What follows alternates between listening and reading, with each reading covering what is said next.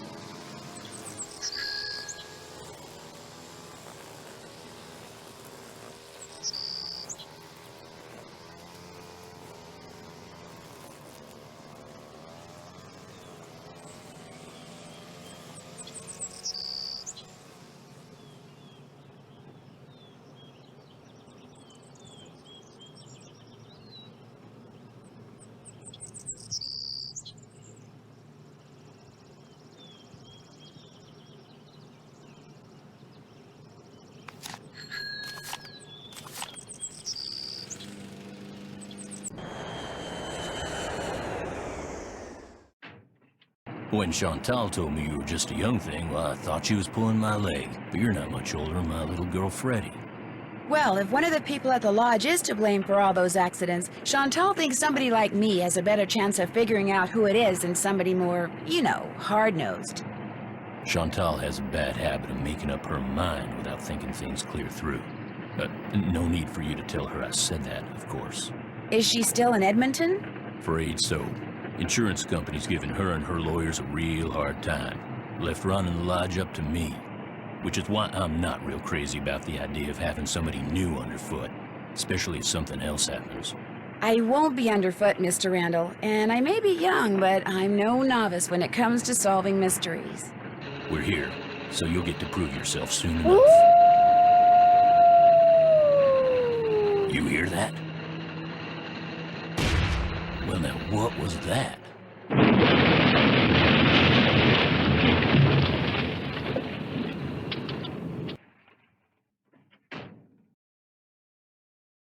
Was anyone in the bunkhouse when it exploded? No, ma'am. Everyone here at the lodge is accounted for. That's where Elsa and Becky had been living. Guess it was a good thing they quit after all. Elsa was my maid and Becky was my cook. Does the sheriff have any idea why the bunkhouse exploded? He said he'd know more after the lab was done running tests on the debris he'd collected. He did say the blast was pretty powerful. One of his deputies found the knob to the back door clear out on the highway. Oh, that does it. Nancy, you have to find out who or what is behind these incidents, and you have to do it fast. You sure you don't want to give your daddy a call?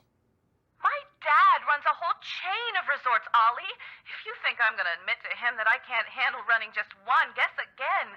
Besides, Nancy comes highly recommended, and I'm sure she's got a foolproof plan for getting to the bottom of this.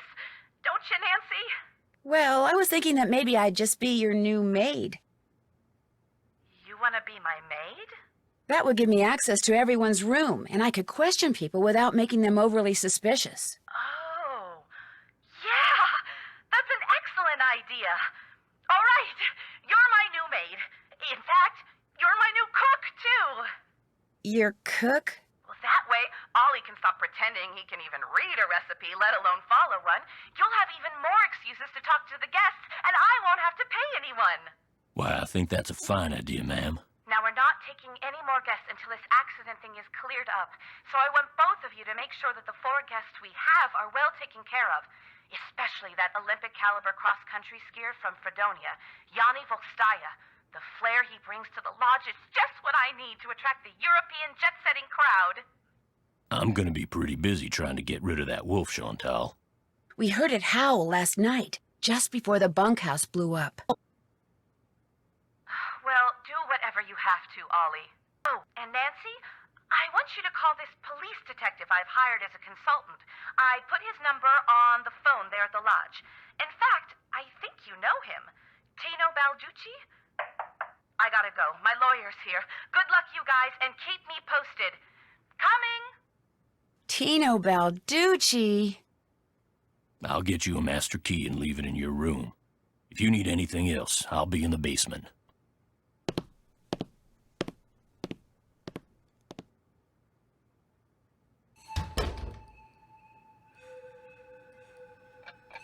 This must be the key Ollie said he'd leave for me. And this must be a list of which guest is in what room. That'll come in handy.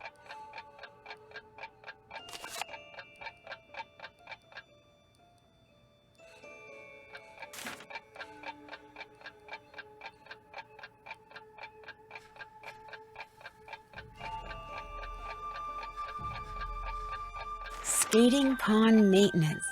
Oh, looks like I'm going to be doing a little bit of everything while I'm here.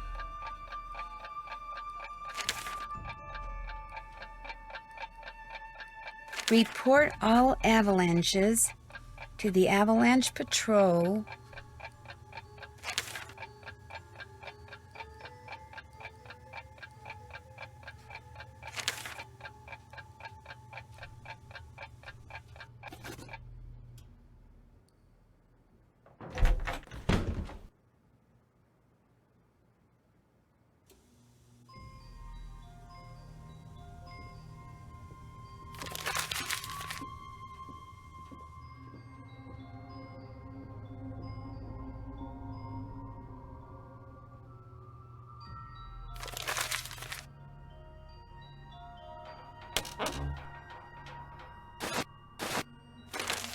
Looks like Elsa was having major boyfriend problems.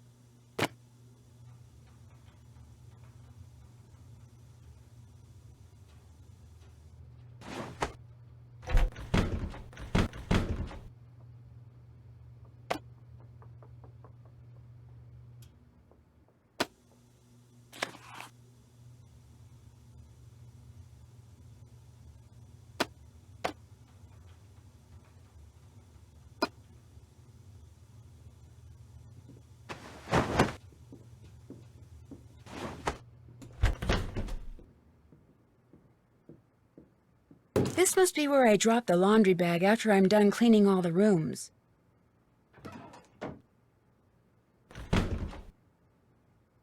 I am Miles the Magnificent Memory Machine.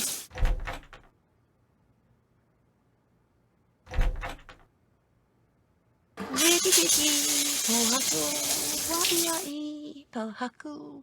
Wiki tiki pohaku, waiai pohaku. Do do do do, la la la, aloha.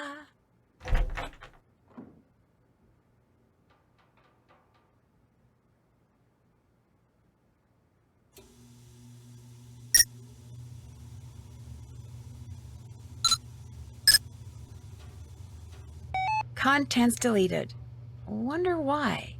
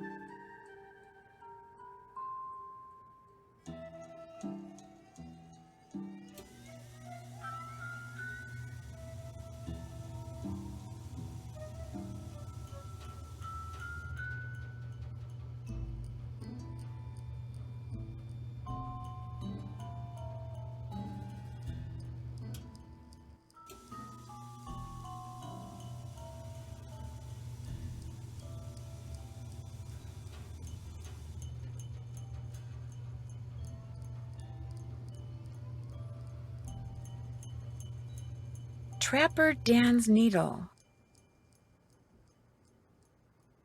Young and old alike have stayed at Icicle Creek Lodge throughout its 100-year history. Looks like some of the pictures are missing. Snowshoes owned and used by Trapper Dan in early 1900s. Bone which Trapper Dan found near the lodge. He believed it came from a race of giants known as Rexes. The bone's not there. I wonder what happened to it.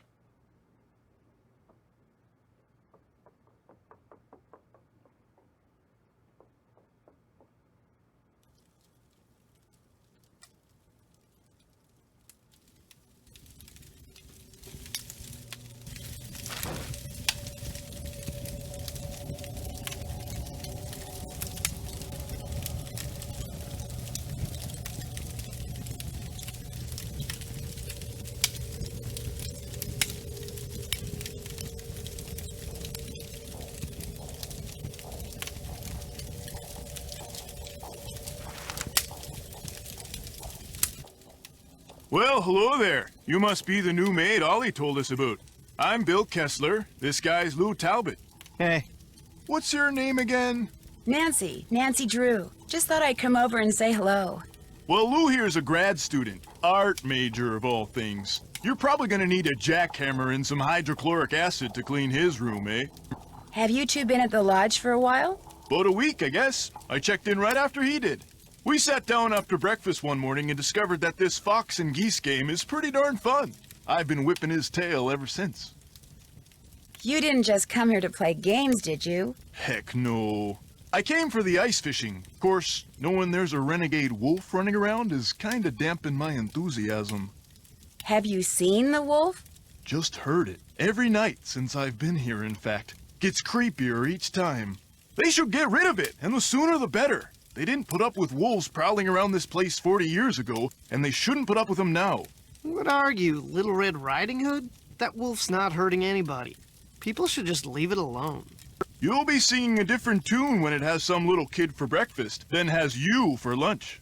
Not gonna happen, dude. Trust me, if something bad can happen, chances are it eventually will, dude. Hey, I know what you can do. Shovel the snow off the skating pond so we can do some speed skating. Lou here thinks he's faster than me. You're like ancient. Of course I'm faster than you. You may have youth on your side, my friend, but I've been working construction since before you were born, which means I am more fit now than you will ever be. Get that pond shoveled so we can settle this, okay, kiddo? Consider it done. You're supposed to be shoveling snow off the pond.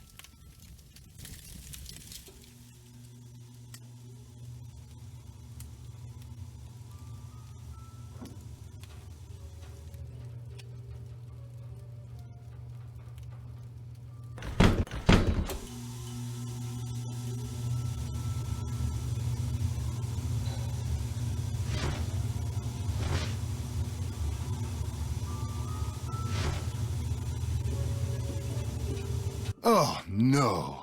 Is something wrong? You are what is wrong. Chantal said there would be no more guests to make noise at all hours and disturb my training. Yet what stands before me? A new guest. No, I'm not a guest. I'm Nancy Drew, the new maid, and the new cook. Forgive me. Allow me to start over. I am Yanni Vokstaya. I am here to train for the Eastern European Cross-Country Championship. I spend my days doing interval work, drills, and isometric exercises. I follow a strict program, one painstakingly designed by a team of the best coaches in Fredonia. In fact, under no circumstances are you to use your key to let anyone into my room. My competitors are constantly spying on me, trying to steal my techniques. I understand. No, what you must understand is this. If anything is missing or so much as out of place in my room, you can expect a visit from me, and it will not be a pleasant one. Have you ever seen the wolf while you were out training? No, for which I'm very grateful. In my country, in Fredonia, it is said that the gaze of the wolf will make you go blind. Really? They are creatures of infinite evil, and that is all I am going to say on the matter. I hear that a major cross-country skiing competition may be held in this area in a couple of years. This is very true. It will rival the Olympics. Could that be the real reason you came here to train? As long as I have to train, why not train in the place where I must eventually put that training to use?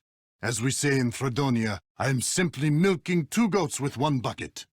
Besides, my competitors will stop at nothing to defeat me. I am forced to seek out and exploit every possible advantage open to me. I take no pride in some of the things I've done to bring victory to my country, but I have no choice. Thanks for taking the time to talk to me. Kavichinaya.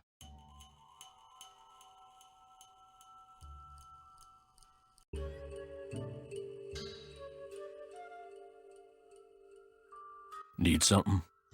You look busy. What are you making? I'm building something that's gonna solve all our problems. A wolf trap. One that'll finish off that thing out there once and for all. You think the wolf is causing the accidents? Not a doubt in my mind. Everything was A-OK till it showed up and started howling. It's bad luck, and something's protecting it. Something unnatural. Why do you say that? Yesterday I went looking for it. I tracked it and finally found it, sitting across the creek, not 20 yards away from me, just staring at me. So I raised my rifle, drew a bead, and fired. Easiest shot I've ever taken in my life. And I missed. So I fired again, and I missed, and then I missed again, and all the while it just sat there staring until finally it just stood up, walked toward the brush just as calm as could be, and disappeared. Wild animals just don't act like that, and I just don't miss like that. There's something real weird about that wolf, and I ain't gonna rest till I get rid of it. So maybe we should just find something else to jaw about. You met my little girl yet? No, but you mentioned that her name is Freddie? Yep. Spends most of her time outside. She built herself a little snow fort. Just sits out there waiting for somebody to go by so she can pick a snowball fight with them. I keep asking her how she manages to stay warm all day, but she won't tell me. Says she's got a secret weapon. Yeah, she's something. Can you tell me more about the accidents that have been happening around here? Nope, sure can. But I kinda need to know. Chantal and those lawyers of hers said I couldn't talk about them. Supposed to direct all questions to her. Sorry. How long have you worked for Chantal? About 1.5 years. I was her first hire. Best hire, too. I could run this place single-handed if I had to, just like I'm doing now. Have you ever been in the guest lodge business before? I tried my hand at it once. Long story short, didn't work out. But I've learned a whole lot since then. I could make it work now. Just need to find the right property, get my hands on enough cash to make a down payment, that's all. Does your wife, Freddie's mom, does she live here too? In the summer she does, but in the winter she goes south. See, she's got this nerve condition that makes her real sensitive to cold. Freddie'd like to go with her, but until Chantal stops putting off giving me that raise she promised me, sending Freddie south too is out of the question. That's all the questions I had. If you need anything, just holler.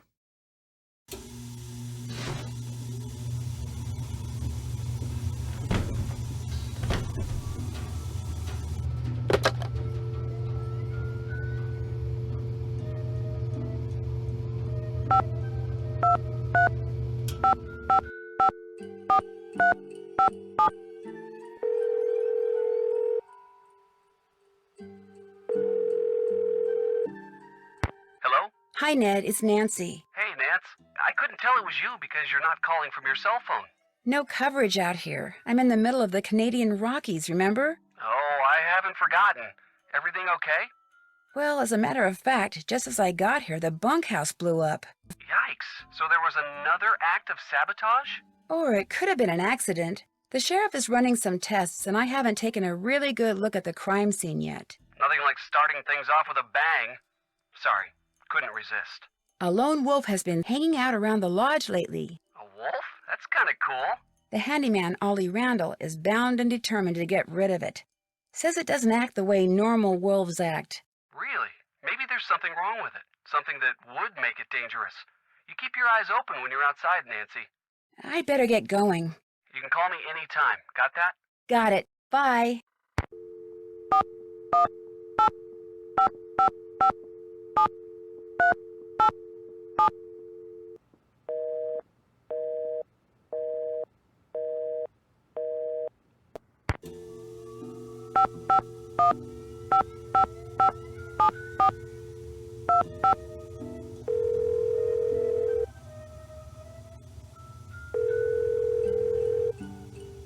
Hello?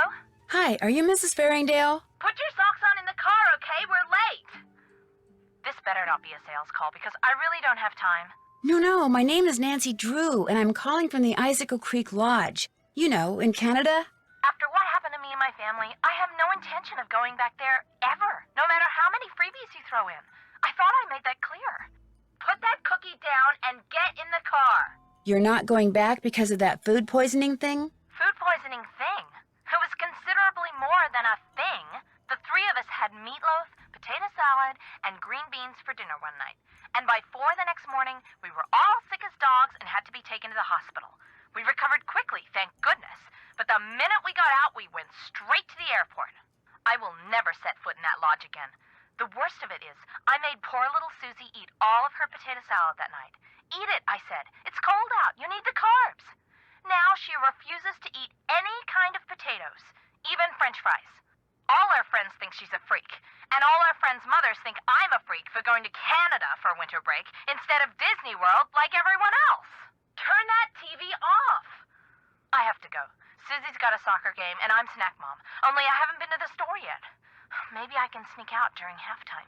Sure, just pull out the orange slices and no one will notice. Oh my gosh, the orange slices. Susie, get in the car! We have to go right now!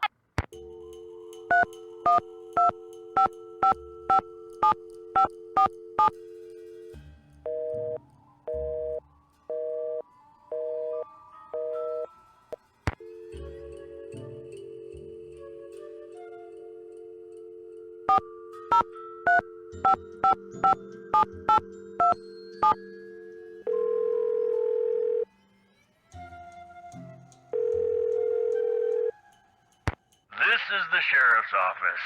Nobody's in the office right now, so you can either hang up and call back, or wait for the beep and leave us a message. Your choice.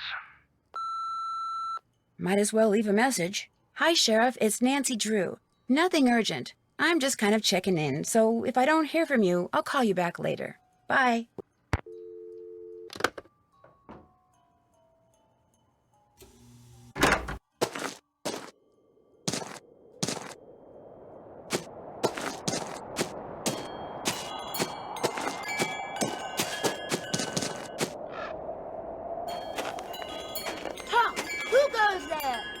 Nancy Drew? Nancy Drew shall not pass unless and until she proves herself worthy.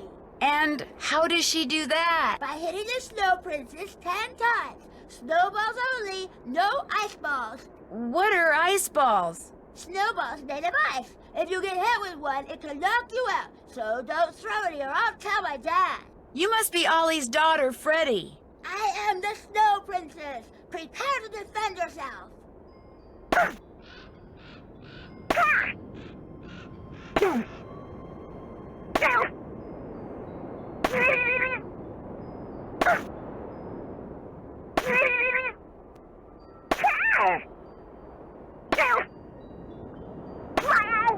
The Snow Princess surrenders. For now.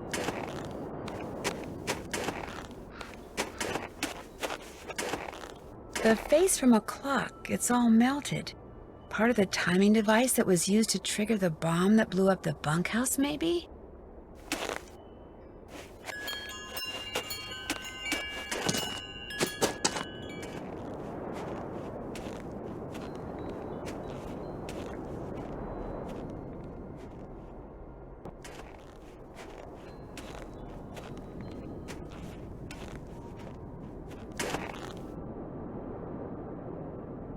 Guess I better get this pond shoveled off.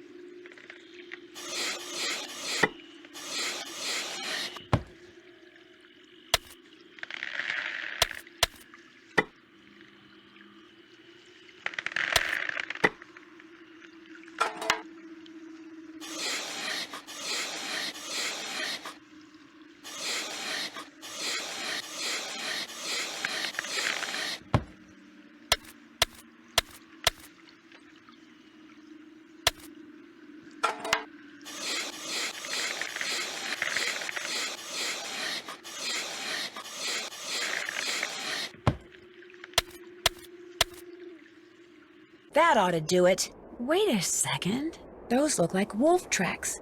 Maybe I should find out where they go.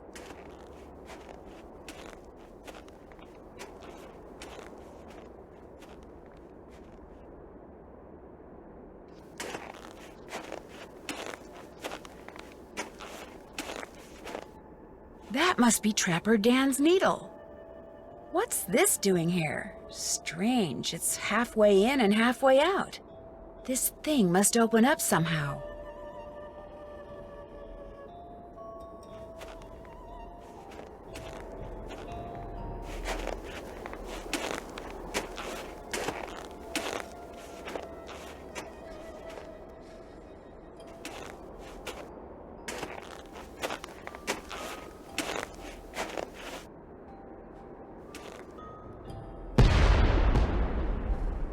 Sounded like an explosion. What's that noise? Oh no!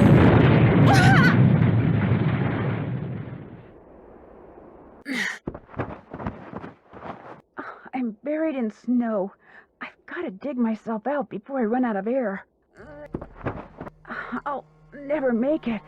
I can barely breathe. Someone's up there. Help! I'm down here, right under you. Can you hear me? Help! I can't breathe. I heard me. Thank goodness.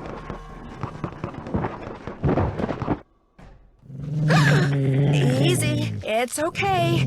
I'm not real happy about the situation either.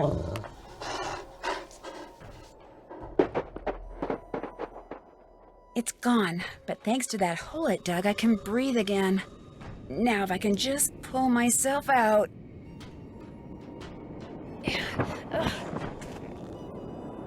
Go back to Chicken Ridge and risk getting caught in another avalanche? I don't think so.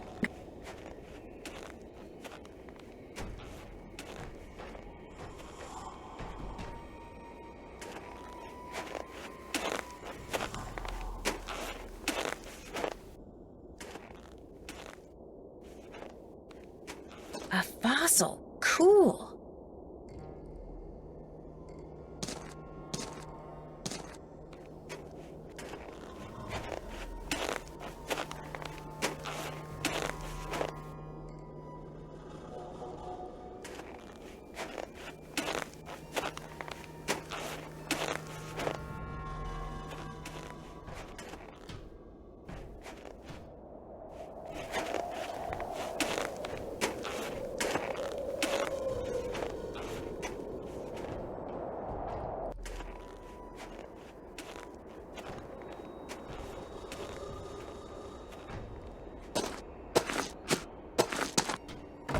Much better.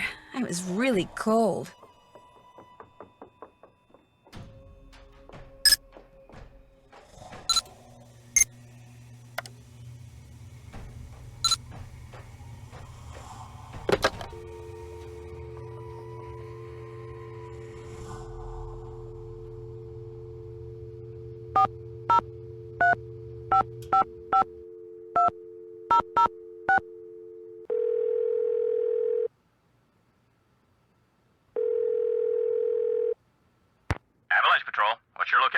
I'm calling from the Icicle Creek Lodge, but I wanted to report an avalanche at Chicken Ridge. Anyone injured or trapped? Not anymore. We'll check it out. Thanks for the heads up. Hey, wait a minute. You know Ollie Randall? The handyman here at the lodge? He's also on the patrol. Do me a favor and tell him that the explosives training in Calgary has been postponed till next month. Explosives training? Sometimes the patrol has to use explosives to bring down unstable snow. Yearly training sessions are mandatory. Ollie'll know what I'm talking about. I'll tell him. Appreciate it. One more thing. Have any of you guys been setting off explosives anywhere near the Icicle Creek Lodge recently? Nope, sure haven't. Well, thanks. Bye.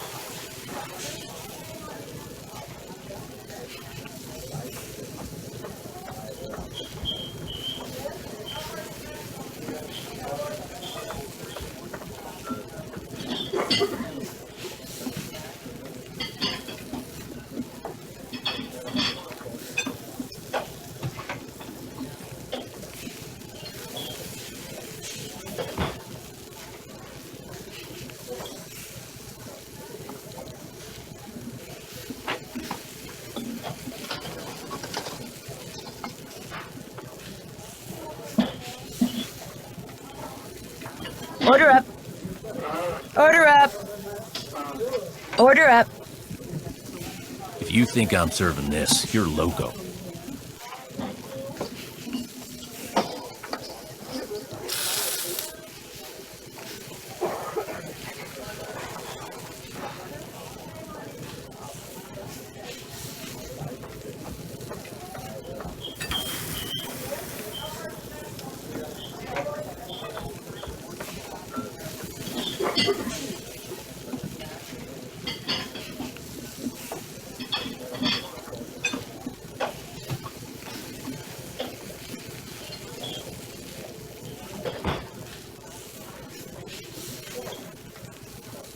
Order up. Order up.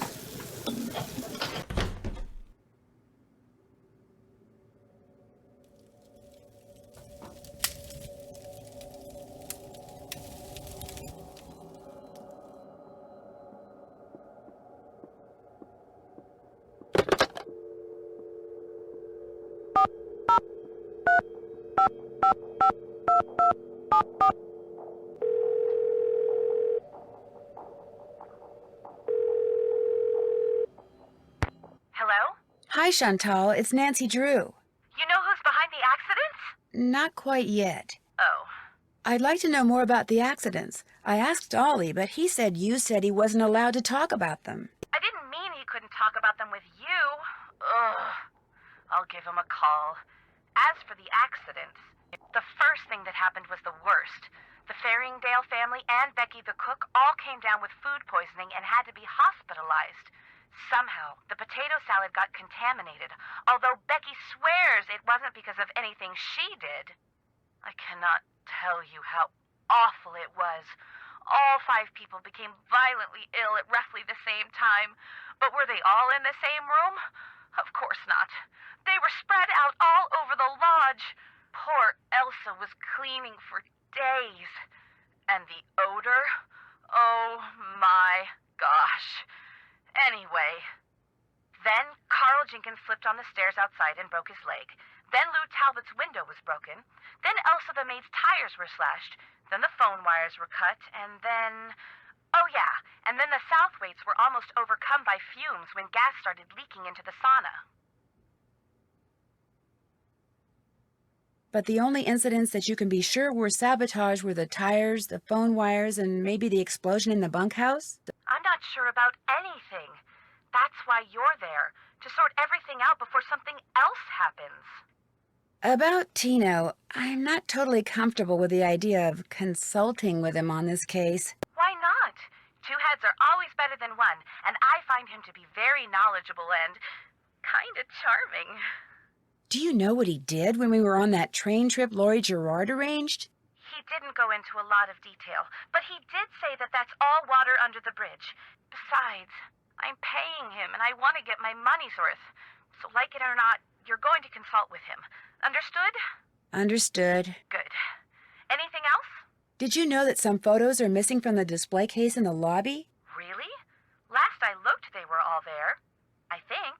The caption for them says something like, "Young and old have stayed at Icicle Creek Lodge." I can't remember what they were pictures of, and I sure don't know why they'd be missing. That bone Trapper Dan found is missing from its case, too. First the accidents, now someone's stealing from me? Nancy, you've got to find out what's going on there. If you don't, I'll never be able to convince my dad I'm not a loser. Ever. How come the entries for last year were deleted from the guest register? They've been deleted? That's what the computer says. Contents deleted. Well, I didn't delete them. Freddie. Ollie's daughter? Has she done other things like that?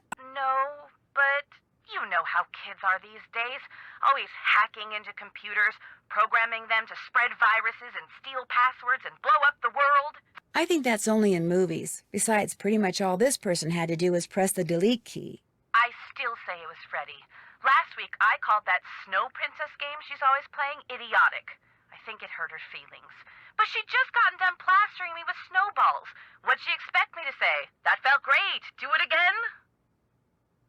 The guests that are in the lodge now, did any of them stay here last year? Let's see. Lou Talbot stayed here last summer, but only very briefly. His car had broken down and he was waiting for a tow truck. Oh, and Yanni, he was here last winter. He and his trainer, they were checking out places to train. They didn't stay long either. Has anyone talked to you about the World Championship cross-country skiing competition that's going to be held somewhere in this area year after next? That is something I am not at liberty to discuss. In other words, the answer is yes. I didn't say that. Why do you ask? That would tend to make Icicle Creek Lodge a very desirable piece of real estate, wouldn't it? If the championship is held nearby, which as far as I know, still hasn't been decided. You think someone's been causing these accidents to run me out of business so they can buy the lodge from me on the cheap? It's a thought. And a pretty nasty one at that. Is it true that you promised Ollie a raise, but you haven't given it to him yet? He told you that? I can't believe it. Meaning...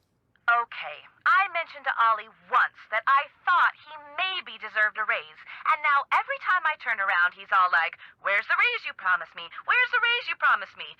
Doesn't he realize I have a few other things to think about right now? I swear, sometimes that crabby little whiner drives me nuts. Nothing else to report. Good. Talk to you soon.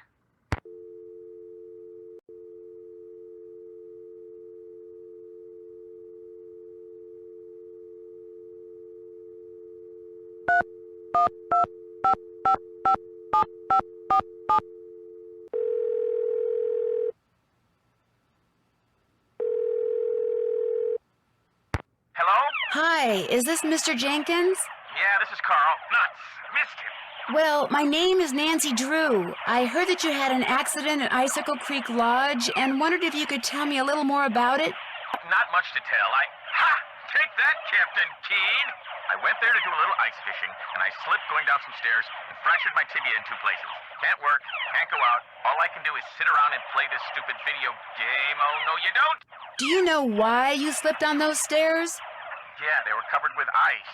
I was lucky I didn't fracture my skull. Yes! Hey, look, I'm about 4 laser strikes away from ruling the Gargoulian Galaxy, so I gotta go, okay? You got any more questions? Check with the people at the lodge. Gotcha!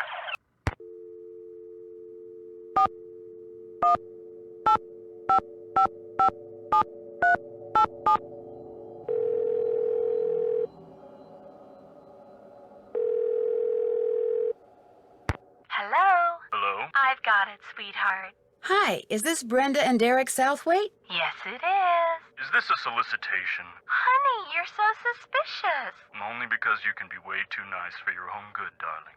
I'm not selling anything. I just want to ask you about your recent stay at Icicle Creek Lodge. You mean Gassicle Leak Lodge? Oh, very clever, sweetie. Gas was leaking from so many places while we were there, it's a wonder the place didn't blow sky high. I heard something about your almost being overcome by fumes in the sauna. Well, we had just gone ice skating, so we decided to warm up in the sauna. So we were sitting in there, and everything was fine until both of us started feeling a little woozy. We started feeling a lot woozy. And the next thing we knew, that Russian skier came in. Actually, I think he was Slovakian. The point is, he told us he smelled gas and thought we should get out, so we did. Barely. By that point, the fumes were making us both ill, if you know what I mean. That poor skier. By the time he helped us get out of there, he was almost as green as we were. Awful experience. Horrible. And it was our honeymoon. At least the owner had the decency to give us a full refund. Oops, the shuttle's here, sweetheart. We're off to Aspen. Kind of a second first honeymoon. Long story short, if you're thinking about going to Icicle Creek Lodge, don't. Well, I appreciate the advice. Have fun. Oh, we will. Bye. Bye.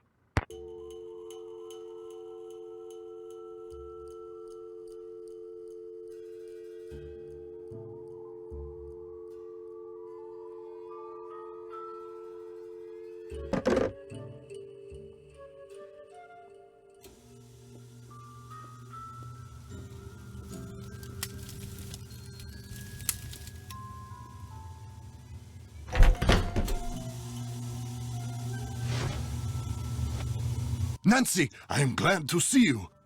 Are you all right? You seem upset. You must listen. I was outside skiing very fast, as usual, and suddenly, boom! Snow, dirt, rocks, everything went flying into the air right in front of me. There is a mad bomber on the loose. You think it was a bomb? Of course it was a bomb. My competitors bombed the bunkhouse thinking I would be so frightened that I would abandon my training and leave. Only I wasn't frightened, so now they are trying to bomb me. Do you think they're responsible for all the accidents that have been happening around here as well? My competitors and the governments behind them, they are as desperate as they are ruthless. They are capable of anything. They can operate anywhere in the world, under all conditions. It would not surprise me if someone right here in the lodge is right now under their employ. But to them, I say, "Pah!" They do not scare me. I am the best cross-country skier in the world. I will neutralize their petty threats with my excellent strength, skill, and speed. I am sorry. Enough about my problems. Did you want something? Thanks for taking the time to talk to me. It has been a pleasure. Oh, before I forget, Chantal called. Told me I can answer any questions you might have about those accidents after all. Guess she changed her mind. How do you explain what happened to Carl Jenkins, the former guest who slipped on the stairs and broke his leg? Can't explain it. One minute those stairs were clear and dry, next minute they're slick with ice and he's lying at the bottom of them. Could a broken pipe or something have been to blame? This place hasn't had so much as a leaky faucet since I came aboard. I keep everything screwed down tight and running right. You ask me, somebody iced those stairs down on purpose. 'Cause it wasn't nothing I did, no sir. No sir. Have you ever seen Trapper Dan's Needle? Course. What can you tell me about it? All I can tell you is it was built by the same stir-crazy old guy who built this place. Maybe something in that display up in the lobby will tell you what you want to know. The Avalanche Patrol asked me to tell you that the explosives training session in Calgary has been postponed till next month. Well, hallelujah. I didn't really want to go anywhere until I finished off that wolf. Now I won't have to. So, you're on the Avalanche Patrol, huh? Yep. Dang, I just remembered. Patrol wants me to keep an eye on Skookum Ridge for the next couple of weeks. Here. There's the key to the snowmobile. Take it out to Skookum Ridge and see if there's been an avalanche. You want me to check it out? Seat it so you don't have to worry about the cold. Make sure you call the patrol and give them a report when you're done. You can handle that, can't you? You bet. Good. Two more things. That Bill Kessler guy's getting bored being the only one around here doing any ice fishing. He wants competition. So if he says anything to you, just remember that Chantal wants you to keep the guests we got happy. Other thing is, a cold snap's on its way. You think it's cold now? Just wait. Gotta be real careful anytime you're outside. So, we done here? I'd better get back upstairs. Good.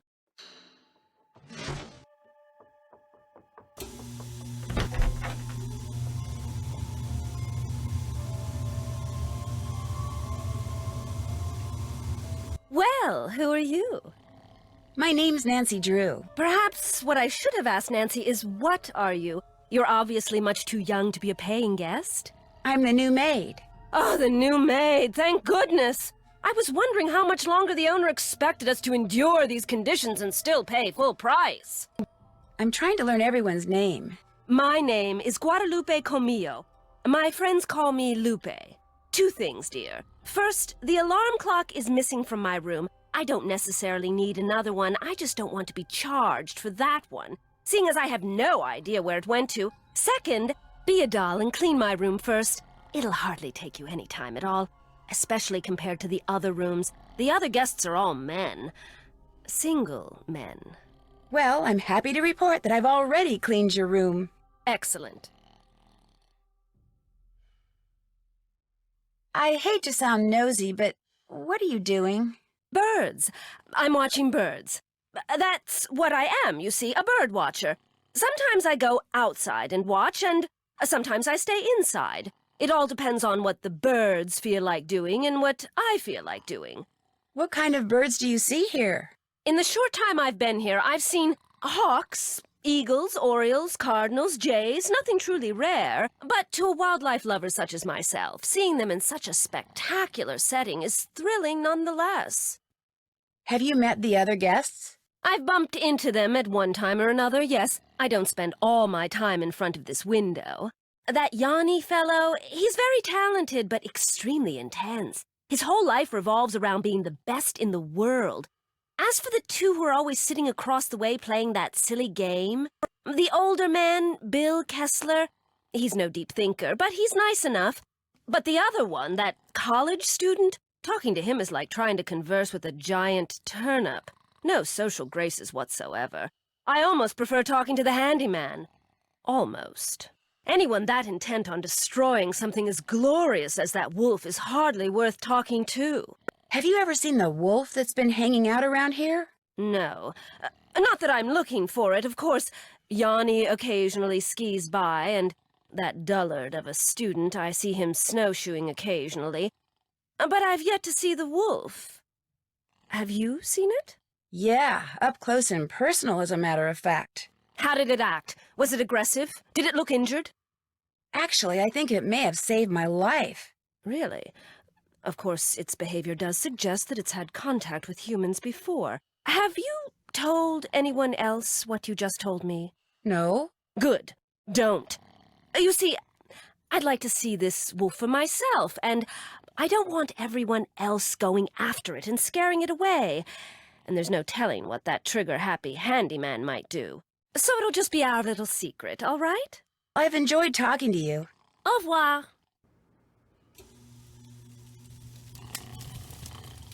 Nancy! Hey, got a proposition for you. Ever been ice fishing? No, but I've always wanted to try it. Well, you're about to. Here's the deal. I need some competition, so I want you to go out there and try to catch a bigger fish than I caught yesterday, which means you gotta catch a 2-foot northern pike. Now, it's a bit of a hike out to the lake, but the shack is solar heated, so it's nice and warm inside. So what do you say, kiddo? You game? Anything to make you guests happy. Atta girl. Is this the first time you've been to the lodge? Yep, sure is. Are you by any chance related to Rolf Kessler, the guy who used to build carousels around the turn of the last century? No idea. Well, sorry to bother you. Anytime you want to talk, just wake me up.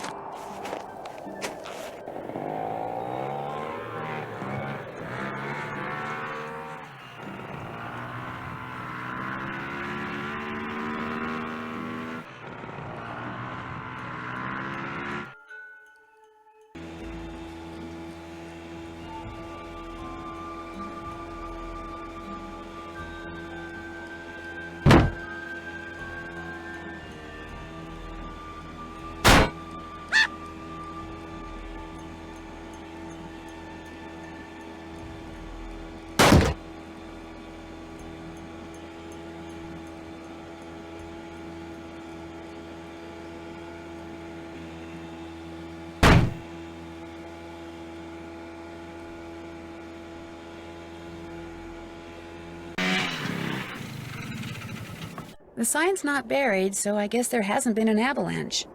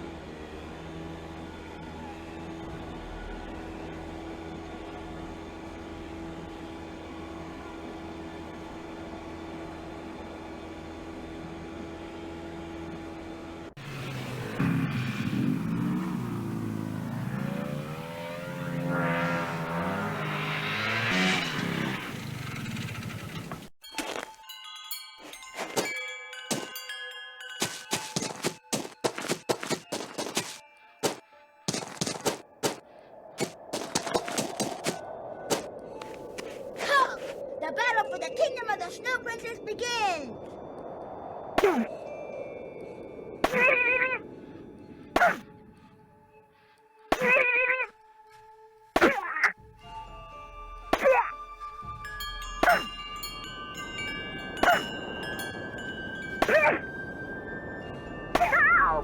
Snow Princess surrenders. For now.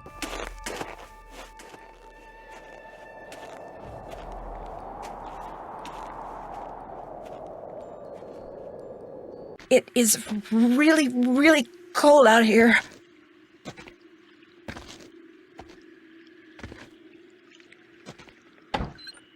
Oh my gosh. It looks like someone came in here and just wrecked everything, including the fishing gear.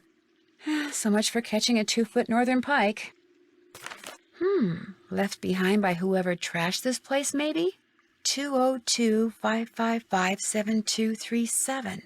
That's a U.S. phone number. I can't fish without a hook and line.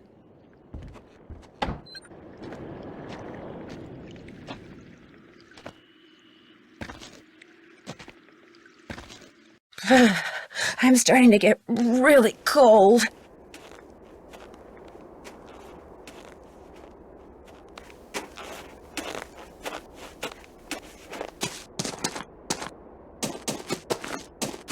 Ah, warm again. Somebody left me a note.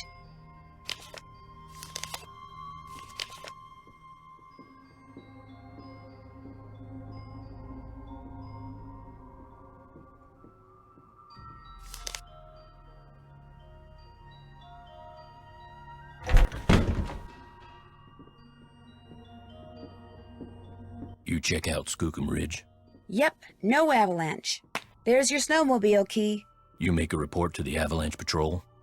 Not yet. That's okay. I'll call them. What else do you want? Someone went into the ice fishing shack and ruined all of Bill Kessler's equipment. Probably some animal-loving eco-fanatic who figured it was time to save the fish. You don't by any chance have a hook and line I could borrow, do you? Say no more. There's my tackle box. It's all yours. Kessler tried to rope me into competing with him, but I can't very well do that when you've got my hook and line now, can I? No, I don't suppose you can. What else do you want?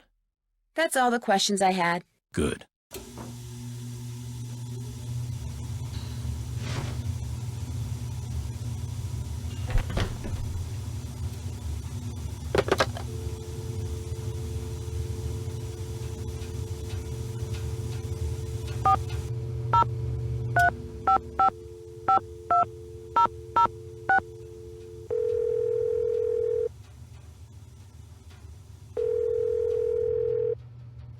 Avalanche Patrol, what's your location? I really don't have anything to report.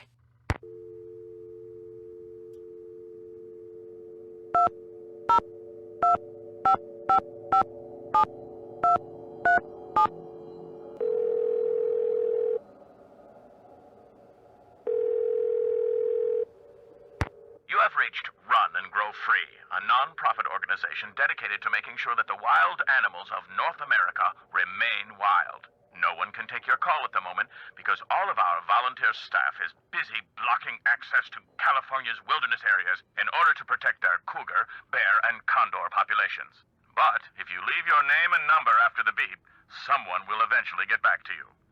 Especially if you want to make a donation.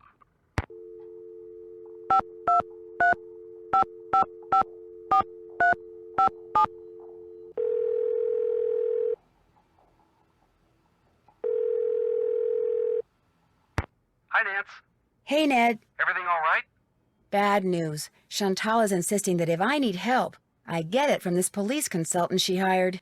A guy named Tino Balducci. Tino Balducci? Not that cop who- That's the one. How does Chantal know him? All I know is she thinks he's charming, and for this case I have to get all my hints from him. Well, I'm sure he'll be very helpful. Not as helpful as, say, I would have been, of course, but very helpful. The guy who built Icicle Creek Lodge also built this weird concrete pyramid thing nearby that everyone calls Trapper Dan's Needle. What's it for? No one knows, but there was a piece of black nylon-type fabric sticking out of it. Like there's a door in it and someone had snagged their clothes on it on their way in. So you think there's a door, but you can't see one? Right. Well, just keep poking around. If something's got a front door, it usually has a back door, too. Ollie's on the Avalanche Patrol, which means he knows how to handle explosives. Could he be the mad bomber? He's got the temperament for it, I can guarantee you that. What I'm not sure about is why he'd be the mad bomber. Although he did mention that he wanted to get back into ranching for himself. What's stopping him? No property and no cash. Which reminds me, Chantal hasn't gotten around to giving him the raise she promised him. He seemed a tad bitter about that. Maybe he figures if he wreaks enough havoc around there, Chantal will shut down the lodge and sell it to him for next to nothing. Not only will he get property, he'll get revenge. You really think she'd sell the lodge to Ollie? Of course not, but if Ollie thinks that, he could easily be your guy. Yanni Volkstaya, the cross-country skier? Someone threw a bomb at him while he was out on the slopes training. A bomb? You mean like a grenade or something? I guess. I heard the explosion myself. Why would someone do that? From what I've read, Yanni is a pretty ruthless competitor. He's probably made a lot of enemies. In fact, he's convinced that his competitors are the ones who blew up the bunkhouse. He thinks they were trying to intimidate him. And what do you think? I think he could very well be right. Someone is definitely using explosives around here. And if Yanni's enemies are even half as determined as he says they are, it's quite possible that one of the people now at the lodge is working for them. But getting rid of someone by blowing him up? Isn't that a little excessive? Maybe they're trying to scare him into quitting. Well, either way, sounds to me like figuring out who's behind these bombings is the way to go. Guadalupe Comillo says she's a bird watcher, but I'm not so sure.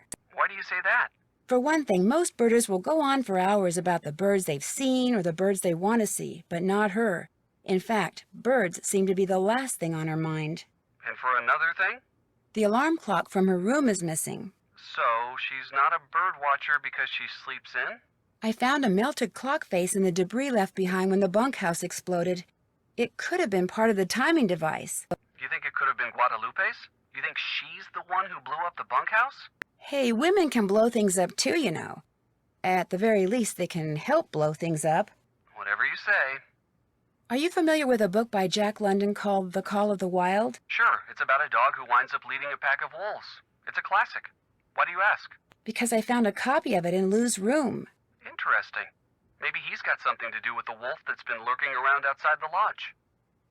I was thinking the same thing. He does spend a lot of time outside by himself. He says he's snowshoeing, but maybe he's up to something else. Something that ties in with the wolf somehow. Or maybe the fact that he's reading that book is all just a big coincidence. Yeah, that could be too. As I recall, it was a pretty good book. That's all I have to report. Good luck up there. And be careful. Goodbye, Ned.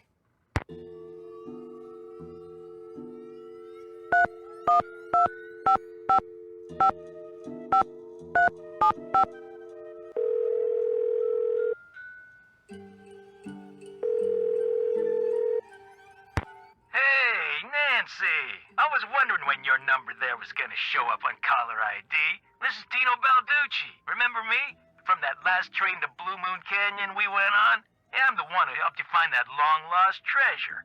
I'm not sure helped is the right word, Mr. Balducci. Please, call me Tino. In fact, Tino, I'm a little surprised you're still in law enforcement, considering some of the unethical, if not illegal, stunts you pulled back then. Hey, that's all behind me. Ancient history. Water under the bridge. So, looks like we're gonna be working together on this sabotage thing, huh? Looks like. Well, you'll be happy to know that I'm working on something that'll pretty much crack this case wide open. But in the meantime, what can I do you for?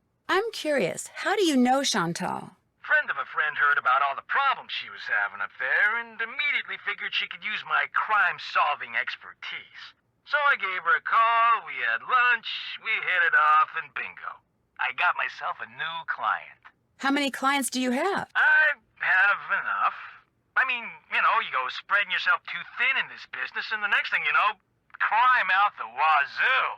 I think that'll do it. You need help? Just give me a call.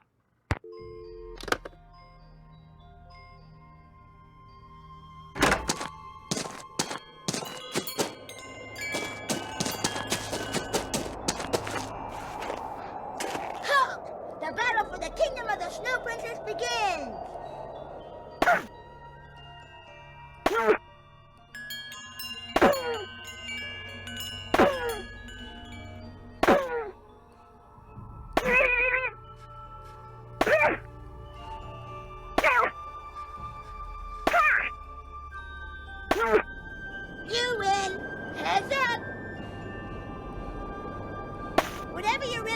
simple. Just squeeze the toasty pack and you'll get a burst of heat.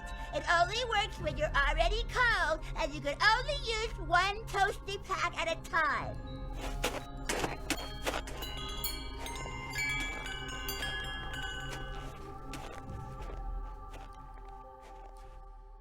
It is really, really cold out here.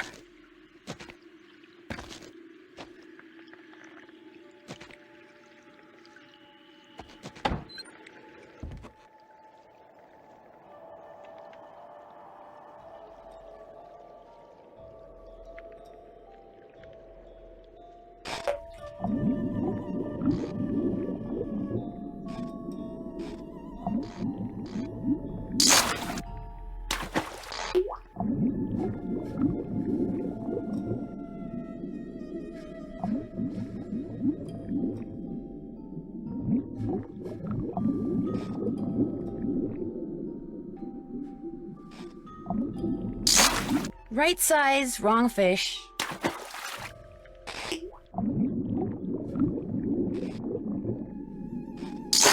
Close, but no cigar.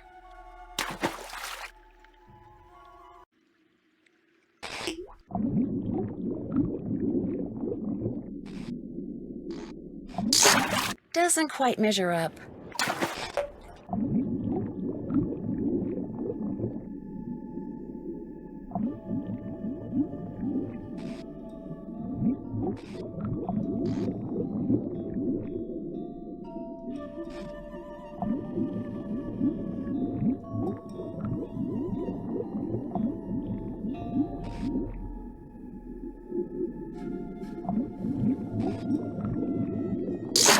Doesn't quite measure up.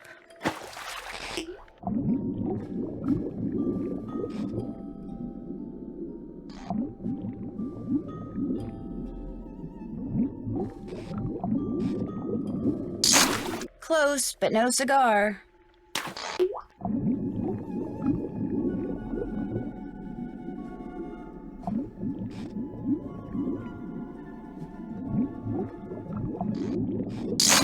Close, but no cigar.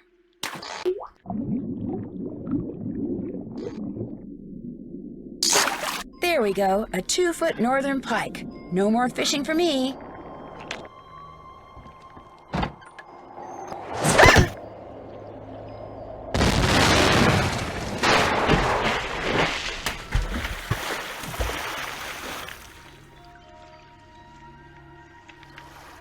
Oh my gosh, whoever threw that ice ball at me must have set off an explosion that shattered the ice.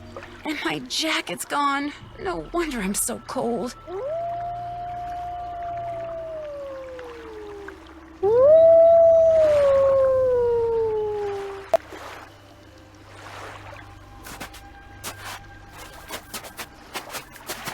A coat. I need to make it to shore by jumping from ice floe to ice floe and put on that coat before I freeze to death.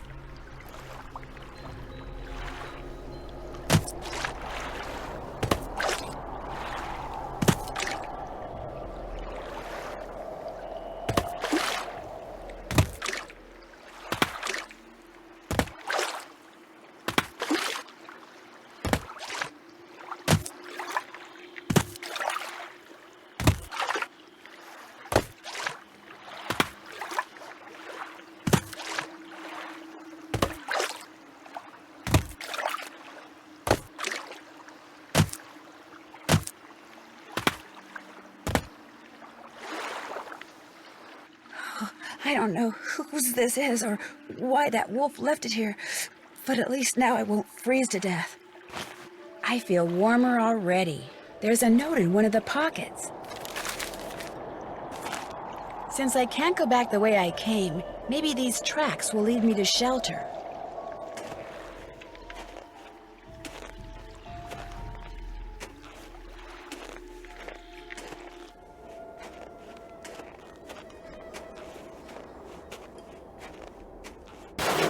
Avalanche Ridge. Ugh, not exactly reassuring. Ski tracks, probably Yanni's. I bet if I follow them, I'll wind up back at the lodge.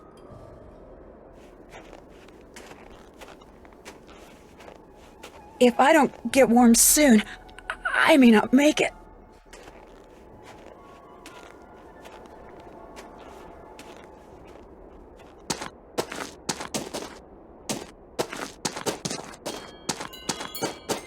Ah, warm again.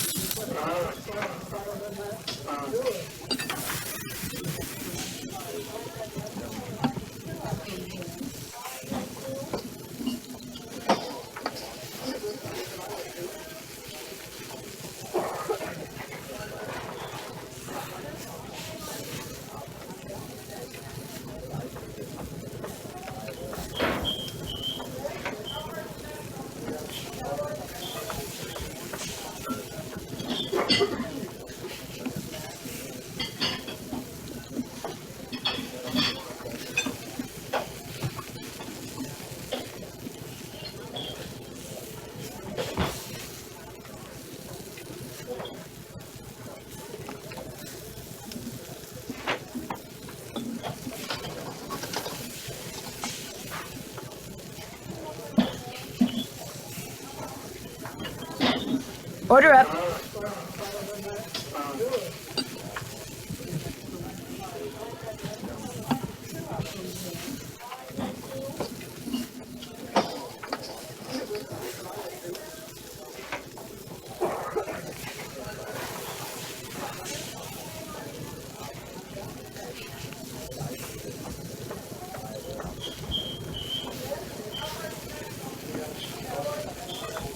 Order up.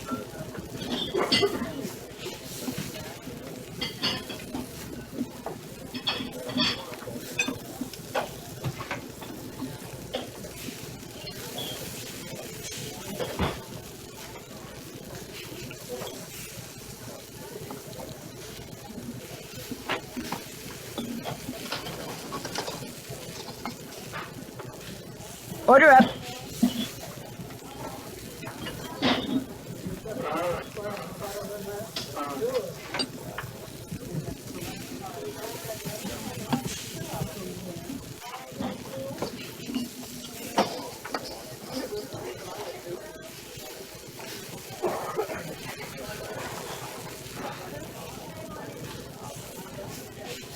Order up.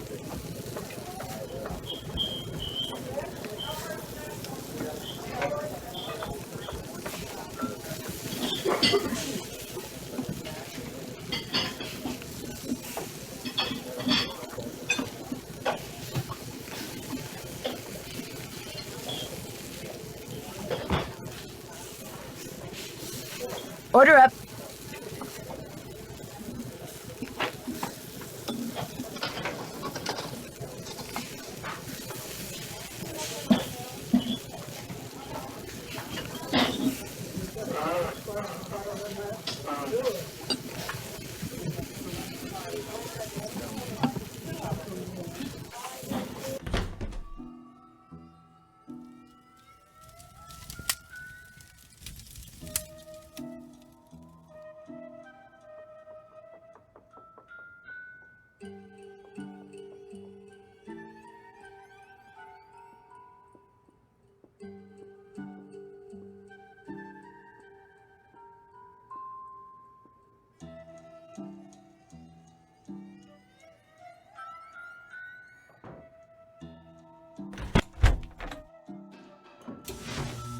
Ah, I'm glad for the chance to talk once again.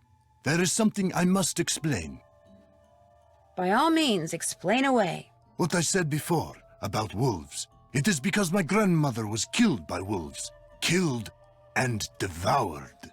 How? Years ago, when my mother was a little girl. Her mother, my grandmother, was on her way back from the village on her motor scooter, which was and still is the only means of transportation most Fredonians can afford. It was January, and the sun had just set, and it was dark, very cold. There were thousands of wolves in the countryside that winter. At night they would roam in huge, hungry packs. My grandmother was halfway home when she came upon a young man waving from the side of the road for her to stop. He too had been on a scooter, but his had broken down, and wolves were gathering all around him, preparing to attack. My grandmother, of course, stopped, and he leapt on behind her, and they took off down the road with the wolves, dozens of them, chasing after them. But with 2 people riding it, her scooter was slow, much too slow, and the wolves soon caught up with them. And when one of the wolves seized my grandmother's boot in its teeth and started to pull, instead of helping her, the man pushed her off the bike. It instantly gained speed and he got away. My grandmother, set upon by the wolves, did not. That's terrible. Tormented by guilt, the young man eventually confessed. He went to prison for several years, and the wolves were hunted year-round until the countryside was rid of them. But the damage was done. And so, I'm happy to talk to you about any subject except wolves. About them, I have nothing to say. That's all for now. Kavichinaya. What you need? I'd better get back upstairs. Good.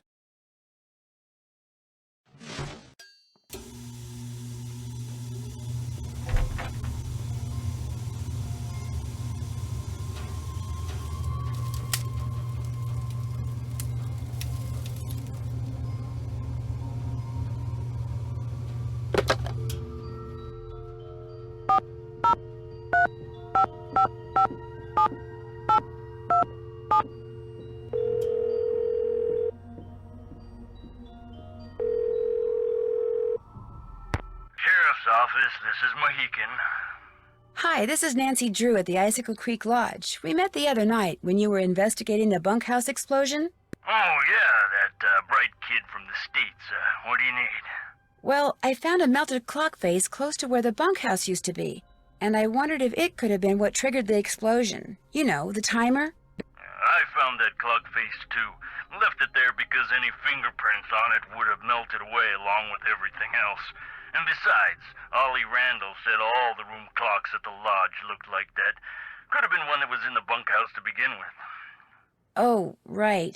You shouldn't go poking around on your own like that. There could still be explosives lying around. Although, I hear it takes a pretty big bang to set off C4. C4? A plastic explosive? That's what blew up the bunkhouse. Lab result came in less than an hour ago. Is C4 hard to get? Not if you're in the military or do any kind of demolition. In Eastern Europe, it's called Semtex. It's not that hard to handle either. For somebody who's had training in explosives, it's a piece of cake. Do you need some kind of permit to hunt wolves around here? No, ma'am. You mean Ollie Randall can go after that white wolf that's been hanging around outside the lodge and just shoot it? Yes, ma'am. It's always open season on wolves out here. You can kill as many of them as you want. Somehow that doesn't seem right. Well, the animals wolves go after don't have a problem with it, I can guarantee you that. Did you learn anything else from the lab tests you did after the bunkhouse explosion? Nope. Unfortunately, that bunkhouse wasn't particularly well made, so when it exploded, pretty much everything got melted into a blob or blown to smithereens or burned to a crisp. One of the guests at the hotel, Yanni Volkstaya, he says someone threw a bomb at him while he was out skiing. Well, did he see who it was? He didn't see anything except the explosion, which apparently went off right next to him. Was he hurt? No. Why are you telling me this instead of him?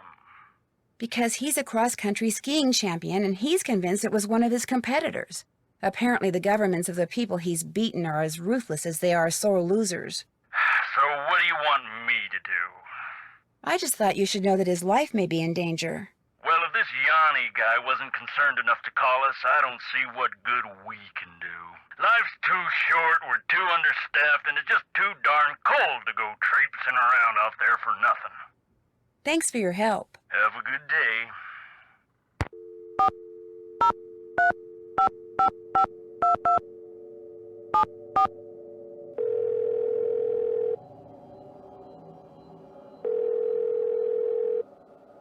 Hello? Hi, Chantal. It's Nancy again. What's up? Nothing else to report. Answers, Nancy. I need answers.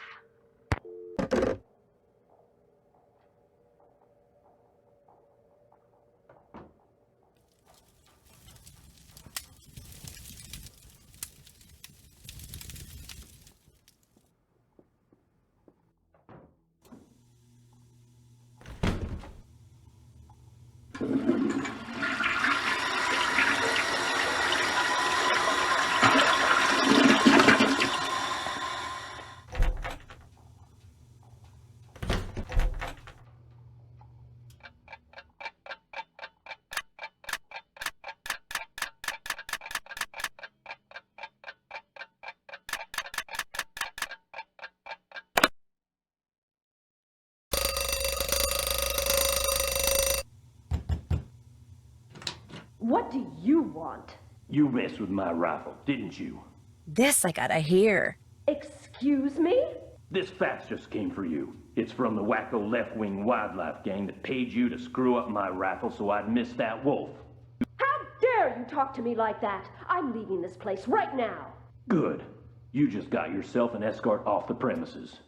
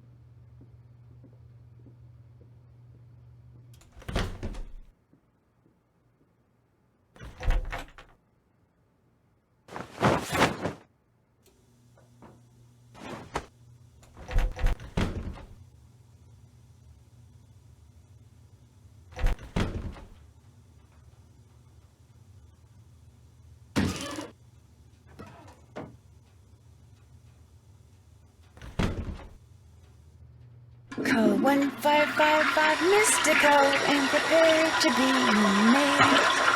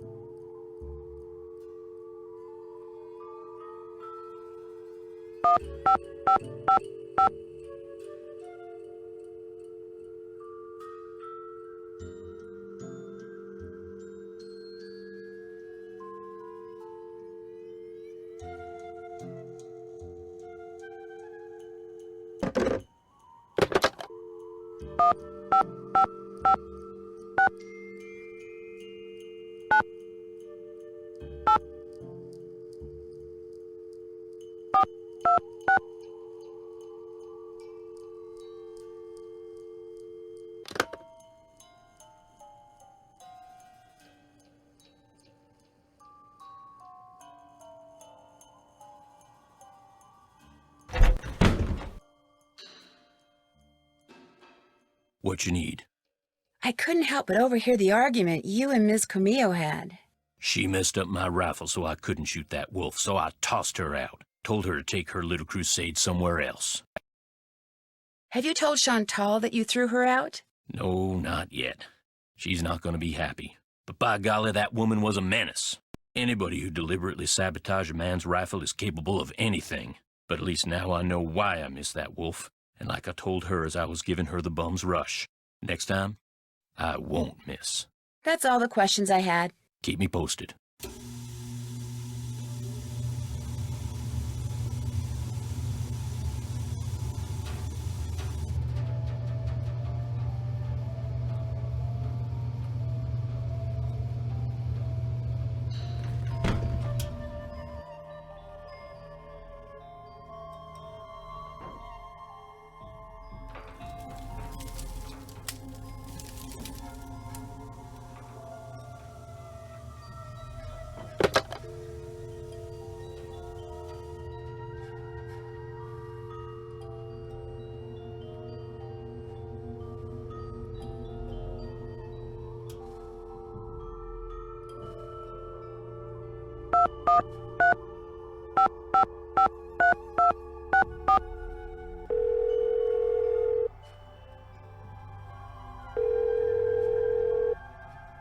This is Lupe. Leave a message and perhaps we'll talk later. Hi, this is Nancy Drew. I'll call you later.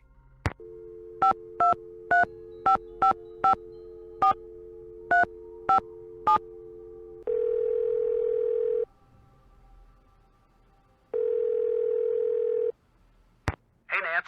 Hi, Ned. What's going on? Someone dressed in a black snowmobiling suit decked me with an ice ball. And when I came to, the lake had been blown to pieces and I was stranded on an ice floe. Are you okay? I am now. But remember that piece of black fabric I saw sticking out of Trapper Dan's needle? You think it came from the clothes the guy who threw the ice ball was wearing? It's a definite possibility. And if that person also blew up the lake, he or she could be the same person who blew up the bunkhouse. Which means if you come across someone who owns a black snowmobiling suit that's missing a piece of fabric, you probably found your culprit. I'd better get going. You can call me anytime. Got that? Got it. Bye.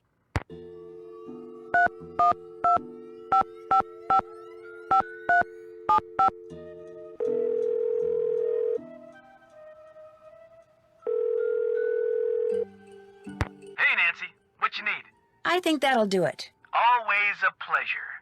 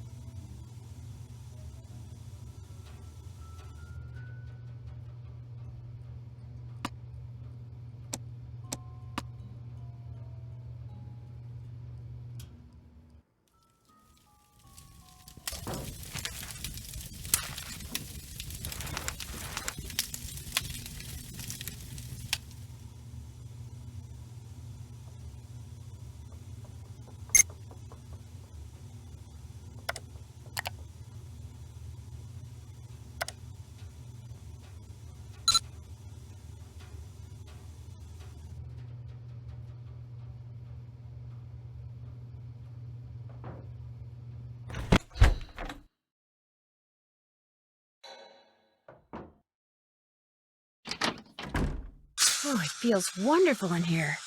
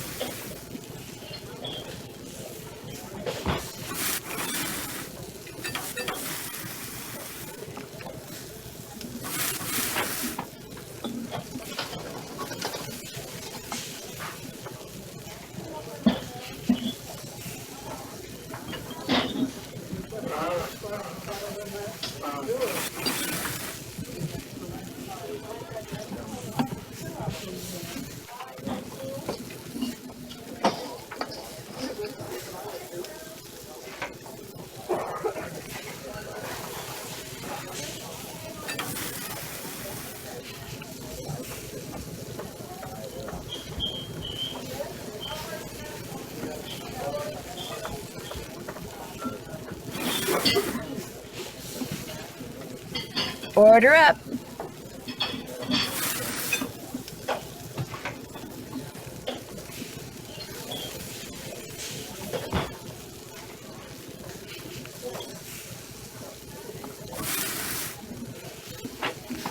Order up.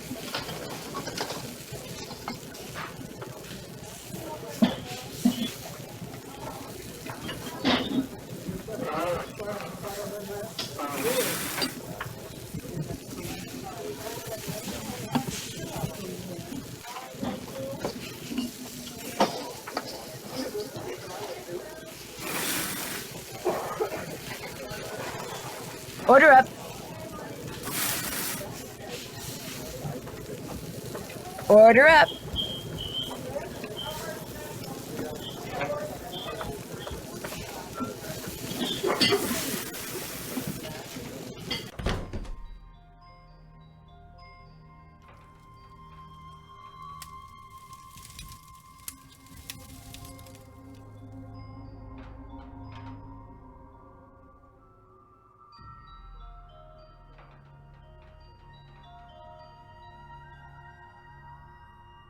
That's for me.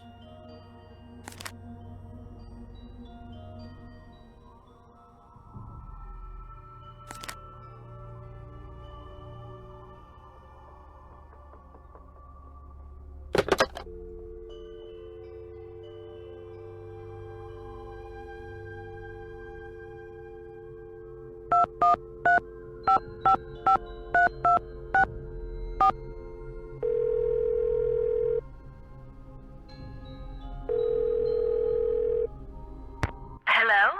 Miss Camillo, hi, it's Nancy Drew from Icicle Creek Lodge. Yes, hello. Is the wolf all right? Well, Ollie hasn't succeeded in shooting or trapping it yet, if that's what you mean. But I'm not going to tell you any more until you tell me who you really are. All right. I'm a member of Run and Grow Free. As you may or may not know, that's an organization dedicated to the protection of wild animals. I went to the lodge to make sure nothing happened to that wolf. See, we're trying desperately to arrange to have it captured and transported to a sanctuary. But so far, all the ones we've contacted are full. And unless and until we find a place for it, all we can do is try to protect it. Now tell me more about the contact you've had with the wolf. After I was buried by an avalanche, it dug a hole in the snow so I could escape. It may have sensed you were in trouble, or its behavior may have been totally random. But either way, the fact that the wolf didn't simply run away from you is very bad news. It is? Wolves and humans simply do not mix. While wolves may appear to be similar to dogs, behaviors that have been bred out of dogs after thousands of years of domestication are still instinctive to wolves. Training a wolf to behave like a dog may mask those instincts, but it cannot eradicate them. For that reason, no matter how sociable the wolf may appear, instinct can at any moment rear its ugly head with devastating results for any humans involved and for the wolf. Especially for the wolf, who will have simply been doing what comes naturally. So the fact that this wolf doesn't seem to be that afraid of people could lead people to think they don't have to be afraid of it. Precisely. It could make them forget that all wolves are, first and foremost, wild. And while we're on the subject, do not ever, ever give in to the temptation to feed the wolf. For one thing, a wolf's jaws are twice as powerful as a German shepherd's, and should your hand happen to get in its way when it tries to feed? I get the picture. For another thing, making the wolf dependent upon you for food would seal its doom. It sounds strange, Nancy, but the very best thing you can do for that wolf is nothing. So, are you kind of an expert on wolves? Oh, good heavens, no. Although I probably know more about them than most people do, which unfortunately isn't saying much. Things like what? Well, I know that a wolf that lives by itself, like the one up there at the lodge, a lone wolf, if you will, a wolf like that is called a disperser. And I know that 95% of the wolf's natural habitat down here in the lower 48 states has disappeared. And I know some people, a lot of people, couldn't care less. But it seems to me that wolves have just as much right to go about their business in this country as we humans do. After all, they were here first. Are you the one who wrecked all the gear that was in the fishing shack? Yes, that was me. I was afraid that Bill Kessler fellow would encounter the wolf on one of his trips out to the shack, and that it would end badly for the wolf. So I did a number on his equipment. I've done worse while working on behalf of Run and Grow Free. Believe me. When you were here at the lodge, how come you had a magazine that featured Yanni Volkskaya in your room? You're very observant. I read the article thinking he might make a good spokesperson for Run and Grow Free. But then I actually talked to him. At which point I realized that not only is he a raving egomaniac, but he's appallingly superstitious when it comes to wolves. I put an abrupt end to that conversation. I was afraid he might try to tell me that wolves had eaten his grandmother or something. You know, actually, never mind. Why can't the group you belong to just capture the wolf, take it out to the middle of nowhere, and let it go? Because unfortunately, there's really no such place as nowhere anymore. We humans are, or can be, everywhere. Plus, wolves can travel great distances. Contact with humans would be inevitable. And since this wolf has obviously lost its fear of humans, it would be an easy target for anyone prone to shoot first and ask questions later. No, a sanctuary is the only place where it would be truly safe. What's a sanctuary? It's a facility where wolves can live out their lives in as natural a setting as possible in the company of other wolves. You mean like a zoo? No, sanctuaries are usually not open to the general public. And while educating visitors about wolves is certainly one of their goals, their primary concern is preserving the animals they take in. Unfortunately, the more humans encroach on wolves' natural habitat, the more crowded the sanctuaries become. Aren't there any government agencies that can take care of the wolf? For the most part, and especially up there, wolves are considered to be pests. If a government agency got involved, it would take care of the wolf all right, permanently. Did you ever hear any explosions while you were staying at Icicle Creek Lodge? Yes, as a matter of fact, I heard several. Do you have any idea what caused them? My first thought was that Ollie had completely lost it and was going after the wolf with explosives. But when I realized that even he wasn't that stupid, I assumed it was someone clearing an avalanche or a downed tree or something. While we're on the subject of explosions, did anyone ever figure out what made the bunkhouse blow up like that? The sheriff says it was plastic explosives. Wow, that's serious. No offense, but it sounds to me like instead of hiring a new maid, the owner of the lodge should have hired herself a detective. Yeah. It gets so cold here at night. Will the wolf be okay? Not only are wolves built to withstand cold temperatures, but they know instinctively what to do to survive in extreme conditions. If they didn't, they would have disappeared from the earth eons ago. Why didn't you just come out and tell the people at Icicle Creek Lodge that you were there to protect the wolf? Because I assumed, and quite correctly as it turns out, that very few people there would be sympathetic to my cause. Had I not been undercover, they may have tried to foil my efforts. Instead, I was able to foil theirs. For a while, at least. I'd better get going. Thanks for calling. Oh, and from now on, call me Lupe. I think you've earned that right.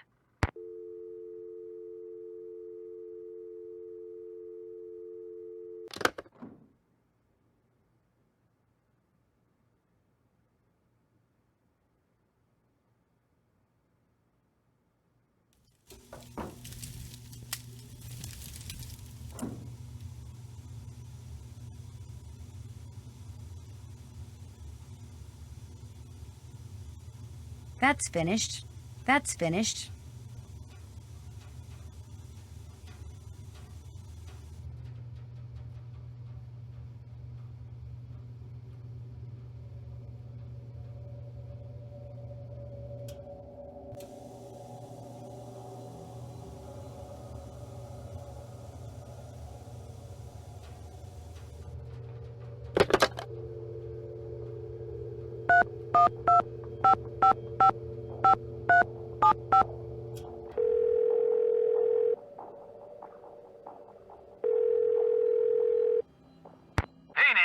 What you need? I'd better go. Always a pleasure.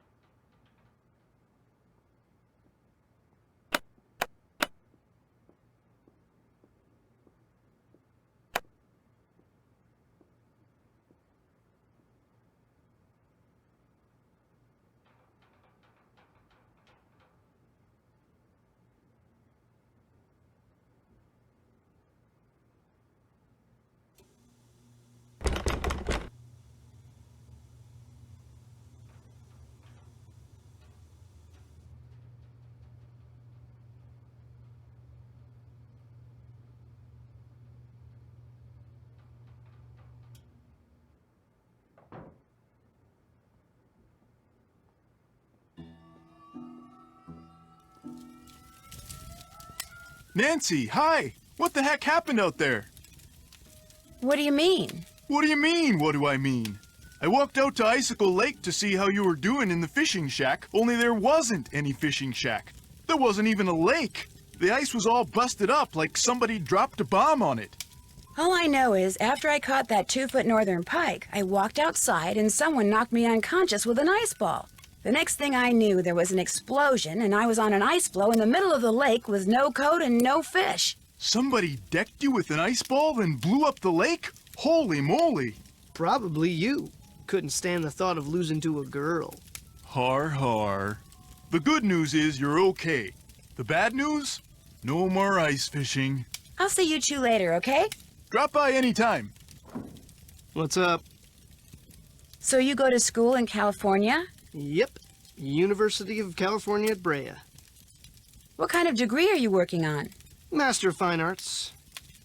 Cool. So what's your favorite medium? What is this, like the Spanish Inquisition? Hey, give her a break. She's just trying to make pleasant conversation. Oh, right. My favorite medium? Dirt. I'm sorry, I don't think I heard you correctly. I create works of art by manipulating naturally occurring geophysical substances like dirt. Sometimes I just use my hands, but most of the time heavy machinery is involved. Oh, brother. Nobody understands my art. But that's cool. To be great is to be misunderstood. FYI, Ralph Waldo Emerson said that. Is this your first time at the lodge? Yep. My car broke down on my way to Lake Louise last summer. Pulled in here to wait for the tow truck and figured it'd be a cool place to visit during the winter, so here I am. So, you like to snowshoe? I like doing stuff outside. Snowshoeing's about all I can afford. Is it a hard sport to learn? You don't learn how to snowshoe. If you need to get through snow that's too deep to walk through, you slap on some snowshoes and you just do it. What do you think about all the weird things that have been happening around here? I think they're kind of cool. Accidents make life colorful, you know? You wouldn't be saying that if you were the one who'd slipped on those ice-covered stairs or eaten that bad potato salad or had those 4 flat tires. Hey, I had that broken window. Broken window? I went snowshoeing on like the 3rd day I was here, and when I got back, the window in my room was broken. Glass was all over the place. Was anything missing from your room? Nah, it wasn't a burglary. It was like the window just decided to break. I mean, there was no rock on the floor, no bullet, no nothing.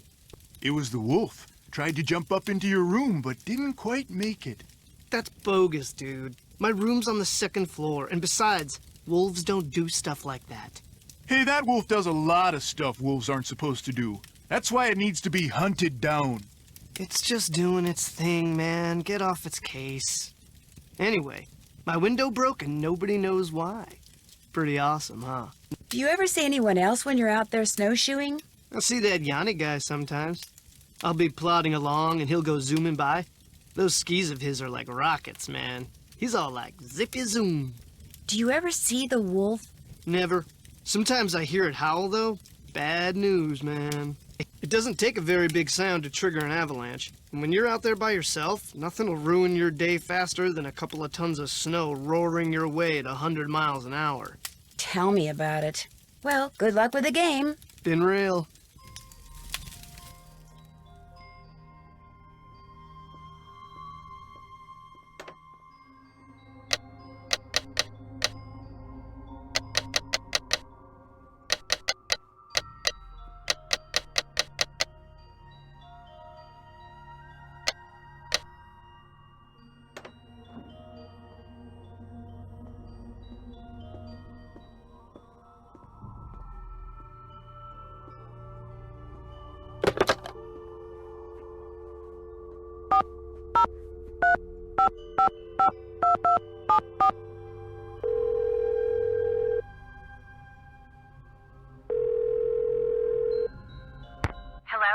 Hi, it's Nancy Drew. I'm glad you called. Ollie tells me Guadalupe Camillo checked out. Actually, it was more like Ollie threw her out. Well, good riddance, right? I mean, he said she was an environmental nut job. In fact, he said he wouldn't be surprised if she's the one who caused those accidents and blew up the bunkhouse. I don't think so. You don't. I was hoping I could tell my lawyers that the case is closed and come home. I still have to come up with proof. Oh, that. Well, the lodge is probably better off without her in any case. Although she did pay for her stay in advance, and in cash. Cash is good. Oh well. Anything else to report? Did you know that Ollie is building a trap to catch the wolf that's been hanging around? No, but he told me he'd been having trouble shooting it, so good for him. Whatever it takes to get rid of it. But why does he need to get rid of it? It's not hurting anything. It's freaking out my guests, which means it's hurting my bottom line, especially on top of everything else that's been happening. But why not, say, call a wolf sanctuary and have them come and take the wolf away? That would certainly be more humane. Look, Ollie's had a lot of experience with varmints or whatever he calls them, so I have to assume that he knows best. In fact, I think he used to hunt wolves for food. Or was that bears? Lions, tigers, bears, wolves, they're all a huge insurance risk for someone in my business. So I don't care how Ollie does it. I just want that wolf gone. ASAP. Nothing else to report. Don't let me down, okay?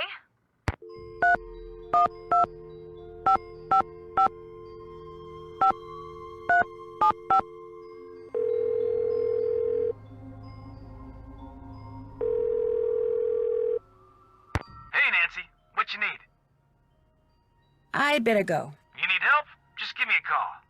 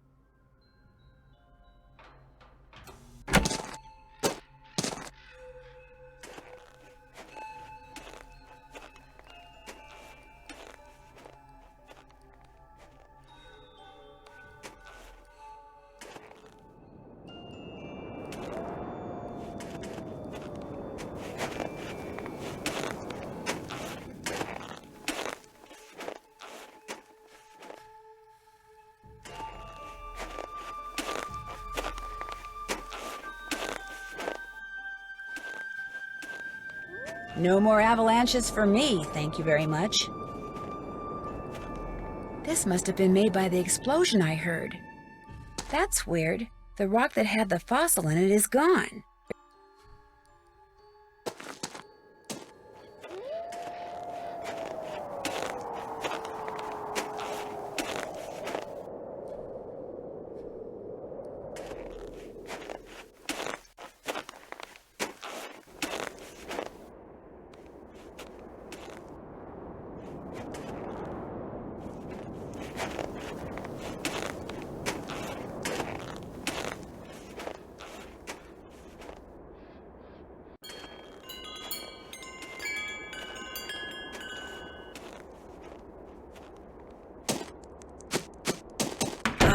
Warm again.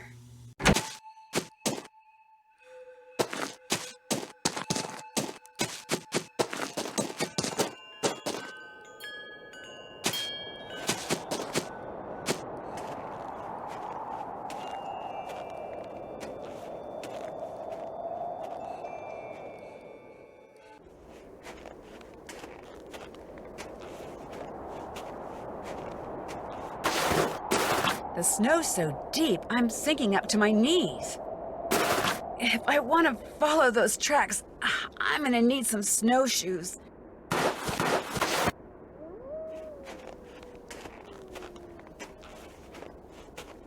I can't stop shivering. I need to get in and out of the cold, like, soon.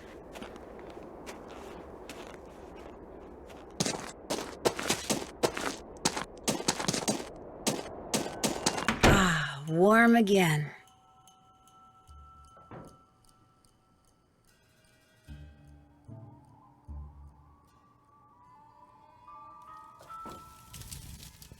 What's up? Would it be all right if I borrowed your snowshoes? No.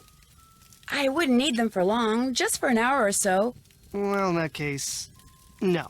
What's the matter with you? Afraid of cooties? Let her use your snowshoes.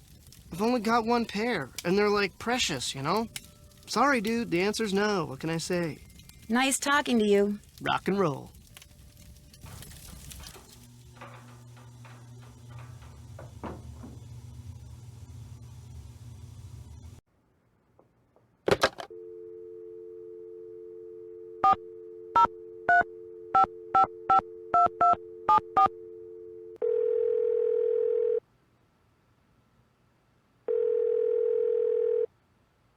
Hello? Hi, it's Nancy. Listen, I think I'm onto something, but I desperately need snowshoes. Could you give me the combination to the lock on the display case so I could use the ones in there? I certainly can, but I'm not going to until you do something for me. Sure. I'm going to fax you a survey that Tino came up with. He says you're to fill most of it out by observing the people staying at the lodge, rather than just asking them the questions outright. He says that would put them on their guard. When it's all filled out, fax it to Tino. The results will help him come up with a profile that will help you to determine which of our guests is responsible for the accidents. Sounds good. Excellent. I'm faxing it to you even as we speak. In fact, it's done. So why don't you go get it right now? I'll wait. Great. I just hope the questions aren't too dumb. Got it. Good. Now remember, when you're done filling it out, fax it directly to Tino. And he wants you to call him before you do so he can turn his machine on. I'd better get back to work. I have to get going too. Bye.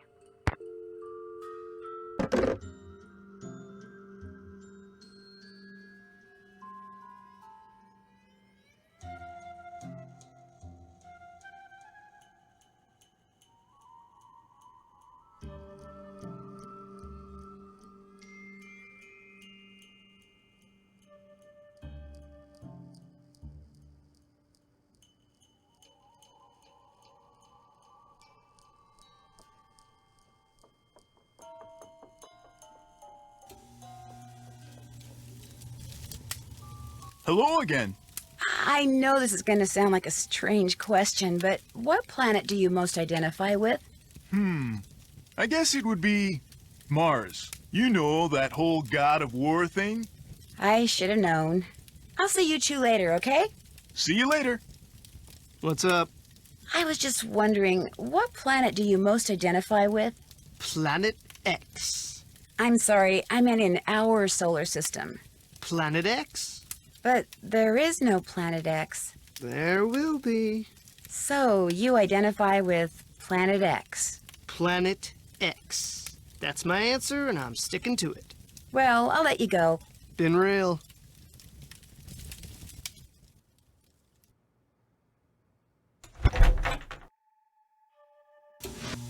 How can I help you? Ever see Lou Talbot when you're out there training? The college student? Just yesterday I had to slow down to avoid colliding with him. It ruined my whole session. I really need to get somewhere in the backcountry and was thinking you could maybe give me a cross-country ski lesson or two? Out of the question. I don't have the time, the equipment, or frankly, the desire. I am sorry.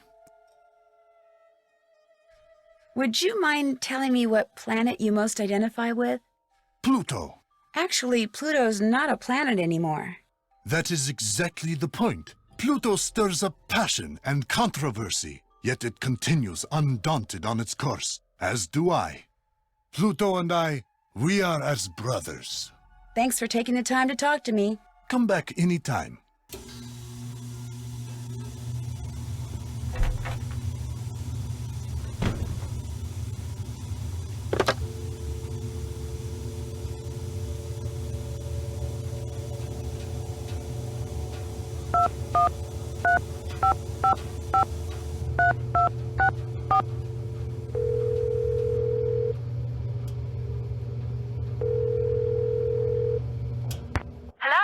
Hi, Lupe. This is Nancy Drew again. Is everything all right?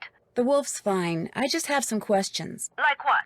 This is going to sound like a really weird question, but from what side of the bed do you usually get up? Why in the world do you want to know that? Oh, please don't try to make me explain. Well, it's a harmless question, I suppose. Let's see. I get up on my left side. If I were to ask you which planet you most identify with, which one would you say? Earth. No, wait. Make that Venus. No, Earth. No, actually silly question. Tell me about it.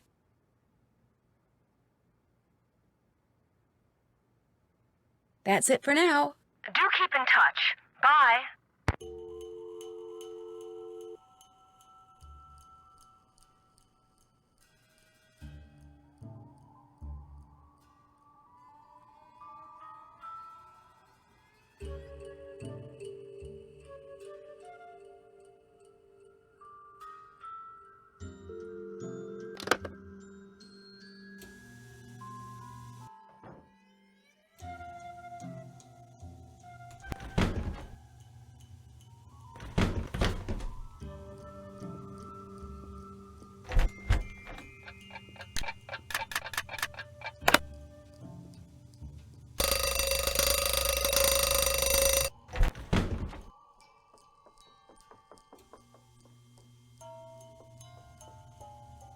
Not time for kitchen duty yet.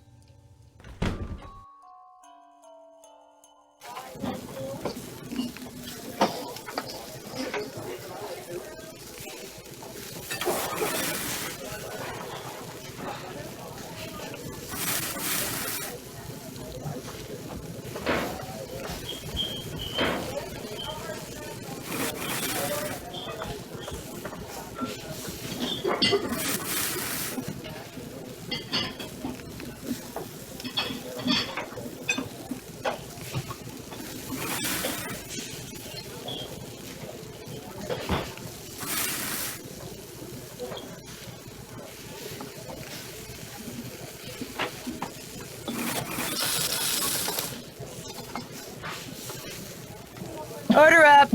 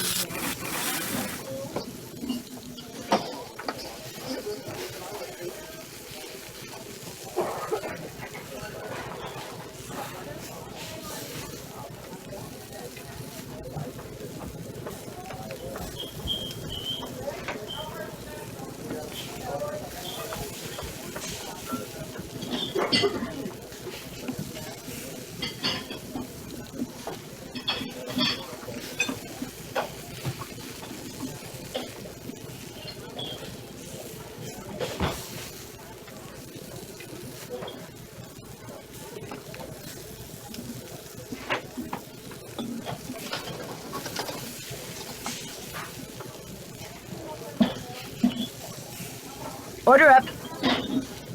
Order up!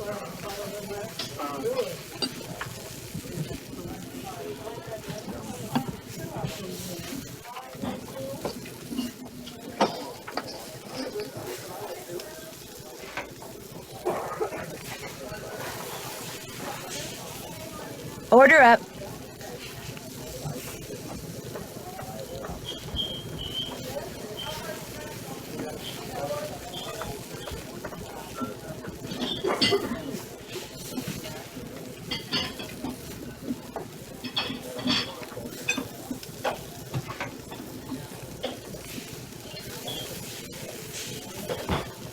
Oh, and by the way, don't go adding paprika to Lou Talbot's food anymore.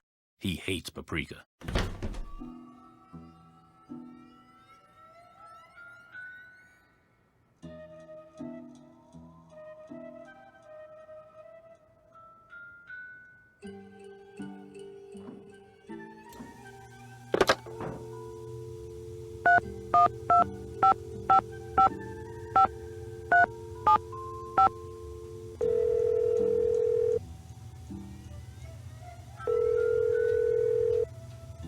Nancy, hi.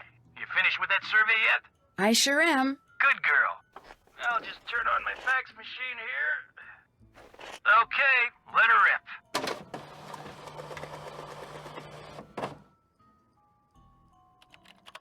You messed up somewhere, Nancy. According to the survey you just sent me, the only crime any of our suspects could have perpetrated is jaywalking. Do it over and call me before you fax it, okay? You bet. Anything else? I'd better go. Don't be a stranger.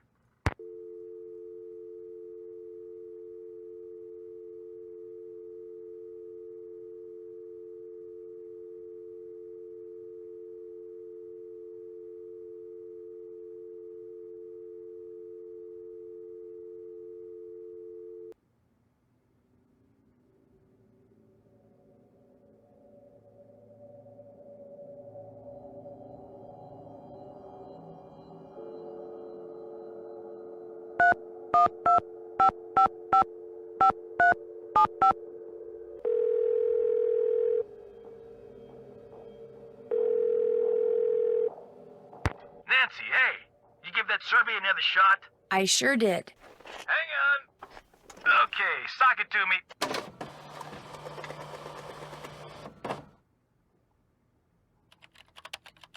Nice work, Nancy. According to the survey, our perp is none other than our bird-watching champion snowshoer, Bill Kessler. But Bill Kessler likes to ice fish. Guadalupe Comillo is the one who likes to birdwatch. Yanni Volkstaya is a champion skier, and Lou Talbot likes to snowshoe.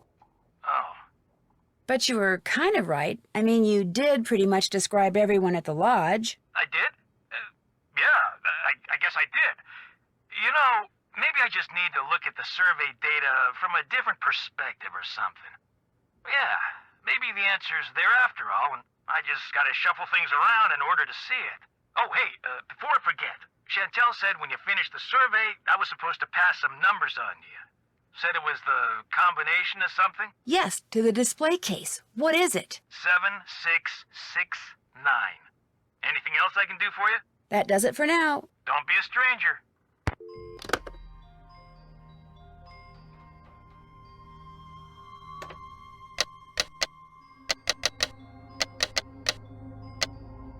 That did it.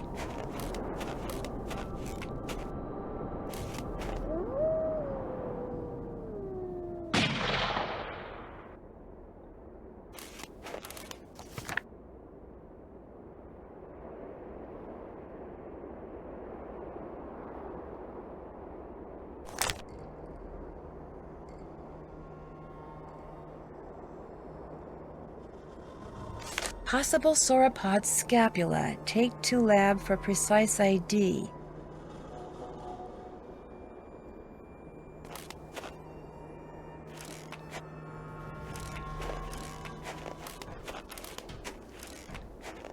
I can't stop shivering. I need to get in and out of the cold, like, soon.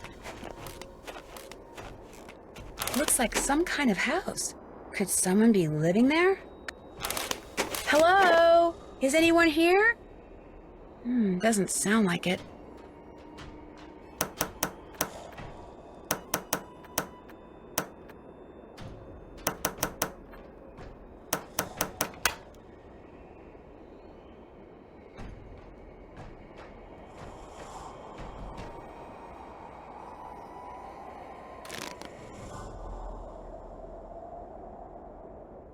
Wonder what this is. Looks like there's a phone number on it.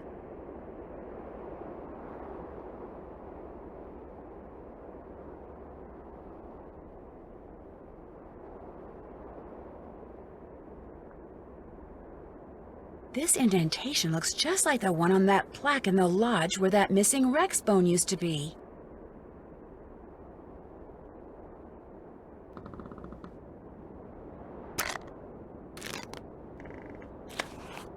The Rest of My Life by Julius McQuaid.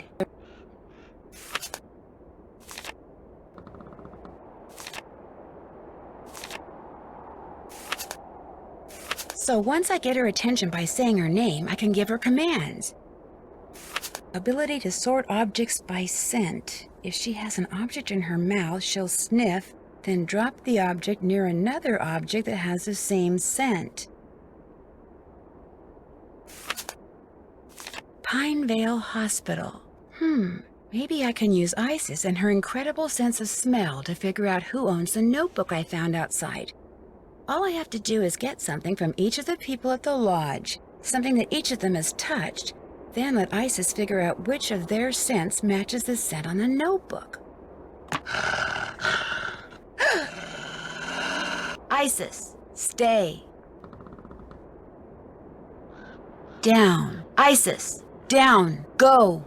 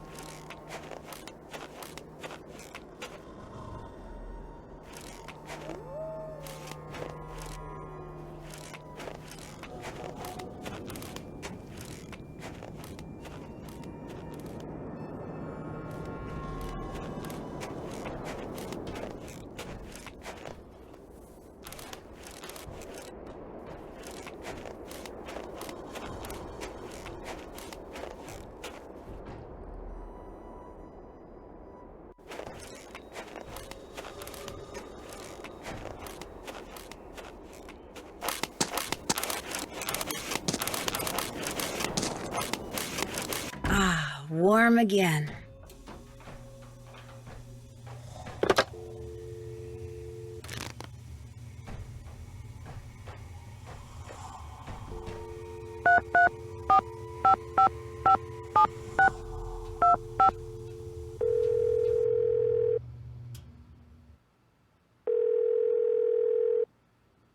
You've reached the office of Dr. Nikki Sabatini, professor of geology at the University of Alberta, Camrose. The sound of the beep? No, disregard all that. I'm here. Who's this? My name is Nancy Drew. I'm staying at the Icicle Creek Lodge, and I recently came across some kind of device that had your phone number on it. Describe the device. Well, it has a spike on one end of it, and... Well, I'll be darned. Where did you say you found it?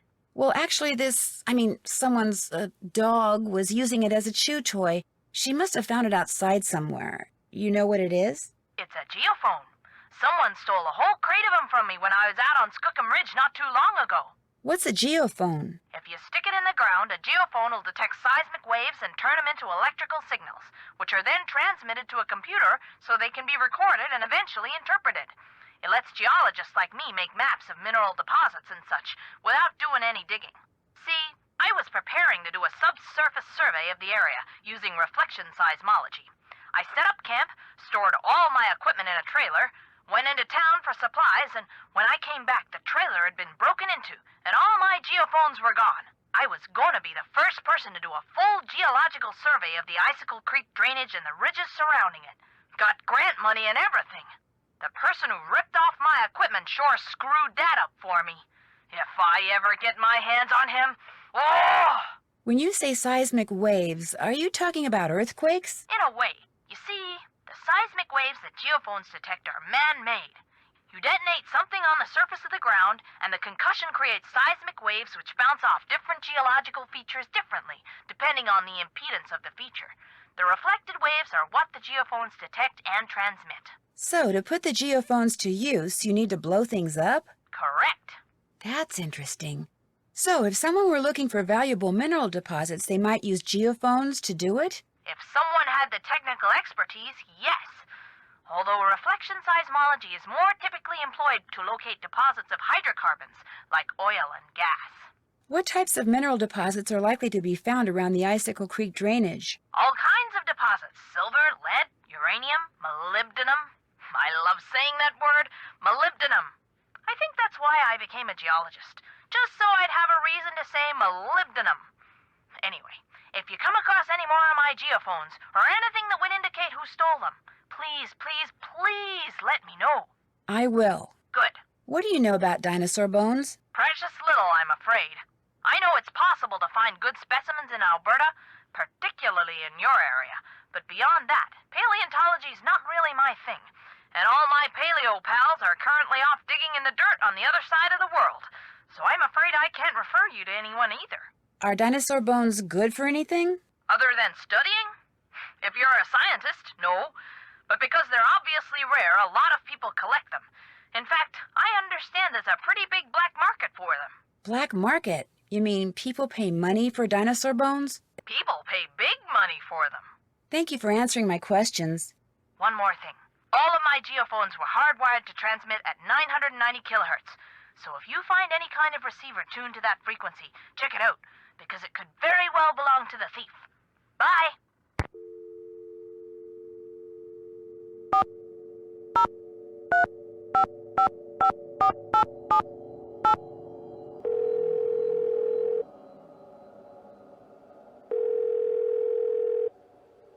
Pinevale Hospital, Nurse Blake speaking.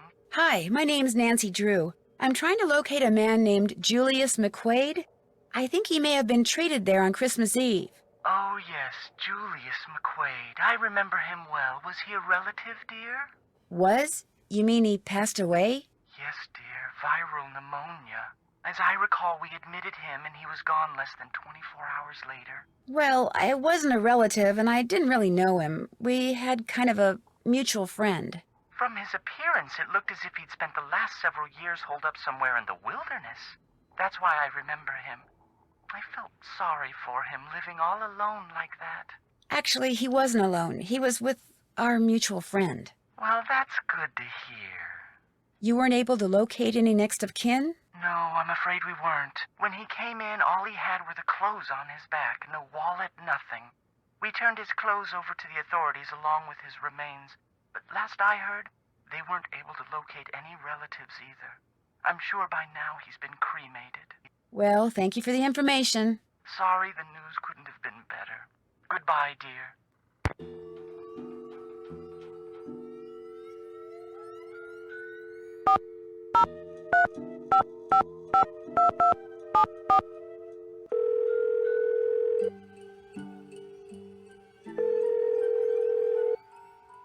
Hello?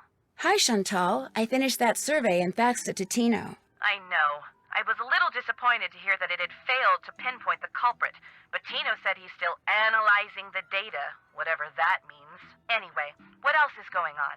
I'd better get back to work. Don't let me down, okay?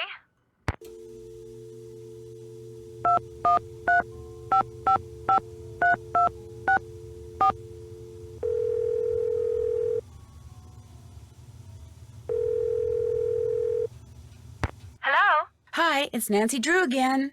Yes? Have you ever heard of someone named Julius McQuaid? Julius McQuaid?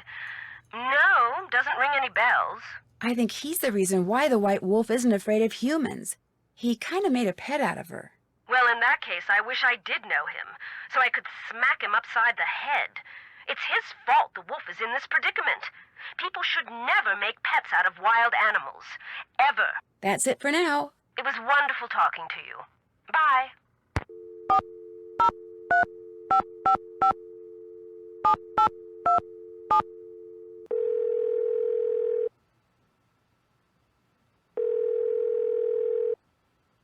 Sheriff's office, this is Mohican. Hi, this is Nancy Drew again. Yes? Thanks for your help. Goodbye.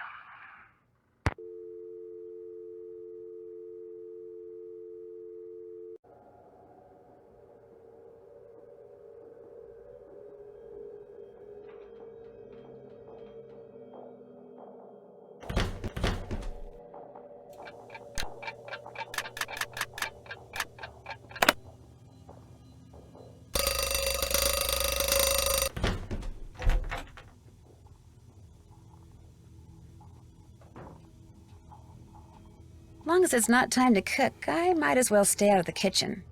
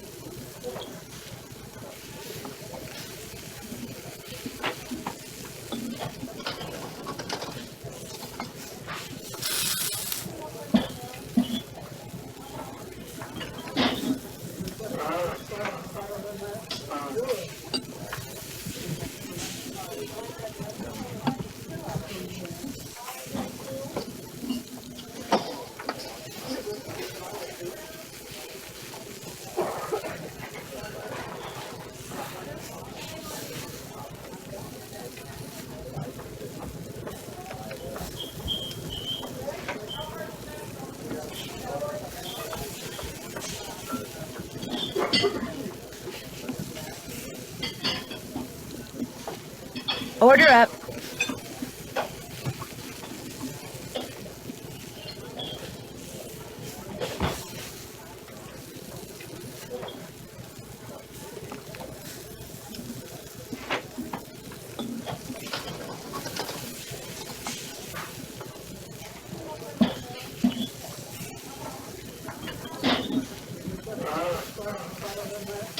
Order up.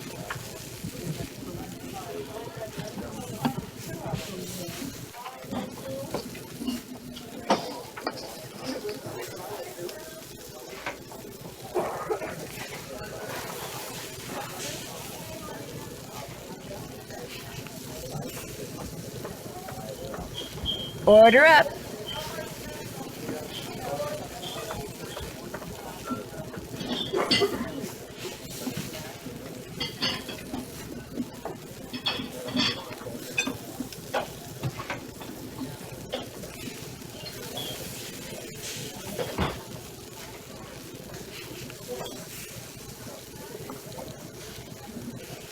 Order up.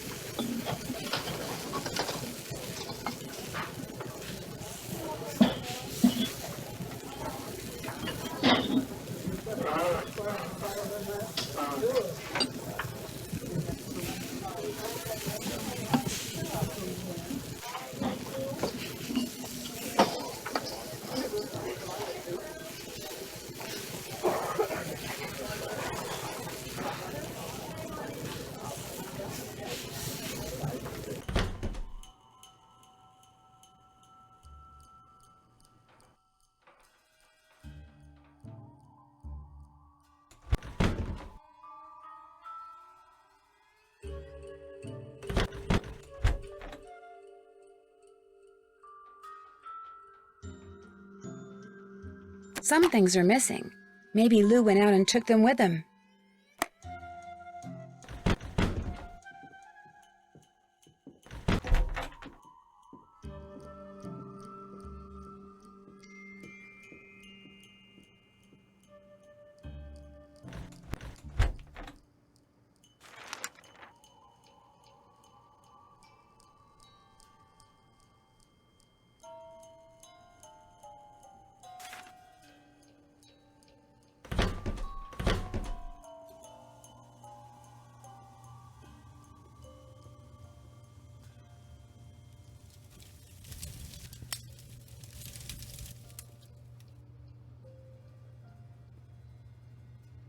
Who's this from? Meet me in the sauna in the basement. I have some interesting information for you. A sauna sounds good to me.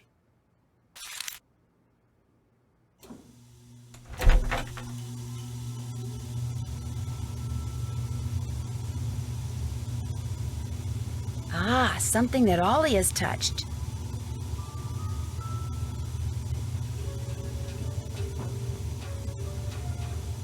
Hello? Anybody here? These weren't here before. That birthmark below his eye looks very familiar.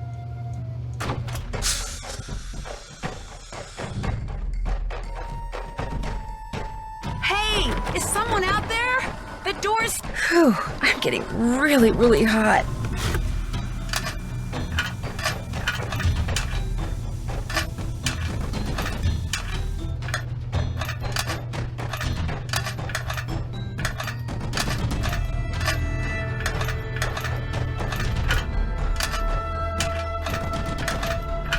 I can't take this heat much longer. There, I may still be locked in, but at least I won't feel like a rotisserie chicken anymore.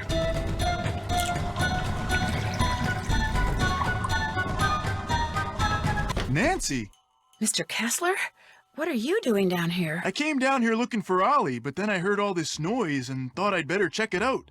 Door got stuck again, huh? Say, you look kind of bedraggled. Are you all right? I'm fine, and I'll be even better after you and I have a little talk. Yeah, that's me. When I was a kid, this place was practically my second home. My late grandmother, Tilly Wentworth, used to own it. Was she the reason you wrote that letter I found crumpled up in your room? About 2 years ago, just before she died, my grandmother sold this place to Albert Moikwe without telling anyone in her family. From what I've heard about Moikwe, I'm pretty sure he bullied her into selling. I think he cheated her, and he cheated us, and that it's high time somebody... Taught him a lesson by, say, putting Icicle Creek Lodge out of business? I had nothing to do with that explosion, loose window, the food poisoning, the icy stairs, none of that stuff. You ask me, it's karma. The Moikways are just getting what's coming to them. Since you used to spend so much time here, do you know if there's a way to get into Trapper Dan's needle? You know that pyramid thing on the table over there by the entrance to the dining room? If you fool around with it until nothing but pigs show on the outside, this compartment will open up and inside will be this round magnetic thing that used to be Trapper Dan's special master key. Just hold it up by the needle and a hidden door will pop open. Why did he need a special master key? Who knows? I mean, let's face it. Living all by himself way out here in the wild, winter after long dark winter, Trapper Dan was probably stark raving bonkers. Since Mr. Talbot isn't here, could I play a game of fox and geese with you? You bet. Have a seat. Here are the rules. The white pieces are the geese. The black piece is the fox. The goal of the geese is to corner the fox so he can't move, while the goal of the fox is to gobble up geese so that they can't corner him. The geese can only move forward along a line to the next point, either directly forwards, diagonally, or sideways. Same thing for the fox, except when he's next to a goose that has an empty spot directly behind it. He can jump over it. Gobble it up. Right. Gobble it up and remove it from the board. You just take turns and play until somebody wins and somebody loses. I'll be the fox. Ready? You bet.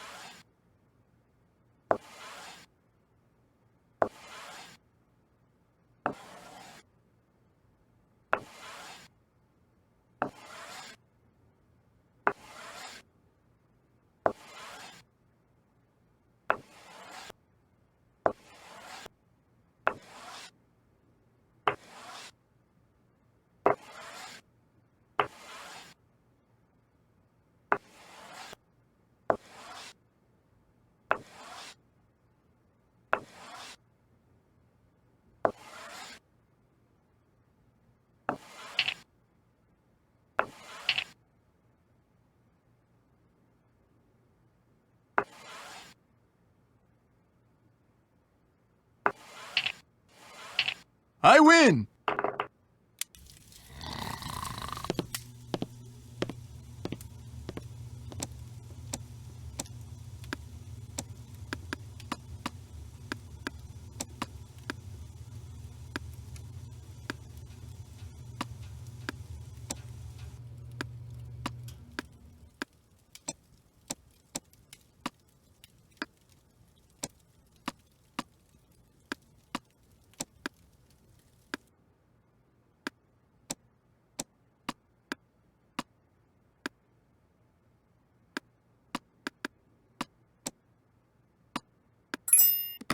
Empty. If there was a special master key in here, it's gone now.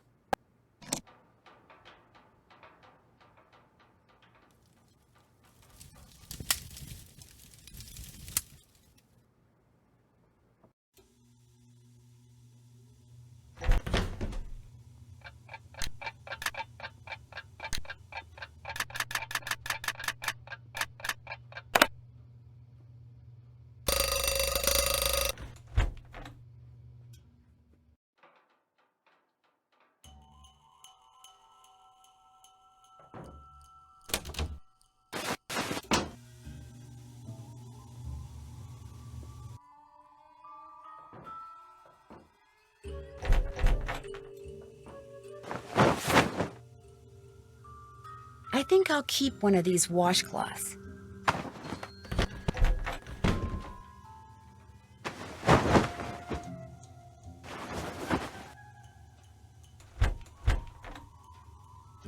If I unlock the door and someone's inside, yikes!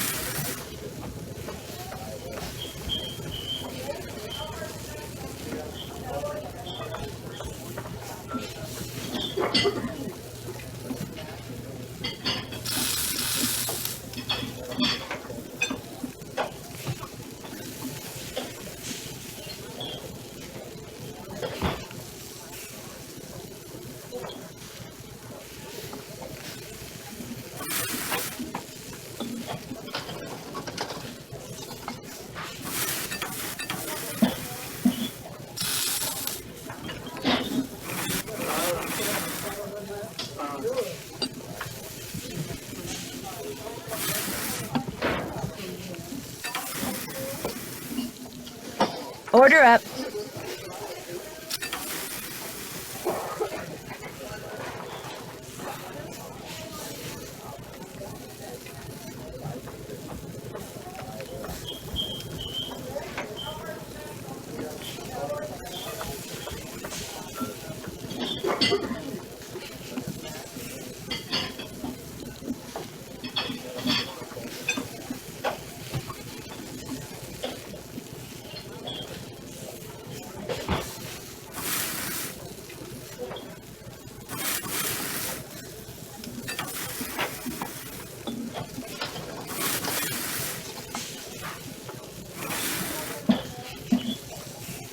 Order up.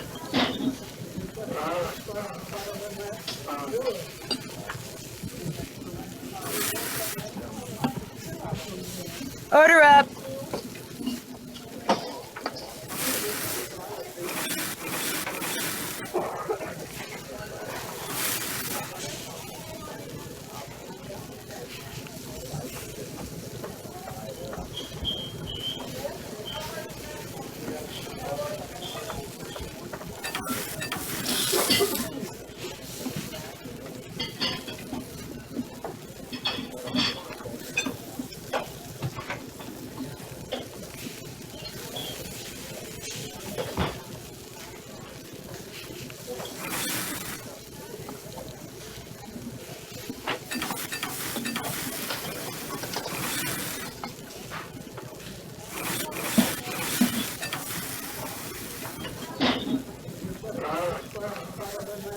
Something don't look right.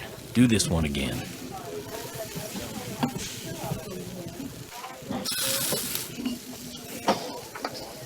Order up.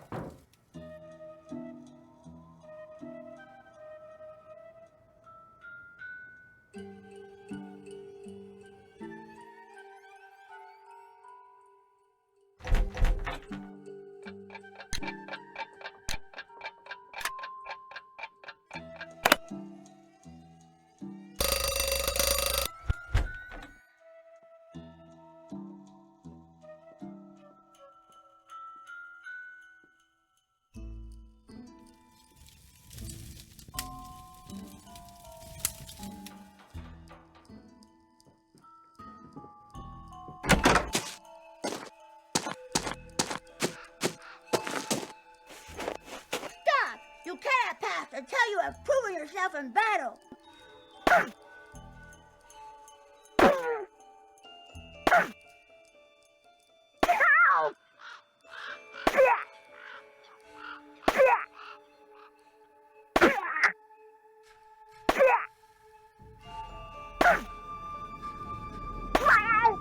You win. Here you go.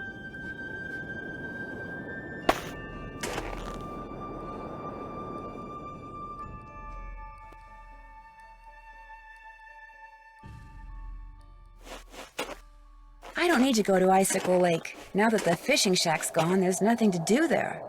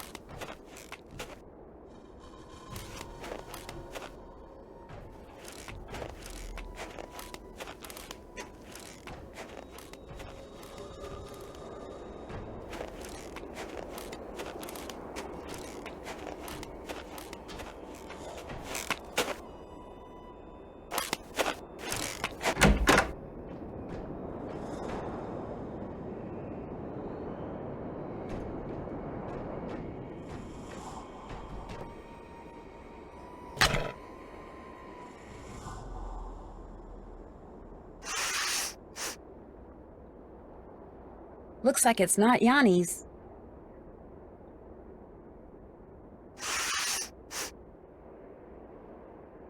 The notebook's not Ollie's.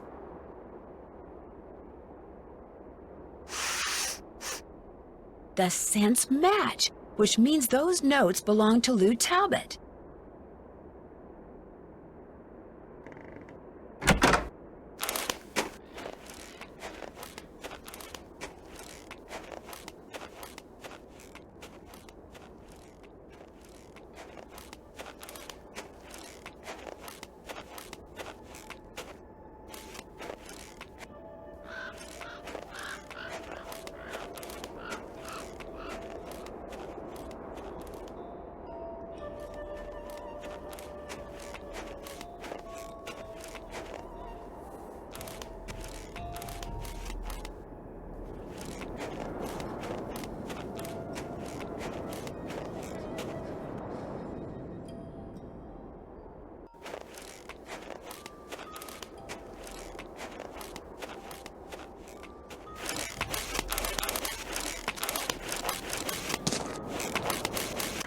Much better. I was really cold. Now what? Lou Talbot, charged with trespassing, vandalism, and theft, found digging on private property, creating a piece of architecture inspired by maverick artist Poppy Dada, of keeping the dinosaur bones dug up in the process. Dinosaur bones?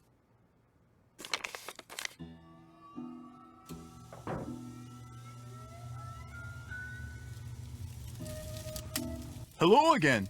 I opened up that pyramid like you told me, but there was nothing inside. There wasn't? Oh. Well, I'm afraid you're out of luck. There's no other way to get into Trapper Dan's needle?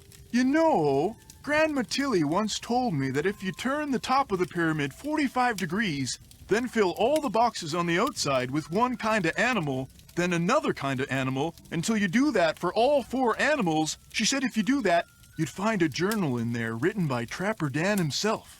Do you think it's still there? I guess. I know I didn't take it out of there. I'd better get going. Drop by any time.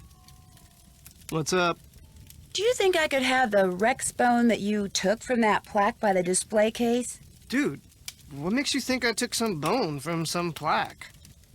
Because it's probably a dinosaur bone, and I read about that incident in Montana, the one where you were caught digging up dinosaur bones. I wasn't digging up dinosaur bones. I was creating art. I don't think so. Of course, I could always call the police and see what they think. All right, here's the deal. There's a lot of people out there who collect stuff like fossils and dinosaur bones, okay? They pay big bucks for them. And it just so happens paleontology's kind of my thing, so yeah, I collect bones and I sell them. So when you saw those stools over there, you recognized them to be dinosaur bones and decided to try to unearth more. Except I haven't unearthed anything. I'm not the one who's been making things go boom out there. I mean, I may have found a couple of good specimens in a couple of craters, but I didn't make the craters, and I don't know who did. There. That's the key to the closet in my room. You want the bone from that plaque? Go ahead and take it. Okay, dude. Excitement's over. Whose move?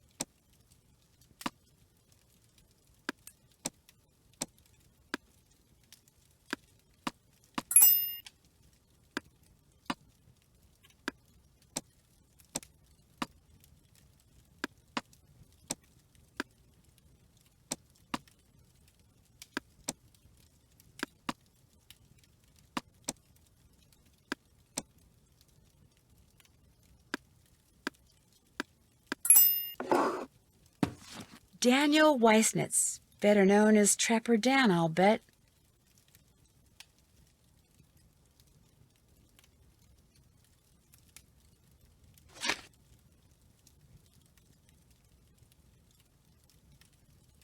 The first thing you need to do is crack my cipher below, or just follow the moose, wolf, raccoon, and Mary.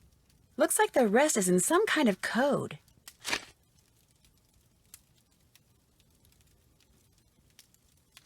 Can't find Mary? Well, try pulling on that rope above the vaults. You'll just have to keep it taut. Mary always helped me with that. Mary must have been referring to his pet pig.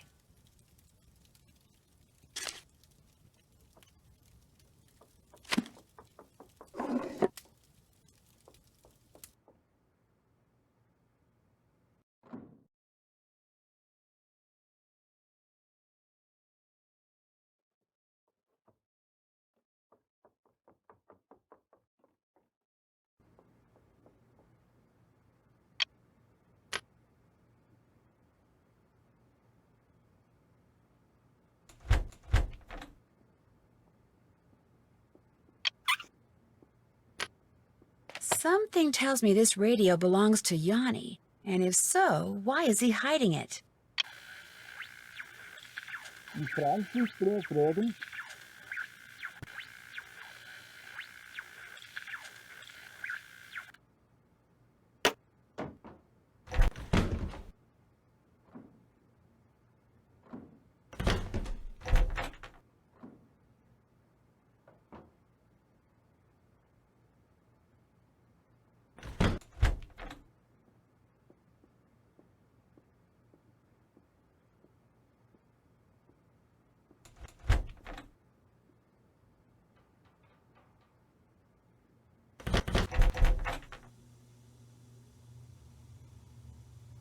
Look at all these bones. Lou's been a busy guy. Here's the one I'm looking for, the Rex bone that's missing from that plaque.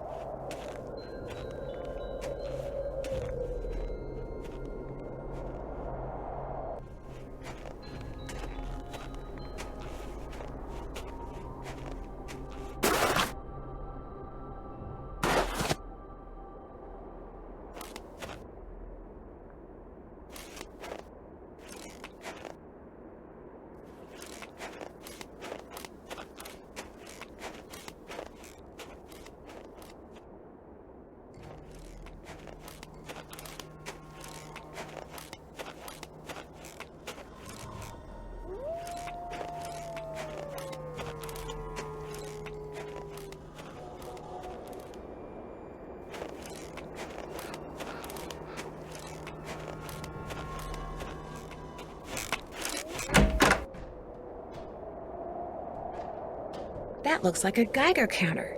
What a weird thing to be chewing on. This measures radioactivity. I wonder if Ice has found it outside somewhere or in here.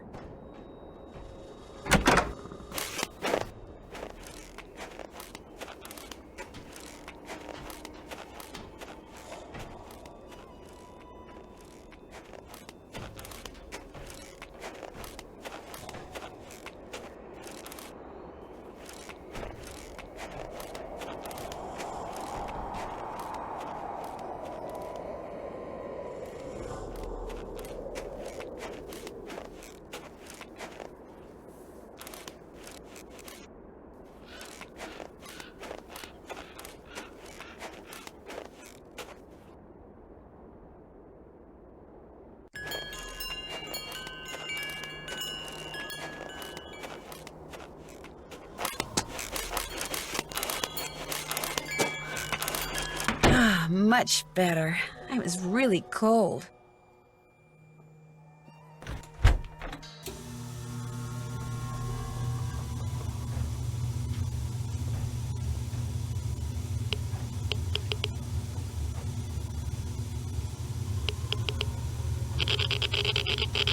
go outside without a coat. I'll freeze.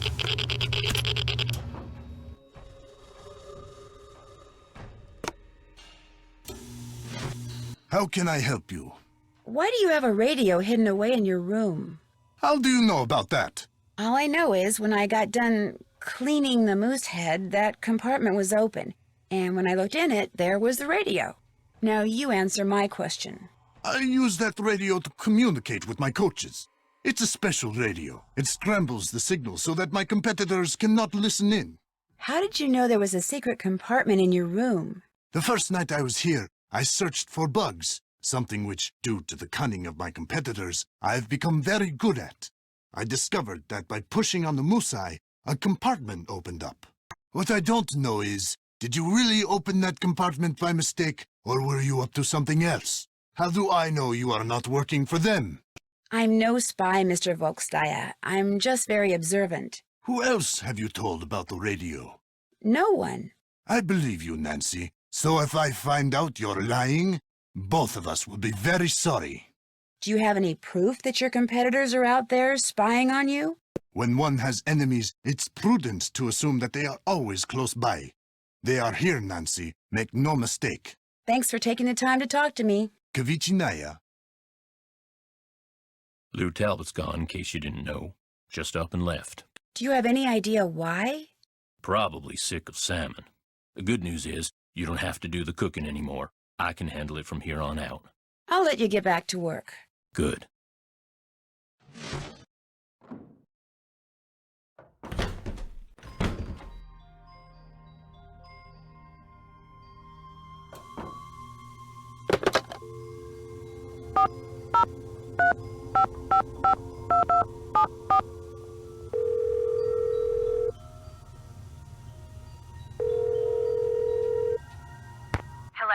Hi, it's Nancy Drew. What's this I hear about Lou Talbot leaving? I'm afraid it's true. This is not good, Nancy. When he checked in, he indicated that he was going to stay much longer than this. Maybe his bed was too soft, or maybe it was the food. Oh, Nancy, it wasn't your cooking, was it? Actually, he left because I busted him for stealing dinosaur bones. Dinosaur bones? I know for a fact he took the one that was in the lobby. There was a dinosaur bone in the lobby? Trapper Dan referred to it as a Rex bone. And for all I know, Lou may still be around here, camping out while he looks for more bones. Well, make sure that what few guests I still have are well treated, okay, Nancy? And please get to the bottom of this thing soon, okay? Tino keeps calling me with all these cockamamie theories, and frankly, I'm starting to think the guy's a bit of a jerk. Do you have any idea what would make Bill Kessler think that your father cheated Tilly Wentworth when he bought Icicle Creek Lodge from her? What does Bill Kessler know about it? Apparently she was his grandmother.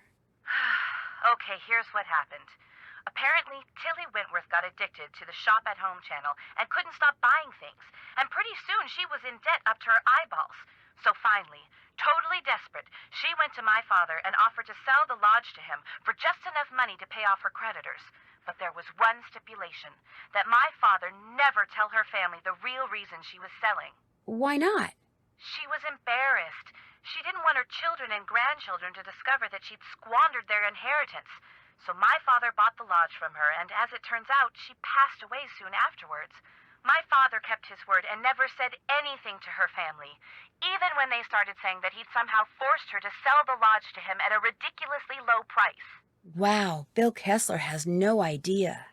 Well, unfortunately, it's gotta stay that way, so don't tell him. It's what his grandmother wanted. You'll hear from me again later. Good. Talk to you soon.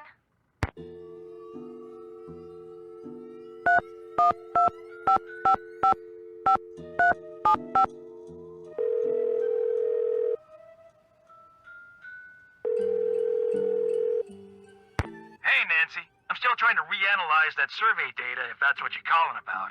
Actually, it's not. Oh, well, what do you need? I'd better go. Always a pleasure.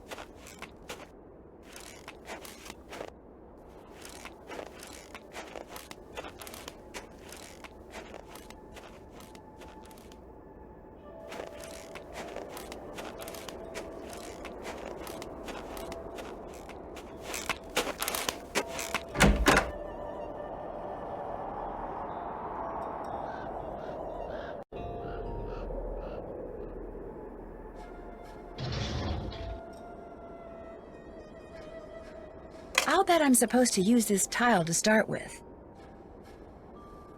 So, I can rearrange these by continuing to drop the tile that falls out the bottom into one of the columns at the top. The question is, how should I rearrange them? Match the symbols and line them up in rows of 3, maybe?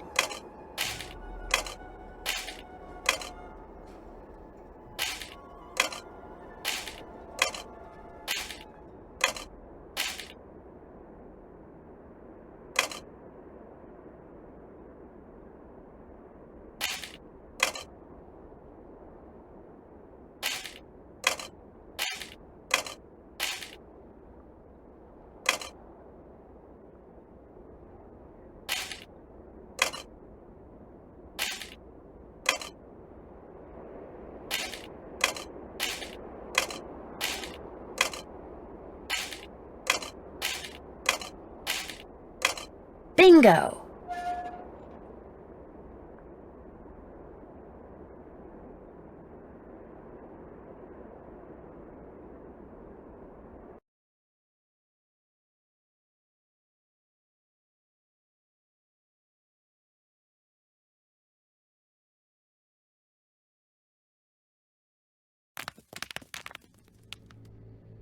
Looks like the map to some kind of maze.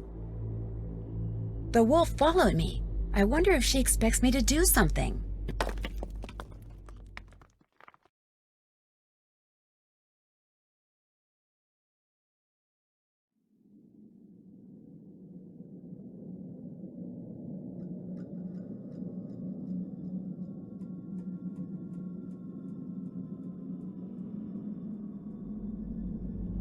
A moose, a wolf, a raccoon, and a pig. The same animals Trapper Dan mentioned in his journal when it came to getting into his needle without the key.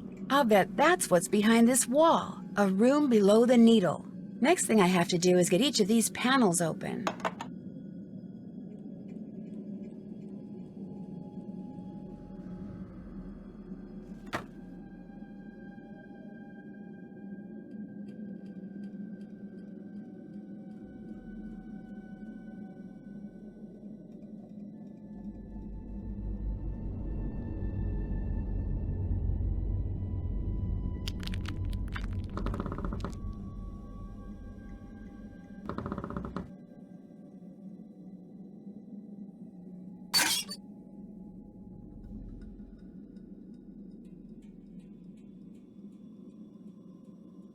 Forward, right, left, right, jump. Isis, forward, right, left, right, jump, go.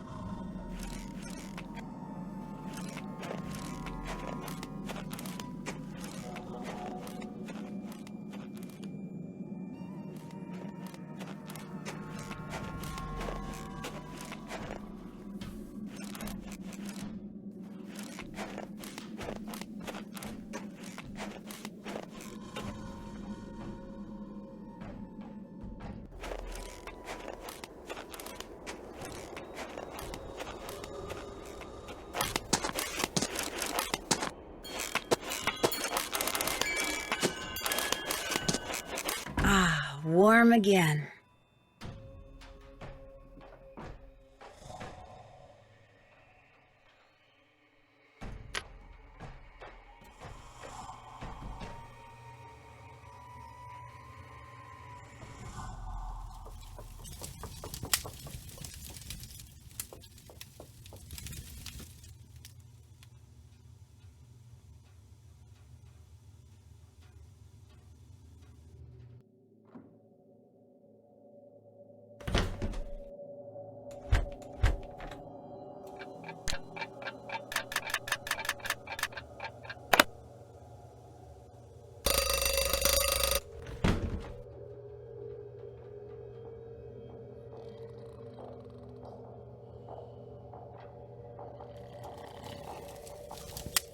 Huh? Oh, hi.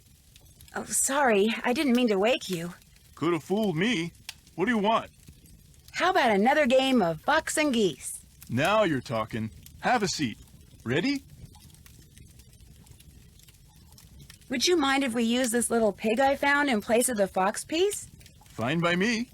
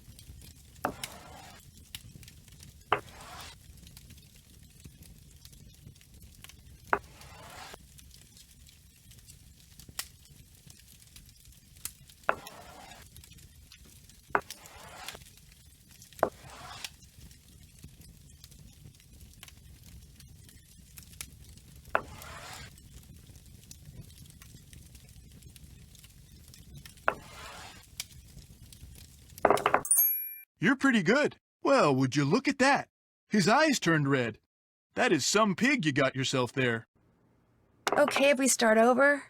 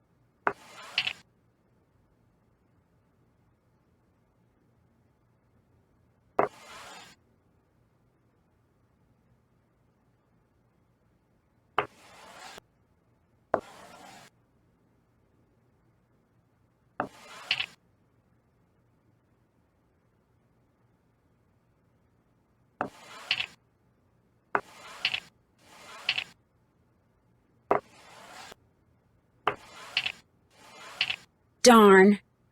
Okay if we start over?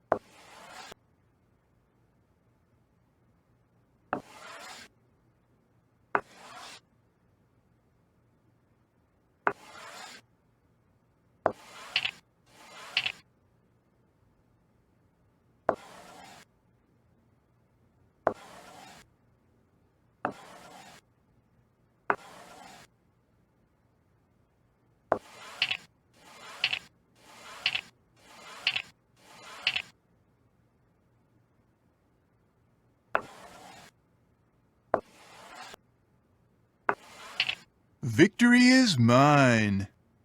Okay if we start over?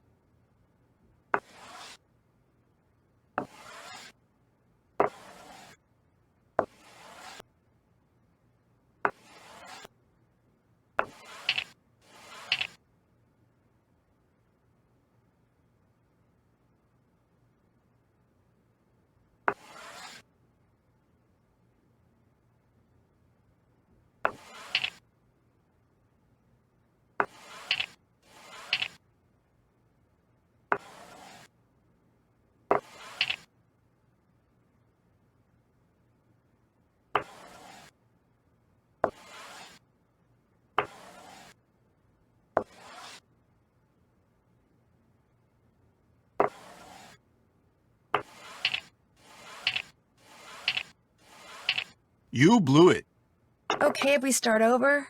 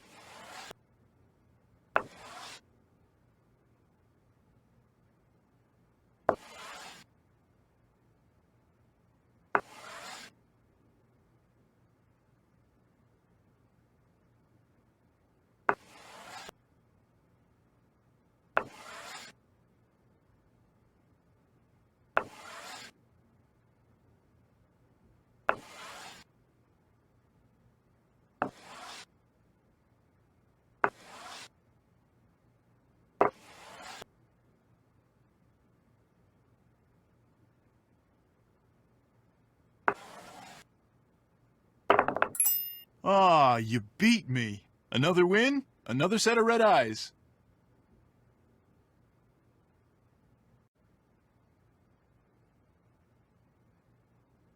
Okay if we start over?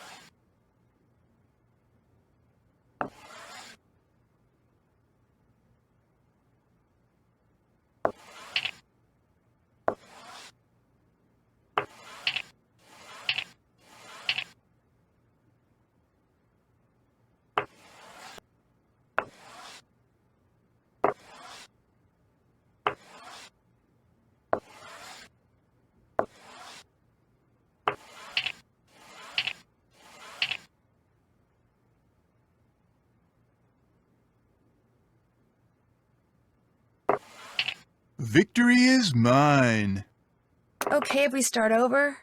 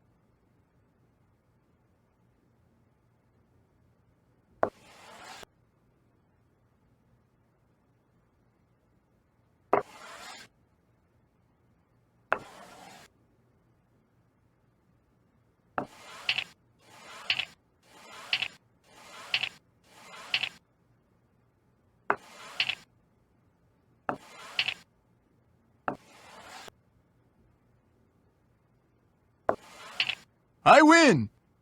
Okay if we start over?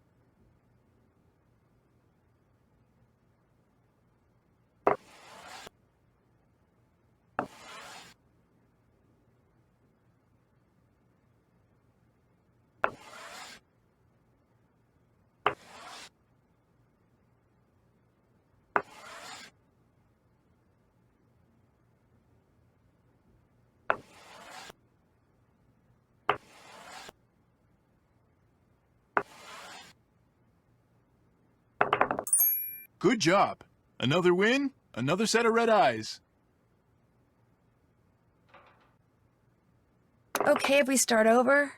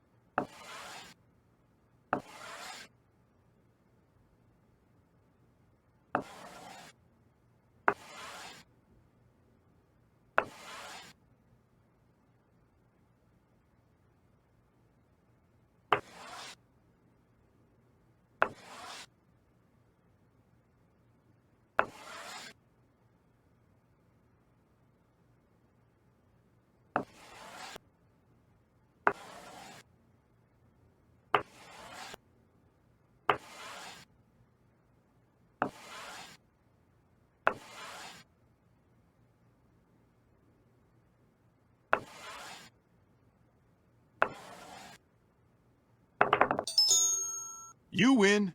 Another win, another set of red eyes.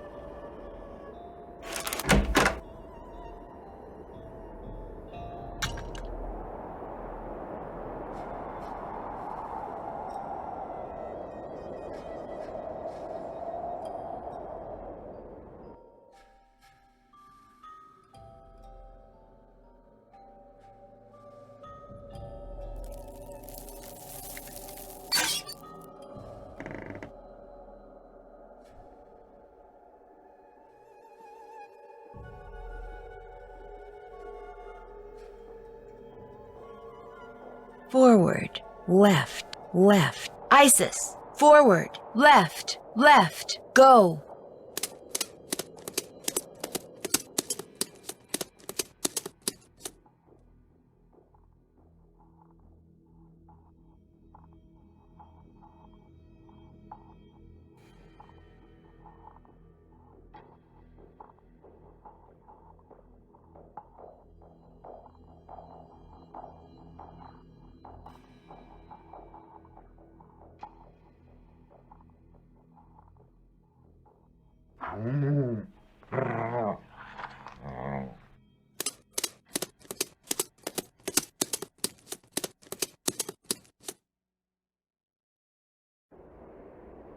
Forward, left, left. Paw. Isis, forward, left, left. Paw. Go.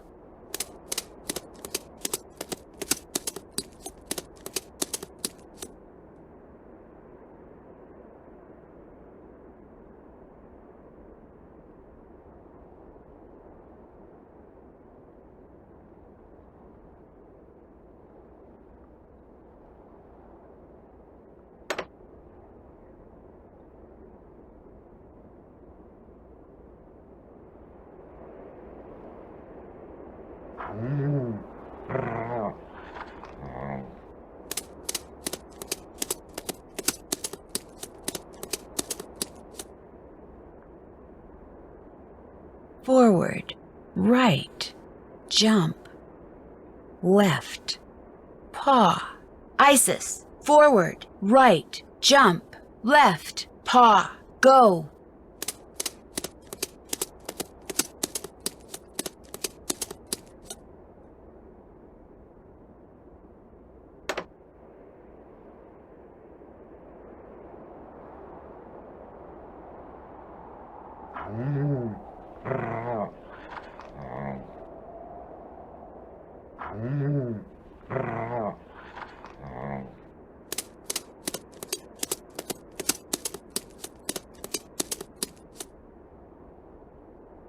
Forward, right, forward, jump, left, paw. Isis, forward, right, forward, jump, left, paw. Go.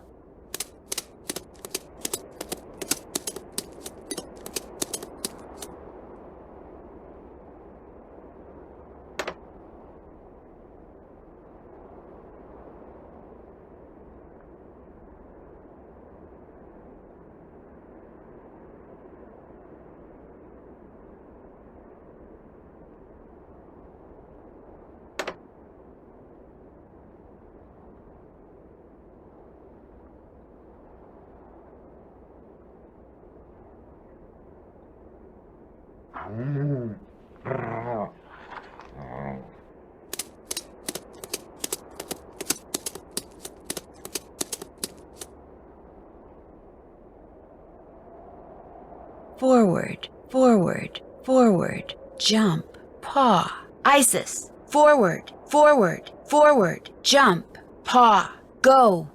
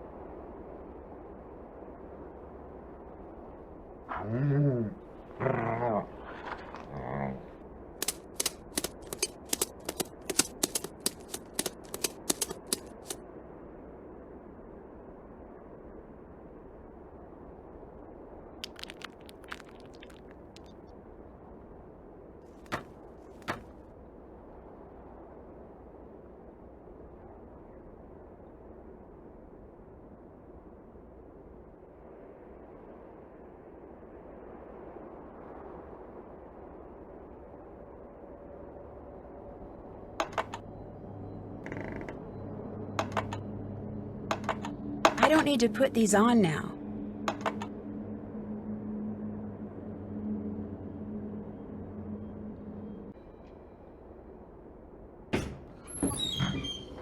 A black snowmobiling outfit, and it's missing a piece of material. I'd sure like to know who this belongs to.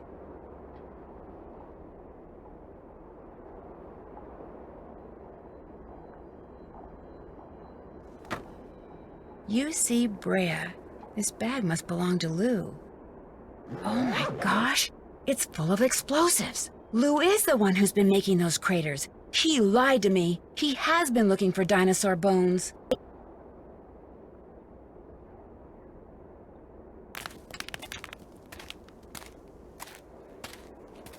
Hello? Is someone in here? Hello? Nancy? Yanni, what are you doing here? I was skiing, but when I passed the needle, I saw that there was a door in it. A door which was open. So I took off my skis to look, and now I am here. What is this place?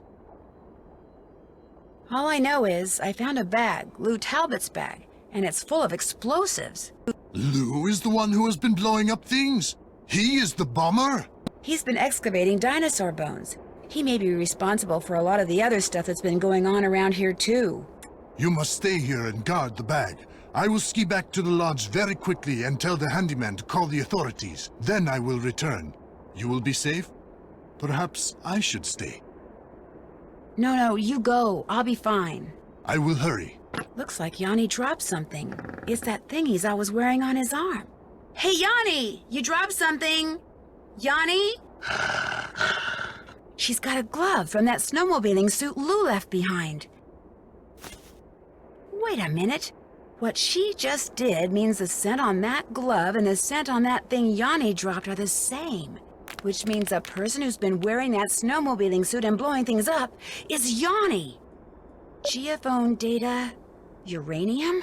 Oh my gosh, he set the timer. It looks like he's about to blow up the needle. Isis, we've got to get out of here, fast!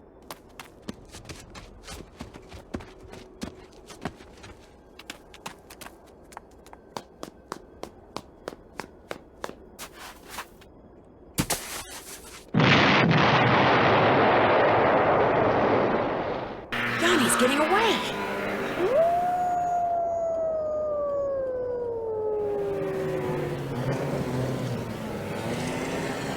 What in blazes happened here? Ollie, I need to borrow your snowmobile. I'll explain later.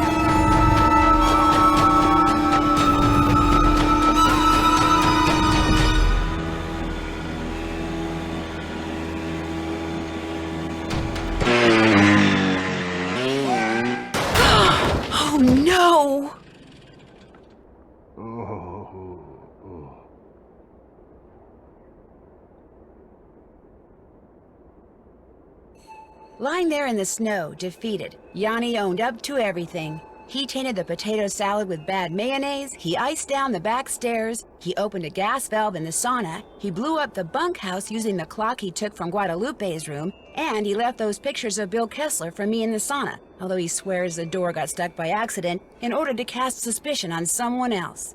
He did all this because he wanted everyone to leave Icicle Creek Lodge. Why? Because it turns out that he was actually spying for the government of Fredonia, which had sent him to Canada to look for uranium. Apparently, his superiors hoped to secretly mine what he found and smuggle it back to Fredonia. What they planned to do with it then, even Yanni didn't know, but he insisted that he never meant to hurt anyone, and that he really was the best cross-country skier in the world. Unfortunately, he'll never get a chance to prove that now. Chantal has barely been off the phone since she got back to the lodge. It seems that Yanni's shenanigans made the nightly news, not just in Canada, but in the States. And as a result, people have been booking stays right and left, much to her delight. When I told her and Ollie how ISIS had helped me, they were truly amazed. Hopefully, from now on, Ollie will think twice about pulling out his rifle every time he sees a varmint. As for ISIS, Guadalupe called me that very night and told me she'd found a wolf sanctuary that could take her. I could tell from the way the volunteers from the sanctuary treated her when they came to get her that she'll be in good hands at her new home. But still, it's sad that through no fault of her own, she can never run free again. They said it's possible that she might someday be released back into the wild, but not very likely. I'm going to keep my fingers crossed anyway.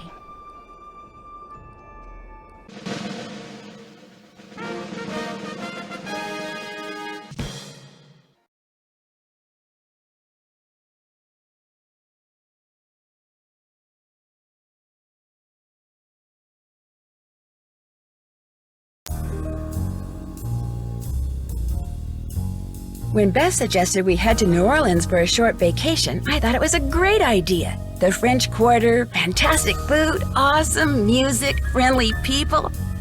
But all it took was one little side trip to check on a friend of Ned's, and suddenly everything got very strange. A recent death, a musty old mansion, a disturbingly odd curio shop, a garden where only secrets seemed to grow, and something as ancient as it was terrifying.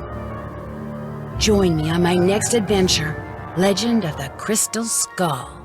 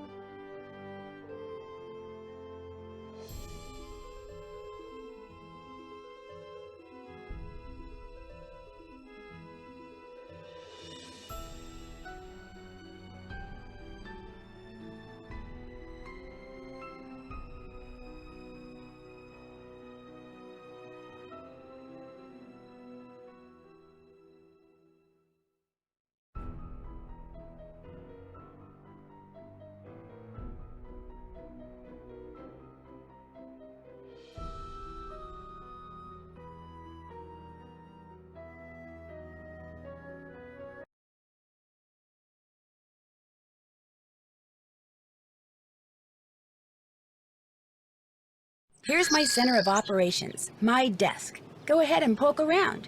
If you want to know the particulars of how I do what I do, take a look at the book titled How to Be a Detective. It's real helpful, especially if you're new to the mystery-solving business.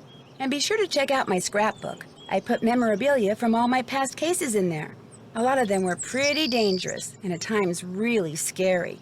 But don't say anything about that to my dad, okay? He worries about me enough as it is. And whatever you do, read what's in the file called Case File. That will tell you all about the mystery I'm about to try to solve. If you think you're ready to dive into that mystery, just click on the plane ticket and you'll be on your way.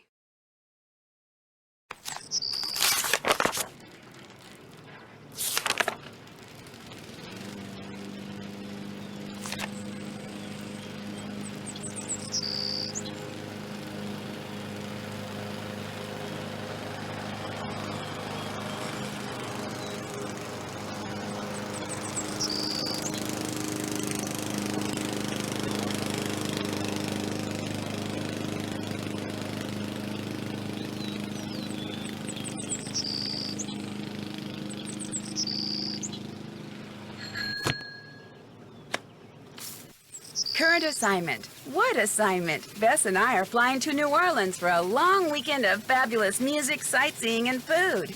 Okay, so I'm also going to visit Ned's friend, Henry Bolet, but only as a favor to Ned. Apparently, Henry's uncle just died, and he had to go down there for a couple of weeks. Ned says Henry's a nice guy, but kind of a loner who might appreciate a little company. So, the first thing I'll do is leave Bess at our hotel in the French Quarter and take a cab out to the mansion where Henry's staying. Ned called him and said I'd be coming. But once that's done, it'll be lazy les bon temps brûlés. The only bad news is the weather's not supposed to be that great this weekend. But what's a little stormy weather when you're in the heart of the Big Easy, right? Right.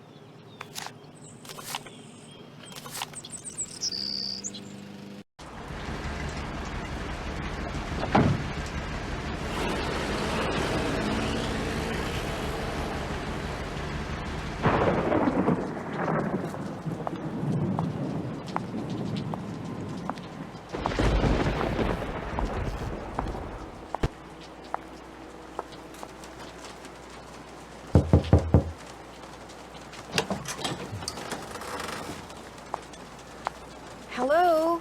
Anybody here?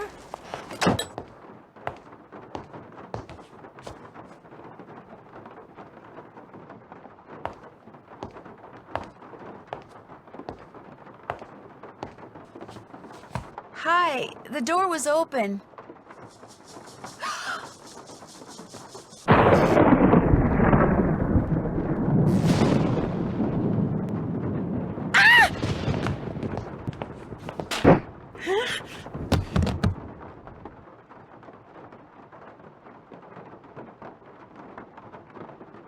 Here, drink this. What is it? Something that'll make you feel better. Drink it. Just a couple sips. Okay. That's it. No offense, but yuck. Don't make her drink any of your weirdo concoctions. Then I really will have to take her to the emergency room. You just go back to your phone call and leave us be. Don't pay him any mind. Where am I? You're at Henry Bolet's house, dear, in the library. He and I carried you in here after I found you unconscious in the foyer. Why is it so dark in here? The electricity went out.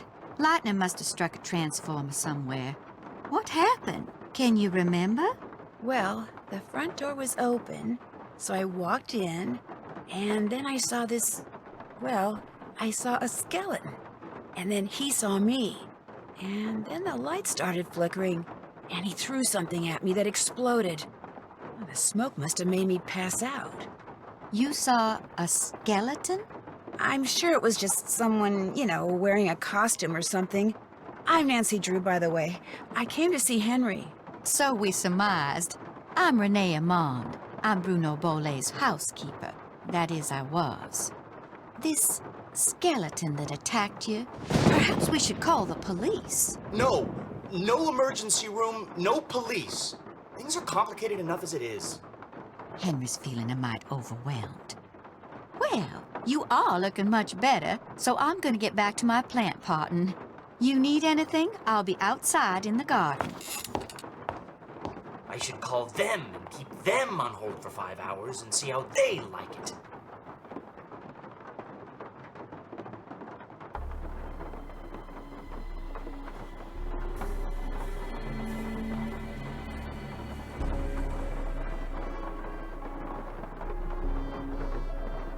So, Nancy, nice to meet you. Ned sent you here to check up on me, huh? He's kind of worried about you, that's all. Ned's a nice guy. I mean, I really don't know him that well, just from school. But when I mentioned that my only living relative just died, he was all like, "Yeah? How you feeling, man? You doing okay? Wanna talk?" Of course, I guess I do come across as a little needy sometimes. You look pretty busy. Great Uncle Bruno named me executor of his estate, which means I have to make sure all his bills are paid and debts taken care of so his assets can be distributed. Unfortunately, he couldn't have cared less about little things like keeping records or balancing checkbooks. Dealing with his creditors and their lawyers has been an absolute nightmare.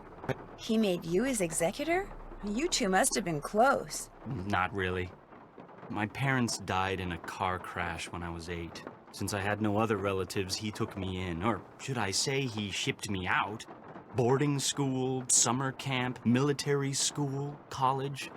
He may have looked after me, but he never spent any time with me. I didn't know him at all. So, thanks for stopping by, Nancy. And now you can report back to Ned that I'm fine and go enjoy New Orleans. No, I can't. Not until I know who that skeleton man was and what he was doing here and why he knocked me out like that. Look, I can understand you're not wanting to call the police, but somebody should investigate. And since playing detective is kind of a hobby with me... No offense, but are you sure you didn't just pass out from the heat and humidity or something and dream that you saw the skeleton dude? I'm positive.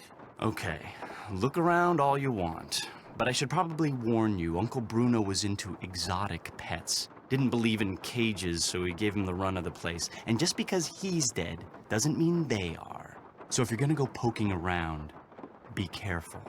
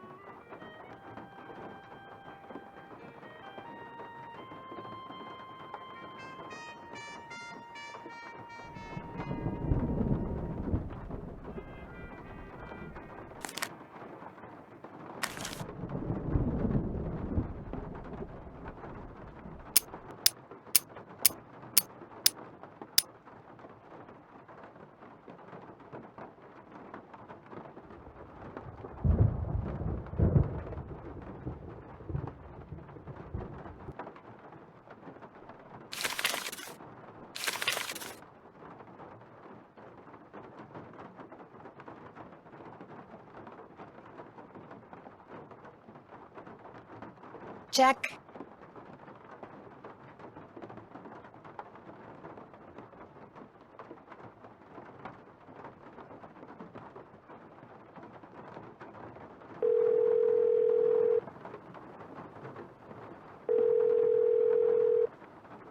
Hello? Bess, hi, it's me. Hey, Nance. I just got back from shopping, which I am happy to report is fantastic here. So, what's going on with you? A lot. A lot is in a whole bunch of fun stuff? Let me start by telling you what happened when I arrived at Henry's house. I walked up to the front door and discovered it was open, so I walked in. You were knocked out by a skeleton wearing a red ascot? Someone dressed as a skeleton wearing a red ascot. You think it was a burglar? I'm not sure. I caught him or her sneaking around the scale model of a cemetery, and later I found a tracing of something right by it. So if I could just figure out what it's a tracing of, and what, if anything, it has to do with that model cemetery, I might be able to figure out who Skeleton Man is. I know that tone of voice. You're not leaving there until you've done just that, are you? Oh, I also found some kind of receipt in the fireplace that may or may not be a clue. What's it a receipt for? That's what I need to find out. See, it's half burned up. All I can read is the receipt number and the name of the place it's from. Zeke's. Zeke's? You gotta be kidding me. Why? What do you mean? I mean, I'm sitting here on our balcony in the French Quarter looking down at a place across the street called Zeke's. That's great. So go over there and ask whoever's behind the counter what receipt number 21-3872 is for. You want me to snoop? I wouldn't call it snooping. Forget it. Not gonna do it. Bess. I'm not good at that sneaking around stuff, Nancy. I get nervous, my tongue gets all knotted up, my palms sweat, to say nothing of my armpits. Bess, receipt number 21-3872. Just go in and ask what it's for. No big deal. Maybe not for you. Bess, you can do it. This is not gonna end well, I just know it. Okay, I'll call you as soon as it's over. I'll be waiting. Can I help you? A bowl of gumbo, please. Dive in. That was yummy. A bowl of gumbo, please. Knock yourself out. Tasty. A bowl of gumbo, please. Enjoy.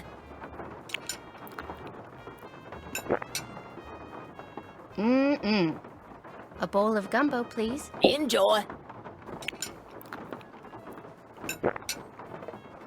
That was yummy. A bowl of gumbo, please. There you go.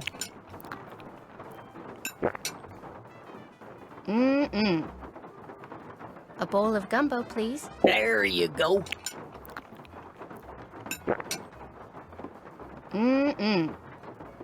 A bowl of gumbo, please. Enjoy.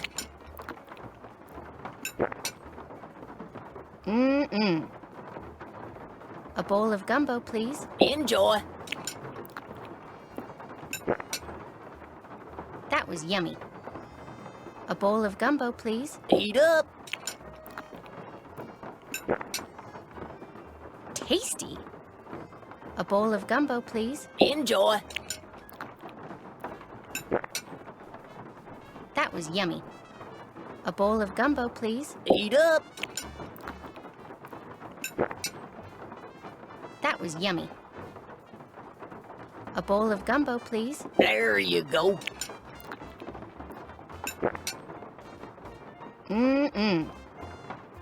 A bowl of gumbo, please. Knock yourself out.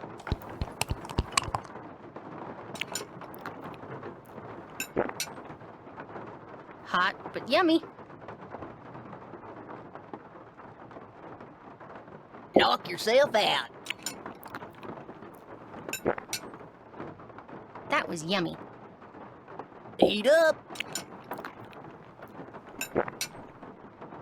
That was yummy.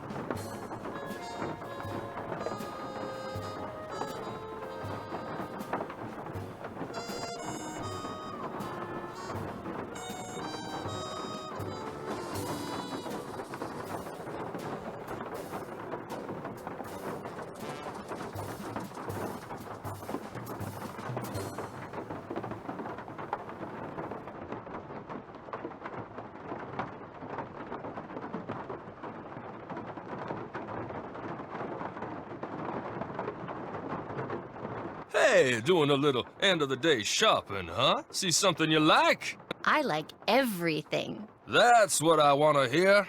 I'm Lamont. This is my place. So if you got any questions, I'm the guy to ask. Actually, I do have a question. This friend of mine found the number of a receipt that came from this shop, and she asked me to ask you what the receipt is for. But if you're really busy, or you'd rather not, or it's against the rules... No problem. What's the number? 21-3872. 21-3872. Here we go. That ticket was for a large box of assorted unknown items I bought from Henry Bolay. And, that's all I can tell you. Is something wrong? Look, I just don't want to make trouble for anyone, okay? Where's the box now? It's still in the back room. I haven't had a chance to really go through it yet. Hey, is there something else I can help you with? Beads, hula dolls, old books. Got great deals on all of them. Seeing as this place is called Zeke's, and it's your place, shouldn't your name be Zeke? Guy I bought this place from wouldn't sell it to me unless I swore I wouldn't change the name. So I didn't. Funny thing was, his name wasn't Zeke either. Is Henry Boulay a friend of yours? No, I met him at the reception at Bruno's house following the funeral. Gave Henry my card, said when he wanted to start liquidating, he should give me a call. Was Bruno a friend of yours? Way I hear it, Bruno Boulay didn't have any friends. But I wish he had been my friend. I mean, that house of his is filled with junk. He kept everything. For someone in my business, the place is knick-knack heaven.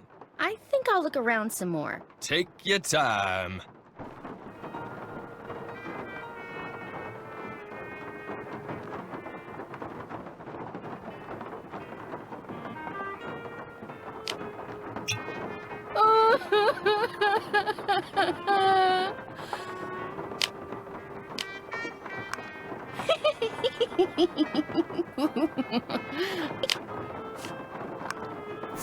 Ooh, they weren't kidding. Ooh, P.U.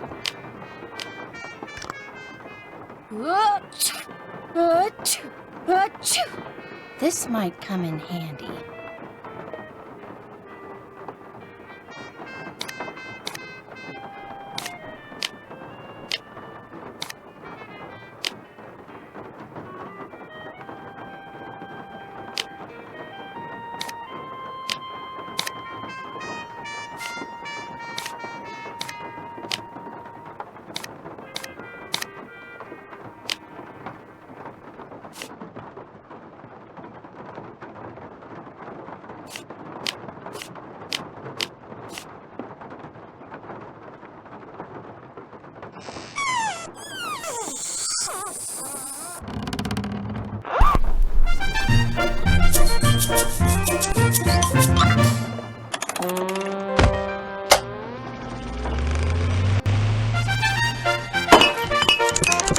I'm getting there, I think.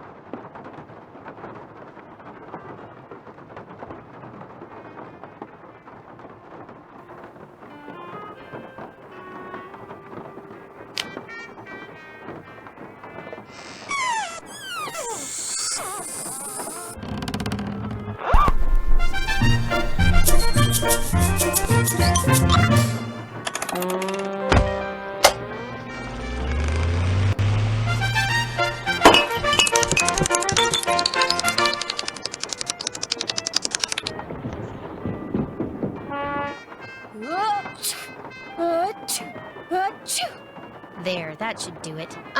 Lamont, could you help me? Sure, what do you need? I can't quite reach that bottle up there. Could you get it for me? Sure.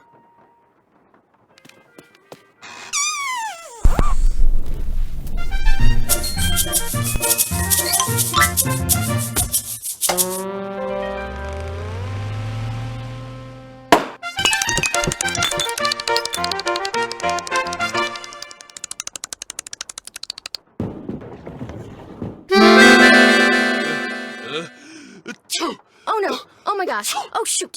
I'm sorry. I'll go get you something. What do you need? Nose spray. Back room. No spray, back room. Got it.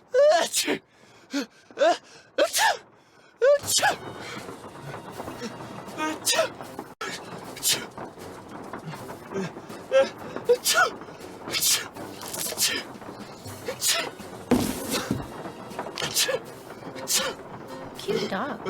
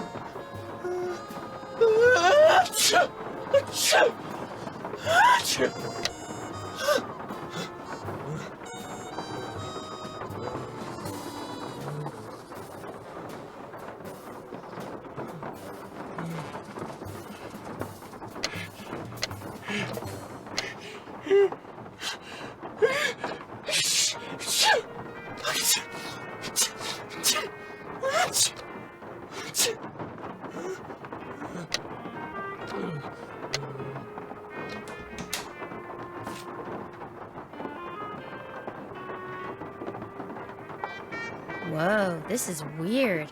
I better call Nancy and read this to her word for word. Wow, Bess, that is weird. No, I'll tell you what's weird.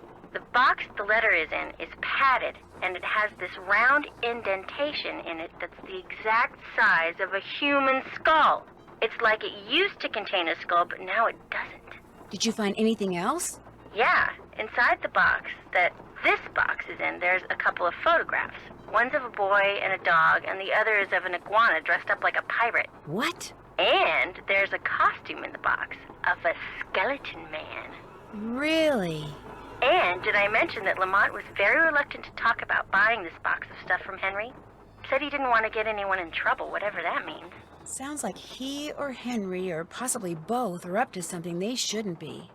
Good job, Bess. I'm gonna poke around here and see if I can find out anything about a skull called the Whisperer.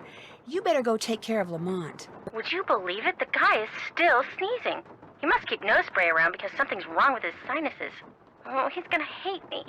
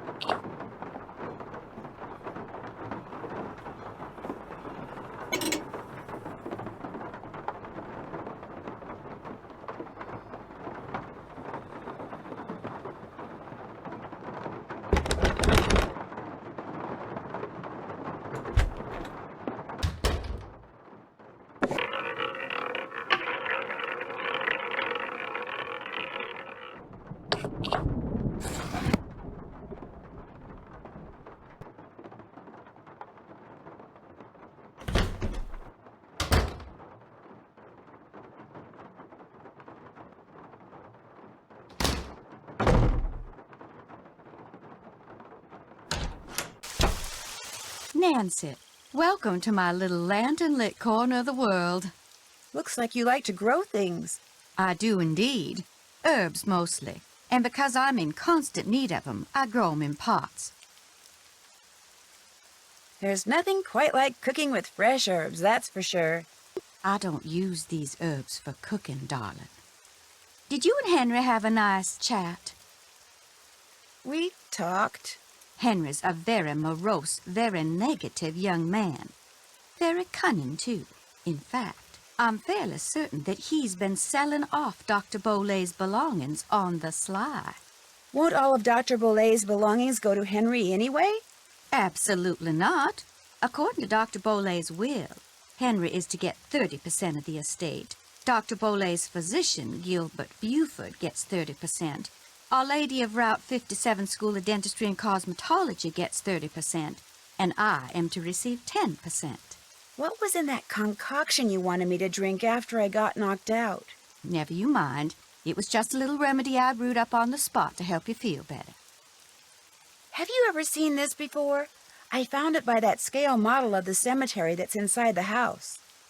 It's a mystery to me. I suggest you ask Henry. He leaves things lying around all the time. I guess it figures I won't notice amid all the other clutter. But I do. I notice everything. How else may I be of service to you? If you don't like Henry that much, how come you're still here? I'm here because Dr. Bolay paid me in advance, and I always fulfill my obligations. Why is there an empty frame in the gallery inside? That is a very good question. I first noticed the canvas was missing after the reception following Dr. Bolay's funeral. But as for why it was missing, I do not know. If you don't mind my asking, what's in that little pouch you wear around your neck? Things. Secret things. Things that give me special talents when special times demand them. People usually laugh when I say this. But this pouch is my connection to the energy that powers the universe. Oh. Well, at least you didn't laugh. I'll leave you to your potting. One more thing. I, too, have seen the skeleton man. After Dr. Boley passed that night, I saw him in the hallway. He was there, then he was gone. So you best be careful, Nancy Drew, because if it was Mr. Death, and I truly think it was, he's come back.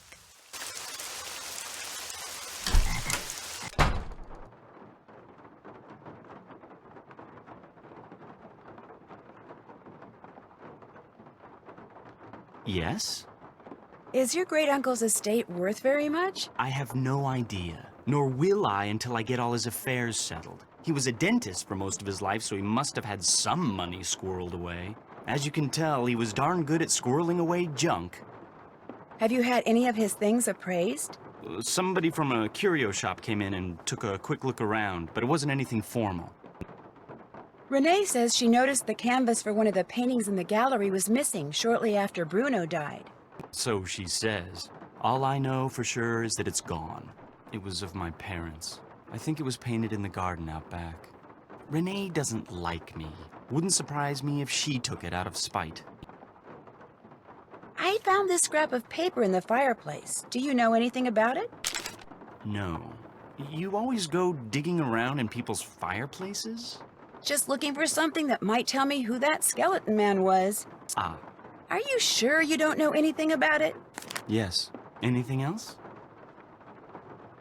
Why is there a model of a cemetery in the other room? Because Great Uncle Bruno used to oversee the cemetery next door. Made that scale model so he could keep track of where everything, or should I say everyone, was. Crafted all those miniature crypts himself. And people think I'm weird. Do you know what this is? I found it in the other room. Looks to me like some kind of tracing. I was thinking that maybe my skeleton man left it behind. Well, I sure don't know anything about it. Anything else? I'll check back with you later. Whatever.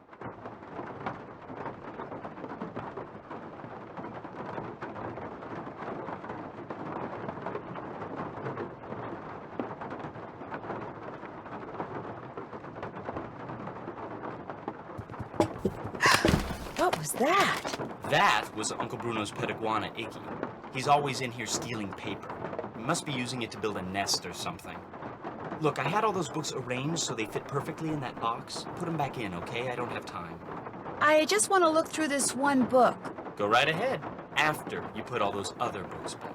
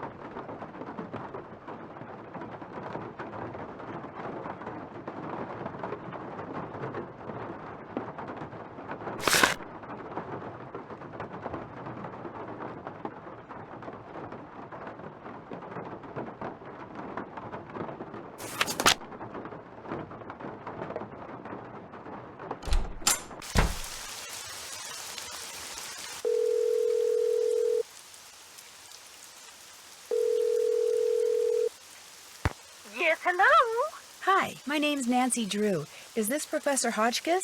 I am she, Nancy Drew. Your name has a ring to it. Do I know you?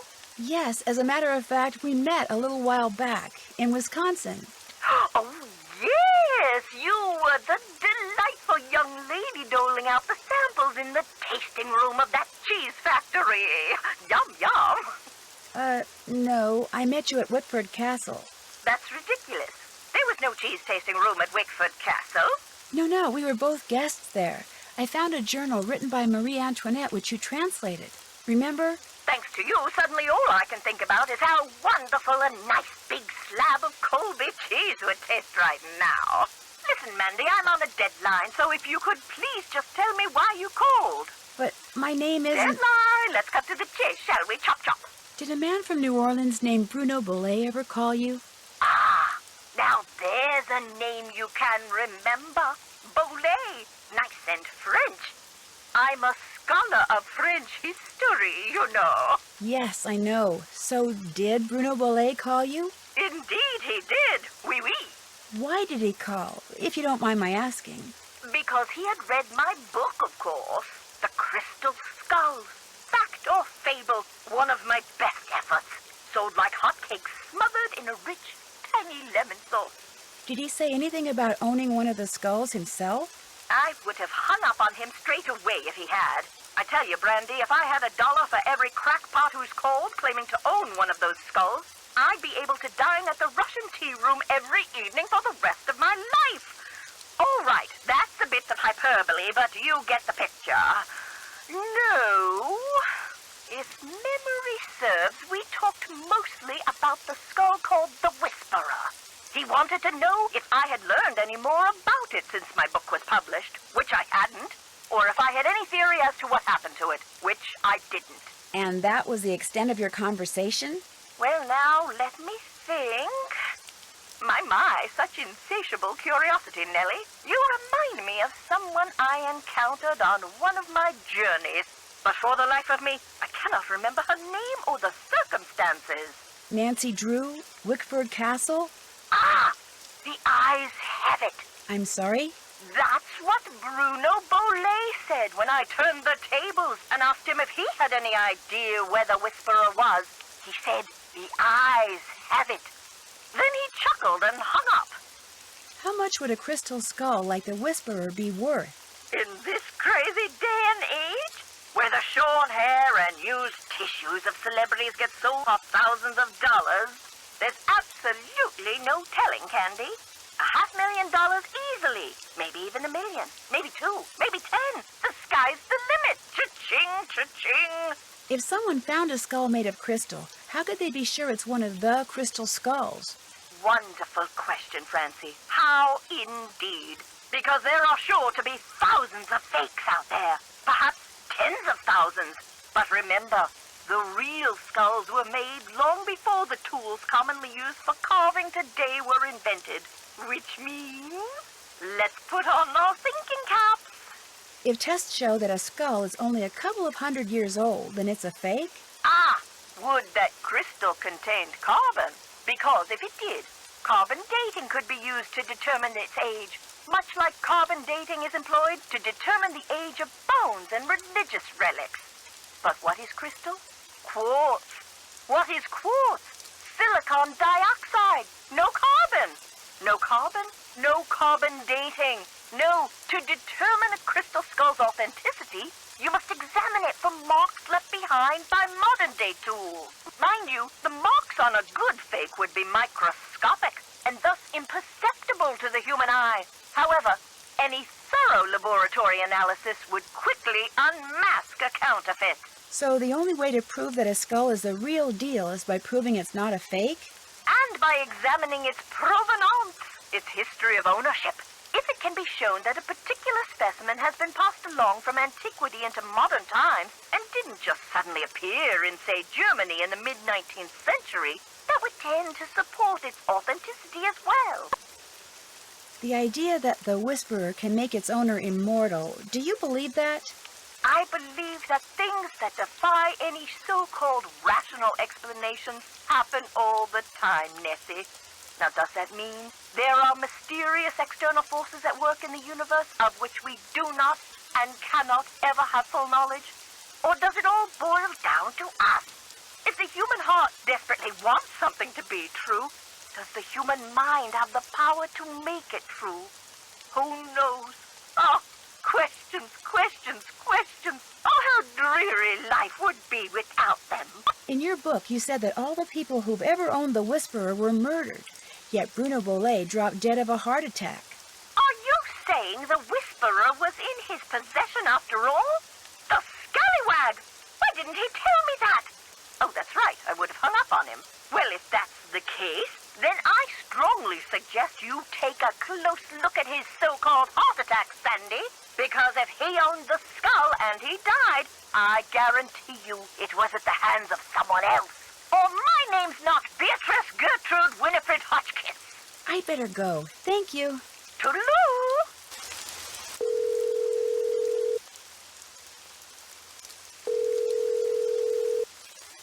Hello, Nancy? Hey, Ned. It's about time you called. Did you make it to New Orleans okay? Yep. Have you seen Henry? Oh, yeah. I'm not sure I like the way you said that. Is he okay? He's fine. Well, he's the executor of his great-uncle Bruno's estate, which he's not real happy about. But he and his great-uncle weren't that close, so he's not grief-stricken or anything. Well then, are you okay? Other than being attacked on my way into Henry's house by a skeleton wearing a red ascot and getting knocked out by the smoke bomb he threw at me, I'm fine too. What? Let's just say that I've stumbled onto a mystery, and I'm not leaving till I solve it. Why am I not surprised? Is Bess with you? No, but she has been helping me. So tell me about this skeleton man.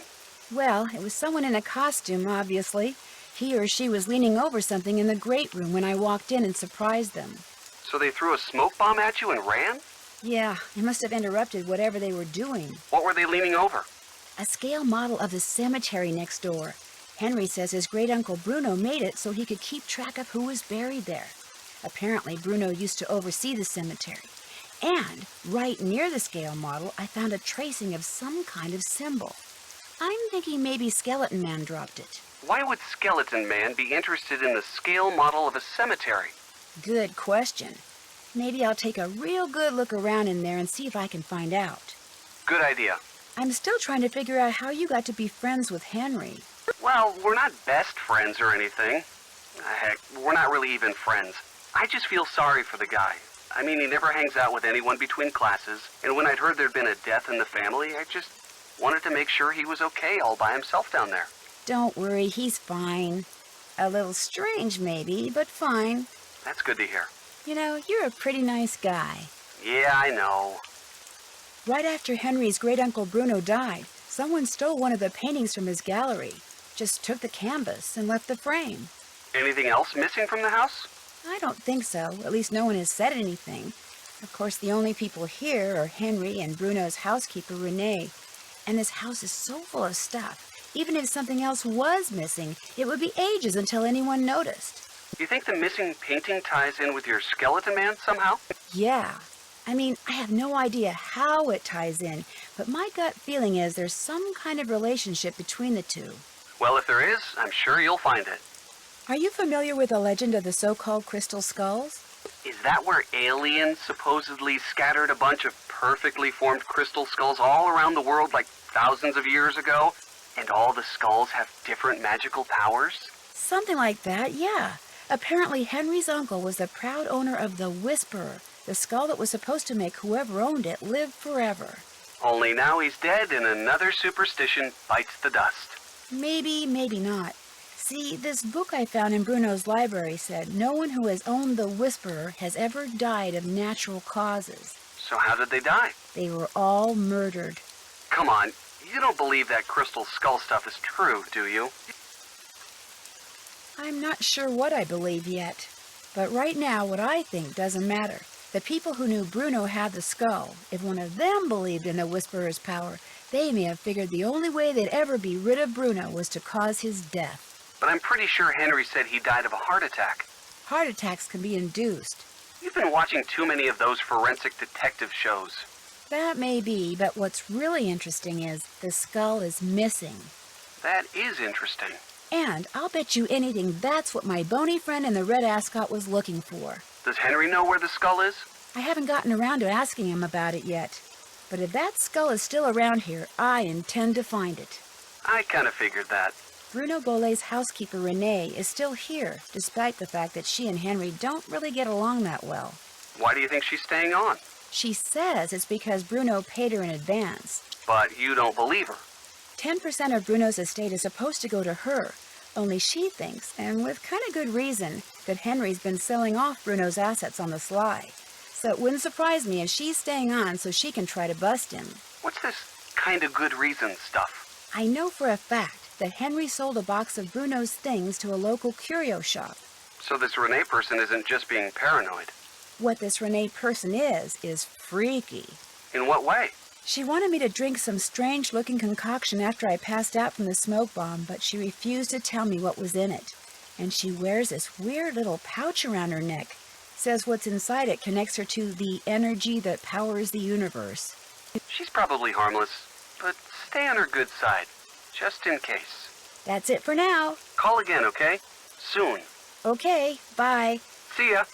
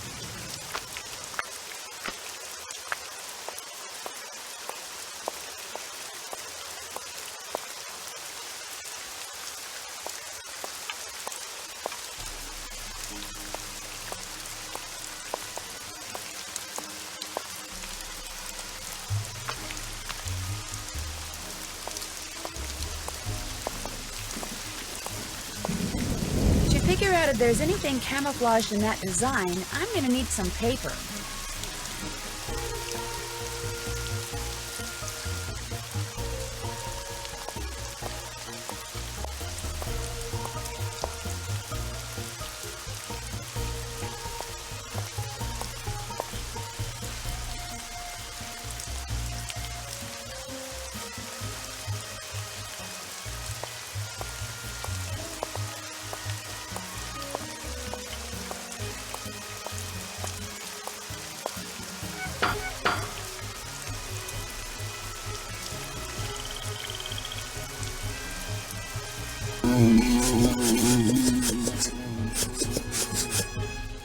That should keep you guys quiet for a while.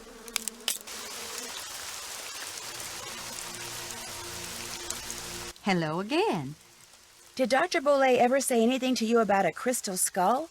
He may have referred to it as the Whisperer.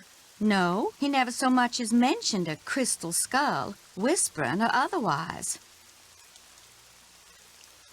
I understand that Dr. Bolet had some interesting pets, like an iguana. That man never met a creature he didn't like. He'd train them to do all kinds of silly tricks, then let them run free, inside the house as well as out. Did he ever teach you how to make them do their tricks? I never cared to learn. Don't get me wrong. I liked Dr. Bolet, I truly did. But I swear, sometimes his activities made as much sense to me as bathing in a bayou full of gators. Whose boat is tied up down there where the bayou comes up to the cemetery? Do you know? That would be my boat. Comes in very handy when I need to forage for certain swamp-dwelling plants.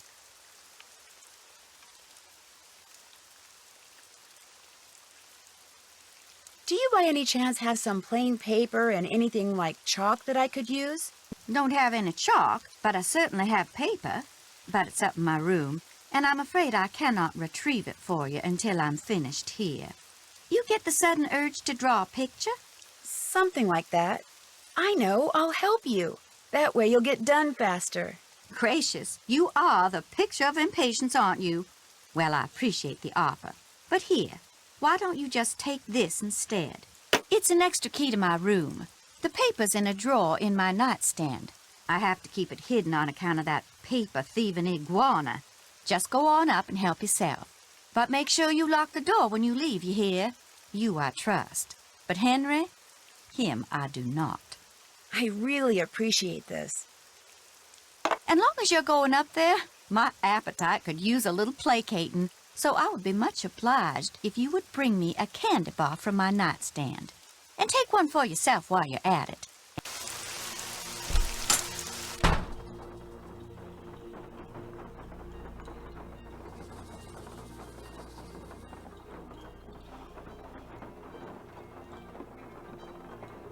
Yes?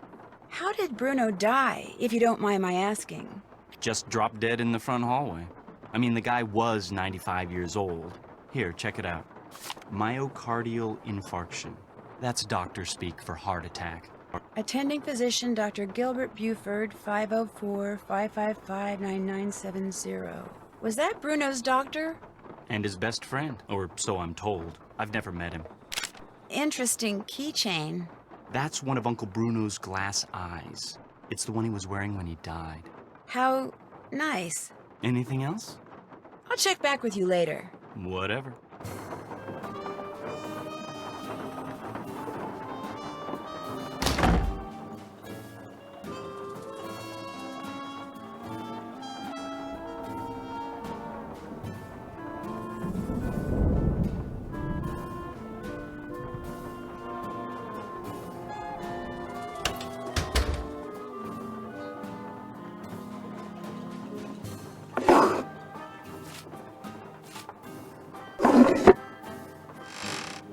One for Renee. Yum. Gosh, these things are good. Mmm.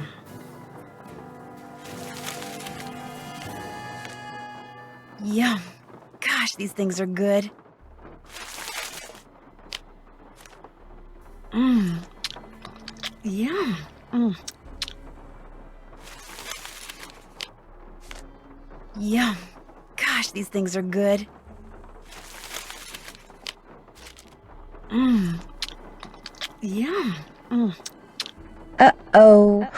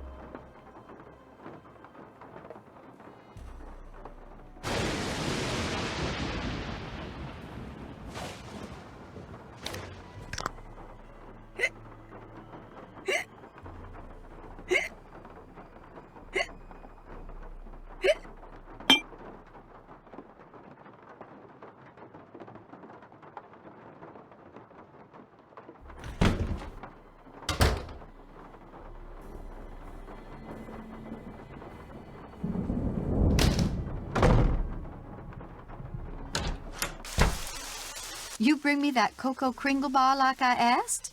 Right here. Bless you. I'm so hungry I could devour these plants I'm potting up, dirt and all. How else may I be of service to you? Were you in the house when Dr. Bolet passed away? I was indeed. I was in the library cleaning when all of a sudden I heard a big thump.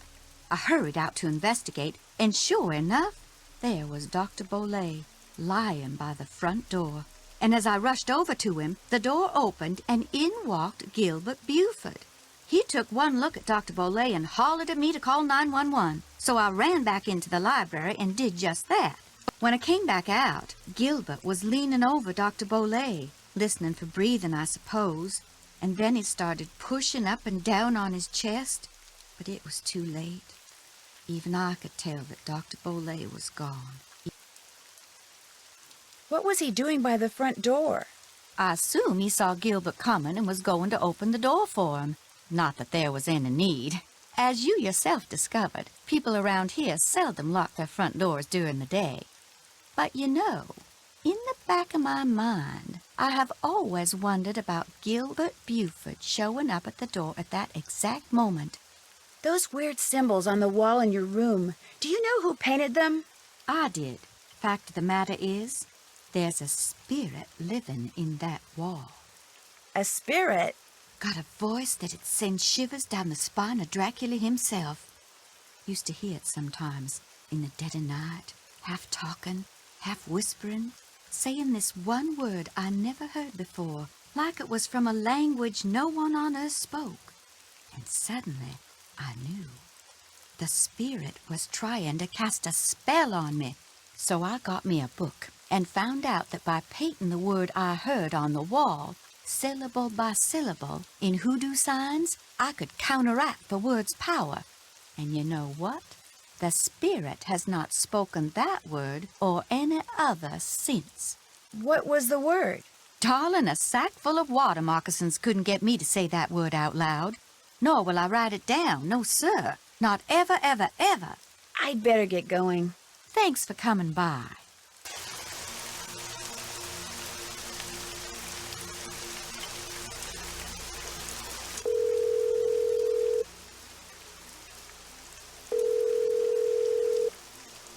This is Dr. Gilbert Buford's answering service. How may I help you? I need to talk to Dr. Buford. Could you maybe give me a number where I can reach him? No, ma'am, I cannot. Is this an emergency? Sort of. I mean, it's not a medical emergency. See, I'm only going to be in town for a short time, and Dr. Buford and I have this mutual friend who died recently, and I just really need to talk to him about it. Need some consoling, huh? Yes, I need some consoling. That's it exactly. Well, tell you what. It's against the rules to give you his phone number, but I can tell you that now that he's all but retired, Dr. Buford spends most of his evenings at his favorite gumbo stand down in the French Quarter. If you really need to talk to him, you can probably find him there. Great. Do you know the address? It's at the corner of Rampart and Domain. Did you say Rampart and Domain? I did indeed. Granny Pumpkin's Cajun cooking. They make some darn fine gumbo. Thank you. Thank you very much. You're welcome, and I'm truly sorry about your loss. My loss? That mutual friend of yours and Dr. Buford's? Oh, right. Thank you. That's very kind of you. Bye.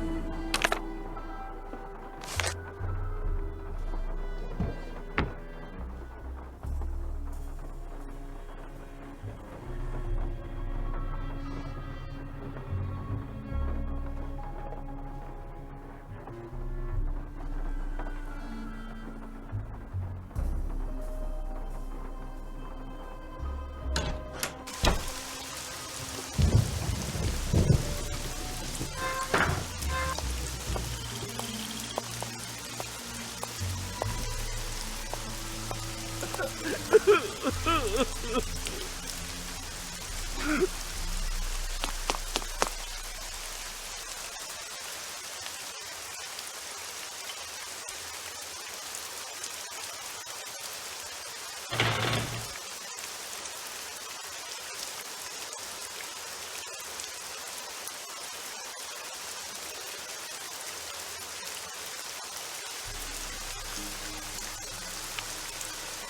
must be the painting that goes in that empty frame.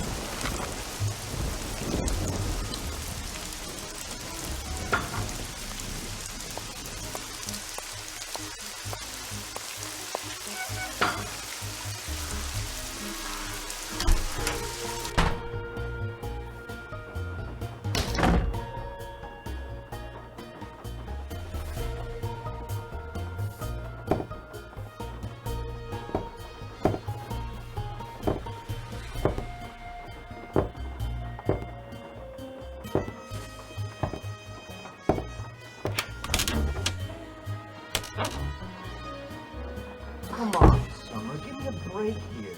You never said anything about that. Well, how was I supposed to know? I mean, what am I, telepathic? Come on, come on. Look, I'll see what I can do, okay? What do you mean, something else? You gotta be kidding me, Summer. I don't have that kind of money. No, I meant, I don't have it now, but I will, soon, okay? Bye. Oh, man.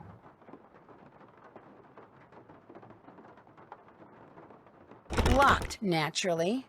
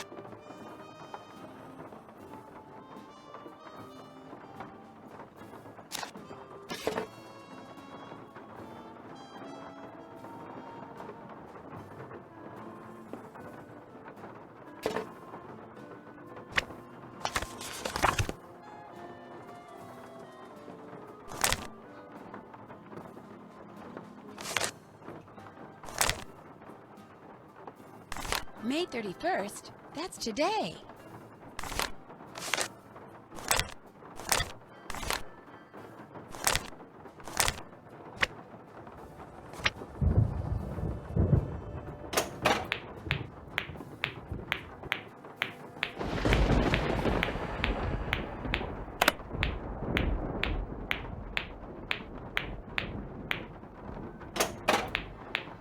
Gotcha.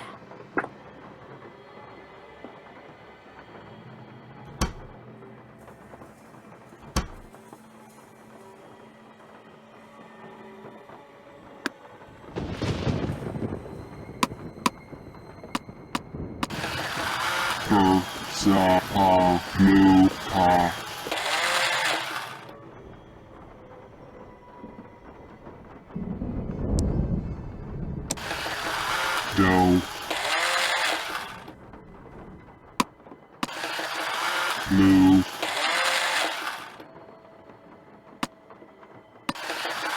Now.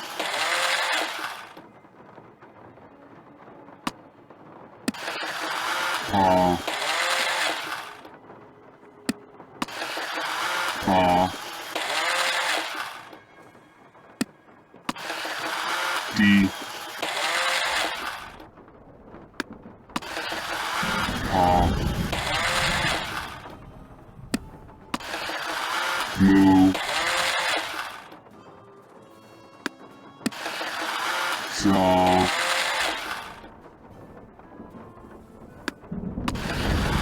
Her.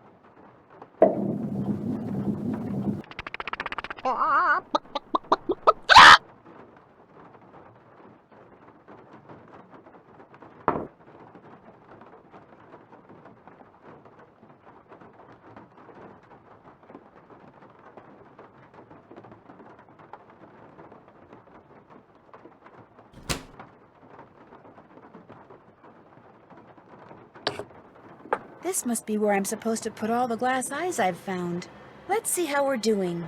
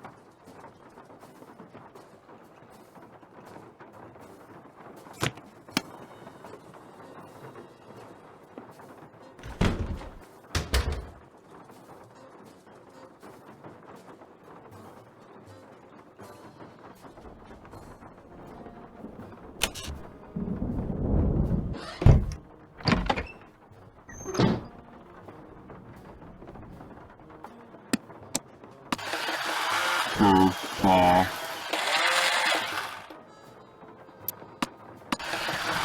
Do, Di.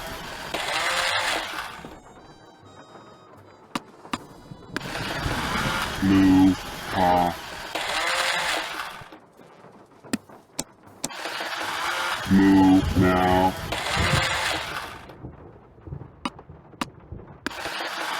Sa, Pa.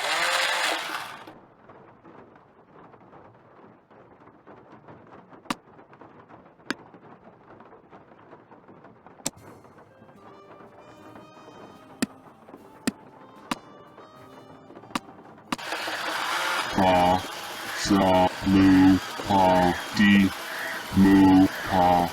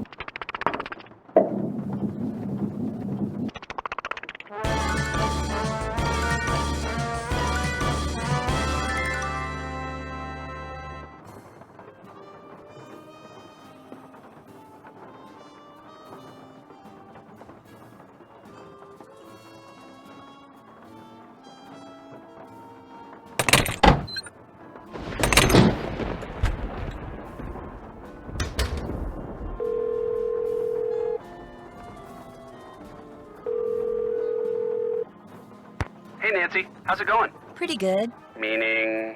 I think Henry still misses his parents. A lot. What makes you say that? I saw him out in the cemetery by what I think is their crypt. He seemed pretty upset. I'm not surprised. I get the feeling that what Henry looks like on the outside is just the opposite of what he looks like on the inside. I overheard Henry talking to someone named Summer. Is that his girlfriend? If it is, I'm happy for him. He always seems so lonely. Unfortunately, I got the feeling their relationship is making him more unhappy than happy. Sorry to hear that. Wait a minute. Were you eavesdropping? No, not on purpose. I was in this secret passageway and I could hear him through the wall. I couldn't help it. You found a secret passageway?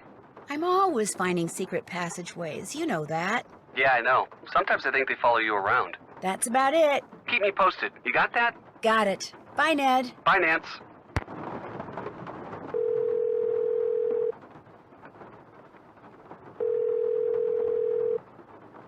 Yes, hello? Who is this? Hello, Professor. This is Nancy Drew again.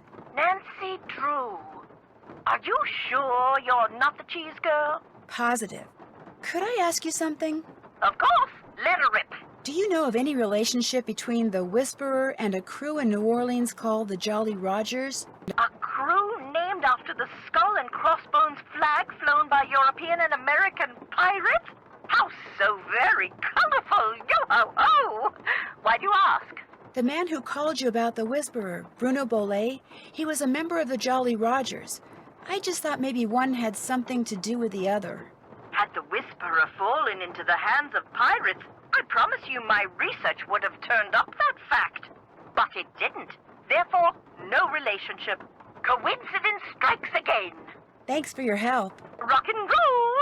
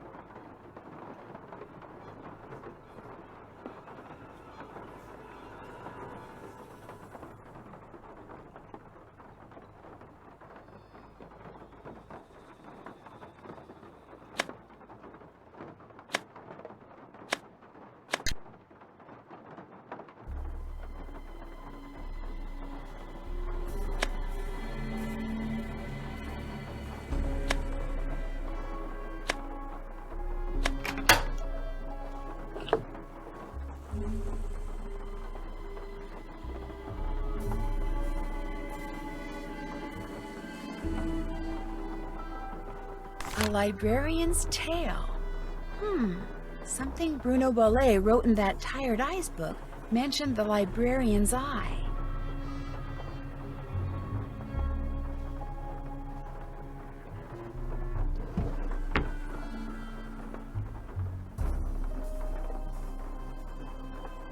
Yes? Do you think I could borrow your keychain? The one that has Bruno's glass eye on it? You want to borrow it? What for? Actually, all I really want is the eye. I mean, it's just so cool. What if you break it? I won't. I'll be really careful, I promise. I don't think I want to take that chance. Sorry. The box of your great-uncle's things that you sold to Zeke's curio shop, that was a no-no, wasn't it? What box of things? I don't know what you're talking about. I checked out that half-burned receipt from Zeke's that I found in the fireplace. Well, somebody screwed up somewhere because I haven't sold anything to anybody. Why would I sell one lousy box of stuff when I'm about to inherit a whole house full of stuff? Get real. You sold it because you needed some quick cash in order to keep Summer happy, didn't you? How do you know about her? Playing detective is actually a lot more than a hobby with me. I could make a lot of trouble for you, Henry, but if you come clean, tell me about Summer. She's this girl I'm in love with. I think she loves me back, but she's so unpredictable it drives me nuts. How is she unpredictable? I never know what's gonna make her happy. Like, just before I left, I took practically every bit of cash I had and bought her a bunch of CDs. You know, to keep her occupied while I was gone, right? Well, soon as I get here, she calls and says her sound system just went bluey, and I had to buy her a new one, because what good were the CDs I bought her if she couldn't play them? So then you threw a bunch of Bruno's things into a box and sold it to that curio shop. Yeah. I wired her the money, but then she called and said she also needed new headphones. Next call, it was new speakers, and now she expects me to buy her a flat-screen TV. When I try to talk to her about always wanting more like that, she gets really mad. But I'm afraid if I don't give her what she wants, I'm afraid she'll dump me, and I couldn't take that. I mean, she's the only girlfriend I've ever had. Ever will have, probably. Look, you don't need to go telling Renee or any of those lawyers about selling that stuff, right? I guess I could just forget all about it. Especially if you were to, say, do something for me. I know. You still want the glass eye? Take it. Go ahead. It's all yours. You want something, I want something, take it and we're even, okay? Well, it's not like you sold off half the estate or anything. $300. That's all I've gotten out of his estate. I swear. Go on, take it. I was naughty, but from now on I'll be nice, I promise. Do you know anything about the crystal skull that was in that box of junk you sold to Zeke's? There wasn't any crystal skull in that box. Are you sure? It would have been inside another box. Well, I did throw in some smaller boxes. Like I said, I was just grabbing stuff. Was it valuable? All I really know for sure right now is that it's missing. Great. Be just my luck to have sold something that wasn't junk to that glorified trash collector. I'll check back with you later. Whatever.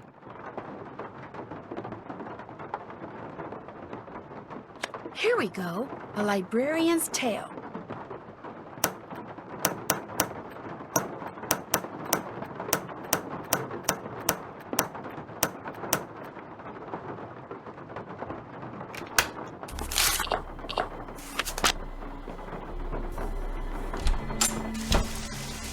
Hello again. I'll leave you to your potting. Fare thee well.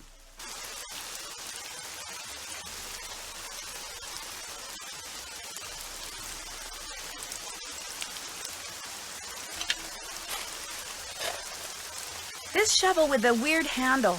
Do you think I could borrow it? Dr. Bollet took great interest in that shovel. Don't know why. Never used it. Just like to see it hanging there. Me, I use it to dig up roots. I could dig you up some roots. Right now, I need mushrooms. I was hoping to get them picked tonight, but from the looks of all this potting I still have to do... I'd be happy to pick them for you. Why, what a generous offer. All right, then. I need 5 painted conchs. They're mushrooms that have got a short, fat stem and a large bell-shaped cap covered with big red dots. You might find one or two here in the garden, but you'll have better luck in the boggy part of the cemetery. You get me 5, no more, no less, and I'll let you borrow that shovel. Deal. You can put them in this bag. How else may I be of service to you? I'll see you later. Thanks for coming by.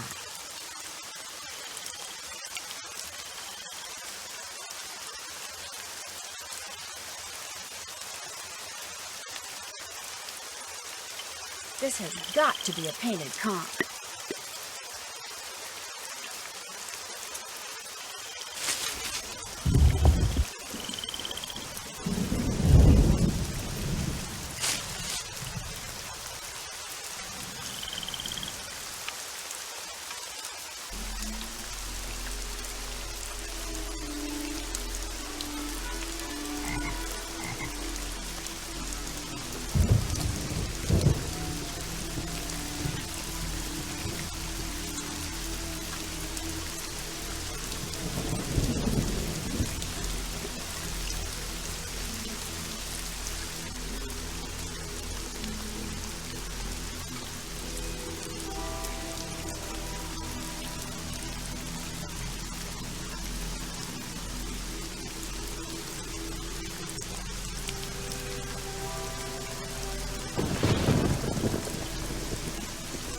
Another painted conch. Yes!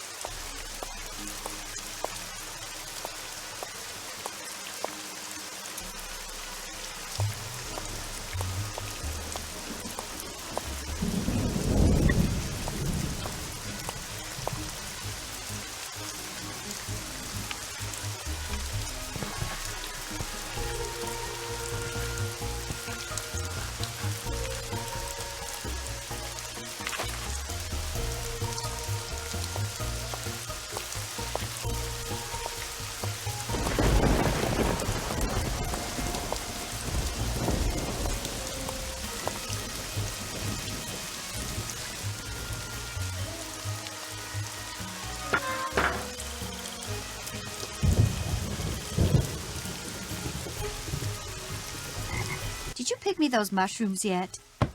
Sure did. Well, bless your heart, you did it. Actually, picking the one growing on the log sticking out of the swamp was a little hairy. Oh, my. I forgot to warn you about Bernie, didn't I? If by Bernie you mean the alligator that almost had me for dinner, yeah, you did. He's another one of Dr. Beaulay's pets. He'd kick that log to get Bernie's attention, then feed him marshmallows. Problem is, now that gator leaps up and snaps every time someone so much as touches that log. I should have said something, but I've gotten so used to Bernie, I just plain forgot. Anyway, feel free to help yourself to that shovel. You earned it. I'll leave you to your potting. Fare thee well.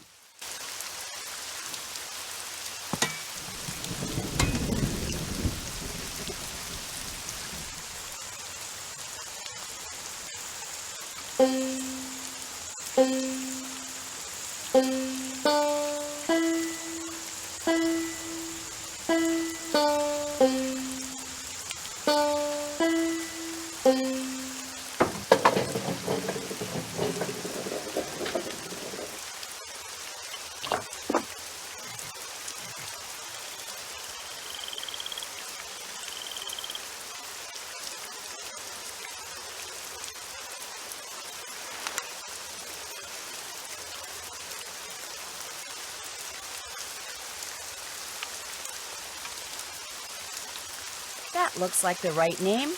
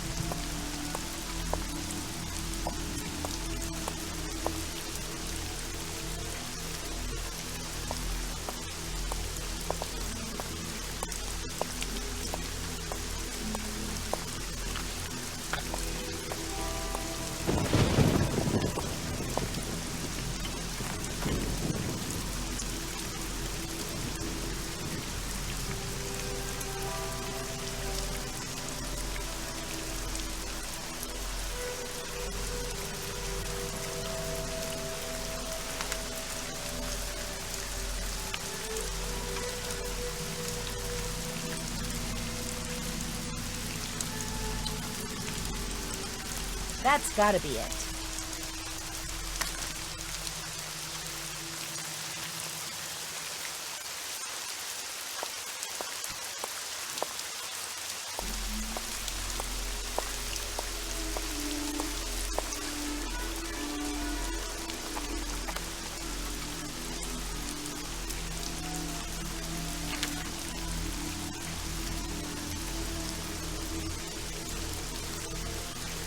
That looks like the right name.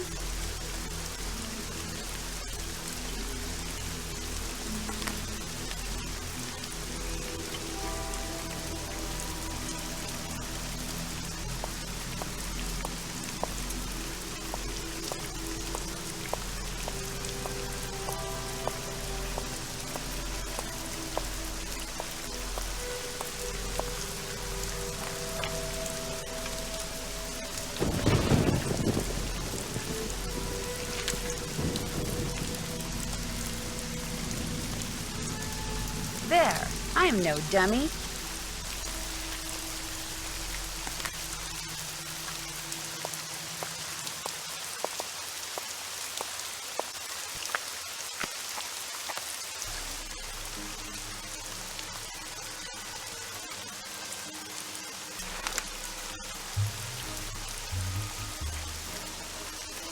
That can't be right.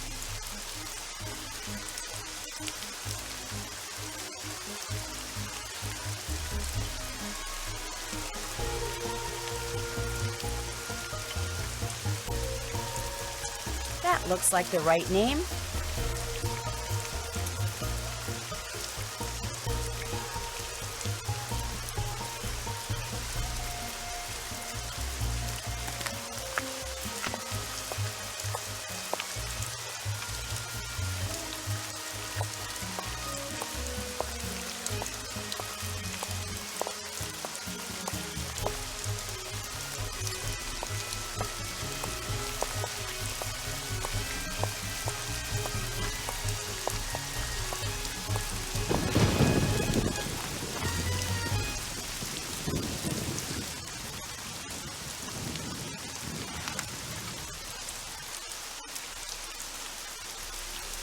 Let's hope Neil is lying down by now.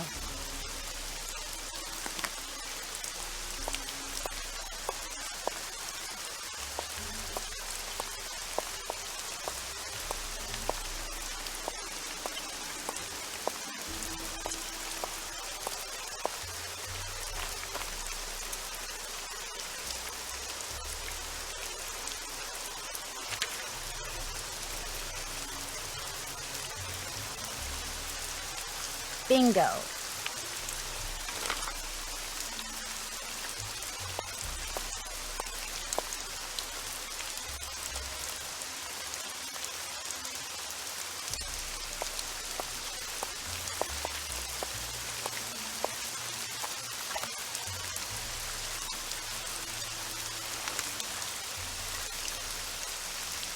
This name doesn't fit the clue.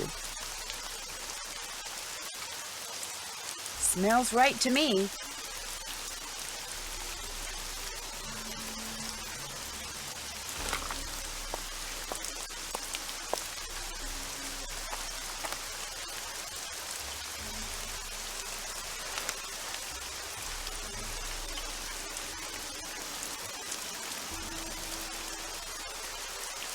Hopefully this will givens me a clue.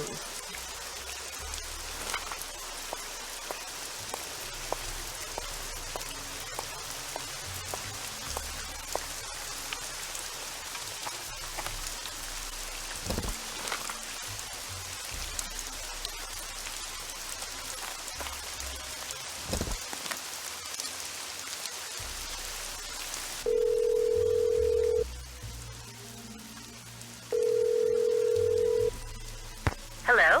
Hi, Bess, it's me. So what's been happening? Tell me everything. Well, let's see.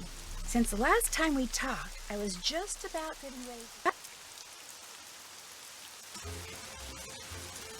Interesting stuff. But the reason I called is, I need you to talk to this doctor named Gilbert Buford, who, as it turns out, likes to hang out at a gumbo stand called Granny Pumpkin's Cajun Cookin', which should be right across from our hotel.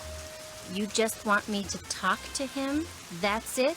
Nothing nefarious? No black ops stuff? He was Bruno Bolet's doctor, and apparently his best friend, too.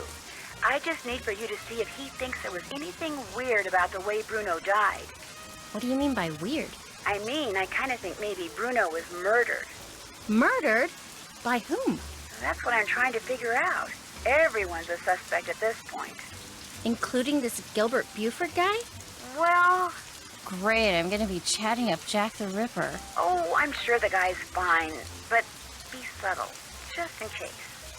Well, I can see the gumbo stand from our balcony. If he's the guy that's sitting down there, I guess he looks harmless. Okay, I'll go talk to him. Thanks, Bess. Let me know what happens. Cheerio. Can I help you? A bowl of gumbo, please. There you go.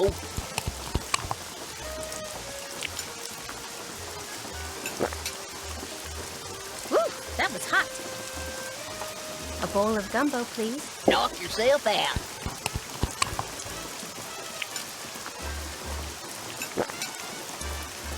Hot, but yummy. A bowl of gumbo, please. Enjoy.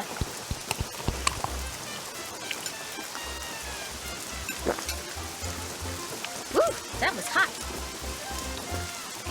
A bowl of gumbo, please. Knock yourself out.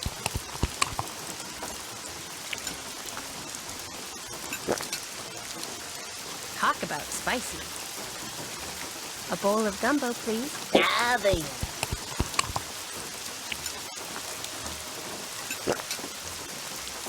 Hot, but yummy. A bowl of gumbo, please. Now then.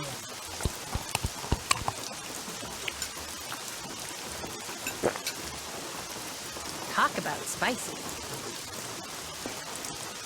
A bowl of gumbo, please. Eat up.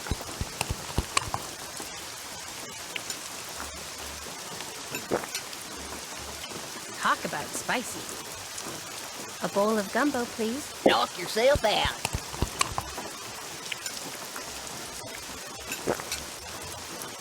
Woo, that was hot. A bowl of gumbo, please. Enjoy.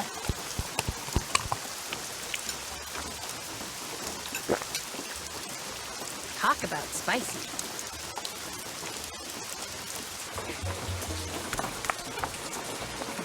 Why, hello, young lady. How kind of you to grace an old man with your lovely presence. Are you Dr. Gilbert Buford? I'm delighted to report that I am indeed. Do you mind if I join you? Of course not. A little lively discourse would brighten this gloomy evening considerably. This here is my favorite spot in the whole city. Delicious gumbo, pleasing view, particularly now, I might add.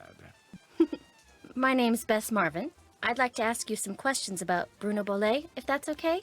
I'd prefer subject matter of a happier nature, but I do not want to seem inhospitable, so What is it you want to know? Is it true that Dr. Boulay was your best friend? Well, now, I was certainly his best friend, but I cannot honestly say that he was mine.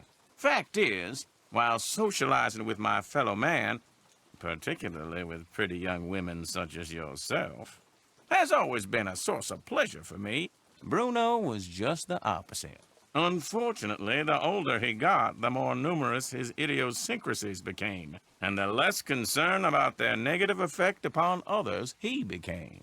How exactly did he die? He died of a myocardial infarction, most likely caused by age-related atherosclerosis. Dying of a heart attack is all too common for people who are socially isolated, and Bruno Boulay had most certainly become that. Did they do an autopsy on Dr. Boulay? No. Given Bruno's advanced age and the absence of any indication of foul play, an autopsy was deemed unnecessary, and the body was cremated according to Bruno's wishes. I hear that you're a member of the Jolly Rogers crew. Is that true? Perhaps I am, perhaps I am not. I'm sure someone as charming and attractive as yourself has her share of secrets, too. Am I right? Be that as it may, just what is a crew? Crews are organizations whose primary purpose is to put on parades during Mardi Gras. They also put on fabulous parties. Very private parties. Members only. Some consider crews to be private clubs. Secret societies is a term others have used. However, back in the 1990s, the city decided not to issue the Jolly Rogers any more parade permits, unless they opened their crew to pretty much anyone who wanted to join. So, refusing to be blackmailed, they chose instead to simply not put on parades anymore. As far as the city is concerned, the Jolly Rogers no longer exist. Was Bruno Boulay a Jolly Roger too? Perhaps. Perhaps not. Did Dr. Boulay ever say anything to you about owning a crystal skull? Why, yes. Yes, he did. In fact, he showed it to me once. Said it had magical powers. Said owning it was going to allow him to live forever. I thought it was utter nonsense and told him so. Well, he didn't appreciate that at all. Refused to talk to me for a full 2 weeks. What'd the skull look like? It was quite beautiful, actually. Life-size, perfect in form and clarity, like a diamond almost. Tell me, Miss Bess, what do you know about that crystal skull? This friend of mine, who is also a friend of Henry Boulay, you know, Dr. Boulay's great-nephew. Anyway, while she was visiting Henry, she saw this book in Bruno's library about the legendary crystal skulls and was kind of intrigued and thought that since Henry said that you were pretty much Bruno's only friend, maybe Bruno had said something to you about it, and as it turns out, he had. That's all I know. I see. Well, much as I'd like to believe that skull holds the key to immortality, I'm afraid Bruno's passing proves it's worthless. Although it would make an attractive paperweight, as I recall. Tell your friend not to give it another thought. Dr. Boulay's housekeeper says you just happened to walk in just as he was having his heart attack. Is that true? Indeed it is. I hadn't seen him for a while, so I picked that day to pay him a visit. I walked up to the front door, found it unlocked as usual, opened it, and there he was, lying on the floor in obvious distress. The next thing I know, his housekeeper came running in and started shrieking and carrying on, until finally I sent her out of the room so she could summon an ambulance, and I could once again hear myself think. Then let's see. Then I knelt down and saw that he wasn't breathing. So I pulled him away from the doorway so I'd have more room to work on him and began chest compressions. I continued until the medics arrived, but nothing they did made a difference either. Why would he have a heart attack in the foyer? That's always been a bit of a puzzlement to me, too. Can you remember anything that might indicate what he was doing by the front door? I mean, had he just come in from a walk? Was he wearing a hat? Was he holding anything? Had he dropped something? An umbrella? Sunglasses? Wait a minute. Why, yes, he was holding something. A piece of paper. And on the floor next to him was an envelope. He must have collapsed while reading a letter.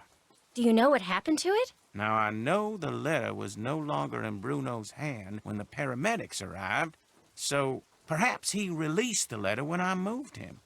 And yet I do not recall seeing it on the floor when they wheeled him out the door. Iggy. What's icky? Iggy. Iggy is an iguana Bruno befriended, then turned loose in his home. It soon developed the annoying habit of stealing paper and stockpiling it in the vent system. Did you see Iggy while you were tending to Bruno that day? No, but then I rarely ever saw Iggy.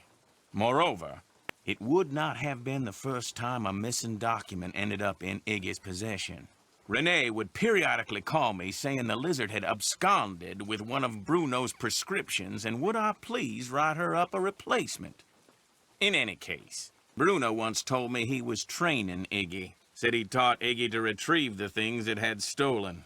Do you think it's possible that Renee caused Dr. Bolet's death by, say, hoarding the pills from those missing prescriptions and giving them to him all at once? No. Had he died of an overdose of the medications I had prescribed, the manner of his death would have been quite different. But he died of a heart attack. Of that I am certain. However, I know for a fact that Renee is deeply involved in the practice of hoodoo. And as Bruno's housekeeper, she had ample opportunity to use it against my poor old friend. You mean hoodoo really works? Young lady, never, ever underestimate the power of suggestion. If a person believes in something, even on a subconscious level, fantasy can easily become fact. And who knows what rubbish Renee filled Bruno's mind with? Drink this, don't eat that. This brings good luck, that brings bad, day in and day out. Even if he said he didn't believe a word of it, who knows how much his subconscious was absorbing? He was very old and vulnerable. So could Renee have caused Bruno to have that fatal heart attack? There's not a doubt in my mind she could indeed. I'll let you get back to your gumbo. I've enjoyed our conversation immensely.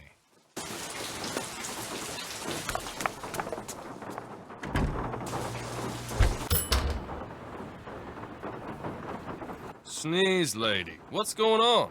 In all your journeys through the wonderful world of junk, have you ever come across one of those legendary crystal skulls? What makes you ask that? You have so many other oddities in here, I was just wondering. No. I know the legend, of course, and I sure wouldn't mind getting my hands on one of those babies. I mean, I could sell it for a fortune. But no such luck. Funny. I've been thinking about those skulls lately. A lot. Really? Hey, maybe we got some kind of psychic thing going here. Quick, think of a number between 1 and 10 and I'll try to guess it. You thinking of a number? Okay, 4. 9. Darn. Guess it was just a coincidence. Guess so. That gumbo stand outside? What do you think? Is it pretty authentic? Outstanding! Just watch the hot sauce. Whatever's in it gives my stomach instant fits. Guess I'll check this place out some more. Enjoy!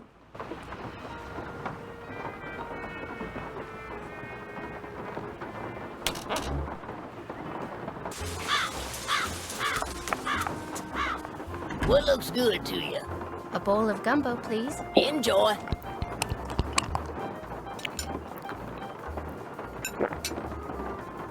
Talk about spicy.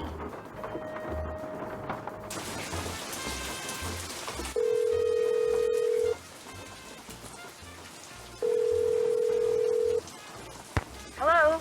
Bess here. Oops. Looks like Dr. Buford decided he's had enough gumbo. He's not at Granny Pumpkin's anymore? Nope. But here's what else I've learned since I talked to you last. And that's all she wrote. Excellent. Thanks for the report. Stay in touch. See ya.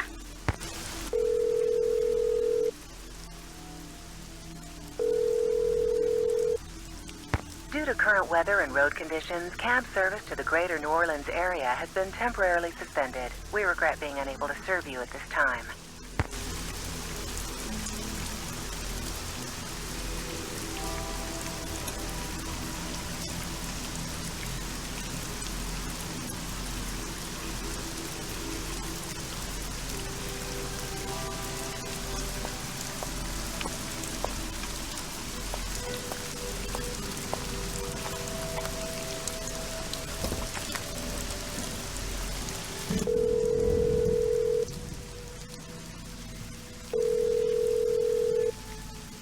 Hello? Hi, Bess. How you doing? Great. I just took a nice, luxurious bubble bath and I'm ready to boogie. When are you coming back here? That's still kind of hard to say, but listen. Remember that old photo of a boy and his dog you said you saw in that box of stuff Henry sold to Lamont? Yeah? Did it look like it was maybe taken in the 1920s? That's exactly what it looked like. Why? Because I need to find out the name of Bruno Bolet's dog. And if that boy was Bruno, then that was probably his dog. Was there any writing on the picture? Yeah, as a matter of fact, I think it said Bruno. That's all it said? Just Bruno? No, it said Bruno but whatever came after and was hidden by the frame. I really need to know the name of that dog. Oh, no. No, you don't. No more snooping. Bess, just get into that box again and see if the dog's name is on that picture. That's all I want you to do. How? I can't just go waltzing into Lamont's back room. And he's for sure as heck not gonna fall for that sneeze contraption again. There must be some other way you can distract him. Please, Bess? I can't tell you how important this is. You gotta do this for me. Please? Okay. We're not gonna have any fun here until you solve this mystery, and since you can't do that until I do this... Okay, I'll sneak into the back room and take another look at that photo. I mean, I will if I don't screw up. Think positive, Bess. You're gonna do fine. You bet I am. In fact, I'm not going to call you again until I have seen that picture. I'm going in. You go, girl.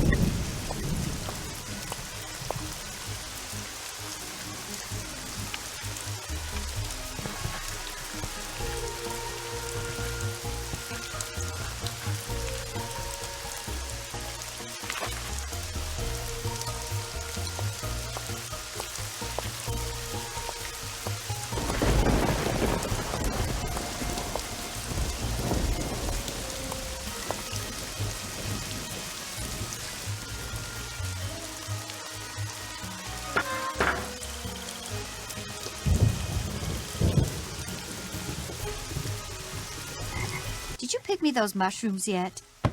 Sure did. Well, bless your heart, you did it. Actually, picking the one growing on the log sticking out of the swamp was a little hairy. Oh, my. I forgot to warn you about Bernie, didn't I? If by Bernie you mean the alligator that almost had me for dinner, yeah, you did. He's another one of Dr. Bolet's pets. He'd kick that log to get Bernie's attention, then feed him marshmallows. Problem is, now that gator leaps up and snaps every time someone so much as touches that log. I should have said something, but I've gotten so used to Bernie, I just plain forgot. Anyway, feel free to help yourself to that shovel. You earned it. I'll leave you to your potting. Fare thee well.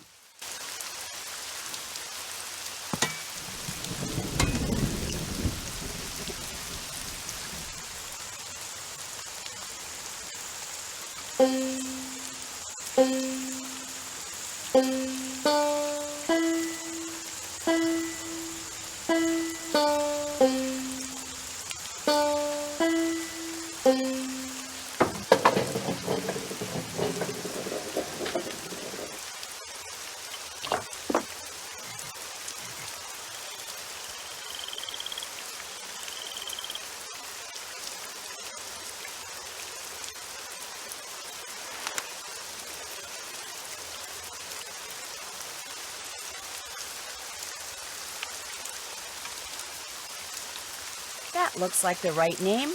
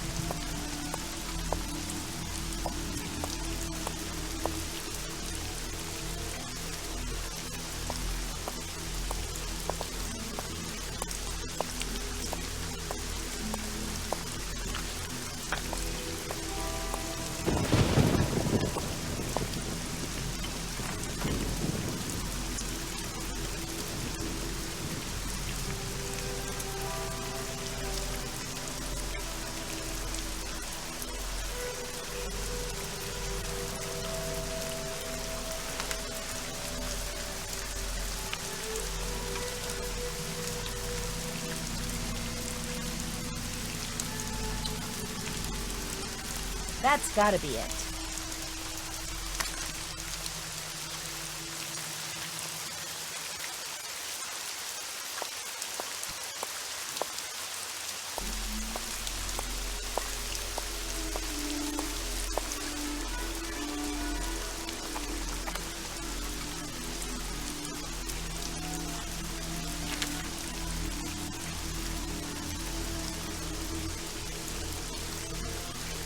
That looks like the right name.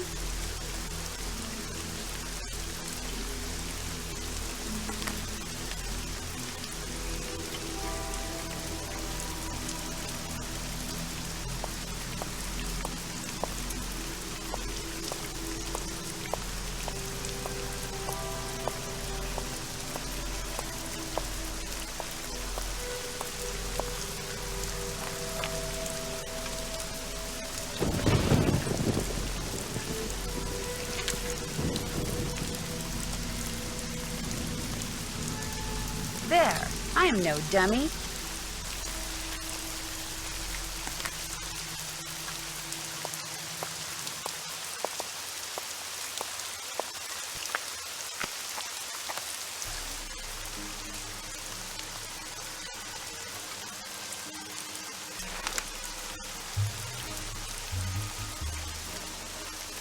That can't be right.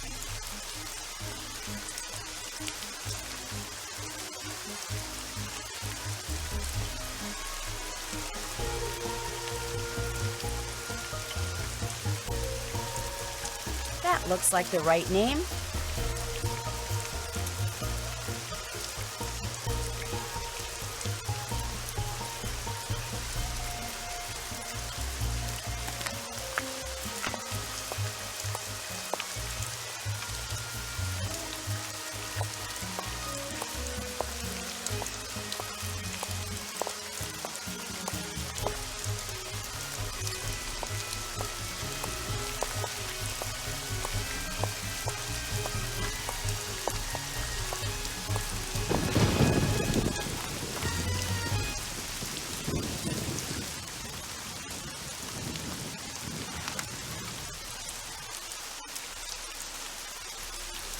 Let's hope Neil is lying down by now.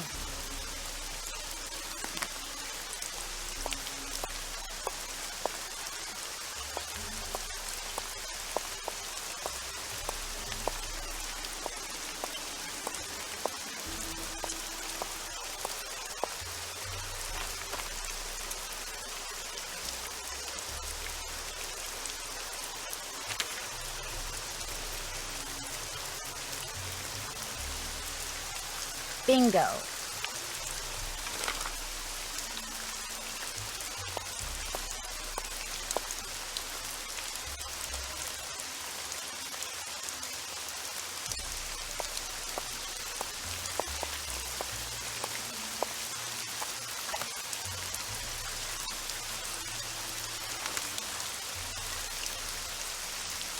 This name doesn't fit the clue. Smells right to me.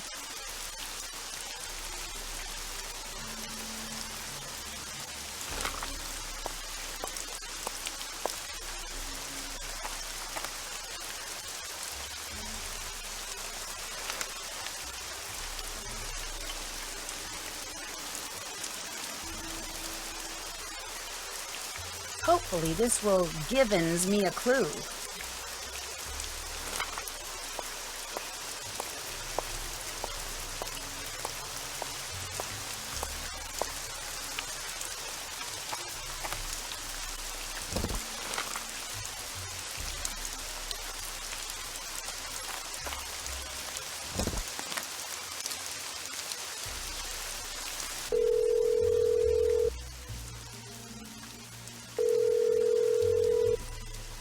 Hello? Hi, Bess, it's me. So what's been happening? Tell me everything. Well, let's see. Since the last time we talked, I was just about getting ready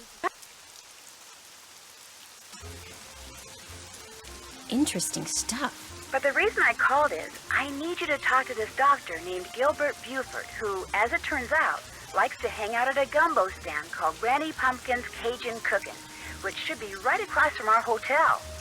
You just want me to talk to him? That's it? Nothing nefarious? No black ops stuff? He was Bruno Bolet's doctor, and apparently his best friend, too. I just need for you to see if he thinks there was anything weird about the way Bruno died. What do you mean by weird? I mean, I kind of think maybe Bruno was murdered. Murdered? By whom? That's what I'm trying to figure out. Everyone's a suspect at this point. Including this Gilbert Buford guy? Well... Great, I'm gonna be chatting up Jack the Ripper. Oh, I'm sure the guy's fine, but be subtle, just in case. Well, I can see the gumbo stand from our balcony. If he's the guy that's sitting down there, I guess he looks harmless. Okay, I'll go talk to him. Thanks, Bess. Let me know what happens. Cheerio. Can I help you? A bowl of gumbo, please. There you go.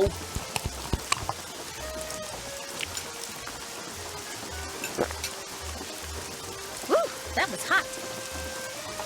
A bowl of gumbo, please. Knock yourself out.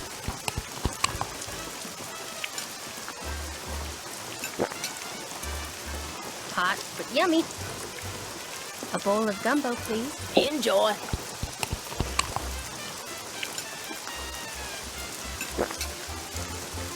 Woo, that was hot. A bowl of gumbo, please. Knock yourself out.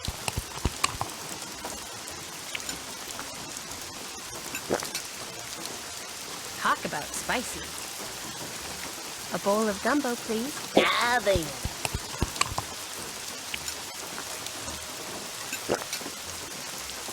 Hot, but yummy. A bowl of gumbo, please. Now then.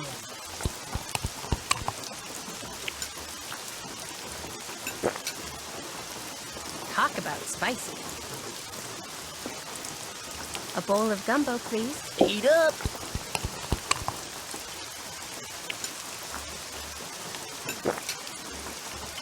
Talk about spicy. A bowl of gumbo, please. Knock yourself out.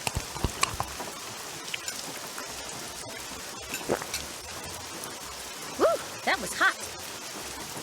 A bowl of gumbo, please. Enjoy.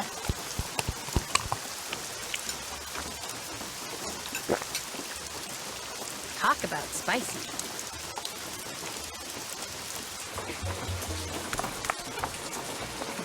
Why, hello, young lady. How kind of you to grace an old man with your lovely presence. Are you Dr. Gilbert Buford? I'm delighted to report that I am indeed. Do you mind if I join you? Of course not. A little lively discourse would brighten this gloomy evening considerably. This here is my favorite spot in the whole city. Delicious gumbo, pleasing view, particularly now, I might add. My name's Bess Marvin. I'd like to ask you some questions about Bruno Bolet, if that's okay? I'd prefer subject matter of a happier nature, but I do not want to seem inhospitable, so what is it you want to know? Is it true that Dr. Bolet was your best friend? Well, now, I was certainly his best friend, but I cannot honestly say that he was mine. Fact is, while socializing with my fellow man, particularly with pretty young women such as yourself, has always been a source of pleasure for me, Bruno was just the opposite. Unfortunately, the older he got, the more numerous his idiosyncrasies became, and the less concern about their negative effect upon others he became. How exactly did he die? He died of a myocardial infarction, most likely caused by age-related atherosclerosis. Dying of a heart attack is all too common for people who are socially isolated, and Bruno Bolet had most certainly become that. Did they do an autopsy on Dr. Bolet? No. Given Bruno's advanced age and the absence of any indication of foul play, an autopsy was deemed unnecessary, and the body was cremated according to Bruno's wishes. I hear that you're a member of the Jolly Rogers crew. Is that true? Perhaps I am. Perhaps I am not. I'm sure someone as charming and attractive as yourself has her share of secrets, too. Am I right? Be that as it may, just what is a crew? Crews are organizations whose primary purpose is to put on parades during Mardi Gras. They also put on fabulous parties. very private parties, members only. Some consider crews to be private clubs. Secret societies is a term others have used. However, back in the 1990s, the city decided not to issue the Jolly Rogers any more parade permits, unless they opened their crew to pretty much anyone who wanted to join. So, refusing to be blackmailed, they chose instead to simply not put on parades anymore. As far as the city is concerned, the Jolly Rogers no longer exist. Was Bruno Bolet a Jolly Roger too? Perhaps. Perhaps not. Did Dr. Bolet ever say anything to you about owning a crystal skull? Why, yes. Yes, he did. In fact, he showed it to me once. Said it had magical powers. Said owning it was going to allow him to live forever. I thought it was utter nonsense and told him so. Well, he didn't appreciate that at all.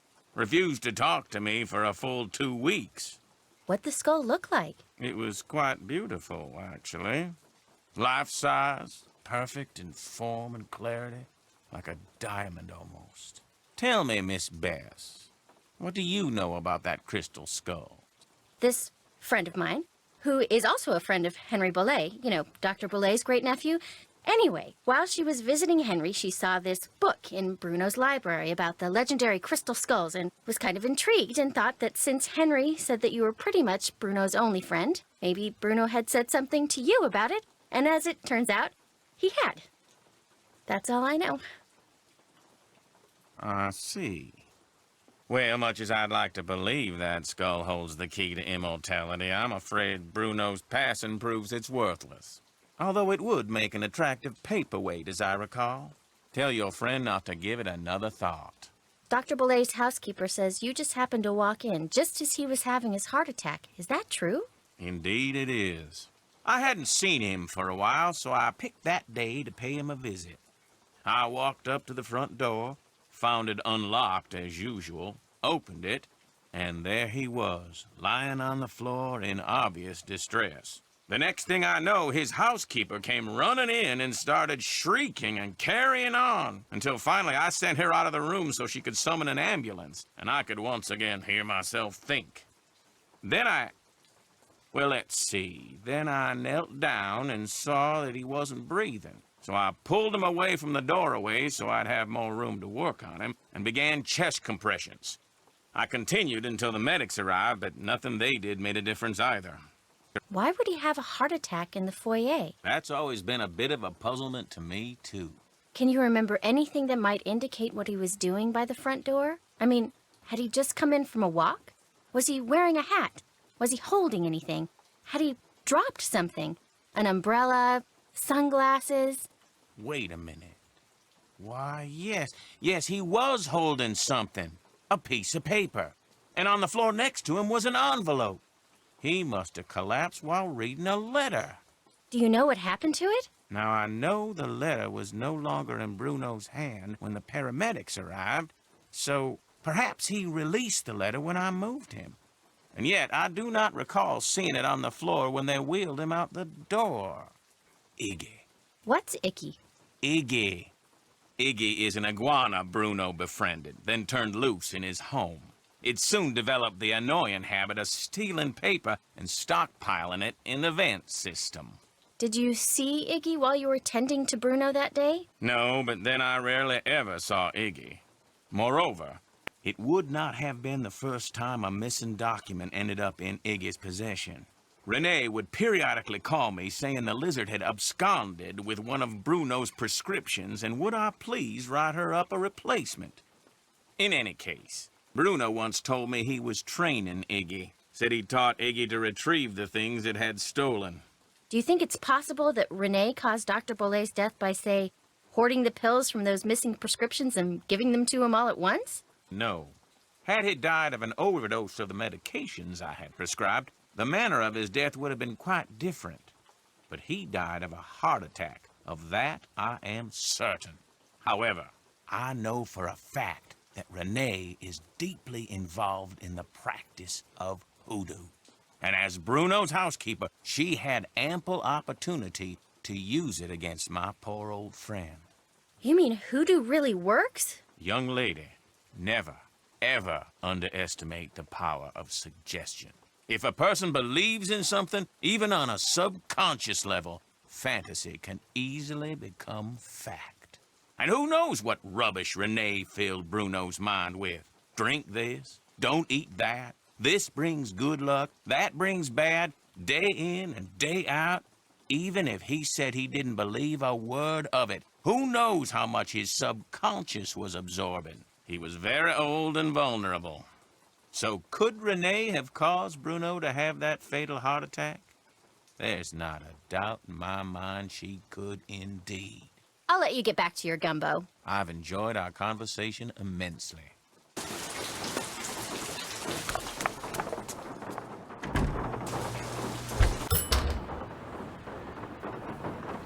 Sneeze lady, what's going on? In all your journeys through the wonderful world of junk, have you ever come across one of those legendary crystal skulls? What makes you ask that? You have so many other oddities in here, I was just wondering. No. I know the legend, of course, and I sure wouldn't mind getting my hands on one of those babies. I mean, I could sell it for a fortune. But no such luck. Funny. I've been thinking about those skulls lately. A lot. Really? Hey, maybe we got some kind of psychic thing going here. Quick, think of a number between 1 and 10 and I'll try to guess it. You thinking of a number? Okay, 4. 9. Darn. Guess it was just a coincidence. Guess so. That gumbo stand outside? What do you think? Is it pretty authentic? Outstanding! Just watch the hot sauce. Whatever's in it gives my stomach instant fits. Guess I'll check this place out some more. Enjoy!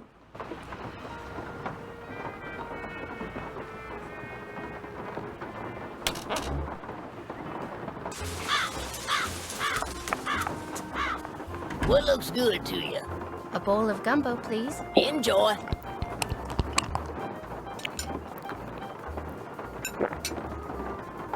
Talk about spicy.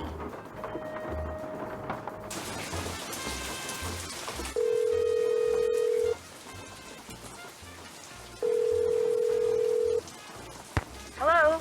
Bess here. Oops. Looks like Dr. Buford decided he's had enough gumbo. He's not at Granny Pumpkin's anymore? Nope. But here's what else I've learned since I talked to you last. And that's all she wrote. Excellent. Thanks for the report. Stay in touch. See ya.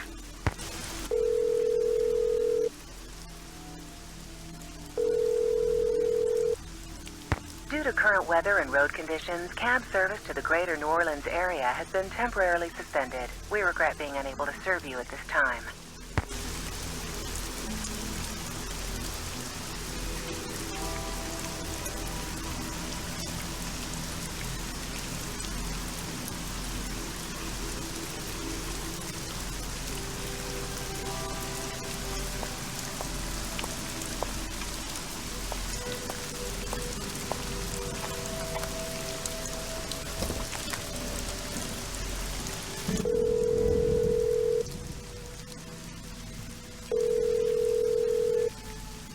Hello? Hi, Bess. How you doing?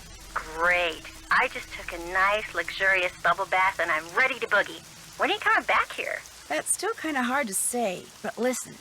Remember that old photo of a boy and his dog you said you saw in that box of stuff Henry sold to Lamont? Yeah? Did it look like it was maybe taken in the 1920s? That's exactly what it looked like. Why? Because I need to find out the name of Bruno Bolet's dog. And if that boy was Bruno, then that was probably his dog. Was there any writing on the picture? Yeah, as a matter of fact, I think it said Bruno. That's all it said? Just Bruno? No, it said Bruno but whatever came after and was hidden by the frame. I really need to know the name of that dog. Oh, no. No, you don't. No more snooping. Bess, just get into that box again and see if the dog's name is on that picture. That's all I want you to do. How? I can't just go waltzing into Lamont's back room. And he's for sure as heck not gonna fall for that sneeze contraption again. There must be some other way you can distract him. Please, Bess? I can't tell you how important this is. You've gotta do this for me. Please? Okay. We're not gonna have any fun here until you solve this mystery, and since you can't do that until I do this... Okay, I'll sneak into the back room and take another look at that photo. I mean, I will if I don't screw up. Think positive, Beth. You're gonna do fine. You bet I am. In fact, I'm not going to call you again until I have seen that picture. I'm going in. You go, girl.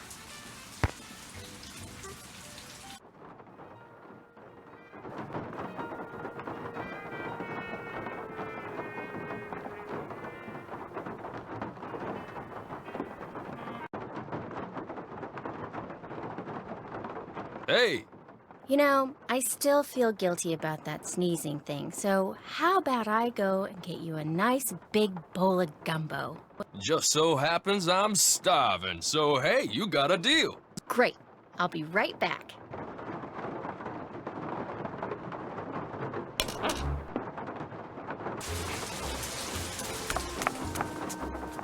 Hey, what'll it be? Can I get a gumbo to go, please? Dive in.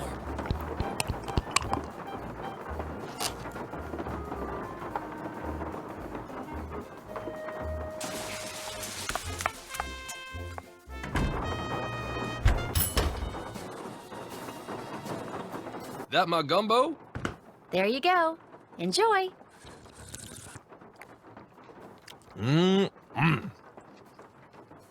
Uh-oh. Oh, you're gonna have to excuse me.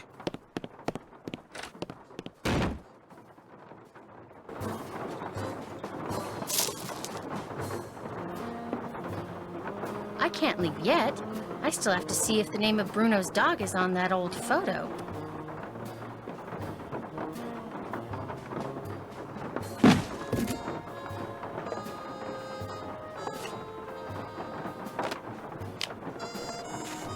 Uh-oh, I better get out of here.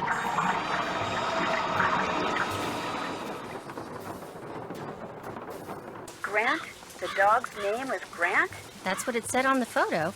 Kind of a weird name for a dog, huh? Yeah, well, Bruno Bolet was kind of a weird guy.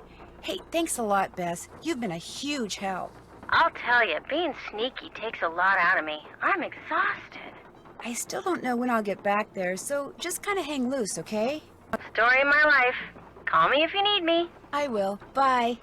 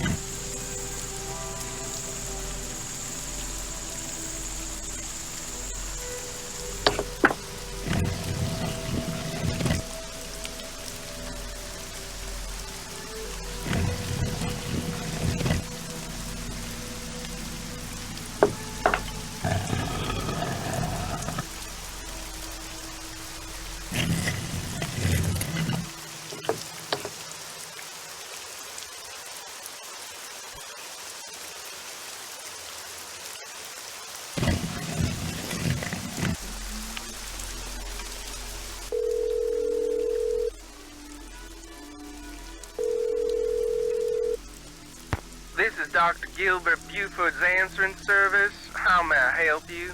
Actually, I guess you can't. Sorry.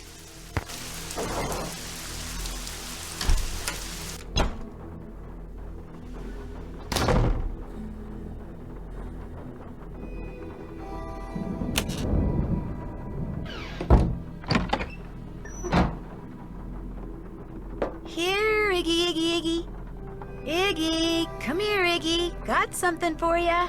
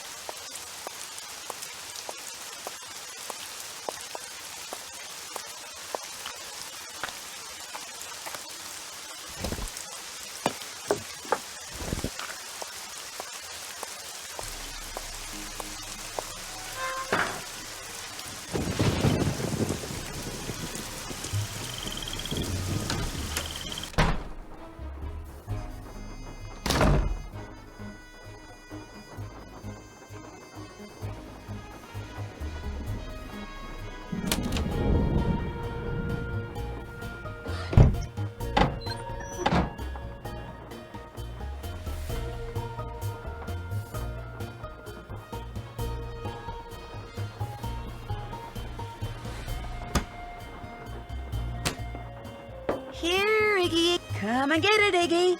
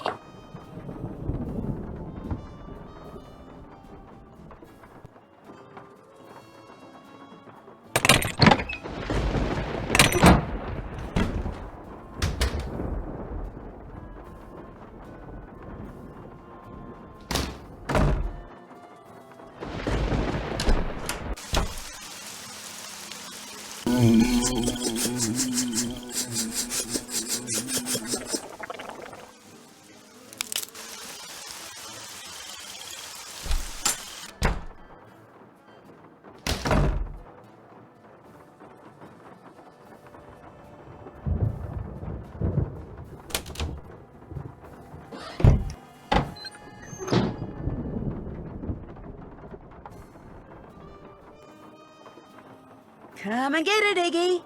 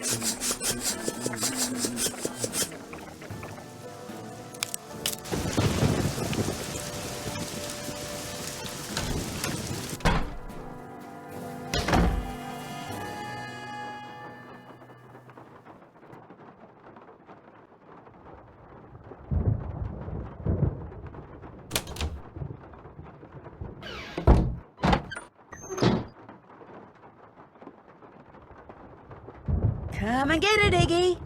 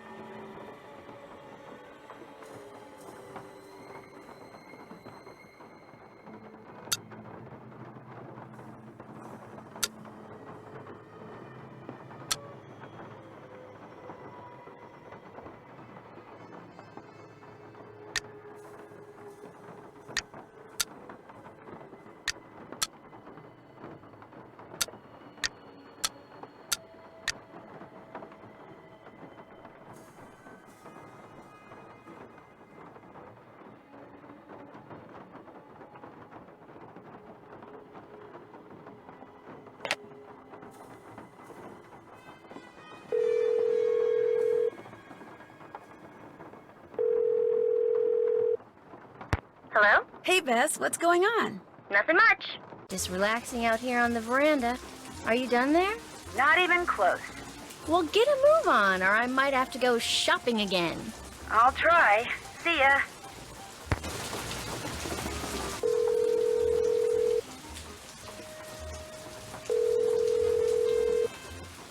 Hello? What's up? Not much. What about you? Ditto. Talk to you later. Bye.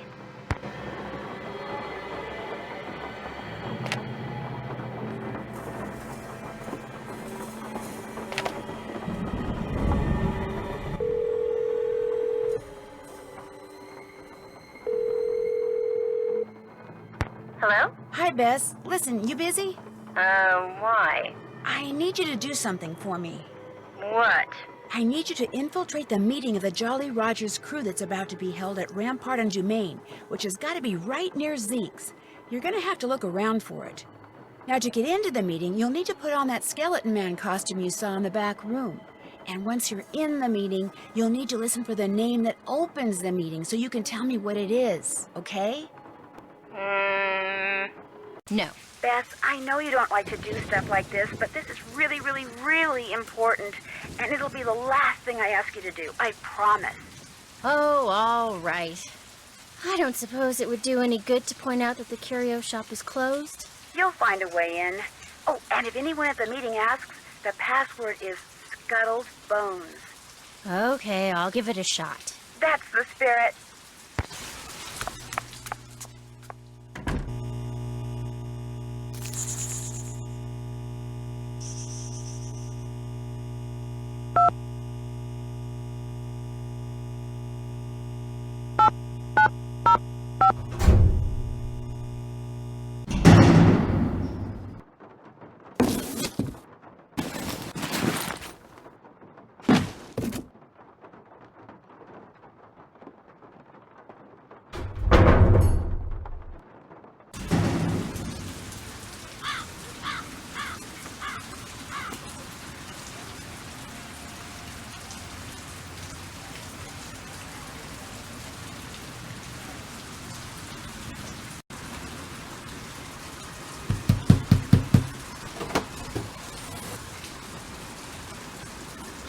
What's the password? Password? Right. Let's see. Scuttled Bones.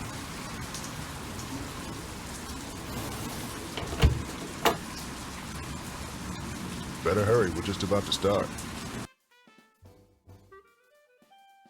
John Lafitte! John Lafitte! John Lafitte!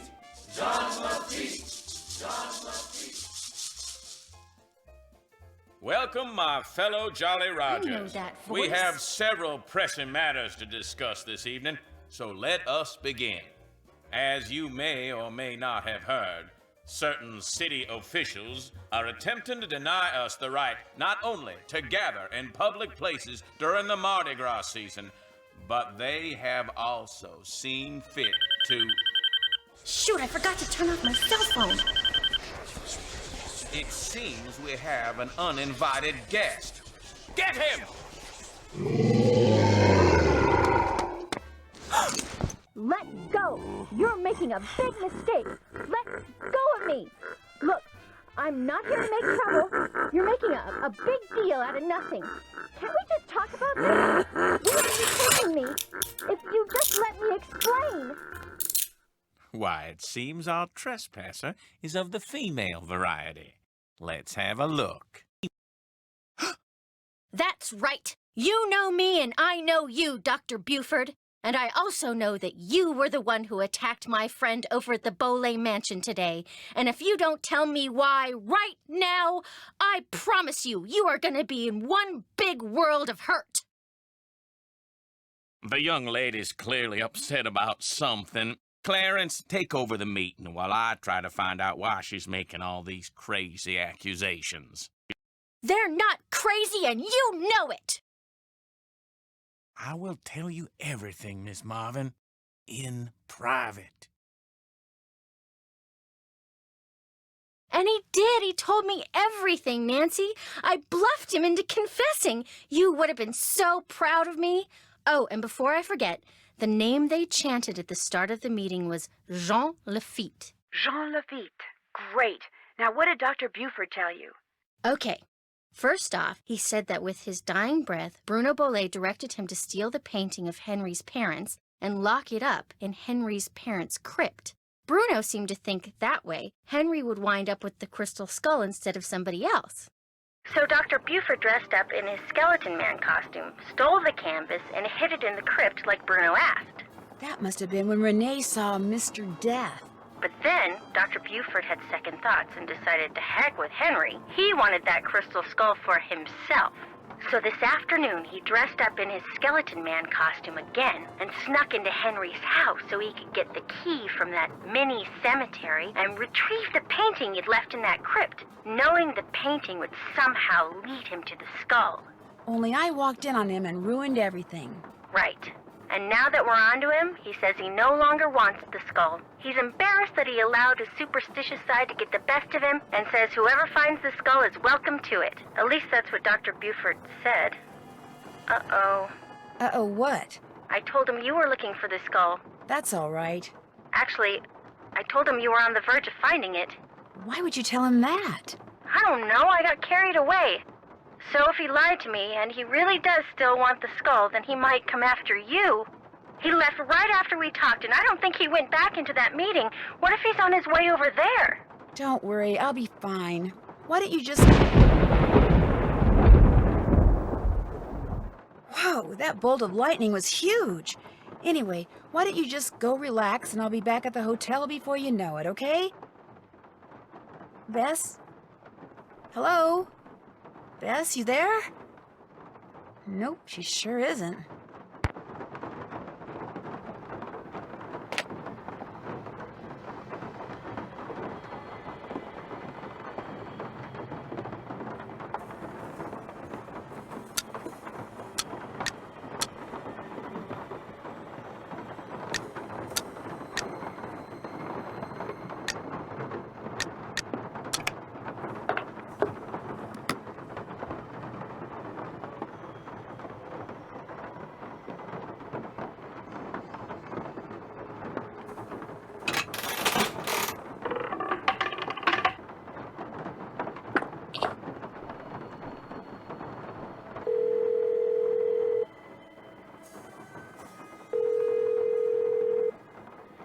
You've reached the home office of Professor Beatrice Hotchkiss.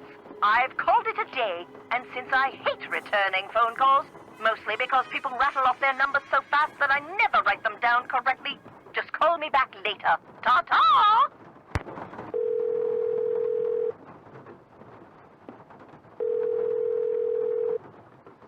Hi, Nancy. Hey, Ned. What's going on? Henry confessed that he sold off some of Bruno's things because he needed money to keep his girlfriend Summer happy. She's high maintenance, huh?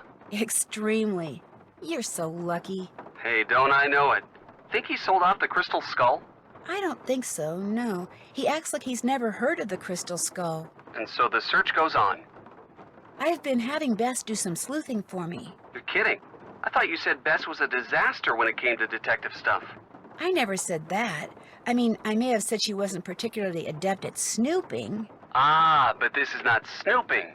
It's sleuthing. Exactly. So how's she doing? You know Bess, when she puts her mind to something, there's no stopping her. She's doing awesome. Awesome? Okay, maybe not awesome, but she's certainly, you know... Not totally screwing up? Right. That's what I figured. Bruno Bolet's doctor, Gilbert Buford, was apparently Bruno's best friend as well. Think Bruno told him about the skull? Yes, in fact, Dr. Buford told Bess that Bruno showed it to him once. But apparently he told Bruno the skull was bogus, and Bruno got a little ticked off. Never showed it to him again. Well, when it comes to murdering someone and making it look like a heart attack, a doctor's got to be right up there when it comes to suspects. Don't worry, I've been thinking the same thing. So what else is going on? In order to find that crystal skull, it looks like I'm going to have to find all of Bruno's glass eyes. Bruno wore a glass eye? He wore a lot of glass eyes. Not all at once, of course, but from this box I found in his study, it looks like he had at least 25. What makes you think finding them will lead you to the skull? Something Bruno said to Professor Hotchkiss, whom I've met before, by the way, in Wisconsin. Did I ever tell you about her? Why does that name bring Boots to mind? Boots and cheese. Anyway, it turns out she's an expert on the crystal skulls. So Bruno called her once, and when she asked him if he knew where the skull called the Whisperer was, he said, "The eyes have it." He meant eyes with an E instead of an A. Right. Did he lose all these eyes or hide them on purpose? I'm pretty sure he hid them on purpose. And I thought Henry was weird. While I was picking mushrooms for Renee, I almost lost my hand to one of Bruno's pets. You have a big dog or something? A big alligator named Bernie. How can you make a pet out of an alligator? Apparently by exploiting their fondness for marshmallows. Well, stay away from him. I like your hands just the way they are. I can't quite figure out whether Renee neglected to tell me about him by accident or on purpose. Hey, if you're not sure, you'd better stay away from her, too. Get this. Bruno had a pet iguana that he liked to dress up in little costumes. Say what? I kid you not. I found little outfits for Iggy, that's the iguana's name, Iggy, in Bruno's study. He could dress him up like a mailman, an optometrist, or a pirate. Now I've heard everything. No, you haven't. Iggy also hides things in the vents, and depending on what outfit he's wearing, he'll go into the vent and bring out different stuff. You have got to be joking. Like, I dressed him up as an optometrist, and he brought me out a glass eye. Poor Henry. If weirdness is genetic, he doesn't stand a chance. I'm pretty sure a letter caused Bruno Bollet to have that heart attack. A letter? Apparently, Bruno and Renee had recently taken the crystal skull to a lab to see if it was authentic. The lab guy mailed Bruno a letter summarizing his test results, which showed the skull was a fake, and when Bruno read it, I think the shock was just too much for him. So much for his being murdered. I'm not so sure. Renee told me she didn't know anything about Bruno's crystal skull, yet the letter from the lab guy indicates otherwise. So go show her the letter and see what she says. I'd better get going. Keep me posted. You got that? Got it. Bye, Ned. Bye, Nance.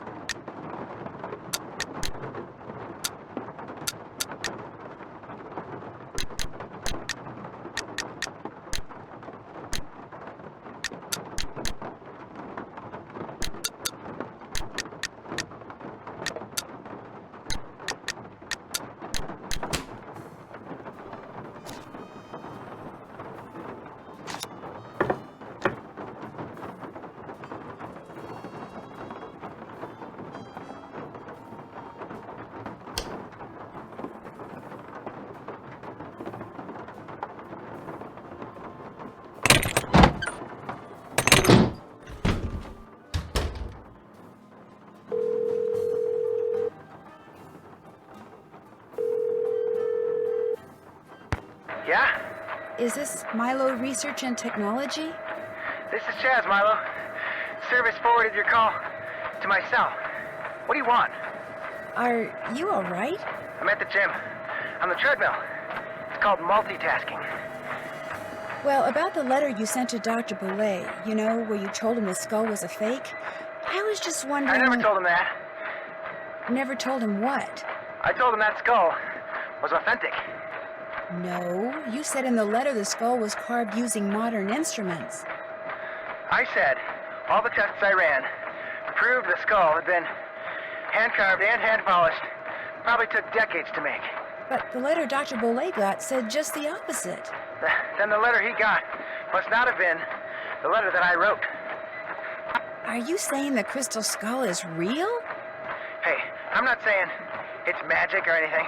I'm just saying it wasn't made using 19th century, 20th century, or 21st century technology. Hey, look, I'm gonna hang up now. If I try to talk anymore, I'm gonna pass out. Just one more question. Did you send that letter saying the skull was authentic to anyone else? No, just Dr. Boulay. I heard he died recently. Good thing I billed him up front. Yeah, well, thanks for your help. No problem.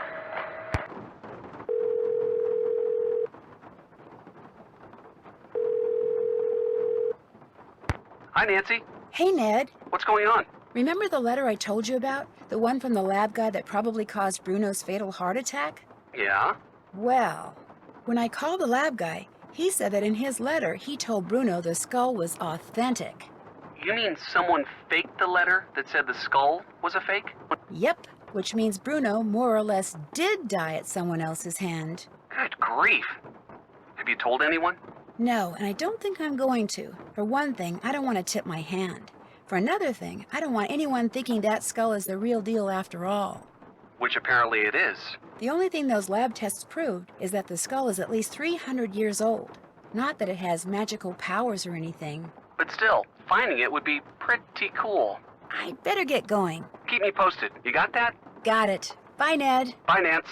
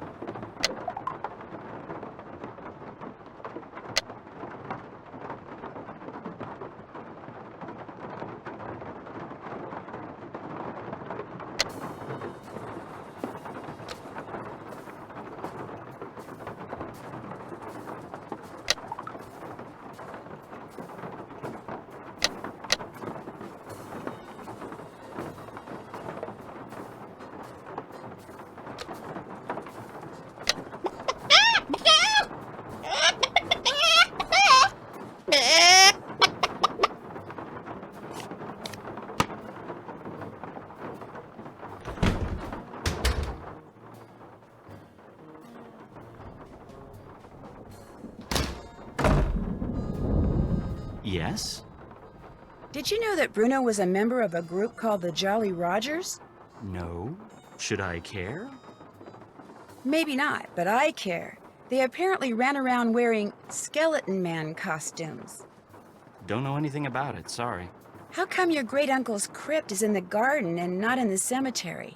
Don't ask me. It's kind of weird. Apparently he built the crypt himself, but he never indicated in his will or anywhere else that that's where he wanted to be buried. I stuck his ashes in there anyway and had the thing inscribed. If that's not what he wanted, too bad. I'll check back with you later. Awesome.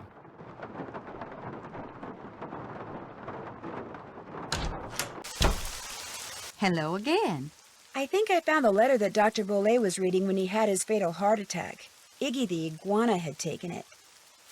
Apparently, Dr. Bolet did have a crystal skull and believed possessing it would make him immortal. So he had it tested, and the lab sent him its findings in this letter. Read the second paragraph. My analysis showed that the skull, while made of remarkably pure crystal, was carved using modern instruments. In layman's terms, the skull is a fake. My guess is Dr. Bolet believed in the skull so completely that when he read it was a fake, he was totally devastated, and his heart just stopped. But what I don't quite understand is, why did you tell me you didn't know about the crystal skull when this letter indicates you did? All right. Dr. Bolet told me about the skull. As you said, he believed with all his might owning that skull was the reason he was still going strong at 95. I lied to you because, well, for one thing, Dr. Bolet swore me to secrecy. And for another, he kept the skull hidden. And up until just this minute, I wanted to be the one who found it. What made Dr. Bolet decide to have the skull authenticated? Getting the skull tested was my idea. When Dr. Bolet told me about it, I was skeptical and that troubled him. So I helped him find a private laboratory where we could take it so any and all doubts would be dispelled once and for all. I certainly did not anticipate that the truth would result in his keeling over and dying like that. Well, now that I too know that the skull's a fake, I can stop fretting over its whereabouts. In fact, I should probably thank you and Iggy for setting me straight. I'll see you later. Thanks for coming by.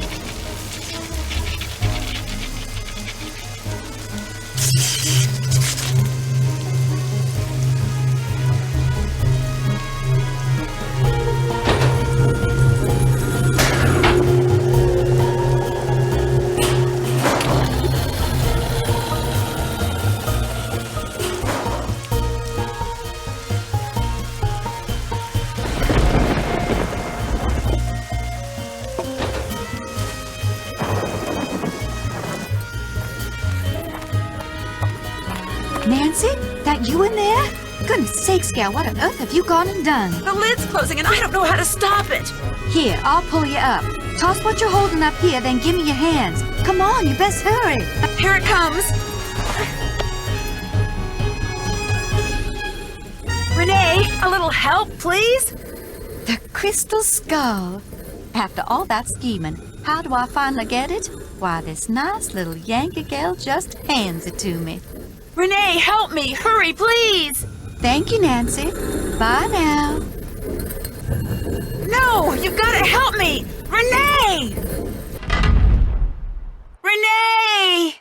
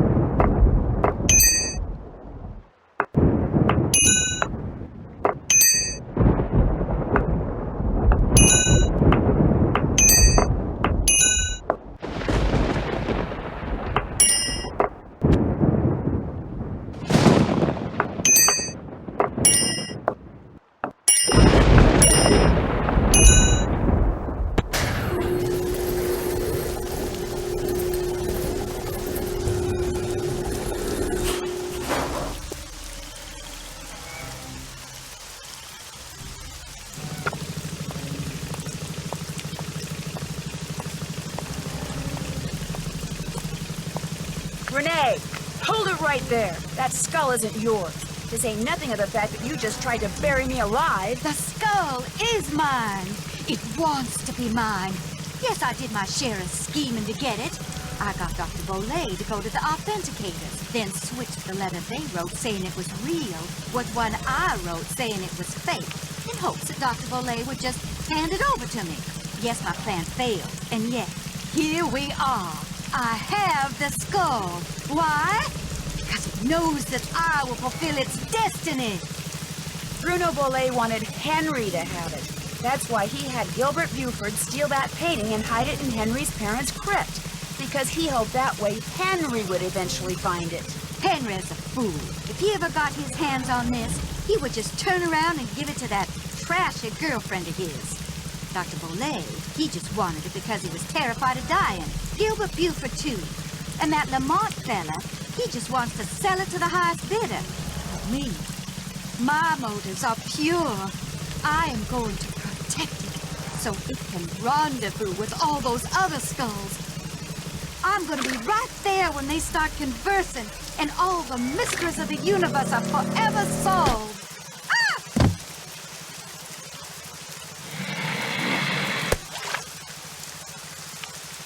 No, no, no, come back!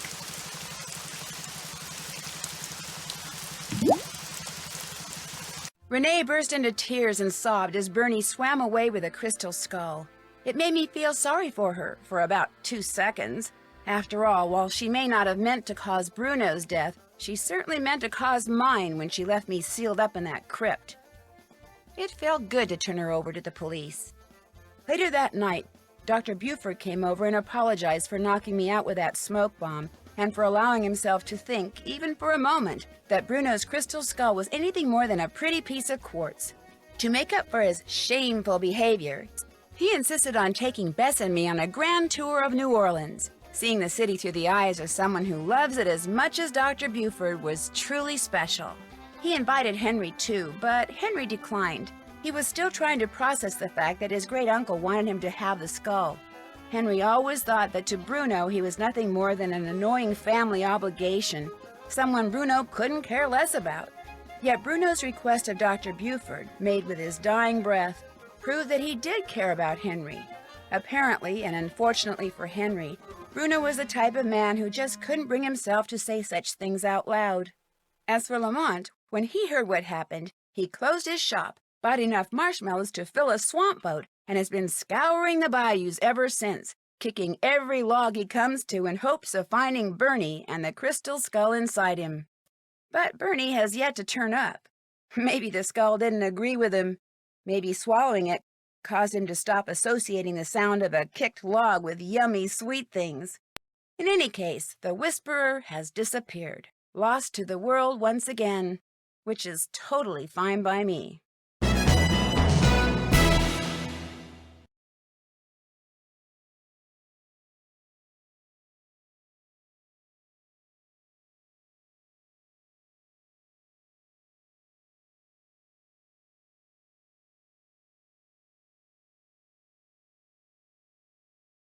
Talk about a detective's dream come true. The Italian police called me personally and requested that I travel to Italy and help them stake out a suspected thief in Venice. Unfortunately, what started out as a simple assignment in a city filled with canals, gondolas, and romance quickly morphed into a full-fledged undercover operation, and I soon found myself trapped in a maze of lies, disguises, and danger. Help me find my way out by joining me in my next adventure, Phantom of Venice.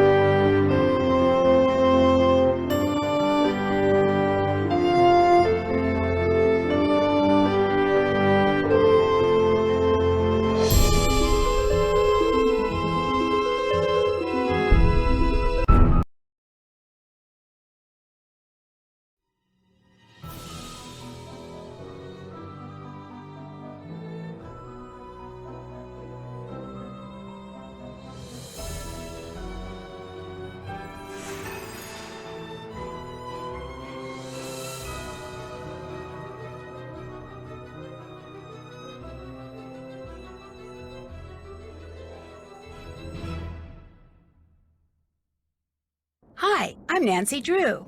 This is my center of operations, my desk. Go ahead and poke around. If you want to know the particulars of how I do what I do, take a look at the book titled How to Be a Detective. It's real helpful, especially if you're new to the mystery-solving business. And be sure to check out my scrapbook. I put memorabilia from all my past cases in there. A lot of them were pretty dangerous and at times really scary. But don't say anything about that to my dad, okay? He worries about me enough as it is. And whatever you do, read what's in the file called Case File. That'll tell you all about the mystery I'm about to try to solve. If you think you're ready to dive into that mystery, just click on the plane ticket and you'll be on your way.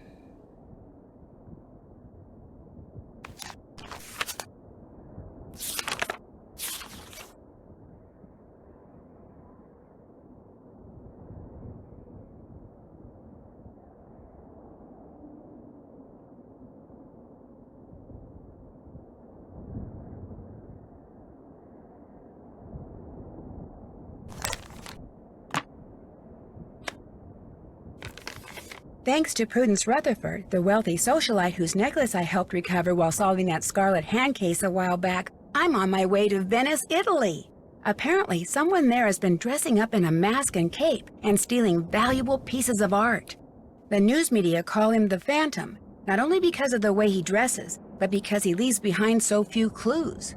Prudence, who loves Venice and belongs to an organization dedicated to preserving the city's art, is outraged the thief hasn't been caught yet. So she talked someone she knows at the GDIF, the Italian version of our FBI, into having me help the police in their investigation. She arranged for me to stay in Venice in the palazzo she used to own, which now belongs to a well-to-do widow named Margherita Faubourg. Beyond that, all I know for sure is that I'll be working undercover, and as soon as I arrive, the police will send me something that will lead me to my assignment. What it will be, I have no idea. But am I excited? Oh, see!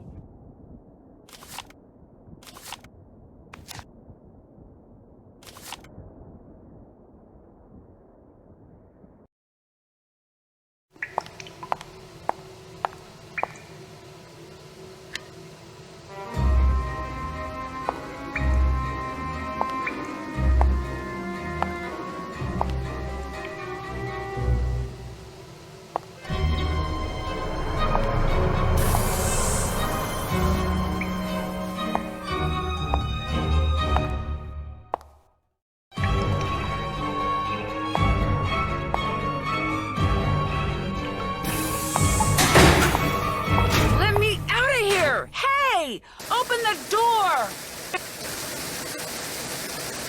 Oh, no! Well, Nancy, things are not looking good. What the heck happened? This case started out so well.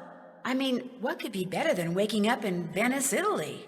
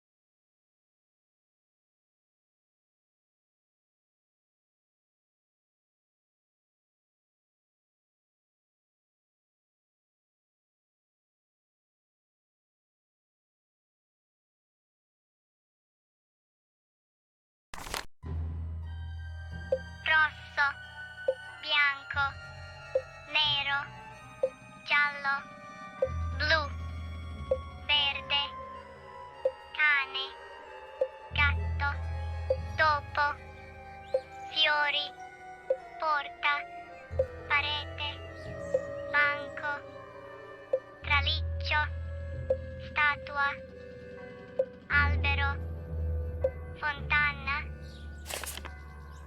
sotto, sopra, alla destra di, alla sinistra di, dietro, nella, vicino, lontano.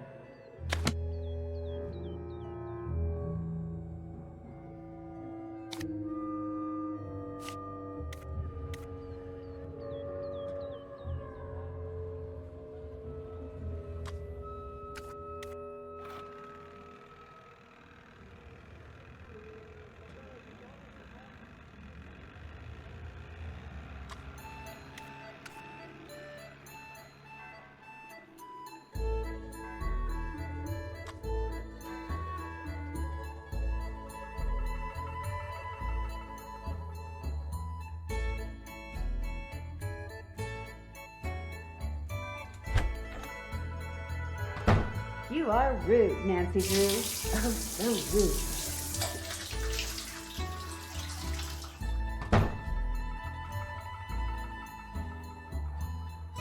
Let's see, what should I wear?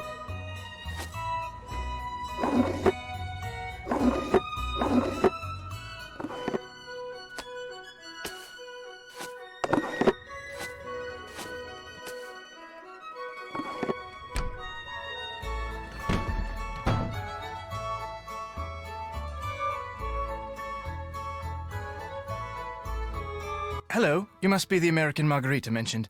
I'm Colin Baxter. I'm Nancy Drew. If you're looking for Margarita, she's up on the Altana, the rooftop garden. What are you doing, if you don't mind my asking? Right now, I'm restoring this 14th century mosaic, which means, without getting overly technical, I'm cleaning the tesserae that remain in place, repairing those that have been damaged, and replacing those that are missing with new ones custom crafted to match. You kind of lost me at tesserae. Simply put, tesserae are the individual tiles which comprise a mosaic. Where did you learn how to restore mosaics? Oxford University. That's where I'm from, actually. Oxford, England. At least, that's where I was born. I live here now and intend to do so for a very long while. Although I say that with no small amount of guilt. Why do you feel guilty? People like me and Helena are the reason true Venetians are slowly going extinct. We foreigners come to Venice, fall in love with her, and wind up staying. High demand for food and housing results in high prices, which in many cases means the people who were born here have to leave because they can no longer afford to live here. If I could be granted one wish, it would be to have been born here. That way I would feel entitled to live here, and I would know how to speak Italian. You don't speak Italian? Much as it shames me to admit it, no. Languages don't come easily to me. And since I am able to do what I do without knowing Italian, you know, I have some slides of various tesserae. Not only are they enormously informative, but they're also quite beautiful. Would you like to see them? Sure. Marvelous. Here we go. Magnificent shade of blue. The artistry involved in this one is incredible. Green may just be my favorite color. Now that's what I call indigo. The artistry involved in this one is incredible. Sometimes red is simply breathtaking. Beautiful. Green may just be my favorite color. Awesome. Almost looks like an emerald, doesn't it? Wow. Oh, I adore this one. Wow. Now that's what I call violet. Awesome. I adore this shade of crimson.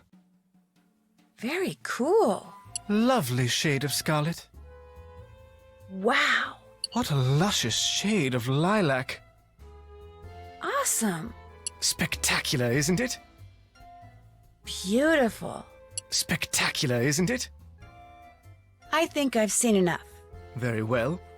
I thought I had at long last found a kindred spirit, someone who shared my passion for beauty, for art, but You apparently are like everyone else, interested only in what something is worth instead of what it offers the soul. No, please. I'd stay, but I really do need to be somewhere. Believe me, I think what you're doing is fascinating, and you obviously really know your stuff. In fact, that figurine in front of you, I've been dying to ask you about it. It's exquisite. What, this statuette? Yes, it is exquisite. It's an example of late Etruscan bronze work, no doubt cast some 2,200 years ago. I'm not sure how Margarita came to own it, but she's very fortunate. It's almost impossible to find bronzetti of this quality outside a museum. You see, after they conquered the Etruscans, the ancient Romans melted down thousands upon thousands of statues like this just so they could make coins. Interesting. Shoot, I wish I had time to hear more. No, you go on. We can talk more later. Oh, a parcel was just delivered for you. It's by the door. Thank you.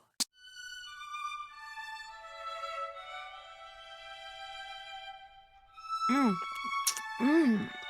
Mmm. Mmm. Mmm. Mmm. Mmm.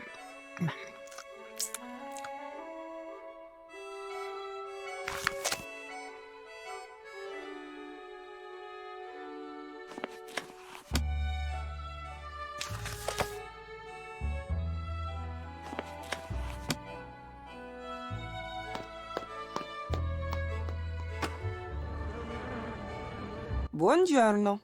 And again, welcome to Carnas Costa. I see you finally decided to get up. I was starting to think you were still in bed. If it's daytime and it's sunny, no matter the time of year, this is where you will find me. They say the sun gives you wrinkles and worse, and that may be true, but it also makes you tan. To me, to be tan is good. Your accommodations, they are to your liking? Oh, yes, the room is wonderful. You do not mind having a roommate? Well, sort of, but at least she doesn't snore. I warned Prudence that you would have to share a room, but she said you had to come to Venezia this week and you had to stay here. And as we both know, what Prudence wants, Prudence gets. Have you gone outside the car yet? No, not yet. Just do not forget to take your key and lock the front door whenever you leave. This is not the Palazzo Grassi, but I do have several valuable pieces of art. And with Il Fantasma, this phantom thief, running around and stealing everything, I prefer not to take any chances. How long have you lived here? Almost 2 years. 2 wonderful but very expensive years. The city expects homeowners like me to maintain these old buildings. But who pays for everything? We do. The Restoration Council gives us nothing, not 1 single euro. It is criminal. You mean you can't afford it? You miss the point. Just because I can afford to pay does not mean I should. It is the principle. It is the principle of the thing. Besides, being rich is something I like. If I am all the time spending money, I will soon be unrich. I met the guy who's restoring the big mosaic in the main room. He's pretty intense. Colin Baxter? I do not know how any man can find happiness looking at pieces of painted rock all day. Talking to him, it's like taking a sleeping pill. Que barba! But they say he is good, and so he works for me. How much do you know about him? Not much, but Olivia von Hellstein raved about the work he did for her. And what is good enough for the Countess of Schlosselbeck is more than good enough for me. I'll talk to you later. Bella roba. And Nancy, that blouse you are wearing, you should change it. Why are you touching my things? Please stop.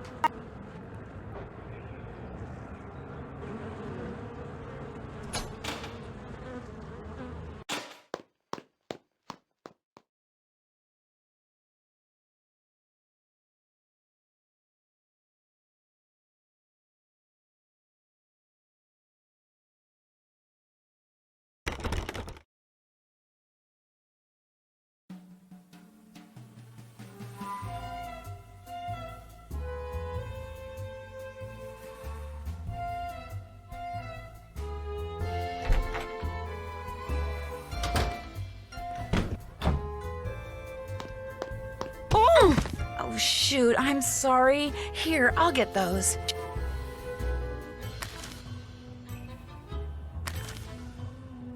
You must be my newly arrived roommate. I'm Helene Berg. I'm Nancy Drew. Sorry for all the commotion when I came in last night. My plane got in 3 hours late. No need to worry about waking me up. I can sleep through almost anything. Well, I'm sure you have things to do and places to go, so I won't keep you. Oh, by the way, there's a parcel for you in the entryway. Ciao.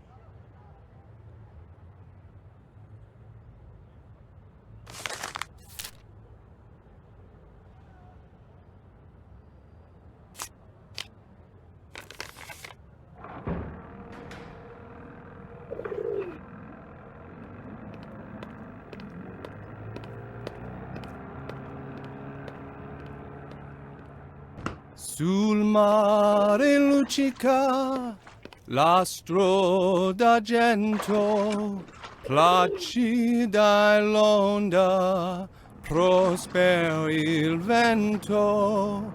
Venite all'agile, barchetta mia, Santa Lucia, Santa Lucia. Venite all'agile, barchetta mia, Santa Lucia, Santa Lucia.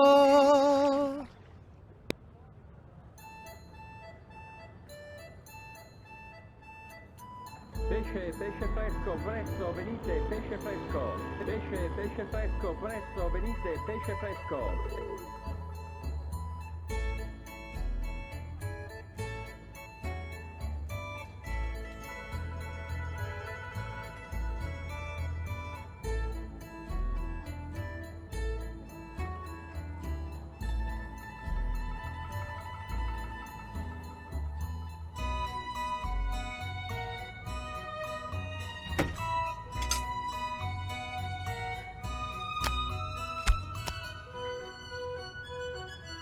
Avete visto in televisione quello che è successo a proposito del fantasma? No, cosa è successo? Un poliziotto l'ha visto e mentre lo stava così per catturare, il fantasma si è dileguato e è diventato acqua. Si è sciolto.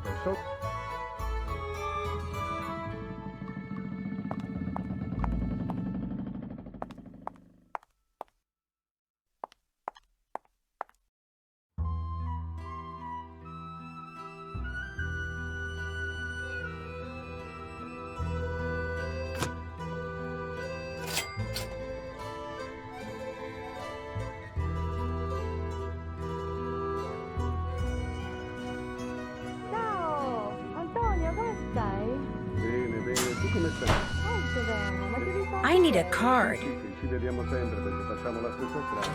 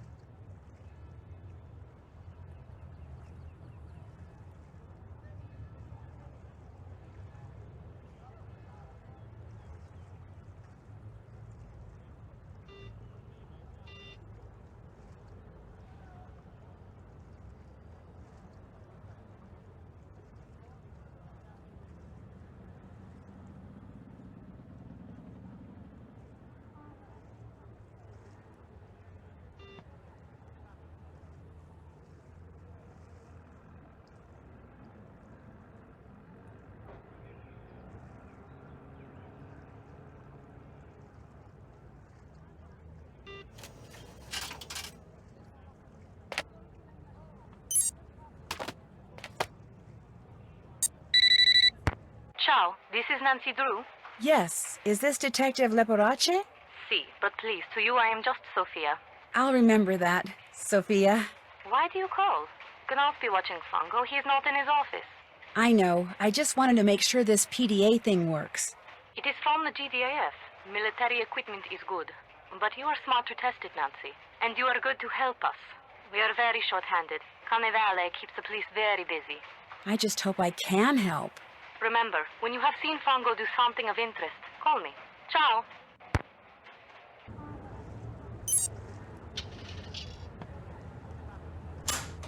Signora, ma come mai a Venezia ci sono tutti questi uccelli? Non lo so, ci sono tanti turisti che vanno sempre in giro. Ma perché ai veneziani piacciono gli uccelli?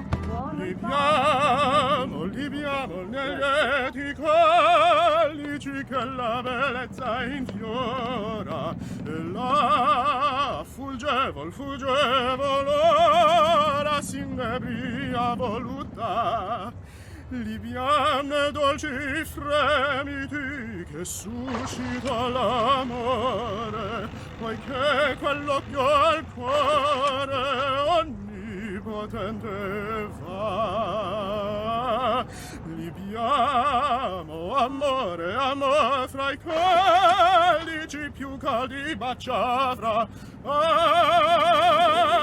sì.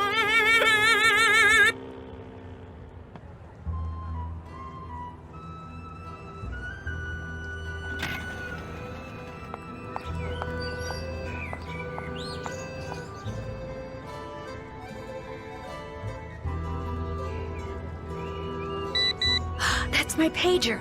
Antonio Fango is in his office. Time to go to work.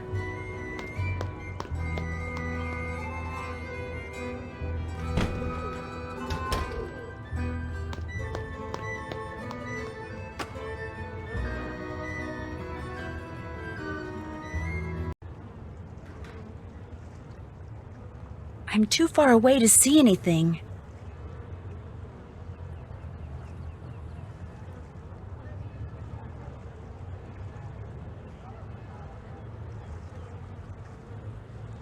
Nancy, what are you doing?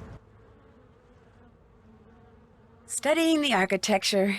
That's what I want to be, an architect, so I'm kind of boning up. You Americans always busy doing something. Che noia.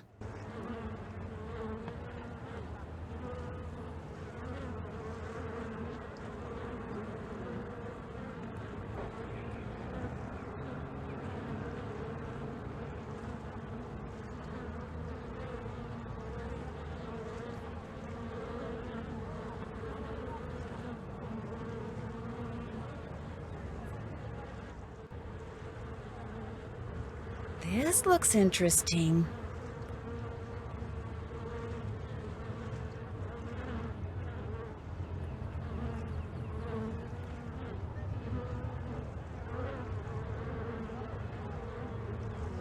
I'd better go somewhere private and call Sophia.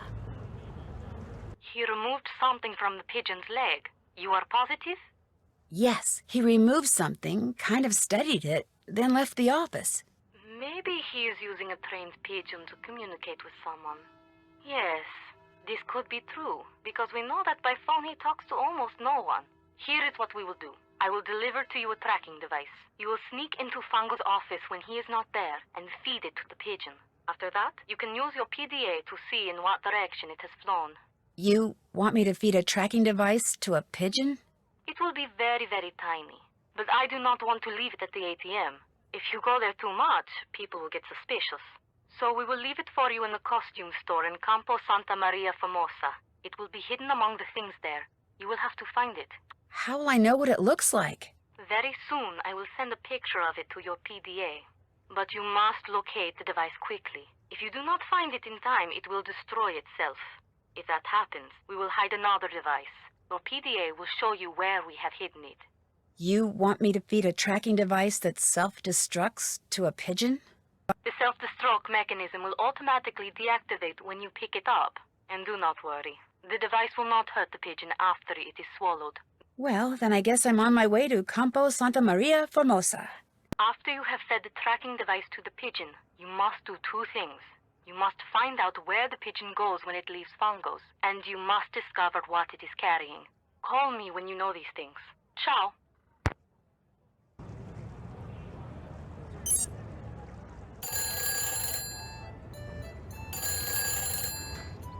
Hello? Hello, is this Nancy? Miss Rutherford, yes, it's Nancy. How are you?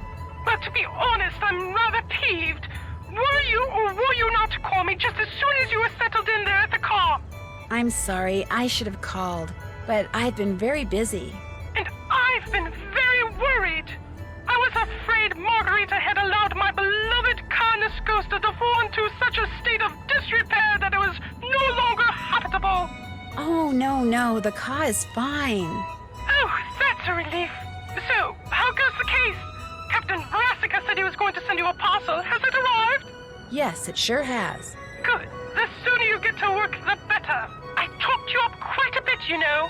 Both the GDIF and the local gendarmerie are expecting great things from you. As am I. No one wants this phantom scoundrel captured more than I do. I'm flattered, Miss Rutherford, and I'll do my best. But it's not like I'm a superhero or anything. Like I told you, I just like solving mysteries. Just see that you solve this one in a timely fashion, dear. We leave on a cruise in 2 weeks, and I shan't be able to enjoy a second of it until I know all those stolen works of art have been recovered. I get the feeling Margarita's not real happy about my staying here at the car. That is just tough tiddlywinks. Putting you up is the least she can do for me after all I've done for her. How long has she been a widow? Her husband passed away about 3 years ago. Nice fellow, loved dogs. Oh, how he would fuss over my Ginger. He kept his pockets filled with doggy-diggy bisques, just in case he would run into any of his canine friends during his daily constitutional along the Grand Canal. Unfortunately, on one such occasion, he apparently tripped, fell into the canal, and wound up drowning. He couldn't swim? Au contraire. He was a magnificent swimmer. It was all those pockets full of waterlogged doggy treats.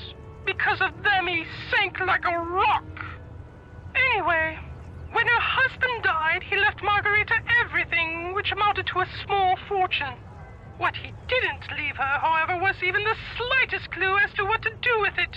And now, after years of bad investments and wasteful spending, she's starting to feel the pinch. But I'm afraid it's my erstwhile residence there in Venezia that must pay the price for her fiscal ineptitude. I'll let you get back to whatever it is you're doing. As it happens, I'm writing my memoirs. They shall be called The Principles of Prudence. Unfortunately, this has necessitated my hiring an assistant.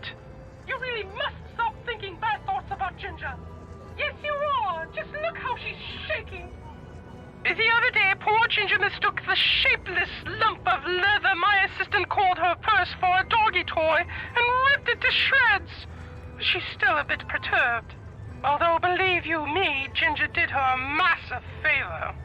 Anyway, if you ever cannot reach me, it means we are hard at work. Bonne chance!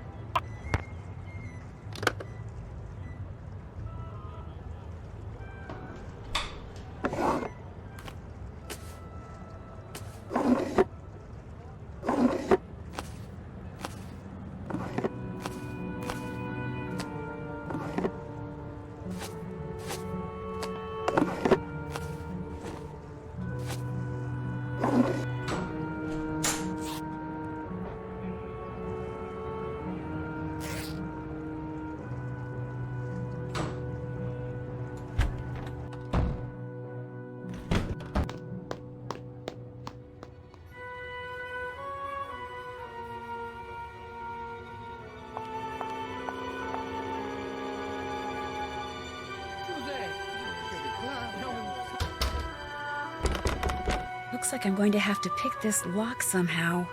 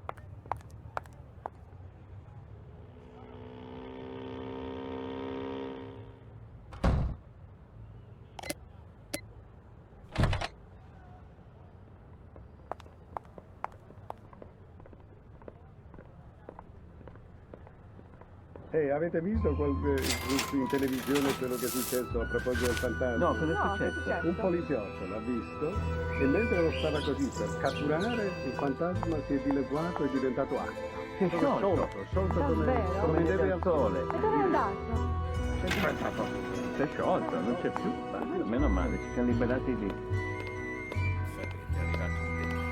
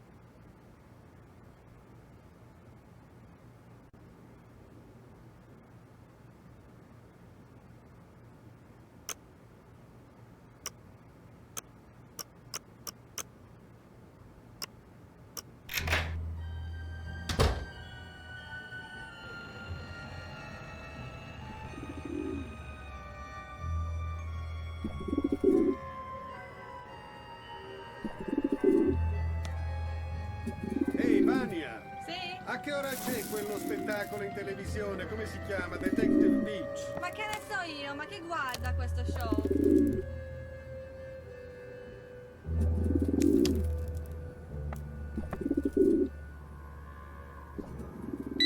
Oh my gosh, Bongo's coming back!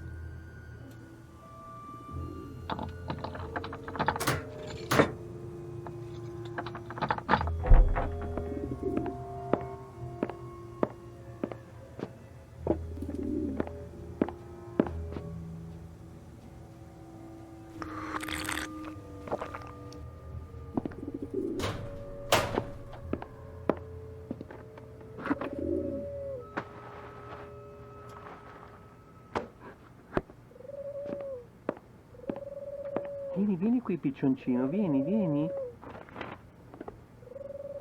Vola.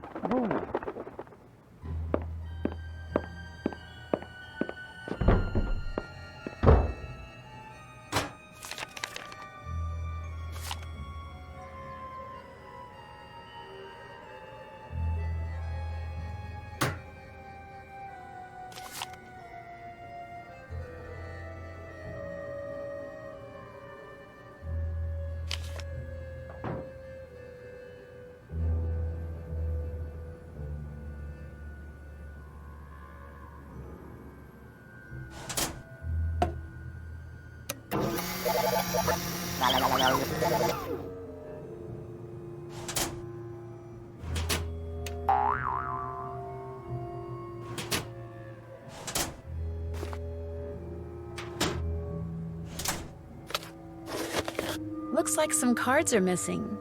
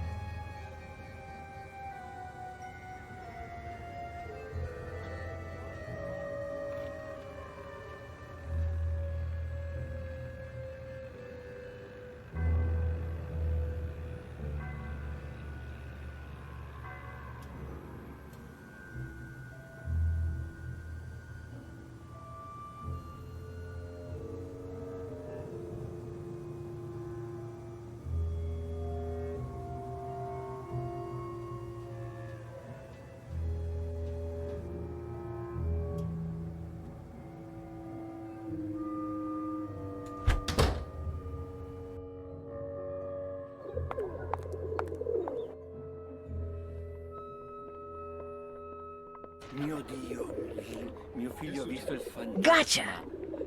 Hello? What kind of message is that? I'd better call Sophia. Il fantasma, quello che terrificante. Nancy, you have tracked the pigeon. After it left Fongo's, it flew to Campo Santa Margarita. It landed right next to this place called Casa de Giochi. Casa de Giochi. You are sure? Yeah? Is something wrong? Casa de Giochi is a private club owned by Enrico Tazza. The police suspect that he fences stolen goods for big criminals like Leo Macchiano. If Fongo is working for the Phantom, perhaps Tazza is working for him too. Look around the Casa de Giochi, Nancy. Talk to Tazza if you can. Get on his good side. See how much you can find out without making him suspicious. Was the pigeon carrying a message? Yes, but all it says is hello in English, followed by an exclamation point. There is a dot at the bottom of this exclamation point. Yeah? You must find a microscope and examine this dot, Nancy. If Fongo was sending a message to Tazza, maybe it's hidden there. A microdot, of course. I'll do that. I'll find a microscope and take a look at it. If I do not hear from you, you will hear from me.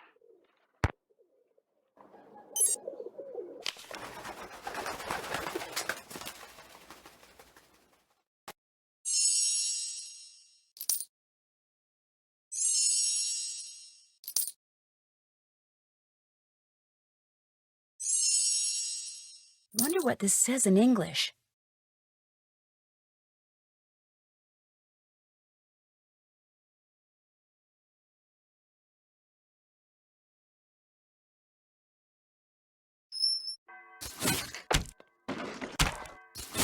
Che ore sono? Boh, non lo so, ho dimenticato l'orologio. Vania, tu ce l'hai? Sì, ce l'ho, sono le 10:30. Benissimo, allora andiamo. Scusi, posso farle una domanda? E dica, Come mai tutte le gondole sono nere? per mettere in rilievo la pelle delicata e bianca delle veneziane. Ah, io pensavo che foste tutti a lutto qui a Venezia. No, assolutamente, vogliamo mettere Looks in like rilievo la that's bellezza it. delle nostre donne. Che cosa carina. Grazie.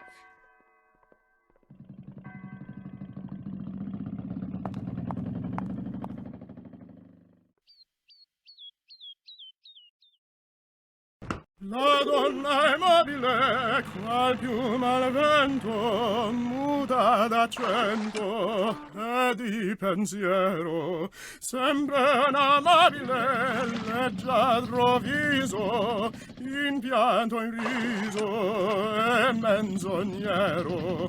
La donna è mobile, qual piuma al vento, muta d'accento e di pensier, e di pensier,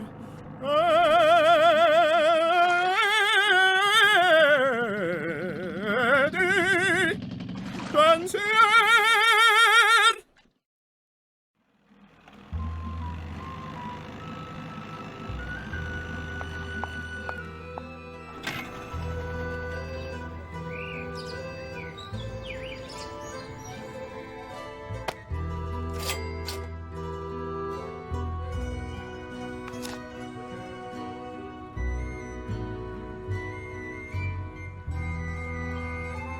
Scusi, posso farle una domanda? E dica. Ma come mai tutte le gondole sono nere? Per mettere in rilievo la pelle Ma io pensavo che foste tutti a lutto qui a Venezia. No, assolutamente, vogliamo mettere in rilievo la bellezza delle nostre donne. Che cosa carina.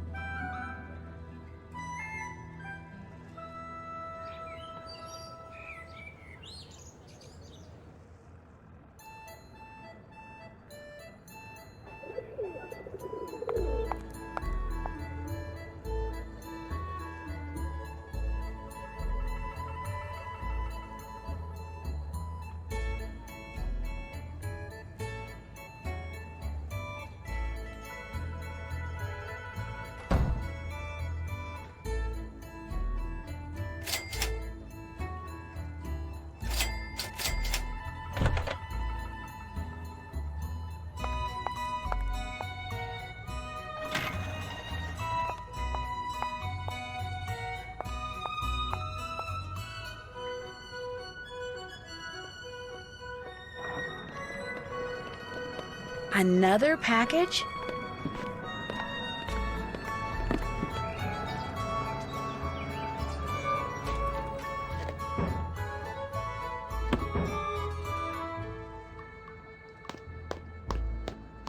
And I want you both to know that I am very sorry if that American girl is bothering you.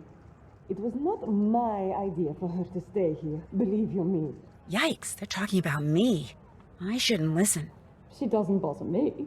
Nor me. In fact, I rather like her. But I'm going to anyway. This is because she spends most of her time on the roof bothering me. She's always up there looking at buildings through binoculars. She says she wants to be an architect.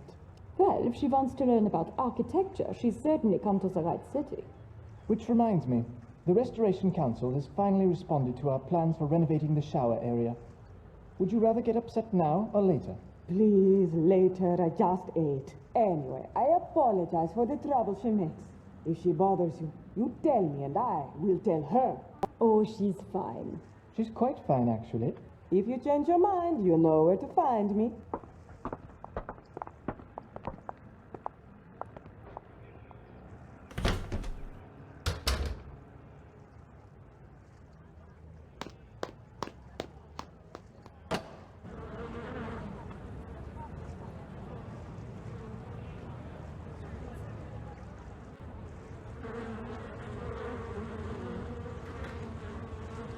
Hello again. Do you always wear that locket? Do you like it? It is just that, well, when one lives in Venezia, one becomes so used to true beauty that anything less tends to stand out like dirt on a white rug. I'm running kind of low on euros. You are not asking me for a handout, I hope. Or a loan. Could I maybe do some work for you and earn the money? No. Oh.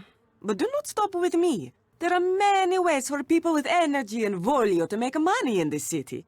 Go to Rialto Market and see what people are buying. Use your eyes. Use your brain. You will think of a way. Who is Il Dottore? Dottore means doctor. What doctor are you talking about? There's a box of chocolates downstairs for Il Dottore. Someone must have left them here by mistake. Has anything else for Il Dottore ever been delivered here? I am up here all day. Something gets delivered, something does not get delivered. I do not know. I do not care. Will you be dressing up in a costume for Carnevale? Altro che! I have fallen in love with Commedia dell'arte. So this year I will dress up as my favorite character, the big-nosed, nasty Pulcinella. He and I are so opposite, no one will ever guess it is me. Are you aware that Colin Baxter once spent time in prison for art theft? How do you know this? I did a little field research. His real name is Justin Beaumont. So you know about his past? His past is not important. I believe everyone deserves a second chance because I am very open-minded.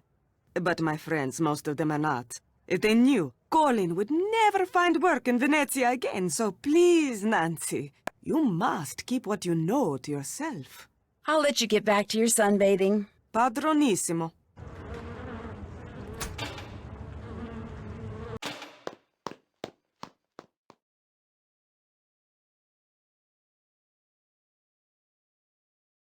So, I noticed someone got a box of chocolates. You perhaps? From a secret admirer? They're not for me. They're for someone named Il Dottore. I thought that was someone's special name for you. How disappointing. Especially since I was going to ask you if I could have a piece. I'm starving. So, how do you like Venice? Oh, it's incredible. I think Venice is the most fascinating city in the world. Its history, its art, its layout, everything about it is so rich and so beautiful, and there's so much about human ingenuity. I absolutely love it. Where are you from? I was born in Austria, but I'm from all over, really. England, France, Germany, and someday Venice will be my home. Every time I come here, I make an effort to meet new people. Having friends is very important to me, you see? But I don't want to move here until I can afford my own palazzo. So, until that day, I shall have to content myself with staying here wherever I can and as often as I can. What do you do for a living? I'm a journalist. Right now, I live in Hamburg because that's where the offices of Your Event magazine are. I do most of my writing for them. But I know far more about Venice than I do about Hamburg. In fact, I know more about Venice than most Venetians do. I know where the best souvenir stands are, the nicest glass shops. Here, I'll make you a list of the cheapest cafes. No, that's okay. You don't need to do that. You don't want to know where the cheapest cafes are? Are you sure you're American? I'm just not into touristy things, that's all. I see. Oh, but you could tell me what your very favorite spot in Venice is. I'd love to know that. Oh, well, let me think. That would have to be Campo San Paolo. There's something, I don't know, something very avant-garde about it that's quite charming. So what do you think about all this phantom thief stuff? I probably shouldn't say this, but I think it's great. A caped figure darting down walkways beside moonlit canals, melting mist-like into the shadows, escaping not with stolen money, but stolen art. It's all just so wonderfully Venetian. Have you written about it? I'm working on a piece for Your Welt, yes. I tried to tell them I was here on holiday, but when they agreed to pay half my expenses in addition to my normal fee, how could I refuse? Besides, as far as crime sprees go, this fun is rather refreshing. Il Fantasma hasn't physically hurt anyone, and has some very interesting ideas when it comes to what's worth stealing. In fact, it's altogether possible this phantom could turn out to be a woman. Whew! That would be a story I'd write for free. So, have you dug up anything juicy for your story on this phantom thief person? This case is so huge, the police are swamped. Apparently, they've got people coming in from all over the world to help track down leads. My contacts at the police station are too busy to give me the time of day, let alone a juicy tip. However, one of my non-police sources just told me something very interesting. He said the word on the street is that the next thing the thief steals is going to be a person. He's going to kidnap someone? A very wealthy someone. At least, that's a rumor. Do you have a Carnivale costume yet? No, but I have been invited to several parties, so I'm definitely going to get one. I've got this strange urge to dress up as a cat. Do you talk to Colin Baxter very much? I try to talk to him, but he's so focused on his work. Having a decent conversation with him is virtually impossible. Once, out of politeness, I feigned an interest in what he was doing, and the next thing I knew, he was showing you his Tesserae slides. Yes! They went on and on and on! It was nightmarish. I felt like a seabird that had landed in an oil slick and couldn't fly away. The only way I could escape was to confess that I found the slides less than fascinating, which hurt his feelings terribly, I'm afraid, but it couldn't be helped. Yeah, the same thing happened to me. The man is obsessed, which is a shame, really. After all, he's not bad-looking, and there's a touch of intrigue about him. What do you mean? Once, while he was working, his cell phone rang. He immediately left the room to take the call, but as he was leaving, he picked up by saying, "This is Justin." Not Colin, Justin. He's using a fake name? Either Justin or Colin. One of them's fake. Thanks for taking the time to talk to me. It's been a pleasure. Pretty locket. Thank you. My boyfriend gave it to me. Boyfriend? You do have it all, don't you, Nancy Drew?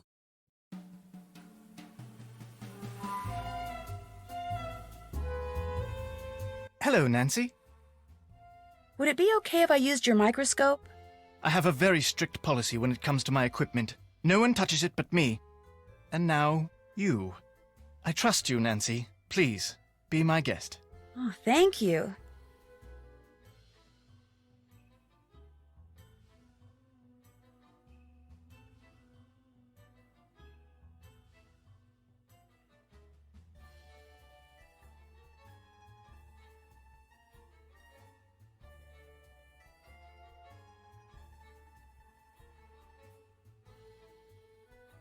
Hello, Nancy.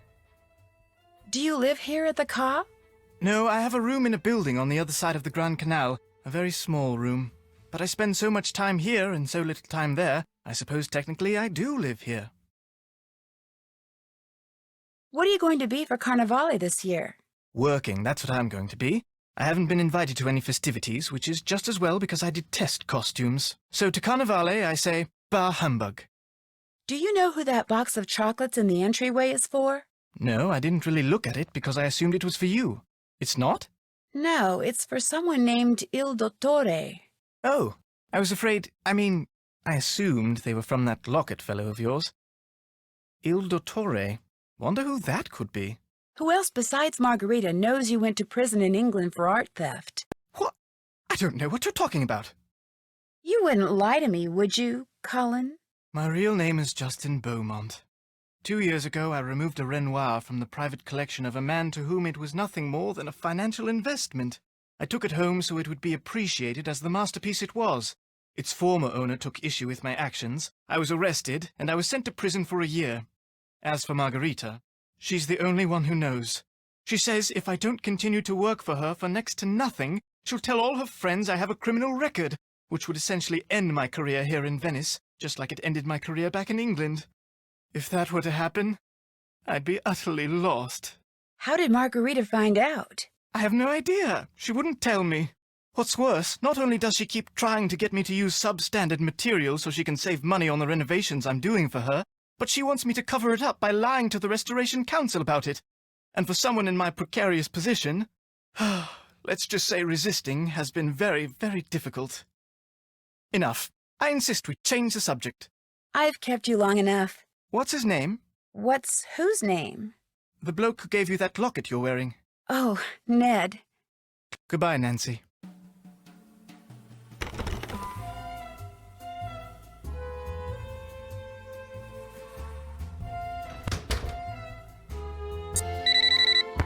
Nancy, you have examined the microdot the pigeon was carrying? I sure have. The message, which was written in English, said, Il Dottore requests you to change the safe room lock combination to 43556. Il Dottore?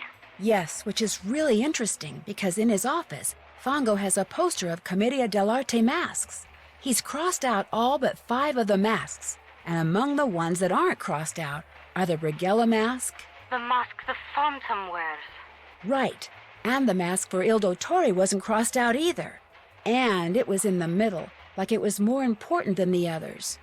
And when I went back to the place where I'm staying, a box of chocolates had just been delivered for someone named Il Dottore, which means it's very possible that Il Dottore is one of the people at the Ca' Nascosta. And I saw a similar box of chocolates in Fongo's office. I think he's the one who sent them. Perhaps Fongo and the Phantom and whoever else they are working with are going by the names of Commedia dell'arte characters. This would make it easier to secretly communicate with each other. And if that's true, perhaps those chocolates are a message of some kind. And if Il Dottore was at the center of that poster you saw, perhaps the person the message was meant for is the ringleader. Just what I was thinking. Here is what we will do. I will have a technician hide tracking devices in objects these people are likely to carry around with them. Then, when we know which of them is Il Dottore, we will activate the appropriate device and be able to follow him. Awesome. Let's see. Helena's always writing, so for her I could plant a bug in her pen maybe. And Margarita is always sunning herself, so you could hide a bug for her in a sunglasses case. But for Colin, you could bug a mosaic tile. You know, a tessera. He's likely to carry a mosaic tile on his person? If it's from me, he will. Long story. This is good information, Nancy. I will have our technician prepare the 2 bugged objects and the device which she will hide in the pen, then leave them for you in the Banca dell'Oro ATM. You should give them to each person as soon as you get them. Will do. Keep your fingers crossed. My fingers are always crossed.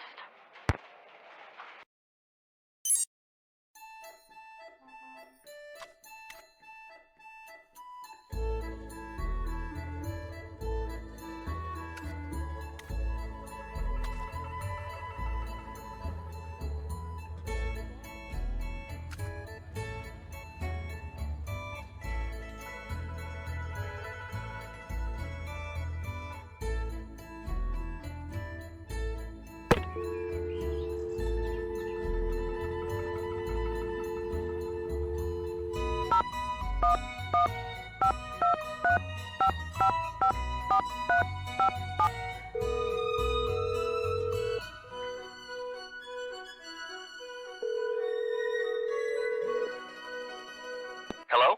Hi, Ned. Or should I say, buongiorno. Hey, Nance. I was hoping you'd call. Where are you? I'm in Bayport, staying at Frank and Joe's, just like you arranged. You sound funny. What's wrong? My research is going great. It's just that, well, in order to get over to the hospital library, I've been having to take the bus. What happened to your car? Joe happened to my car. Oh, no. He's been tinkering with it?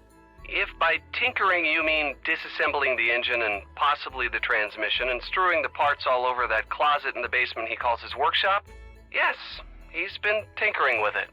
Ned, I told you. I said whatever you do, don't let Joe do any tinkering.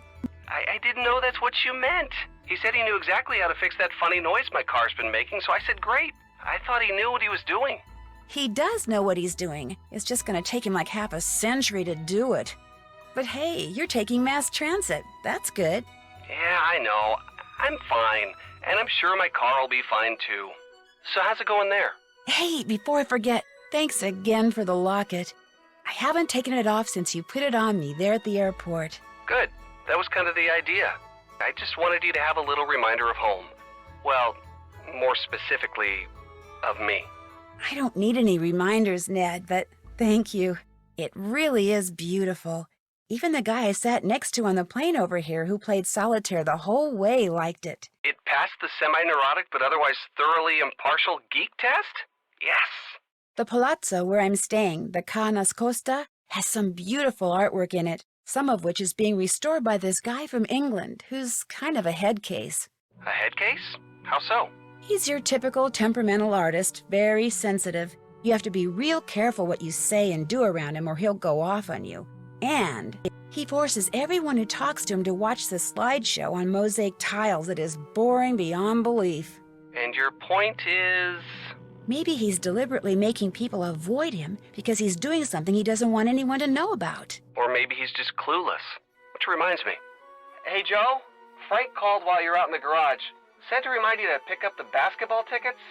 Oh, shoot. I almost forgot. Thanks. Sorry, Nancy. Where were we? I'm sharing a room with a woman from Germany who's a journalist, which makes me kind of nervous. Why does that make you nervous? Because journalists are kind of like detectives. They're observant, they ask questions, they snoop. And you're afraid she'll find out you're working for the GDIF. Exactly. And as long as you stay on your toes, the last thing anyone's going to think you are is an undercover cop. Trust me. Want to know what my assignment is? You bet. I'm supposed to do surveillance on a guy named Antonio Fongo. Surveillance? Wow. The police suspect he has something to do with the thefts being attributed to the Phantom.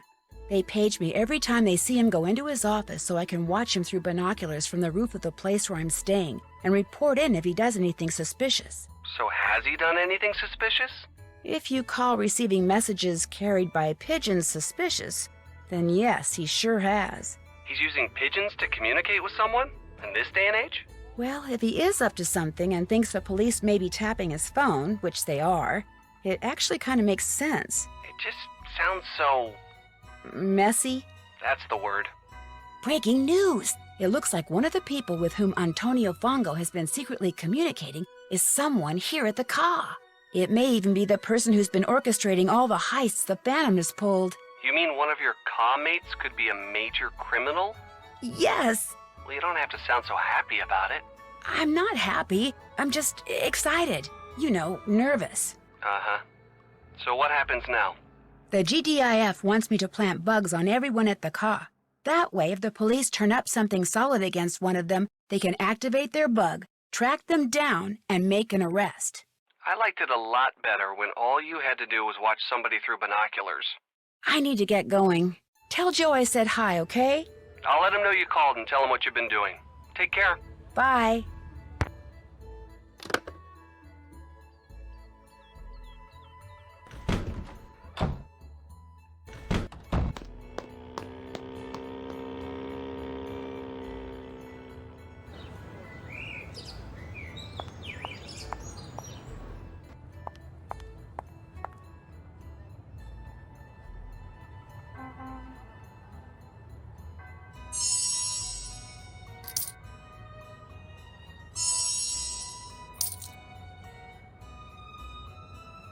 I can't read this.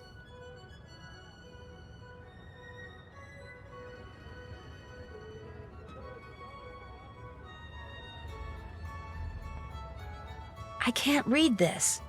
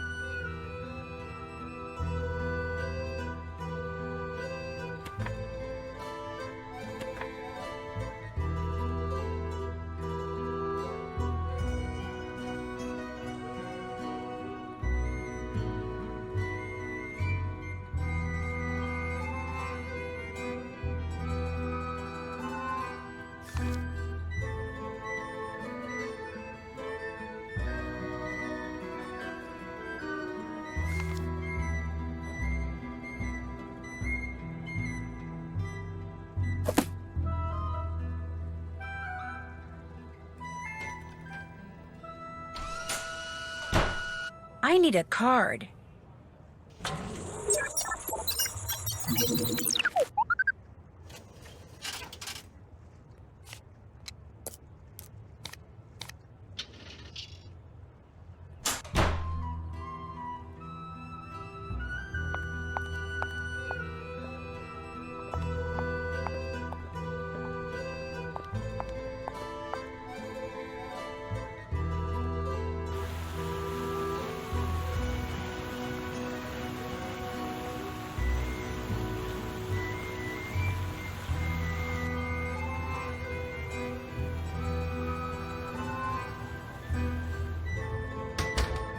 If you're here for the dance audition, take a look at the dance instruction book.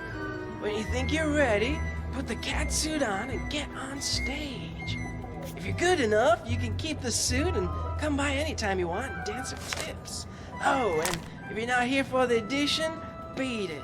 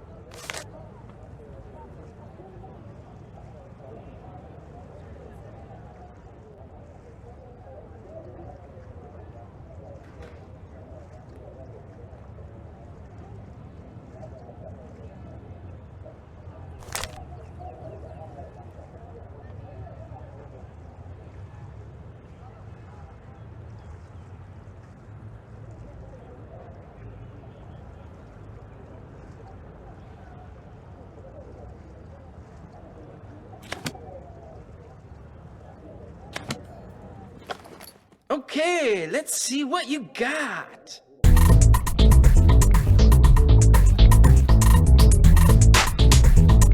Okay.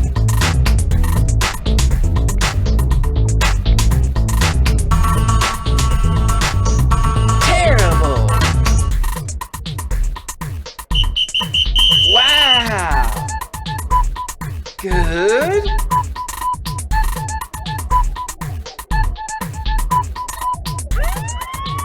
Nice.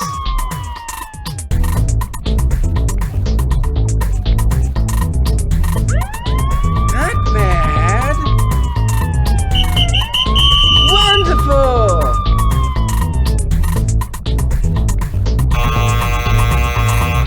Nice. Nice.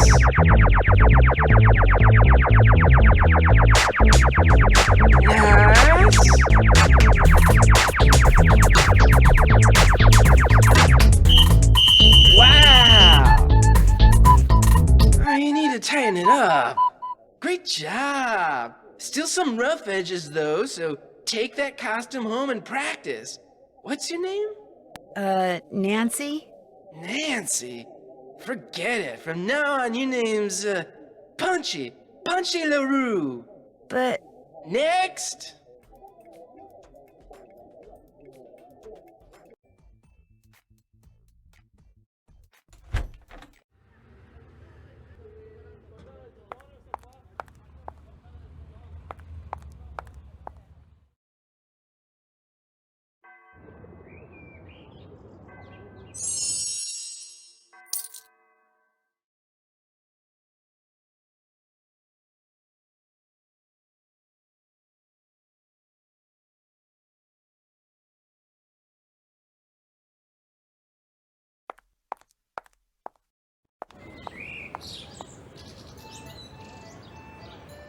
Mio Dio, mio figlio ha visto il fantasma. Quale Sì, per le strade l'altra sera. Il fantasma del nonno? Ma no, che fantasma? Il fantasma...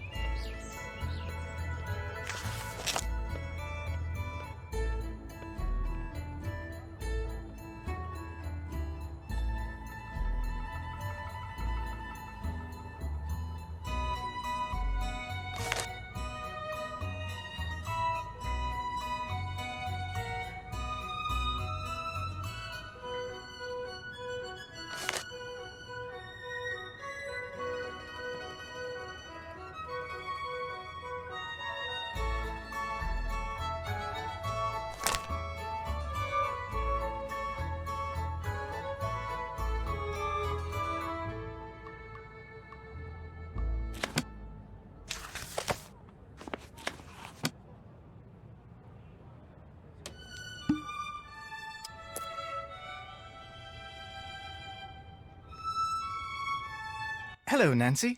I came across this tessera and thought you might like it. It's quite beautiful. All the more because it came from you. Thank you, Nancy. I shall treasure it. I should be running along. Drop by again.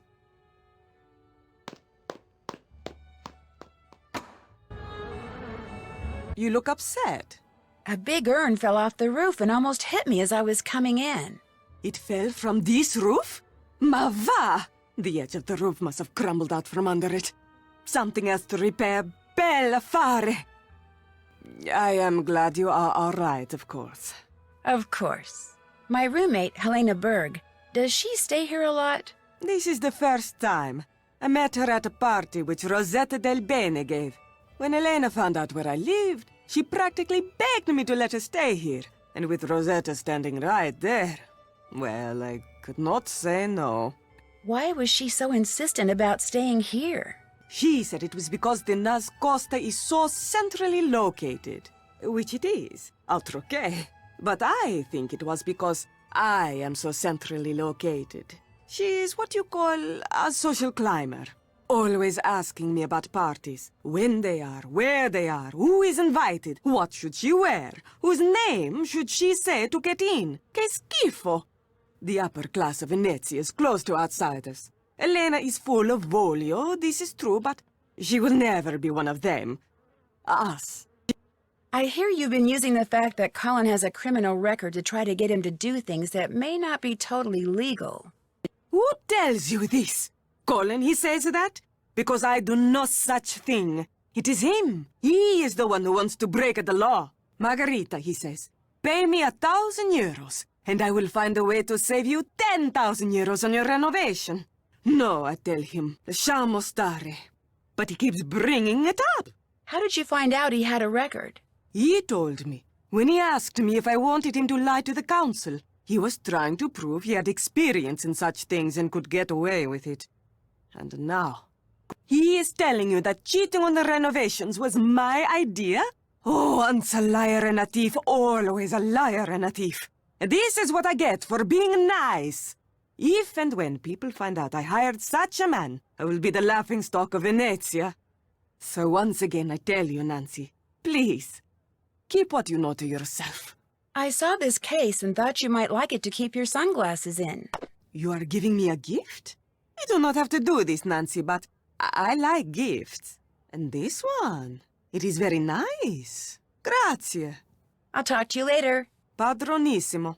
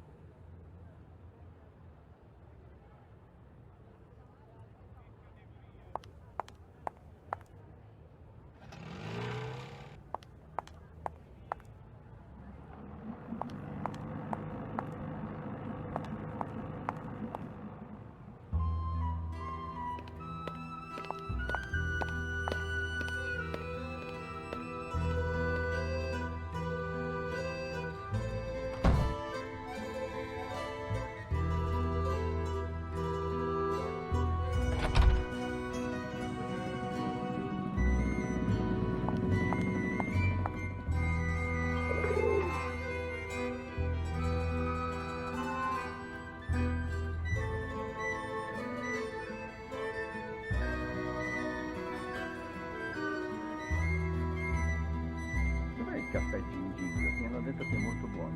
Caffè Gin Gin? Ah, lo conosco, è molto vicino, 2 minuti qua. È un bel bar. Ah, allora ci andiamo assieme? Sì, cosa questo?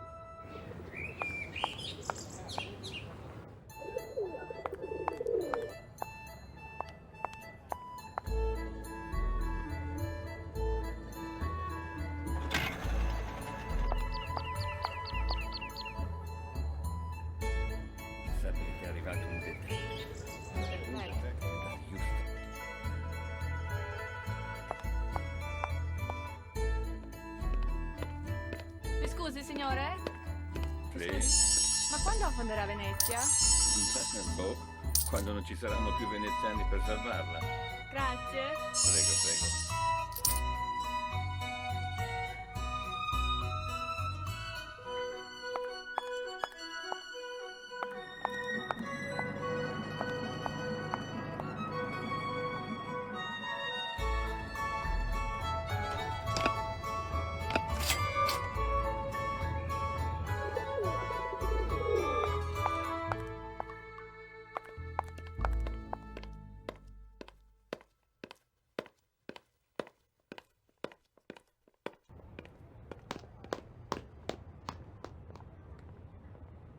Did that.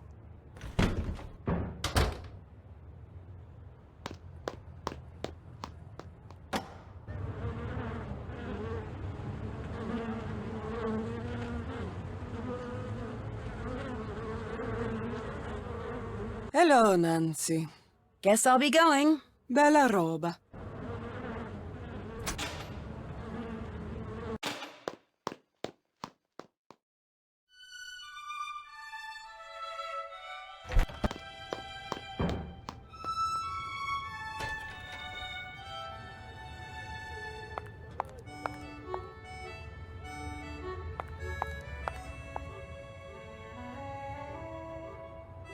Pesce fresco, presto, venite, pesce fresco. I need to translate this.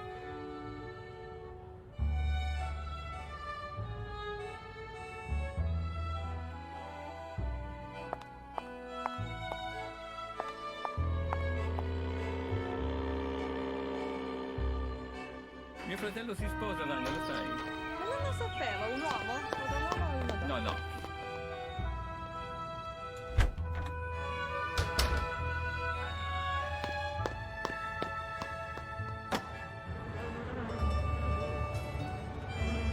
I did not write that for you to read.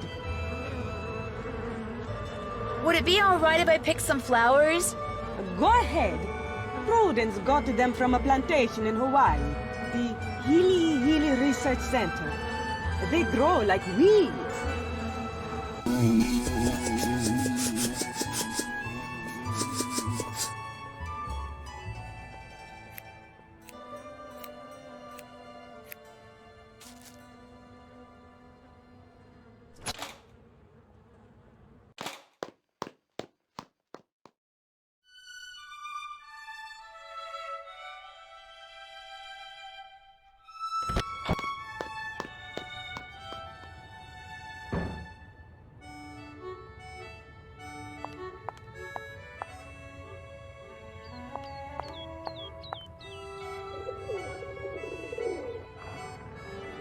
Pesce fresco, presto, venite, pesce fresco. Grazie.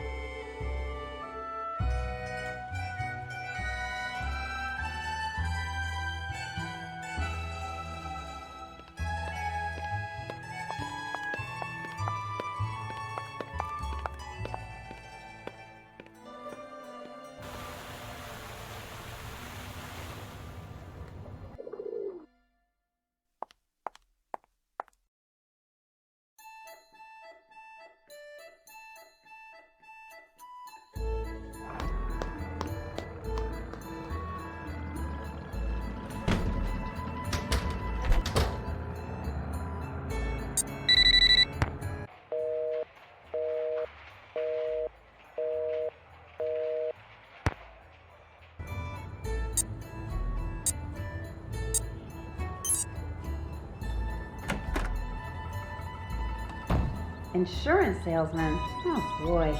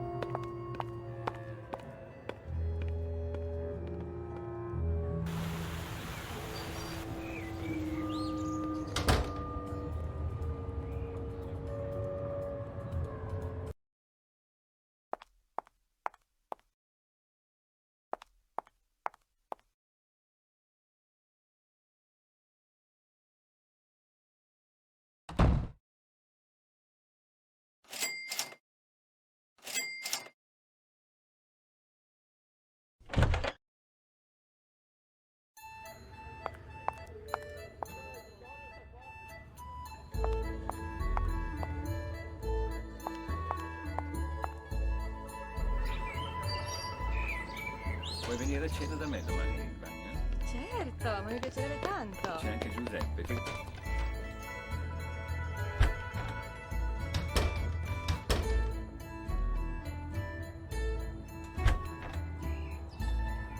You got a steady back home?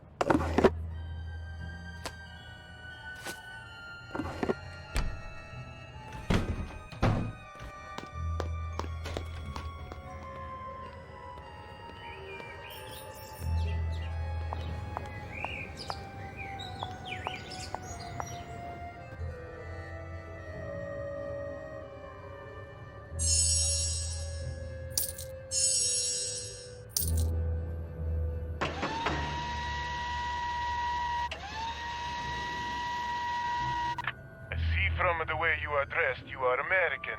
Who are you? My name is Nancy Drew. This is a private club. You cannot come in, sorry. Mia sorella ha avuto un figlio ieri, lo sapevi Giuseppe? No.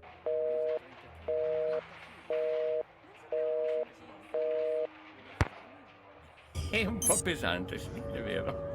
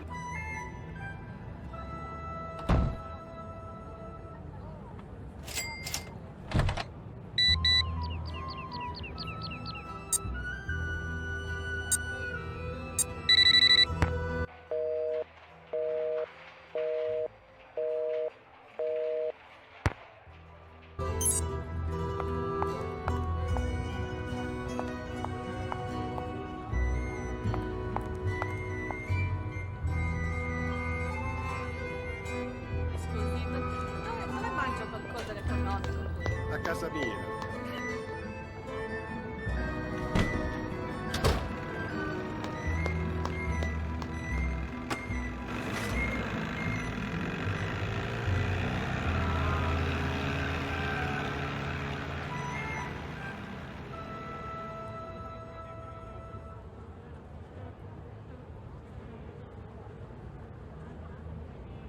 This looks interesting.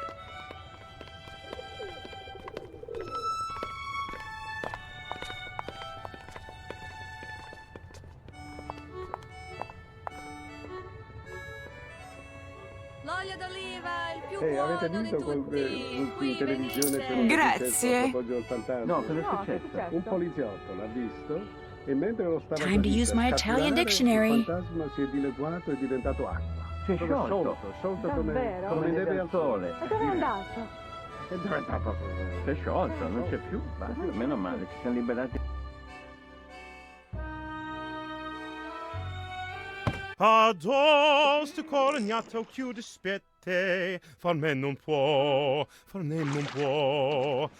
Adò la fuoco cocce ma si fui, te lassi star, e non te cora presse non destrui, sull'acqua dar. Yammon, coppa yammo ya, coppa yammo ya, fonecole,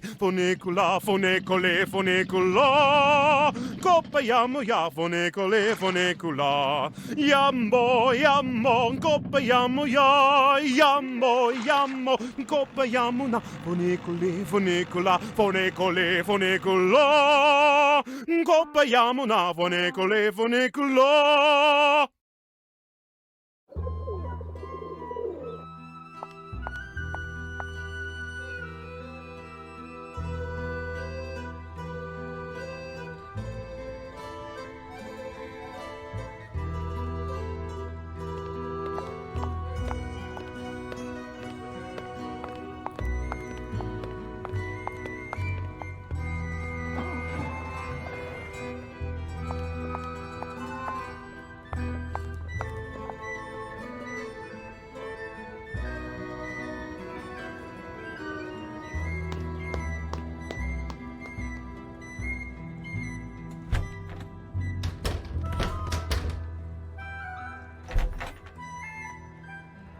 You are rude, Nancy Drew. Oh, so rude.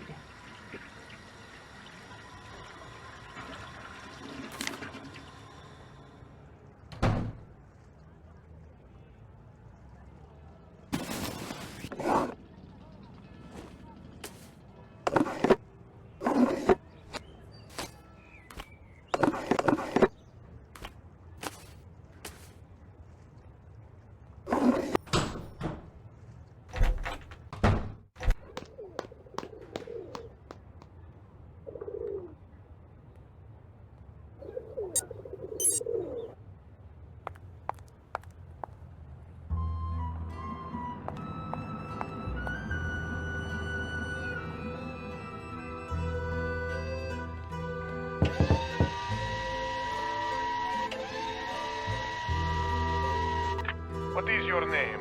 Samantha Quick. You are early, but please come in. Enrico is at the scopa table.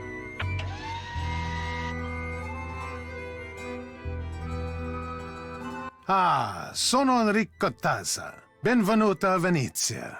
I'm sorry, but if it's all right with you, I'd prefer to speak English. Of course, whatever you wish. What a pleasant surprise. I wasn't expecting you until after Carnevale. I know, but I just couldn't wait to get started. So, you're not only young and attractive, but enthusiastic as well. Tell me more about yourself, Samantha. Well, I'm from the States, as you can tell, and I'm going to school in Switzerland, and now I'm here. And I think that's all that matters, don't you? Because frankly, telling my life story to someone wearing a mask is just a little too freaky for me. I understand. Besides, having never met you before, I would have no way of knowing if what you tell me is a lie or the truth. I always wear the same costume for Carnevale. Why? Because I'm a very superstitious man. I believe that always doing things a certain way brings good fortune. For instance, I never discuss business with anyone unless and until that person beats me at the game of Scopa. Are you familiar with the game? Never heard of it. It's a card game, very popular in Venice. We play it with the traditional Italian deck of 40 cards. There are 4 suits in a Scopa deck. Coins, cups, swords, and clubs. Each suit has 10 cards. 7, the most valuable card. 6, 5, 4, 3, 2, and ace. There are also 3 face cards. Valet, knight, King. When you are taking tricks during the game, each card is worth what it says, with a valet worth 8, a knight 9, and a king 10. However, for scoring at the end of the game, 7s are the most valuable, followed by 6s, aces, 5s, 4s, 3s, 2s, then all face cards.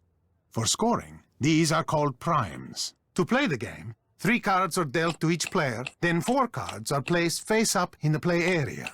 If 3 kings appear, the cards are redealt. The player who did not deal the cards goes first. When it is your turn, you must play 1 card and 1 card only from your hand. Now, you have a 2 and there is a 2 in the play area, so you will play your 2 and take a trick. I discard a valet worth 8. You cannot make a match, so you discard your 3. I discard the 2. Now, because you have a knight in your hand, which is worth 9, and there is a 6 and a 3 in the play area, 6 plus 3 equals 9, which means you have a match and you take a trick. I discard my ace, and because we are both out of cards, I deal us both 3 more cards. Ah, you have a 7 in your hand. You also have an ace, which is worth 1, a 4, and a 2 in the play area, which add up to 7. But there is also a 7 in the play area. So, which do you match with your 7? The 3 cards that add up to 7, or the 7? The rules say when presented with such a choice, you must take the trick by collecting the single card. And so, you match your 7 card with the 7 card in the play area and take a trick. I make a match with the valet and take a trick. You have yet another 7 in your hand. Now you match it with the ace, the 4, and the 2 and take a trick. And since you have taken the last card in the play area, you say Scopa and get a point. We continue to play by discarding and taking tricks until all 40 cards have been played. At that point, we count the points we have won by taking tricks and getting Scopas. The first person to get 11 or more points wins. If no one has 11 or more points, the deck is shuffled, the other person deals, and we play another round. Are you ready to play? You bet.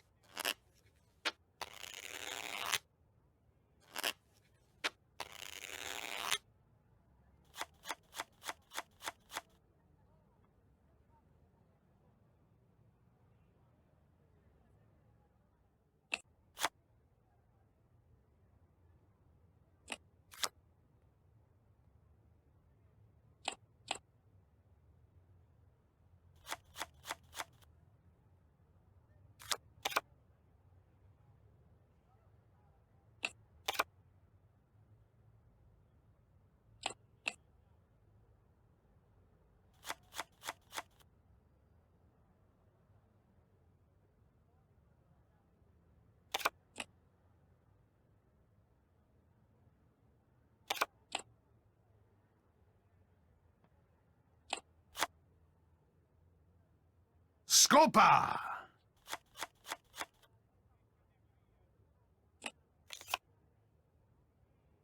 Scopa!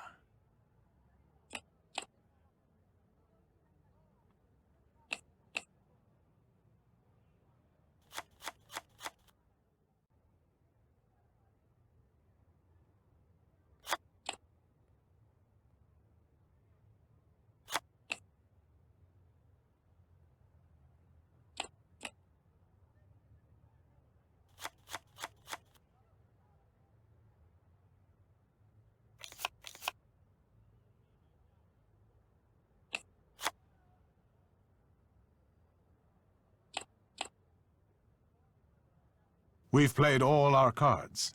I took the last trick, so I get all the cards left on the table.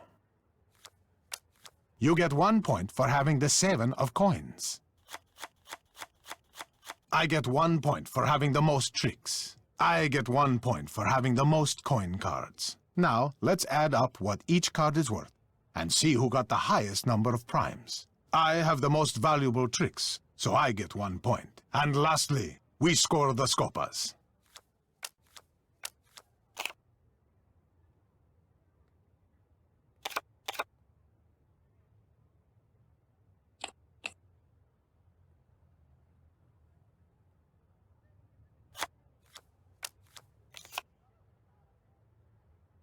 Scopa!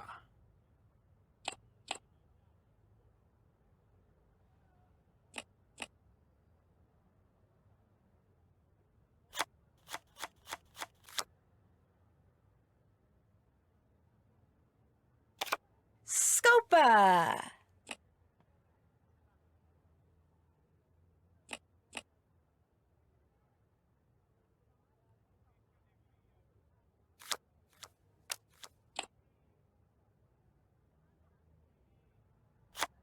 Scopa!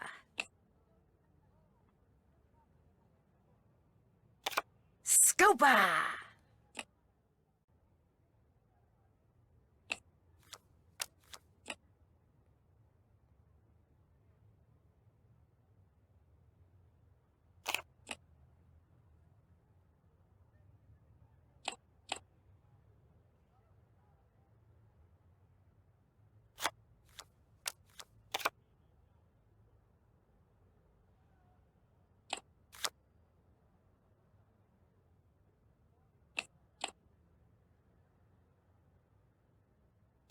You took the last trick, so you get all the cards left on the table.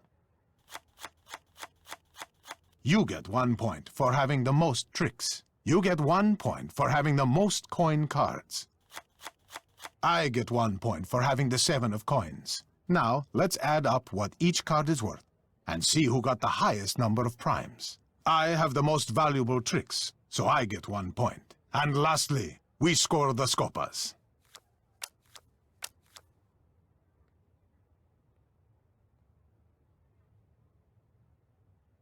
You cannot discard that card because you...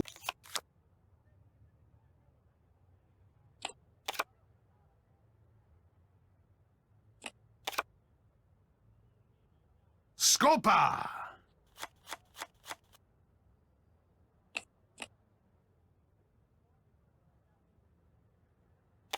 Scopa!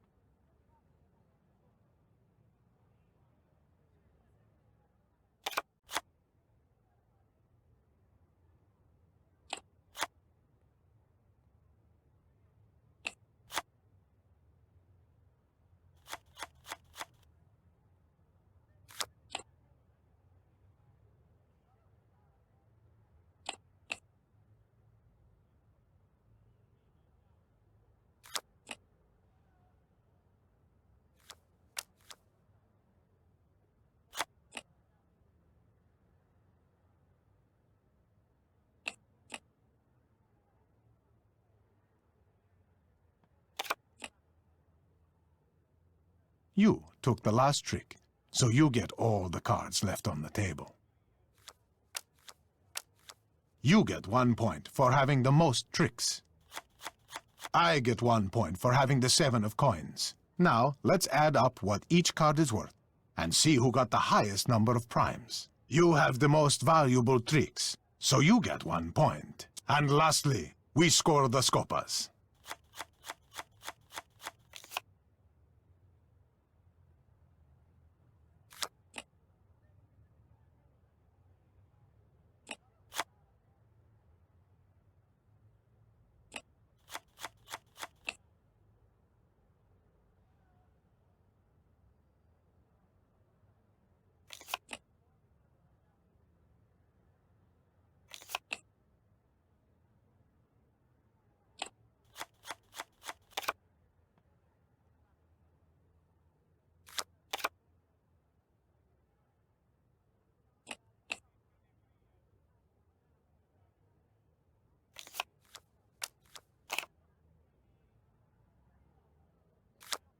Scopa!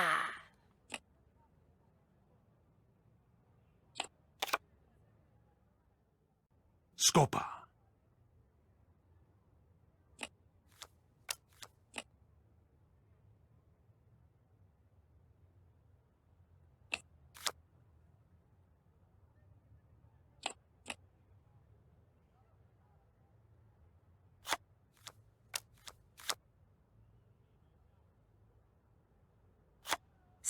Scopa!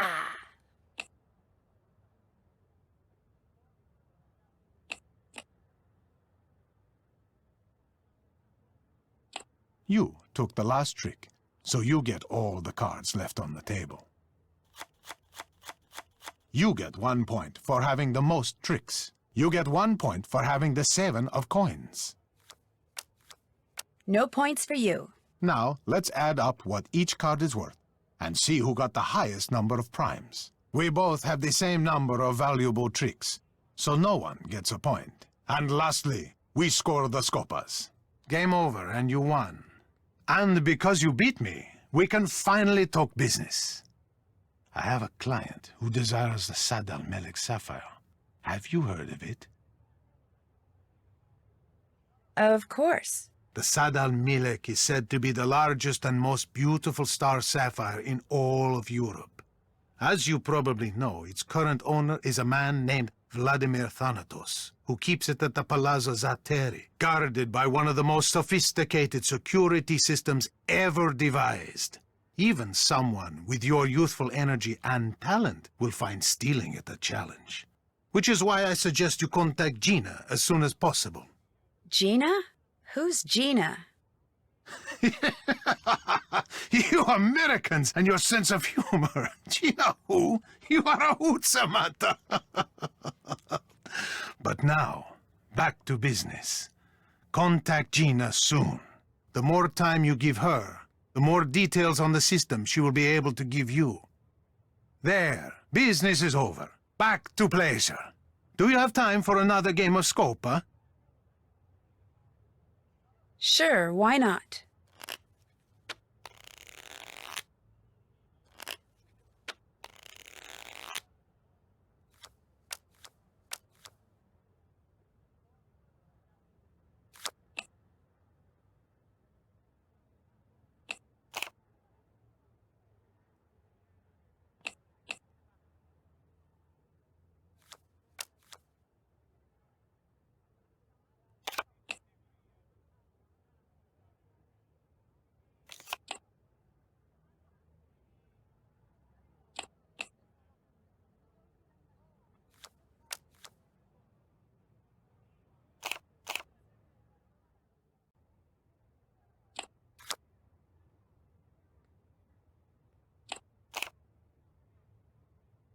Scopa!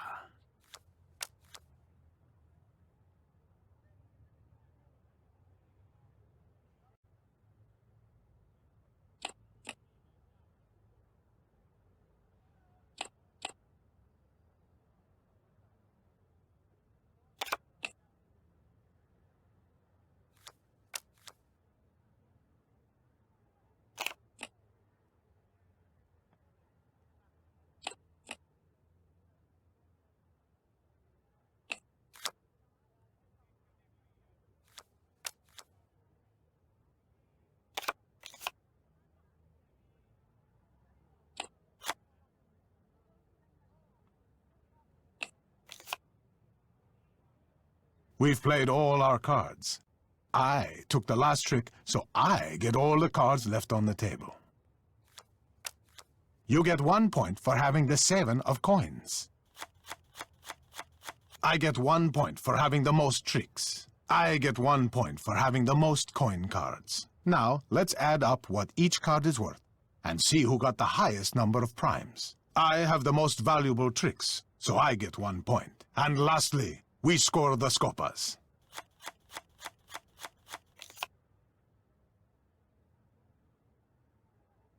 Scopa!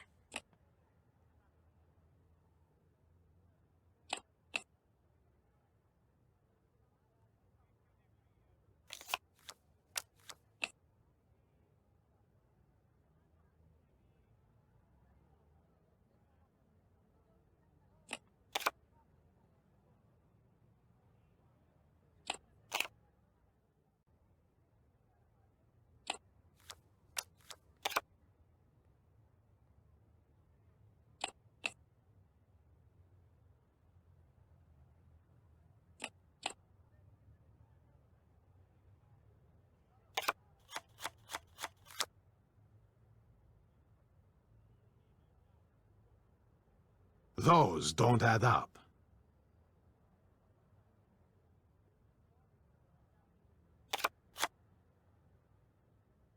Scopa.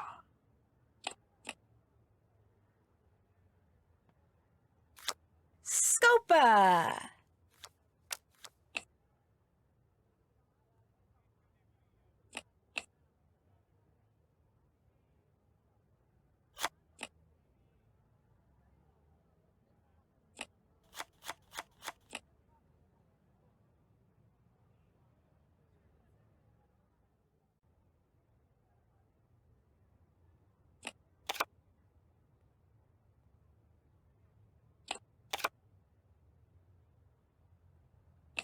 I took the last trick, so I get all the cards remaining on the table.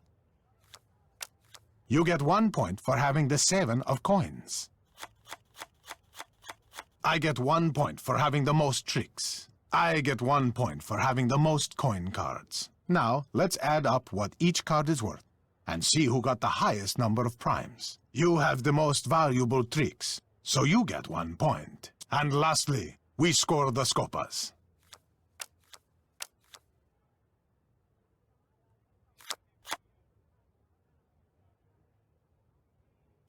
Scopa!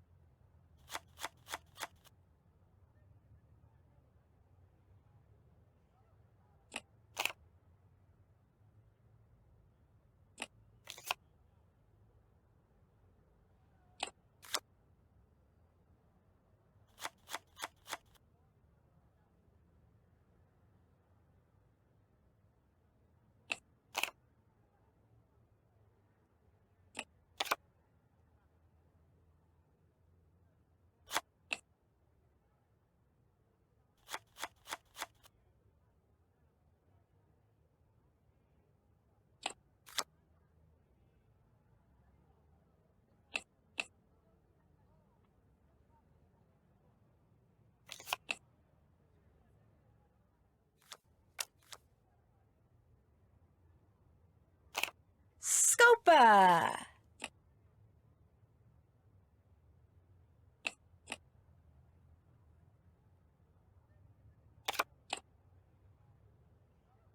You took the last trick, so you get all the cards left on the table. You get 1 point for having the most tricks. You get 1 point for having the most coin cards. I get 1 point for having the 7 of coins. Now, let's add up what each card is worth and see who got the highest number of primes. You have the most valuable tricks, so you get 1 point. And lastly, we score the scopas.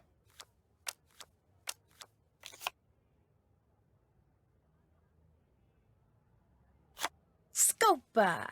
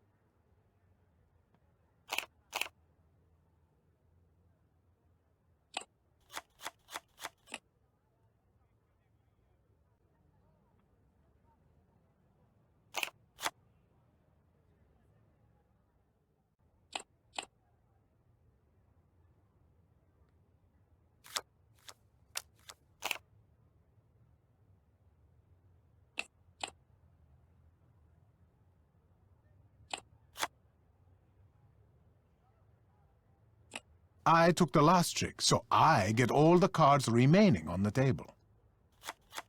You get 1 point for having the 7 of coins. I get 1 point for having the most tricks. I get 1 point for having the most coin cards. Now, let's add up what each card is worth and see who got the highest number of primes. I have the most valuable tricks, so I get 1 point. And lastly, we score the scopas. Game over, and you won. I will wire your fee to the Swiss bank account set up by your agency within the hour. Play again? No, thank you. It seems that all the rumors I've heard about you were true, Samantha. It has been a pleasure.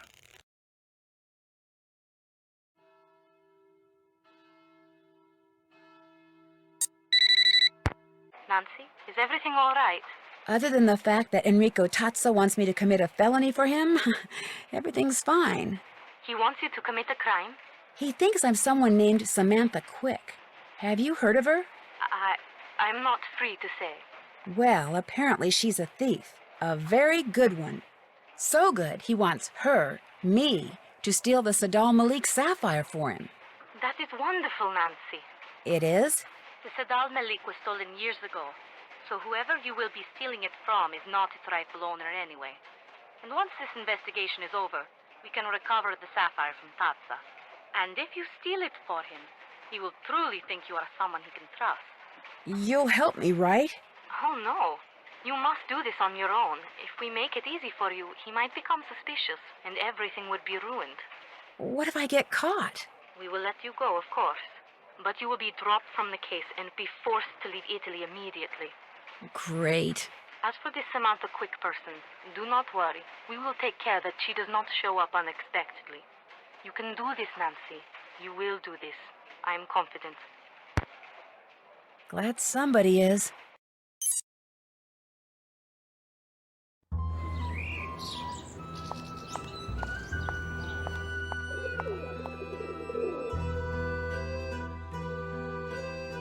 Scusi, posso farle una domanda? Che cazzo? Come mai tutte le gondole sono lente?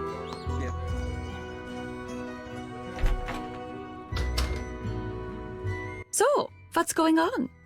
What made you decide to stay here this trip? I met Margarita at a party last October, and when she heard I was going to need a place to stay when I made this trip, she practically begged me to stay here. Margarita mentioned that you like to go to parties. I'm sure she had a lot more to say about me than that. I think she's jealous of me.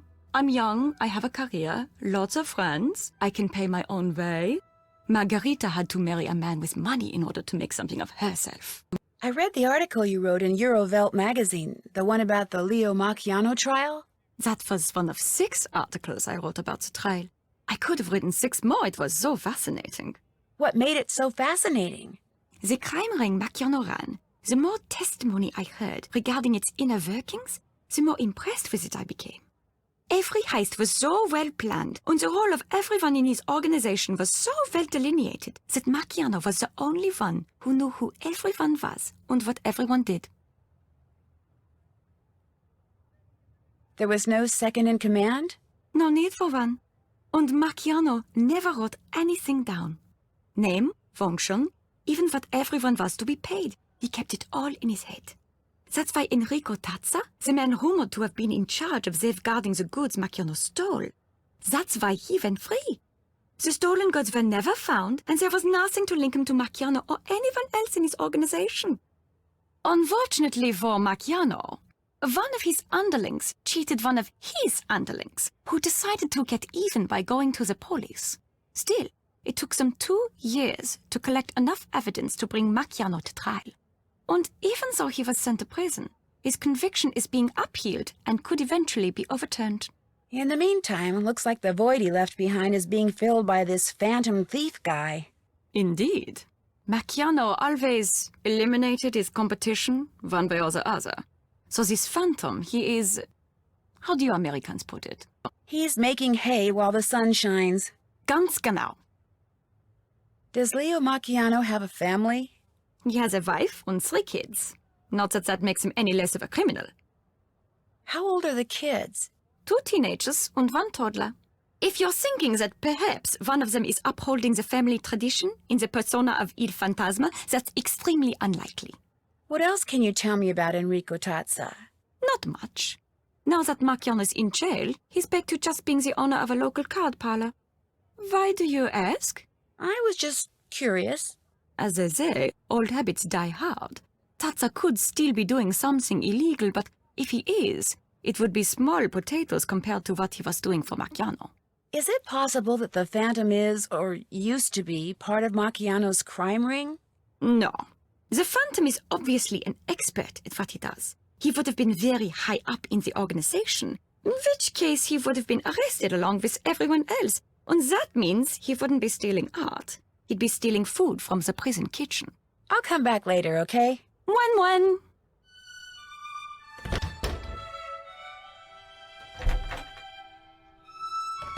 You are rude, Nancy Drew.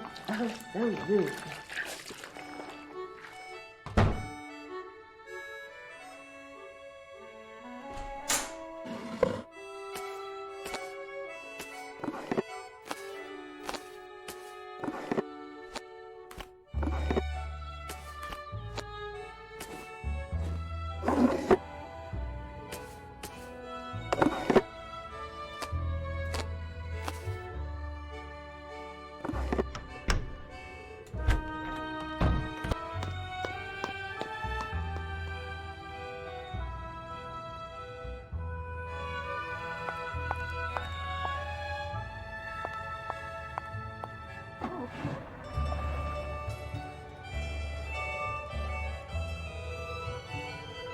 La donna è mobile, qual piuma al vento, muta d'accento e di pensiero. Sempre un'amabile, leggiador viso, in pianto, in riso e menzognero. La donna è mobile, qual piuma al vento, muta d'accento e di pensier, e di pensier, e di pensier.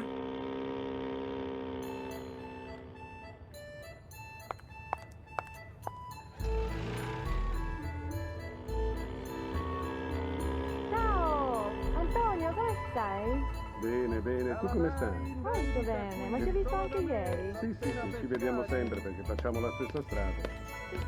Ciao! I ser noia ne manesialiette tu sai Ados tu cor ingraccio ci dispette farmeno po. Adò le fuoco coce ma se fuie te lascia sta. E nun le core presto nun destruye se alla guard.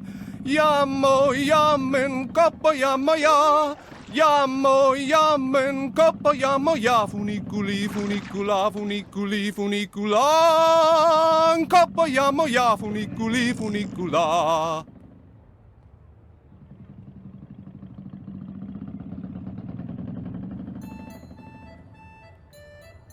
La donna mobile, quel piume al vento, muta decento e de pensiero, sempre amabile, legdar viso, in panto in riso e menzognero.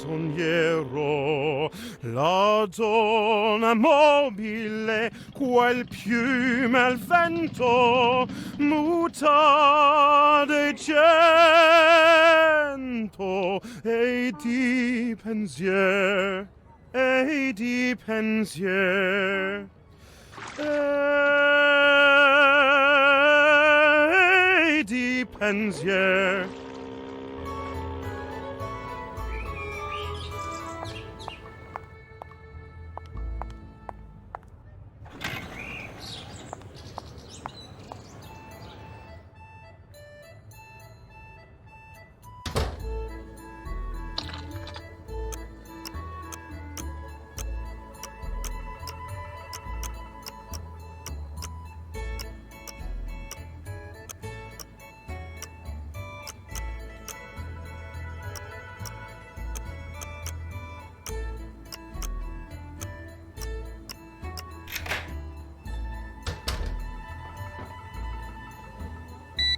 Oh, shoot. Fongo's on his way.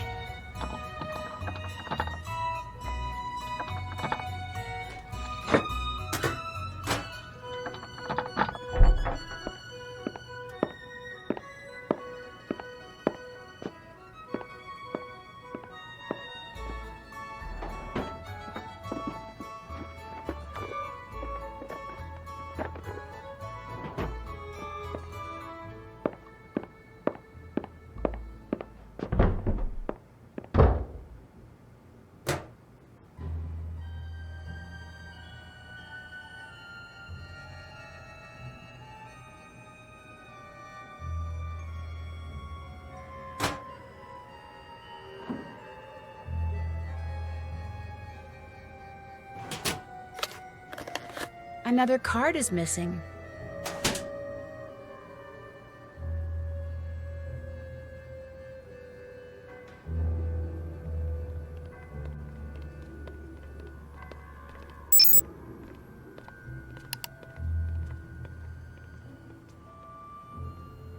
Z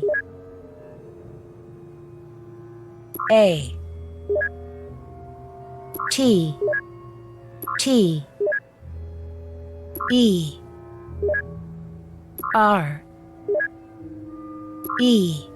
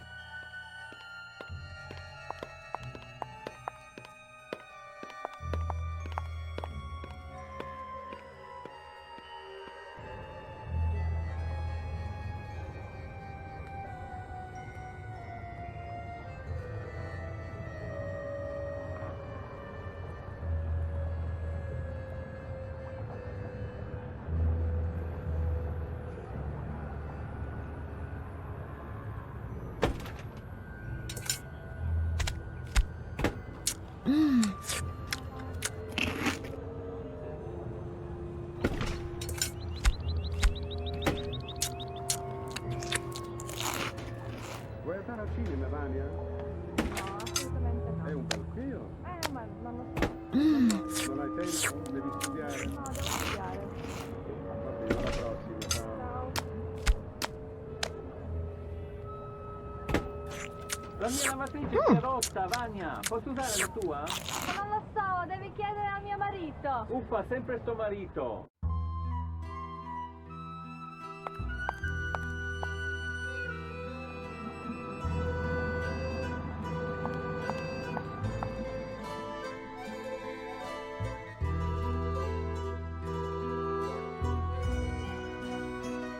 Mio Dio, mio figlio ha visto il fantasma.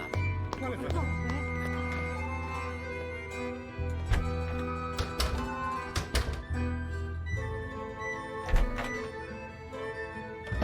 Don't take any wooden quarters.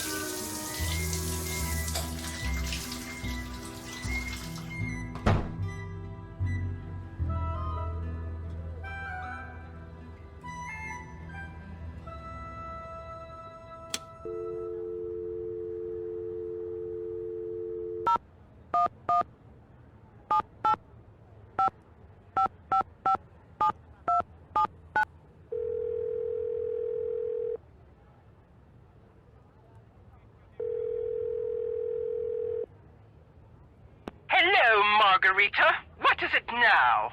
Hello, Miss Rutherford. This is... I know who this is. It says so right on my phone. But if you're calling because yet another thingamajiggy has supposed to woozy-wats it there in the casa, you might as well hang up right now. The Canis Coast is yours, and much as it torments me to see her maimed by all your penny-pinching posturing, I'll not give you one more cent for repairs, not a one! But this isn't Margarita. It's Nancy Drew. Nonsense! If you were Nancy Drew, my phone would say Nancy Drew, but it doesn't. It says Margarita Faubourg just as clear as day, and my phone is never, ever wrong about such things. It's a true miracle of modern science. It says Margarita Faubourg because I'm calling from the Canis Costa. It's not really a miracle, Miss Rutherford. It's just caller ID. Margarita. I insist you drop this silly ruse right now. And whatever have you done with that wonderful Italian accent of yours? I dare say it was your most charming feature. Now you sound like a common American teenager. Would you stop waving your arms like that? It's enormously distracting. I really must go. My assistant appears to be having some sort of conniption. Say again? Really?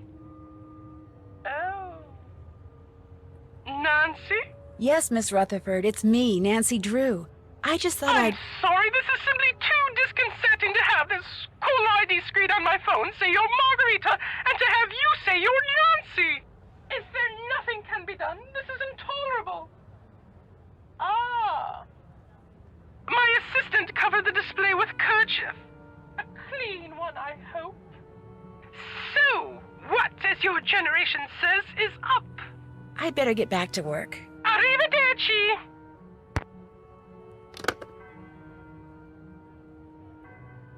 Betty bye, here I come.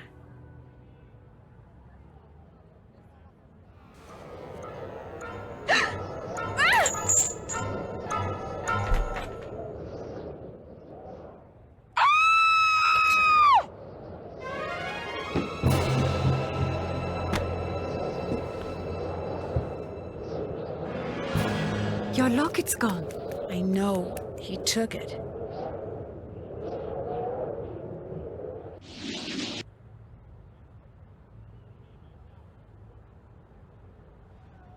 And the police found nothing? No fingerprints, or microfibers, or DNA, or TNT, or whatever it is they're always rooting around for these days? They didn't find a thing, and they were here for hours. They're not even sure how he got in. This is highly disturbing, Nancy. I sent you over there to unmask this villain, not to be victimized by him. Believe me, Miss Rutherford, after what happened last night, I'm more determined than ever to catch this guy. Well, having that trinket torn from your neck seems to have brought out the pluck in you. Whereas having that figurine stolen from the Piano Nobile seems to have brought out the greed in Margarita. When I reminded her that her insurance company would reimburse her for its loss, she was downright giddy. Oh, good heavens, someone call the police! What's wrong? Are you all right? I mean the fashion police, dear. You should see what my assistant decided to wear today. Definitely not a minette originelle. What in the world is on your head? Oh, please take it off, you're scaring Ginger.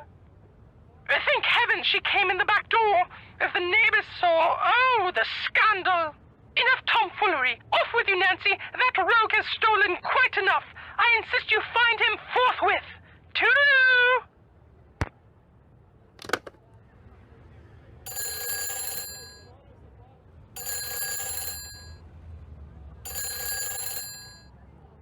Hello?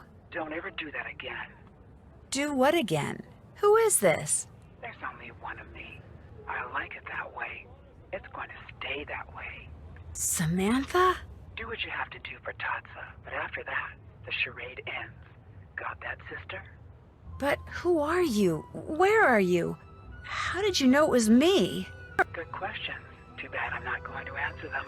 Just finish up and go back to River Heights, Nancy. Oh, and say hi to Ned for me. Who is she? Why do you say that? It's not my fault that figurine was stolen. This could be interesting. It most certainly is. You left the door unlocked. I most certainly did not. You were the last one to leave last night.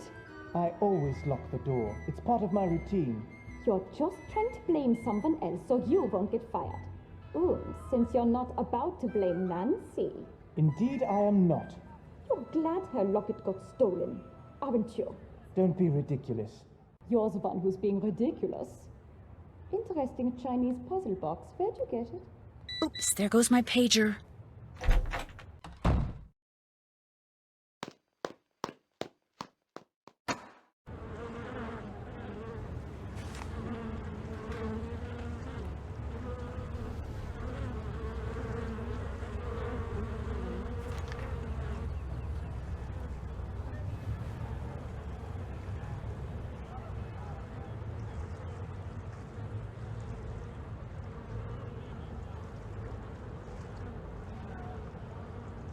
That's Margarita. What's she doing there?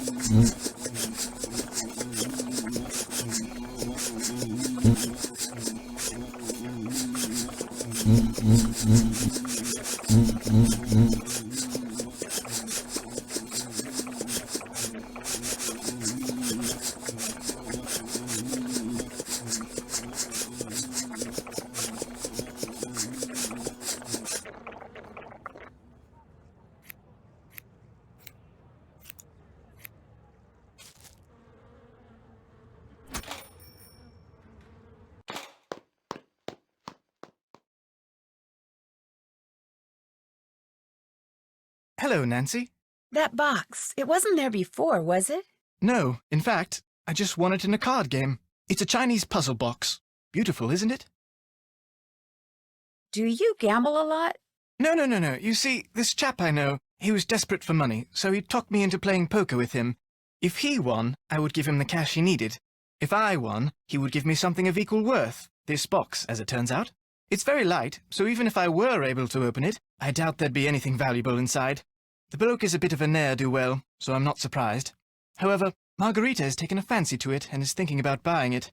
That's why I haven't taken it home. Would it be okay if I tried to open that Chinese puzzle box? I'd love for you to have a go at it, but it seems a bit fragile, and until Margarita makes up her mind about buying it, I'd rather no one muck around with it. Sorry. I need to get going. Come back anytime. So, what's going on? Thanks for taking the time to talk to me. Tschüss!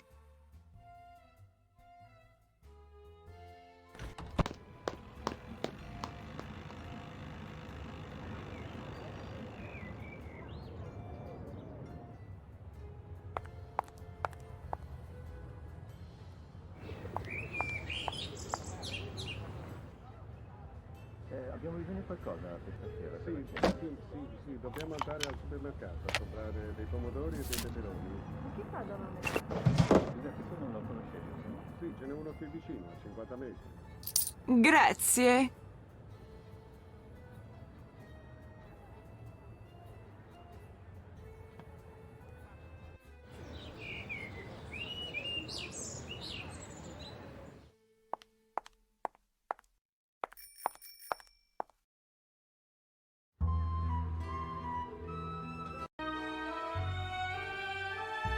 Scusi, signore? Sì? Ma quando affonderà Venezia?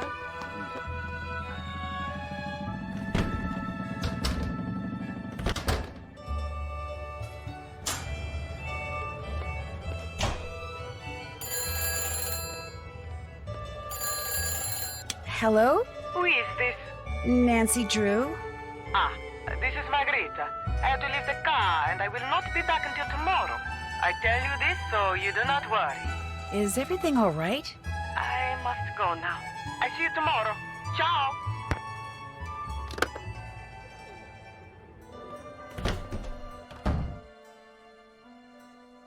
Hello, Nancy. I need to get going. Come back anytime.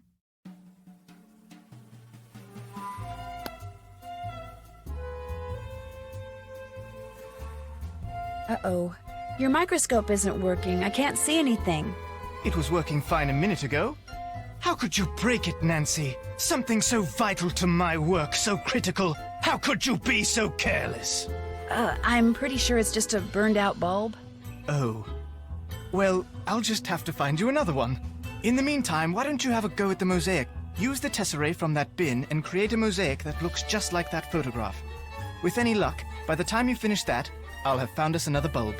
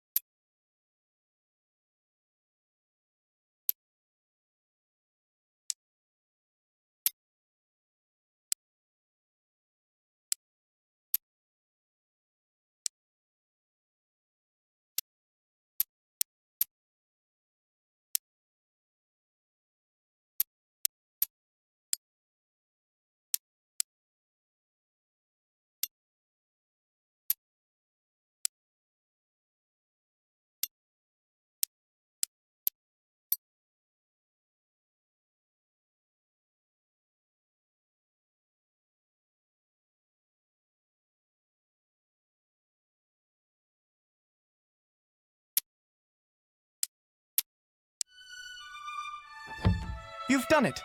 Good for you. While you were doing that, I replaced the bulb in the microscope, so you're all set.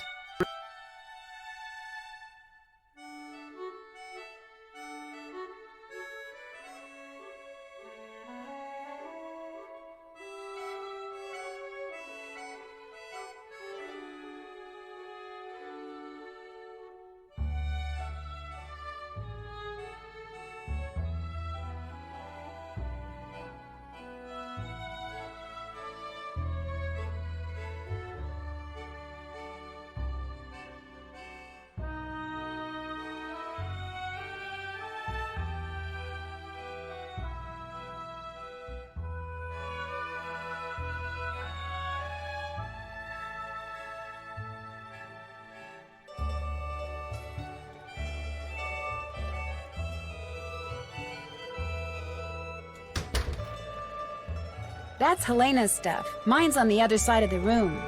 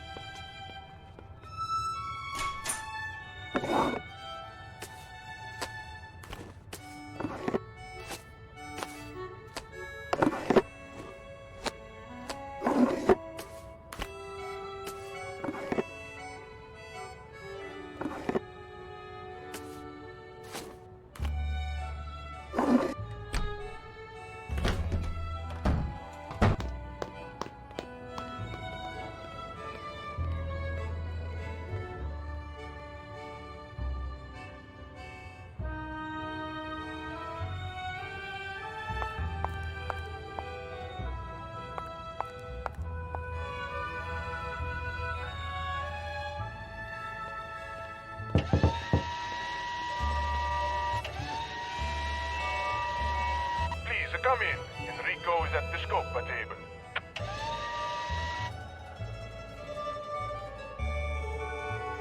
You have the sapphire? Nope. You do. Excellent work, Samantha Quick. I will... Excuse me. Pronto? You know the rules, Nico. I cannot tell you what your next target is. You keep a list in that Chinese puzzle box, no? When you shake it, that compartment opens up. Nico, no! How could you have lost it? Never mind. Go to the Capitano and get him to tell you. And when you go after the target, do not wear that costume. You are trying Il Dottore's patience. Okay, ciao. Where were we?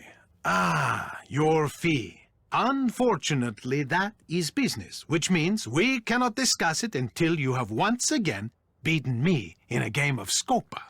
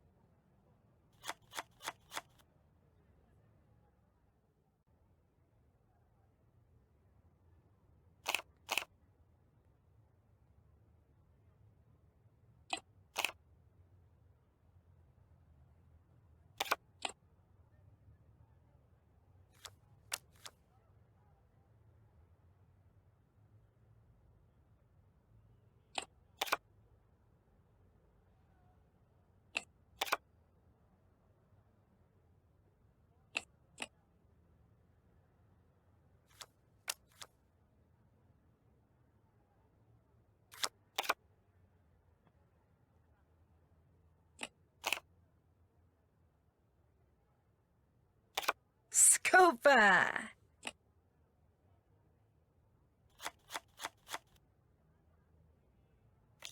Scopa!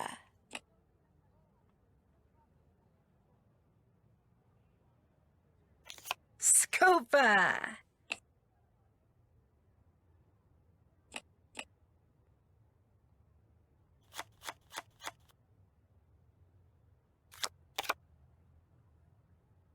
Scopa!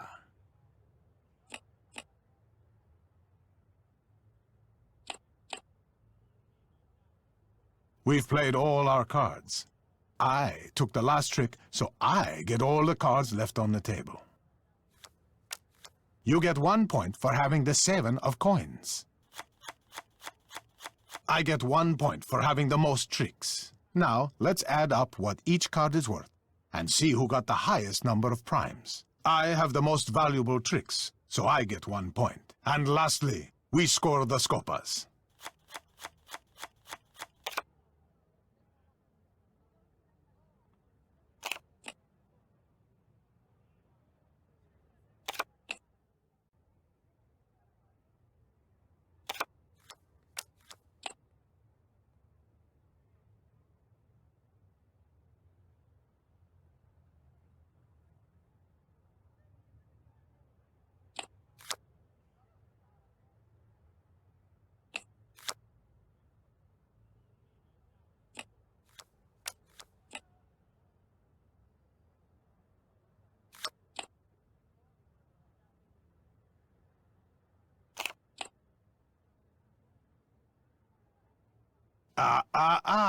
You cannot take several.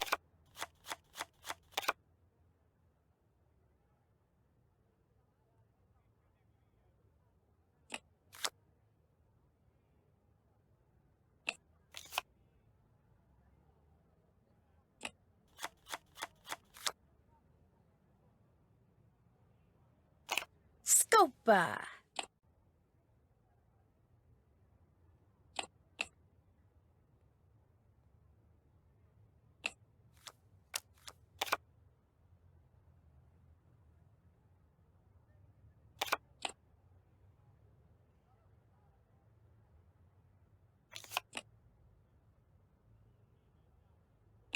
You took the last trick, so you get all the cards left on the table. You get 1 point for having the most tricks. You get 1 point for having the most coin cards. I get 1 point for having the 7 of coins. Now, let's add up what each card is worth and see who got the highest number of primes. I have the most valuable tricks, so I get 1 point. And lastly, we score the scopas.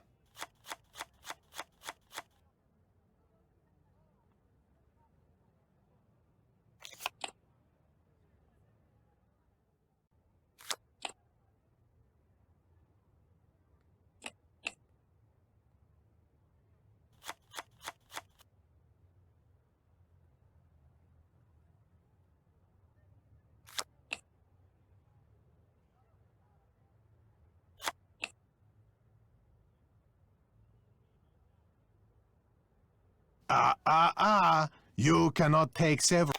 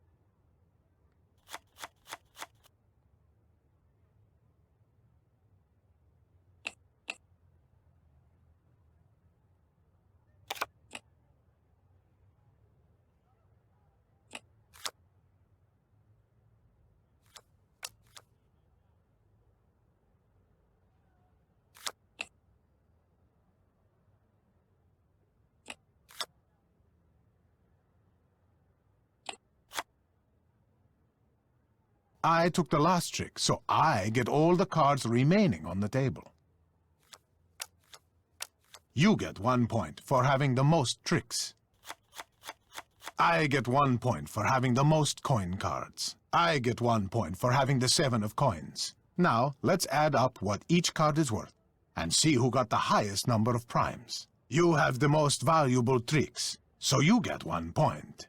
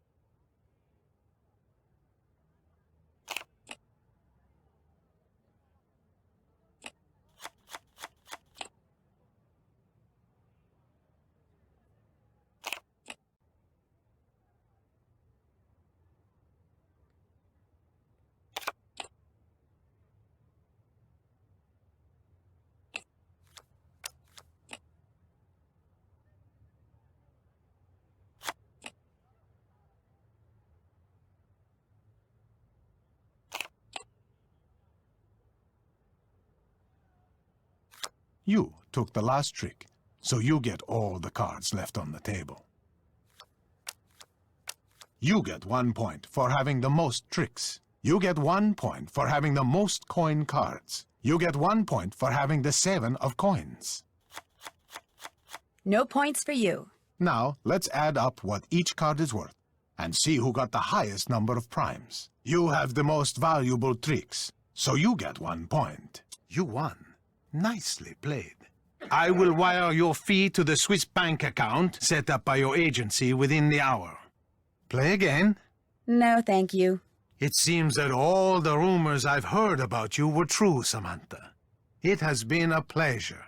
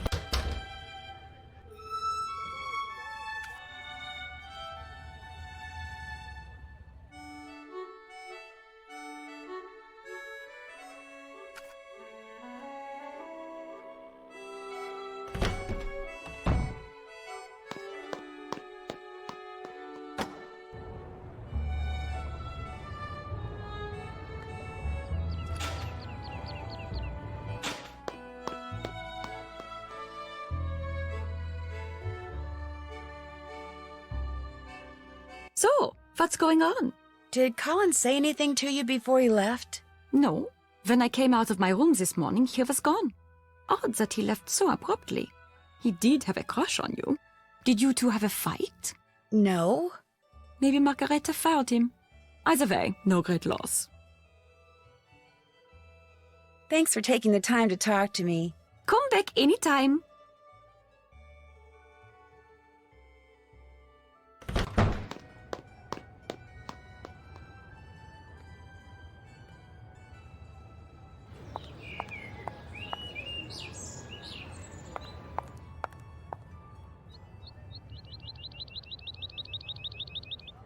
Dov'è il caffè Ging Ging? Mi hanno detto che è molto buono. Il caffè Ging Ging? Grazie. Lo conosco, è molto vicino, 2 minuti di qua. È buono, è un...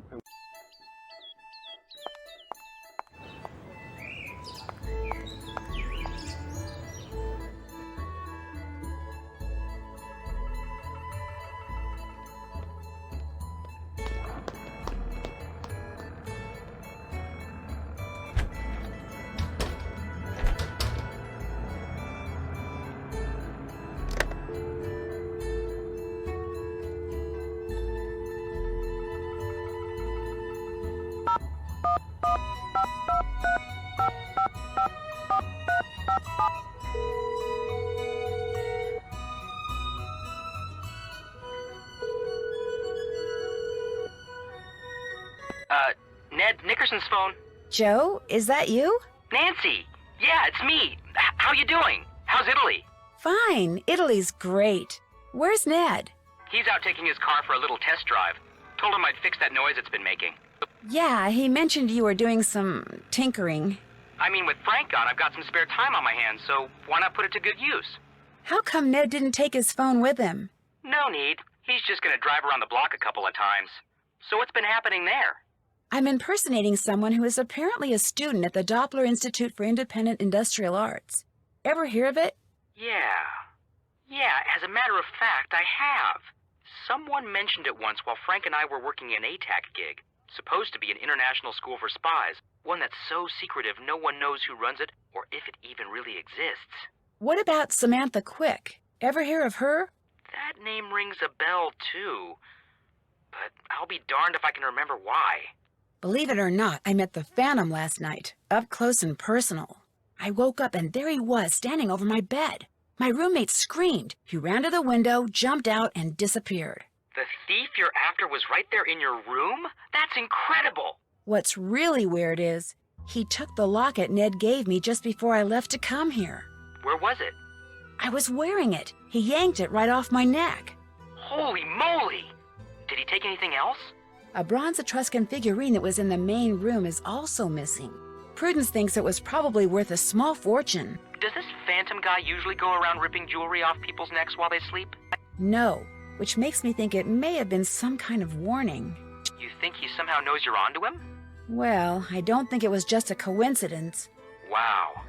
Now you have to solve this case, because when Ned finds out what happened... You're going to tell him? I have to, Nan. I mean, it is his phone. While I was watching Fongo, guess who showed up in his office? I give. Margarita. The woman who owns the place you're staying at? That's the one. They had a big, huge argument. Then she left. That's interesting. Could you tell what they were arguing about? Unfortunately, no. But she could be the person Fongo's been communicating with here at the Ka. You could always ask her why she was there. Yeah, and she could always lie. Nothing ventured, nothing gained. Looks like Colin Baxter, a.k.a. Justin Beaumont, is gone. What do you mean by gone? I mean, he packed up and just left. Why'd he do that? Don't know. If he's connected to the Phantom somehow, he could have just gone into hiding, you know. I don't think so.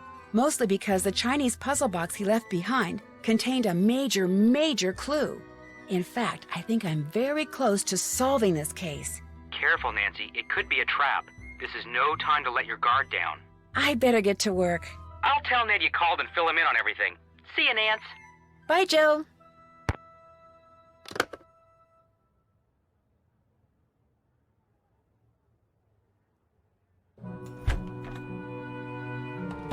You are rude, Nancy Drew. Oh, so rude.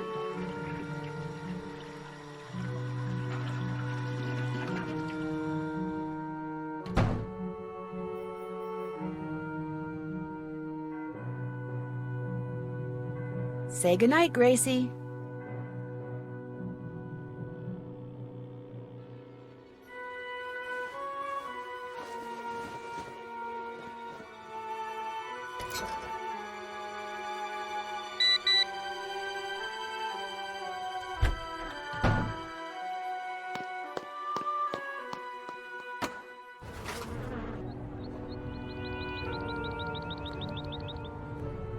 No one's there. I must have just missed him. I see you have recovered from having that locket ripped from your neck. That is what happens when one leaves a door unlocked after one has been told not to. The police said it's very possible that the thief picked the lock. The police know nothing. What do you need from me? I found this card over there. Do you know anything about it? No, it must be trash the wind blew up here from the street. I was thinking maybe the Phantom dropped it. It was the wind, but think what you like. I saw you coming out of the Argonne building. Do you have an office there? No, but I know someone who does. I wanted him to set up a wireless network here in the car. My friends, they all say it is something I must have. You saw me? That is strange. I did not see you. I was in a shop across the street. I saw you through the window. So when will he set up the system? Never. He said he does not do that kind of work anymore. Which made me very angry because I found this flyer here in the car just last week. Look at it. Why would he print that and give it to people if he had no intention of doing what it says? It even came with a discount coupon. Ah, I do not like it when people waste my time. Where did you find this? Where it belongs, in the waste basket. I was not emptying it, I just saw it from across the room. So it's all right if I keep this? Senz'altro. That is all you wanted to ask me? How many people knew you owned the Etruscan figurine that the Phantom stole? Everyone who came to my parties. Hundreds of people. They like that figurine very much. It is a great loss. But the insurance company is going to pay me more than I thought it was worth. I will just have to buy something else my guests will like. It looks like Colin just suddenly up and left. I know. I just found out that instead of using the cheapest material he could find to do my renovations like he said he would, he used the best. I just got the bills. It is going to cost me a fortune. He left so he would not have to face me, the coward. I did not want him to use cheap materials, of course. Ci mancherebbe altro. I am just angry that he lied to me. Of course. I'll stop pestering you now. Ciao.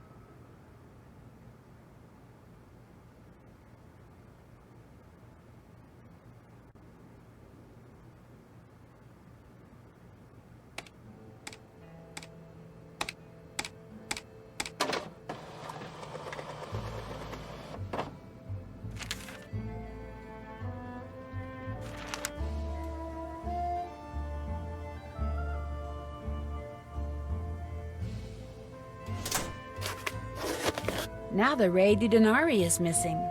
According to the list I found in that puzzle box, the Re di Denari is code for the Palazzo Orpello. I'll bet that's the next place they're going to hit, the Palazzo Orpello.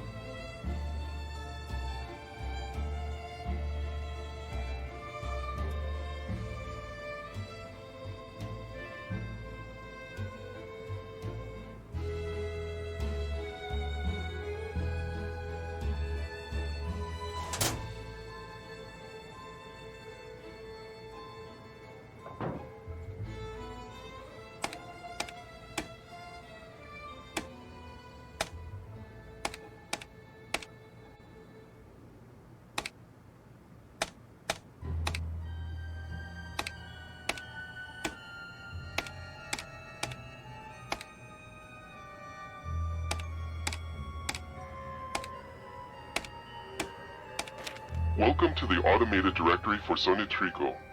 For personnel, press 1. For store locations, press 2. For communications, press 3. For Signore Dottore President, press 1. For Signore Capitano Communications, press 2. For Signore Arlecchino Shipping and Receiving, press 3. For Signore Scaramuccia Secure, Signore Dottore is the president of Sonitrico and is currently not receiving any messages. For Signore Capitano is responsible for receiving and distributing all incoming and outgoing communications. For Signore Dottore President, Signore Arlecchino keeps our goods and services safe and secure. For Signore Dottore Signore Scaramuccia is responsible for providing information on security systems. For Signore Dottore, Signore Bergella acquires goods for resale. For Signore Dottore President, welcome to the for our headquarters, our headquarters are located in the Argonne office building in the Campo dei Frari. For our headquarters, press 1. For our safe and secure store, press 2. For our list of acquisition partners, press 3. For our presidential suites, press 4. For our propane storage, press 5. For all other locations, press 6. Our safe and secure store is located near the fountain in the Campo Santa Maria Formosa. I bet that's a safe room where they're keeping the stolen goods. For our safe goods. and secure store, press 2. Our acquisition partners are the Aces, the Knights, and the Kings. For further information, please consult our detailed list available from our Director of Communications or Acquisitions. For our headquarters, our sumptuous presidential suites are located in the historic Ca' Nascosta. For our headquarters, our propane storage facilities can be found in the Campo Santa Margherita. For our headquarters, we have many temporary meeting spaces available. Please consult your... For our headquarters, welcome to the automated... For presidential communication, all presidential communications should be delivered with a box of chocolates to delight the Dottore. For presidential acquisitions, meet daily at the temporary meeting spaces. A card indicating our acquisition partner for that day will be delivered there. For presidential all security communications are initiated with a lovely game of chess. Scaramuccia will determine the location of any follow-up communications. For presidential communications, press 1. Acquisitions will deliver all goods to our propane storage facility. Our Director of Shipping and Receiving will then distribute to our safe and secure store for eventual distribution to our home office.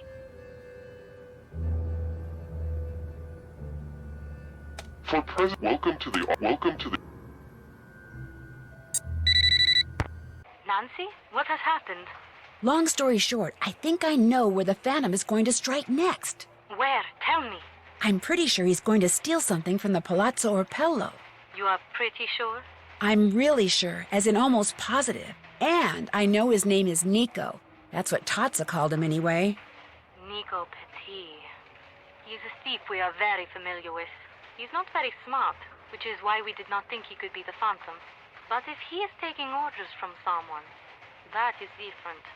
Here is the plan. I will call the GDIF and have them send us some agents to stake out the Palazzo Orpello. You must be there too. I must? I mean, okay, sure. But first, you need to do 2 things. You must give everyone at the Ca' Nascosta the objects which will allow us to track them. Already did that. Although I think Colin may have left town with his. We will worry about Colin later. Second, you must brush up on your Italian, so that during the stakeout you can understand what the agents are saying over the radios. I'll take another look at the guide to basic Italian that's in my room. Good. When you feel you are ready, call me, and we will move forward. You got it. Ciao.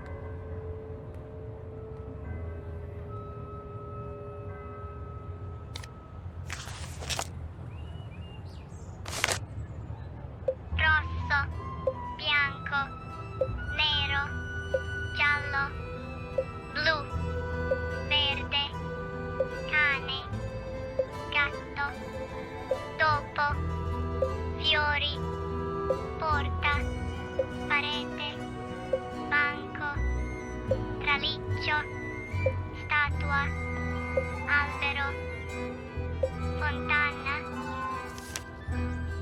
sotto, sopra, alla destra di, alla sinistra di, dietro, nella, vicino, lontano.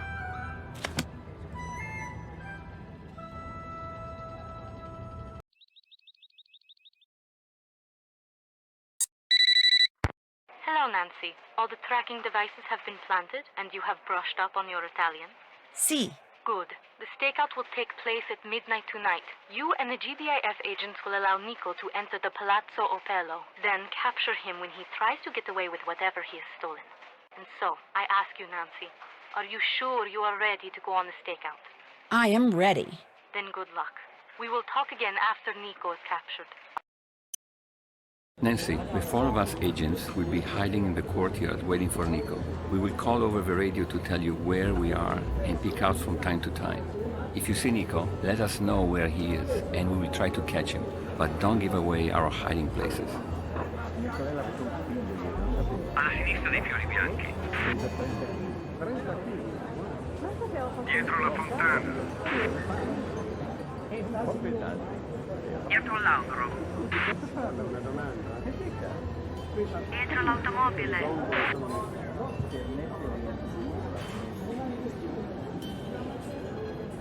Vicino alle gondole. Alla destra dei fiori rossi. Dietro la statua. Dietro l'automobile.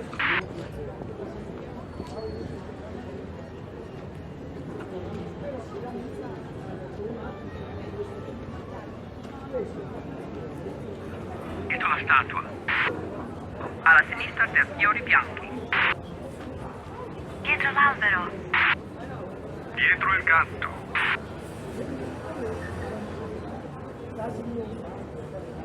He's behind the fountain. Fermati. È andato via. Dietro l'albero. Alla destra dei fiori rossi. Alla sinistra dei fiori bianchi. Dietro il gatto.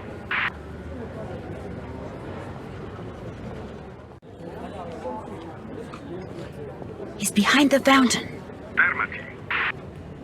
Non riesco a trovarlo. Alla destra dei fiori rossi.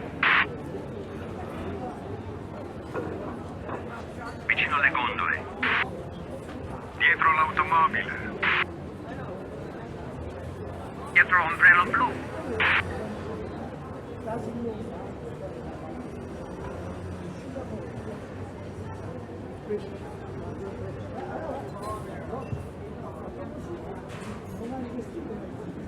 Dietro la parete.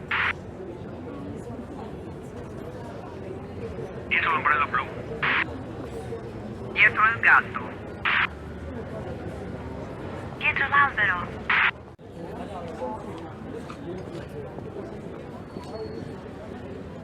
Alla destra dei fiori rossi.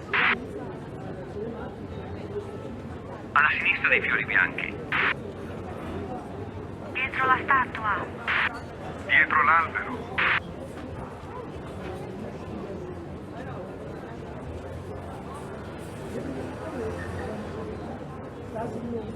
Dietro l'automobile.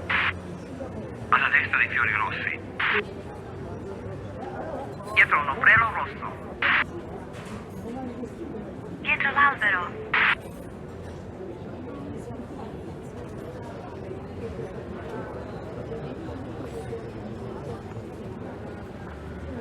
Dietro la parete. Alla destra dei fiori rossi. Dietro la statua. Dietro l'ombrello blu.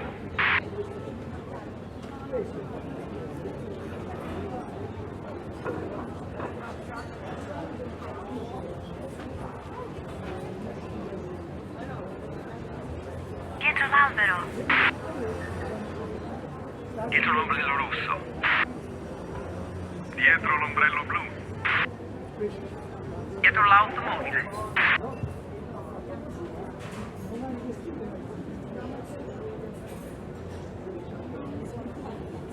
Dietro la parete. Dietro l'ombrello blu. Dietro la statua. Dietro l'ombrello rosso. He's next to the gondolas. Fermati. Non è là. Alla sinistra dei fiori bianchi. Dietro la fontana. Dietro l'ombrello blu. Dietro il gatto.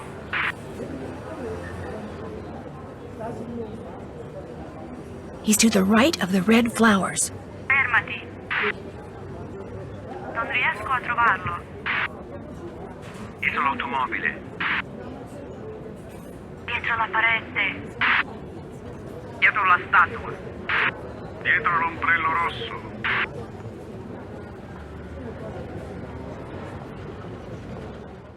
He's behind the fountain.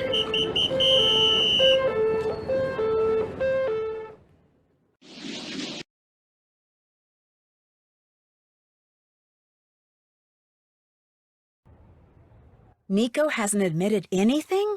He does not admit that he is the Phantom. He does not even admit that he is Nico Petit.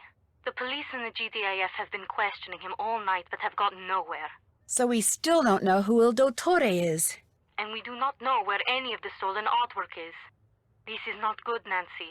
Now that Nico has been arrested, the theft ring may break up, and we may never recover the stolen goods. Prudence is not going to like that. Was he carrying anything that might help us? A wallet, an address book? I'm looking at the arrest report. Among the items that were taken from him were a silver trumpet that he had just stolen from the Palazzo Apello, a pen, some coins, some matches, a receipt for Papano, I should say propane gas, a used tissue. Wait a minute. Propane gas? This receipt, what was on it? I will check the photocopy. It is just an ordinary receipt. It tells the date the gas was delivered, the amount. That is strange. What's strange? On the back, someone has written these numbers. 3447. 3447. Does that mean something? Only one way to find out. I'll talk to you later. Bye.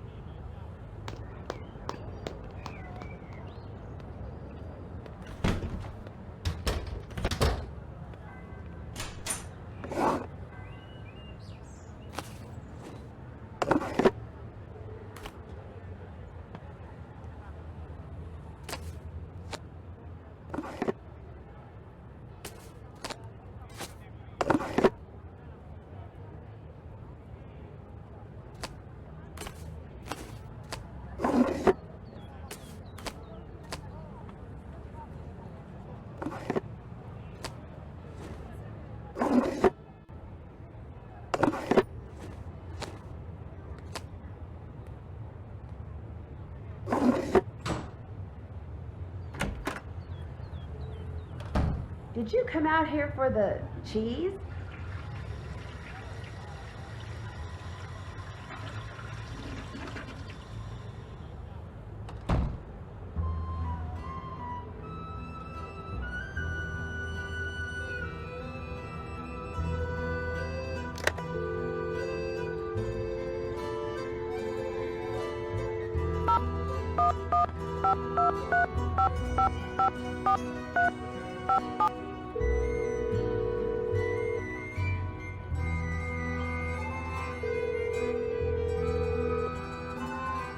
Hello? Nancy? Hey, Ned. How's the car running? Well, it's not making that noise anymore. Great. It is still running, isn't it? In a matter of speaking. Now, whenever I take my foot off the gas pedal, it backfires. Big time. So now it's making a different noise? Yeah, one that's a gazillion decibels louder. But not to worry. Joe's tinkering with it. I'm sure it will be fine. What's going on with you? I need to get going. Keep in touch. Bye, Nancy. Bye.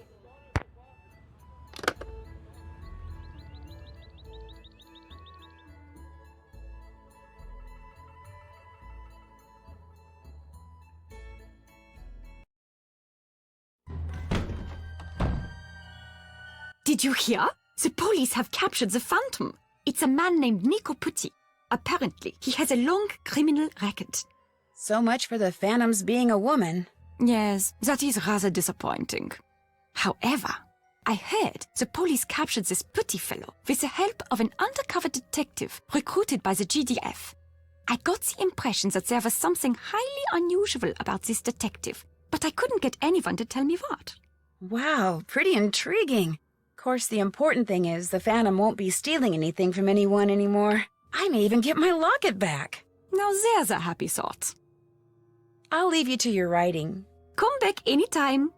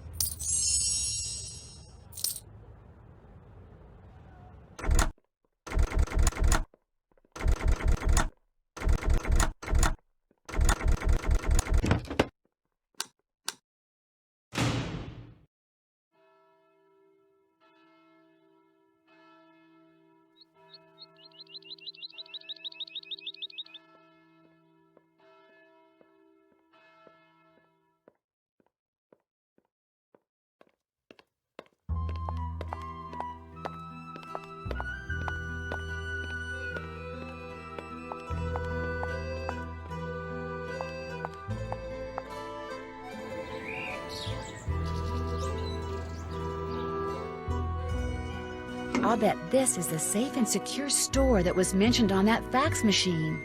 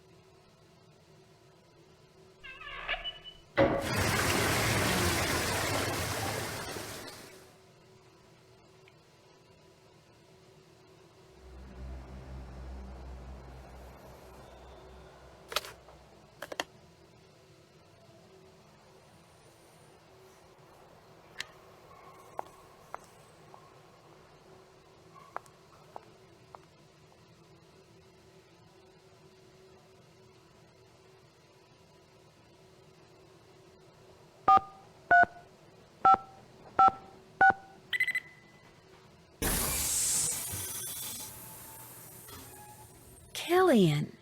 Where have I seen that name before? The address on this crate is the same address that was on that letter Helena dropped.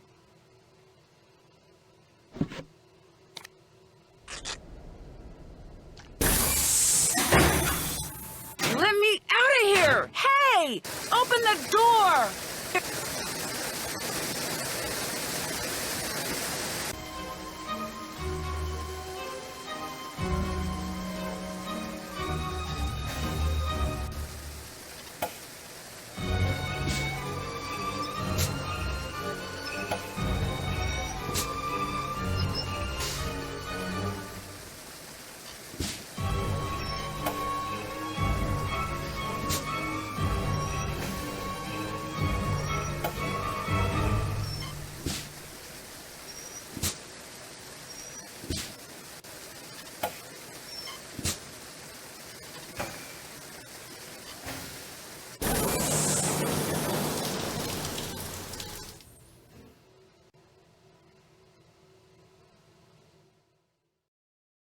Nancy, I was starting to be worried about you.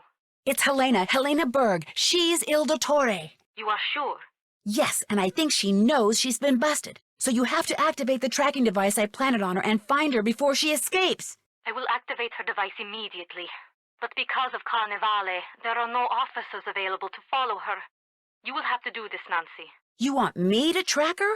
After I have activated the tracking device, your PDA will show a picture of what method of transportation she has taken, whether she's traveling on foot, in a gondola, or by vaporetto. From time to time, it will also announce where she is. Why can't it announce where she is all the time? The transmission of a continuous signal would make the device too easy to detect. So please, Nancy, watch your PDA. It will tell you Helena's method of transportation and her last location. Use this information to figure out where she is headed so you can go to that place and intercept her. But you must move quickly or she will get away. I will send someone to help you as soon as possible. Okay. This Prudence Rutherford. I did not like that she forced you on us. But when you are on a case, you are like a dog with a bone. I like that, Nancy Drew. There. Helena's tracking device is activated. She is all yours. Hurry. Zattele. A piedi. A piedi. A piedi. A piedi. A piedi. In gondola. A piedi. A piedi. A Gotcha! Helena! Don't try to hide from me, Helena. Nancy, what are you doing here? Getting my locket back. What are you? A cop? A government agent? A thief? What?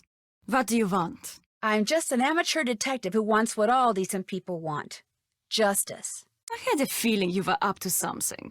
Your sudden arrival at Nascosta, your feigned interest in Venice, always asking questions.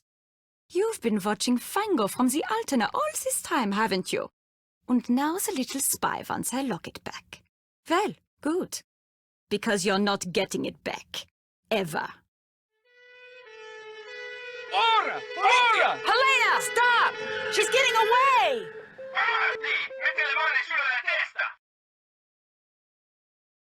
Don't be too pleased with yourself, Nancy Drew. It's not over between us. Not by a long shot.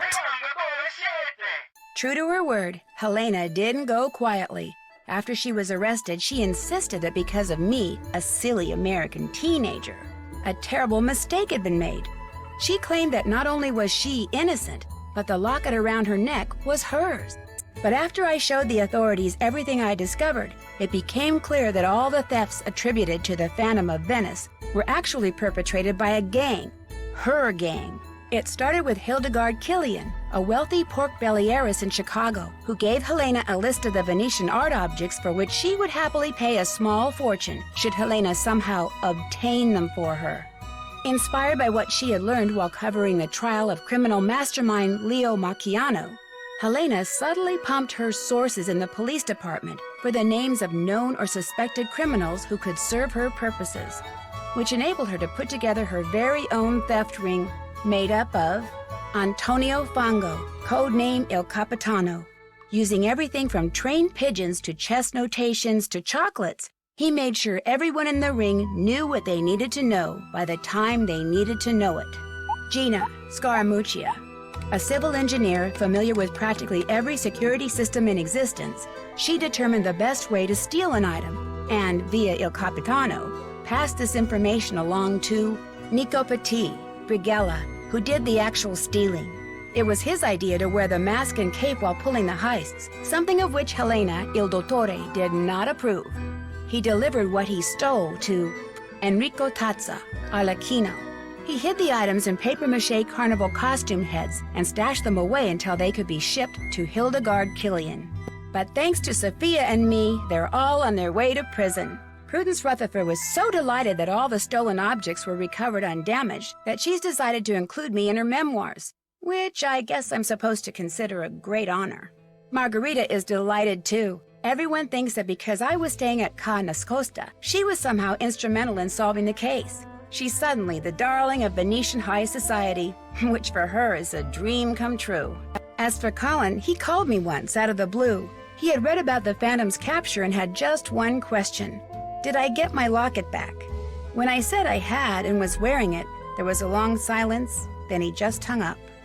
For a while I felt bad. Then I remembered all those slides.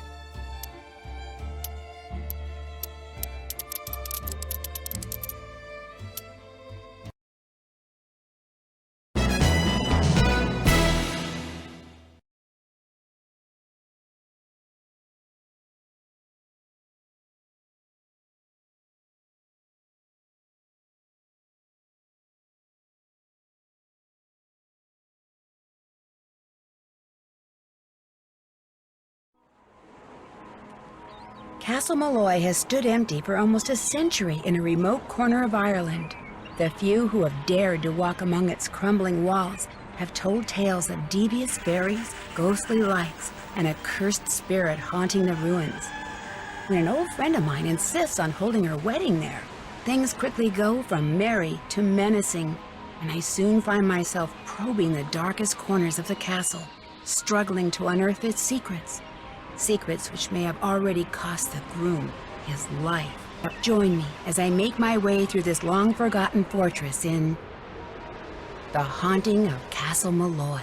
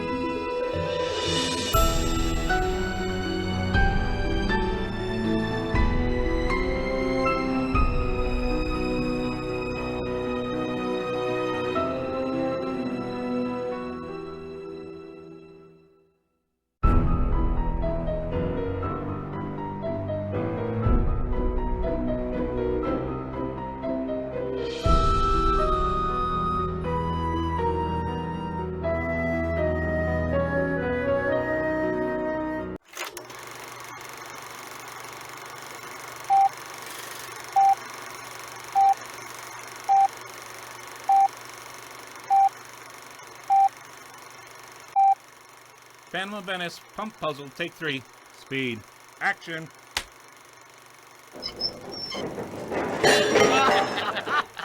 Not funny, guys. It almost fell on my toe. Phantom of Venice, pigeon flyby, take 8. Speed. Action. Talk about hitting your mark. You okay? I'm okay. Phantom of Venice, B puzzle, take 8. Action.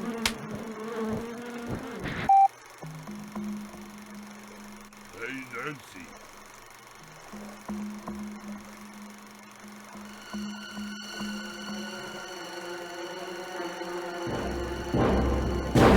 Howdy.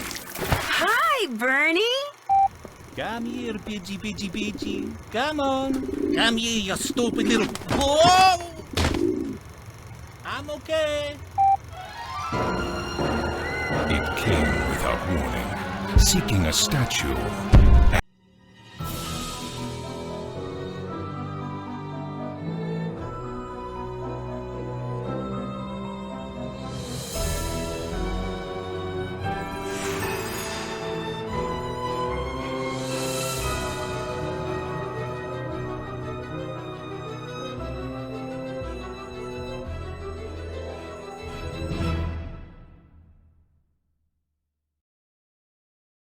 Hi, I'm Nancy Drew. This is my center of operations, my desk. Go ahead and poke around. If you want to know the particulars of how I do what I do, take a look at the book titled How to Be a Detective. It's real helpful, especially if you're new to the mystery-solving business. And be sure to check out my scrapbook. I put memorabilia from all my past cases in there. A lot of them were pretty dangerous and at times really scary. But don't say anything about that to my dad, okay? He worries about me enough as it is. And whatever you do, read what's in the file called Case File. That'll tell you all about the mystery I'm about to try to solve. If you think you're ready to dive into that mystery, just click on the plane ticket and you'll be on your way.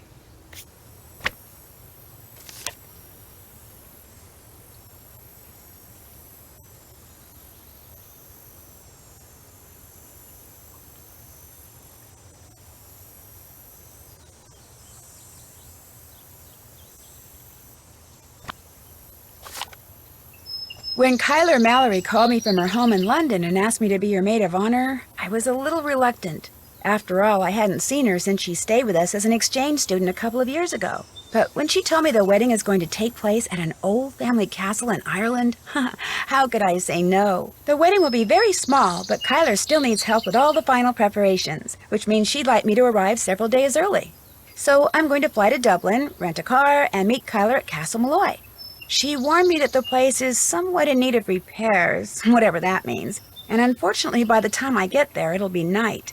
But I've never been to Ireland before, and I've never even seen a real honest-to-goodness castle, let alone stayed in one. So the fact that it may be dark and run down just makes it more of an adventure. And you know me, whenever the question is who wants to go on an adventure, my answer is always, I do.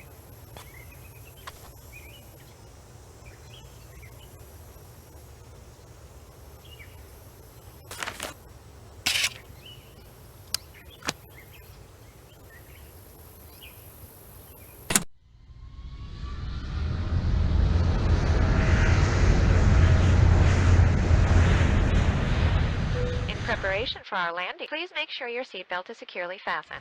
Thank you. So your plane was on time, your luggage arrived, your rental car was waiting, everything went without a hitch? Yep, and according to Kyler's directions, I'm within 2 kilometers of Castle Malloy. Now stop worrying about me and get over to the Dunhills. What time is it there? Around 2. The party just started. It's gonna go all day, so I've got plenty of time. Are you driving? Yes, Ned, I'm talking on my cell phone while I'm driving, but it's okay. There's absolutely no traffic. And I think I see the gates. I gotta go. Say hi to the Dunhills for me and have fun. Without you? Yeah, right. Take care, Nancy. Oh,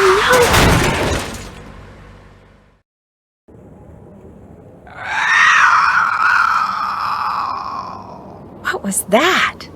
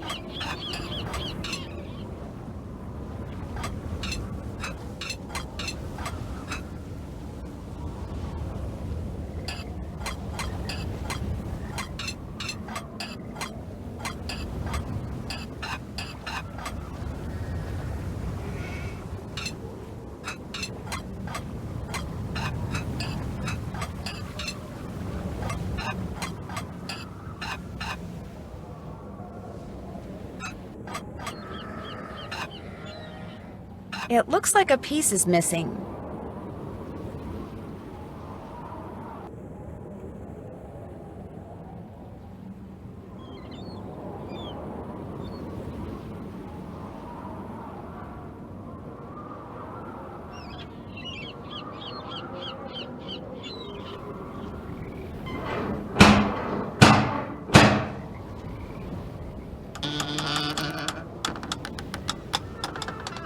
Oh, hello. I'm Nancy Drew. I'm here for the wedding.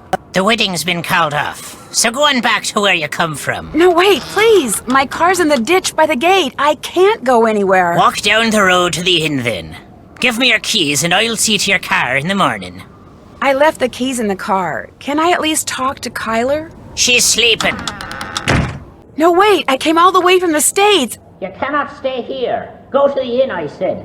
Now off with you. Please, can I come in just for a minute? Hello? Are you there? Hello?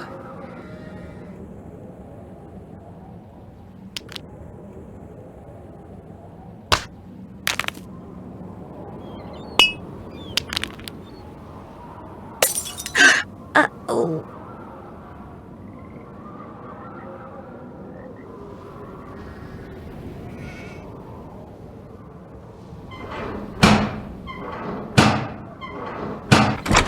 Deaf are you now? I told you you cannot be staying here. Carol, what are you doing? That's Nancy Drew, my maid of honor. Let her in.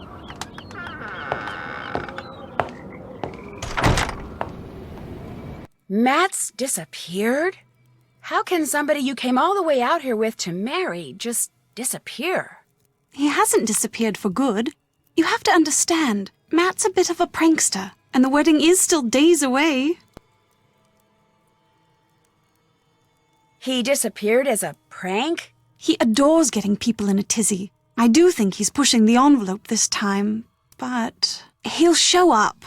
Mind you, it may not be till I've started down the aisle, but he'll show, saying he just wanted to make this a wedding no one shall ever forget. Why did that man at the door tell me the wedding was off? That was the caretaker, Donald Delaney. Not Donald, mind you. There's no D at the end, so it's pronounced Donal. That's the way you're supposed to spell it, which is to say that's the way the Irish spell it. Proud of his heritage, huh? Indeed. Which would be tolerable if his love for the Irish wasn't accompanied by an abiding distaste for the British. Now, he rather likes me, but that's only because he considers me to be Irish, since I'm directly related to the man who used to own this place. When it comes to my British fiancé, Donal detests him, which is why he was so quick to tell you the wedding's off. He wants it to be off. He came right out and said, if I am to be married in Castle Malloy, it simply must be to an Irishman. Said my marrying a Brit would upset the fairy people, or whatever he calls them. You sure the wedding shouldn't at least be postponed? I'm telling you, he'll show. You see, sometimes I hear him. You know, his voice. It's very faint and muffled, but it sounds like he's calling to me, saying things I can't quite make out. Teasing me, the lout. So I know he's somewhere close by. He'll be here for the wedding. I'd stake my life on it.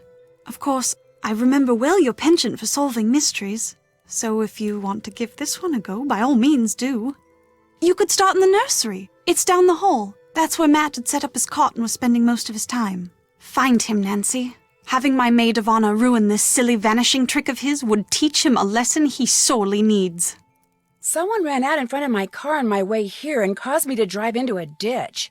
Are you all right? Me, I'm fine. My car and my cell phone, not so good. And I'm pretty sure whomever I saw dropped this. Looks like some kind of homemade doll. The clothes. It looks like Matt.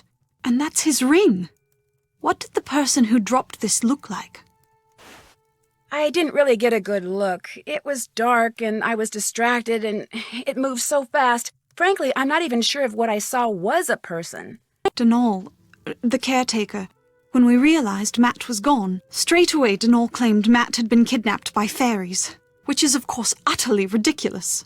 It was probably Matt himself you saw, tricked out in some costume and leaving that doll behind just to confound us. Well, I do hope he's enjoying himself, because as soon as we're married, that will be that. No more practical jokes. Ever.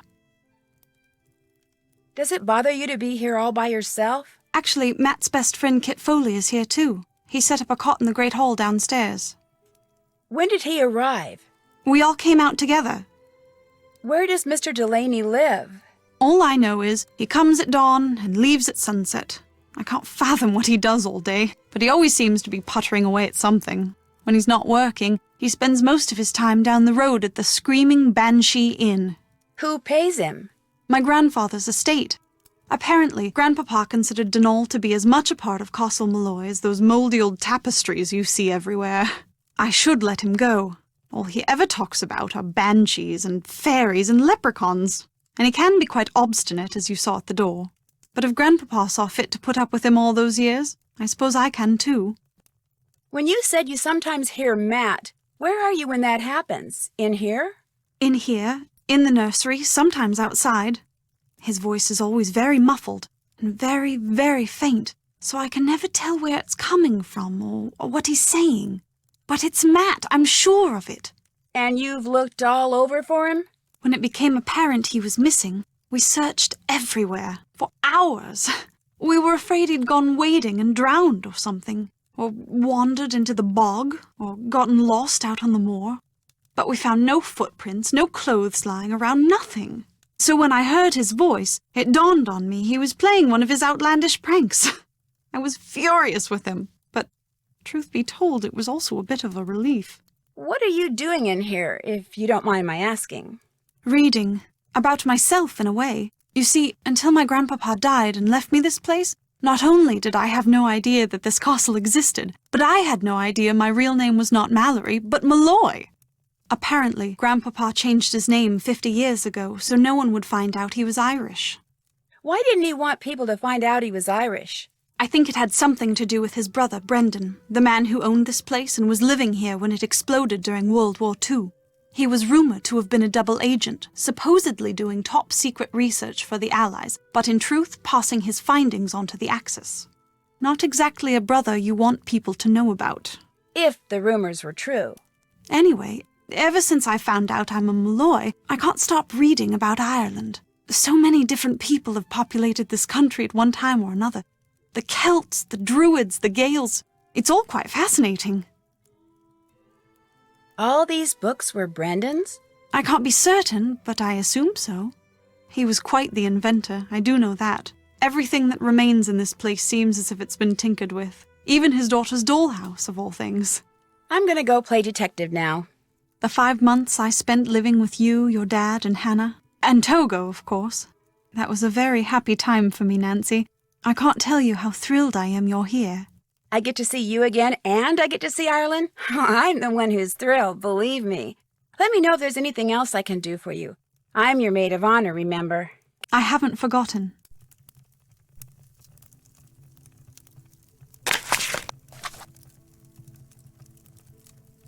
Check.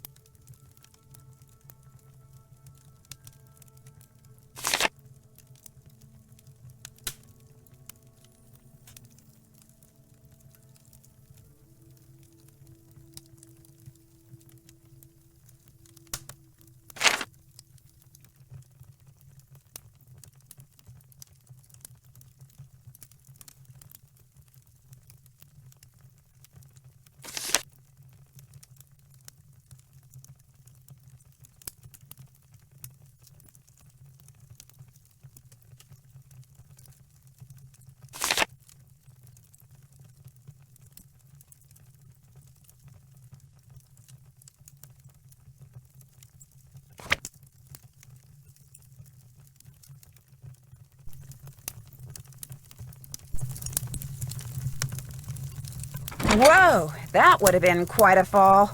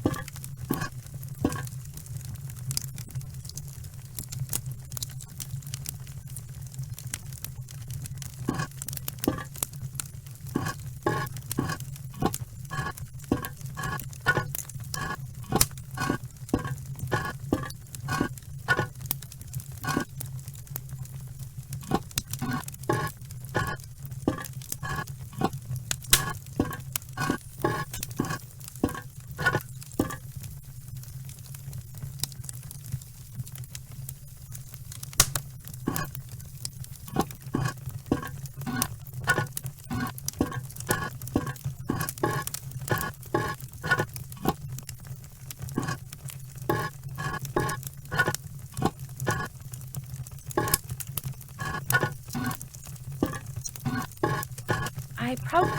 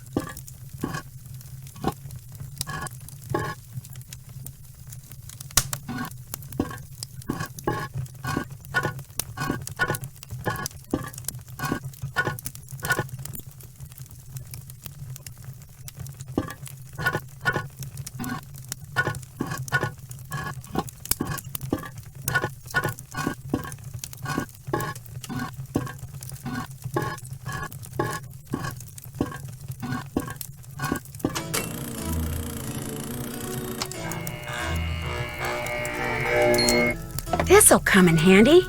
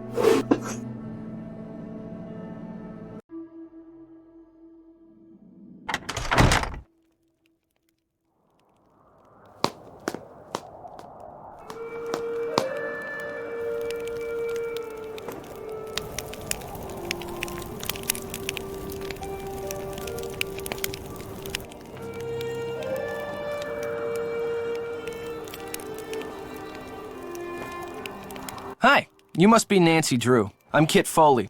Ignore the eye if you can. Walked into a door the other day. Looks worse than it feels. I'm a bit surprised you're still here, given the circumstances. I was going to say the same about you. I'm not about to leave Kyler here by herself. Until she comes to her senses, I'm staying put. What do you mean, comes to her senses? Matt isn't playing a practical joke, and he hasn't been kidnapped by fairies. He got cold feet and left. It's as simple as that. Have you told Kyler? No, I haven't got the heart. Or the guts. Take your pick. I mean, he loves Kyler, but she can be a handful. And he's no pushover either. Their relationship is so tempestuous, it scares him. She thinks once he makes a real commitment, everything will be fine. But he's not so sure. So he bailed. Without saying anything to her? I'm sure he'll contact her in another day or two. In the meantime, she's in a raging state of denial, and I, for one, don't see any harm in allowing her to stay that way. I seriously doubt he walked out on her for good. It's just that for Matt, marriage is way too much, way too soon. When or how did you realize that Matt had disappeared? Kyler and I went for a walk, came back, and the next thing I knew, Kyler was saying Matt was nowhere to be found. Where did you last see him? In the nursery. He always seemed to be in the nursery fiddling with things. Whenever I'd tease him about it, he'd always give me this impish little grin like he was up to something. When I checked the nursery and saw that Matt's suitcase and backpack were gone, it finally dawned on me that he had left and he wasn't coming back. Of course, by that time, Kyler had convinced herself that he was simply playing one of his practical jokes, and I couldn't bring myself to burst her bubble, so I didn't. How come you sound so American? Because I am American. My father's VP of International Sales for Krollmeister Incorporated. The company transferred him to London 15 years ago. I've pretty much lived there ever since, I just can't seem to pick up the accent. It looks like you're drawing something. Are you an artist? Me? Not hardly. I'm with a real estate development company. These are just preliminary sketches for a couple of projects we're working on. In other words, I'm doing homework. Residential real estate or commercial? Mostly residential. And let me tell you, we'd have a field day with attractive land like the one this castle sits on. Ocean view, easy commute to Donegal, bedrock foundation, readily accessible groundwater. That bog's a bit problematic, but a little sand, a little gravel, a little landscaping, voila! A cluster of 6, maybe 8 luxury homes amid a park-like setting that would sell like lightning. I'll see you later, okay? Keep it real.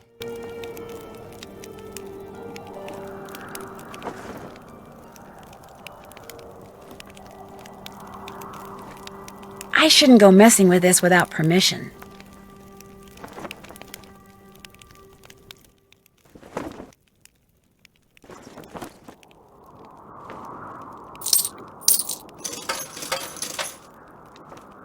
I would like a fortune.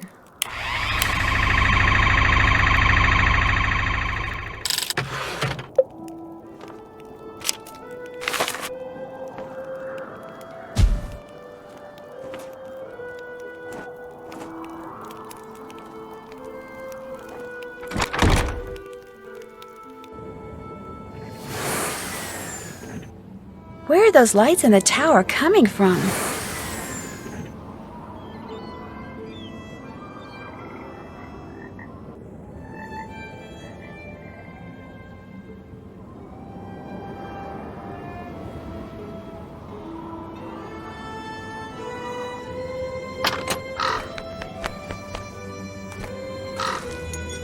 Wonder what that crow's doing in there. Ah!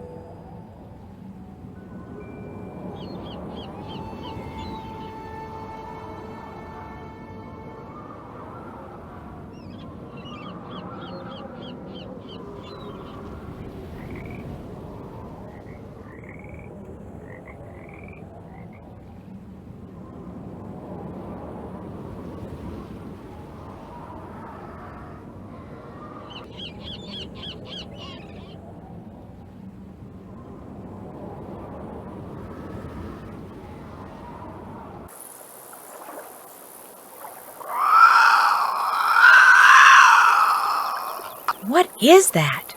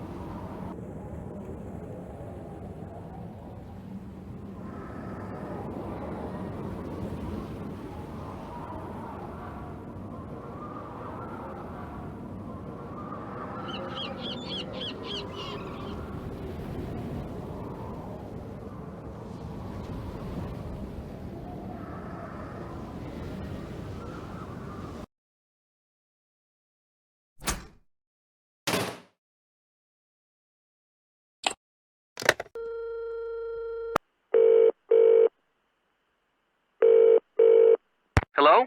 Hi, Ned, it's me. Hey, Nancy. How come you're not calling from your cell phone? It's kind of a long story. So, are you at the pool party? Yeah. In fact, Kathy and Carrie say hi. So do their parents, and everyone else who's here. Which is pretty much all of River Heights. You sound funny. I just miss you, that's all. Look, enough about me. I want to hear about Ireland. How's it going? Well, it would be going a whole lot better if the guy Kyler came here to marry wasn't missing. The groom is missing? She thinks he's just playing a practical joke. Wait a minute. You and Kyler are there by yourselves? No, Matt's best friend is here too. So's the caretaker, Mr. Delaney. This guy Matt thinks disappearing less than a week before his wedding is funny? I'm no expert on marriage or anything, but I don't think that's a good sign.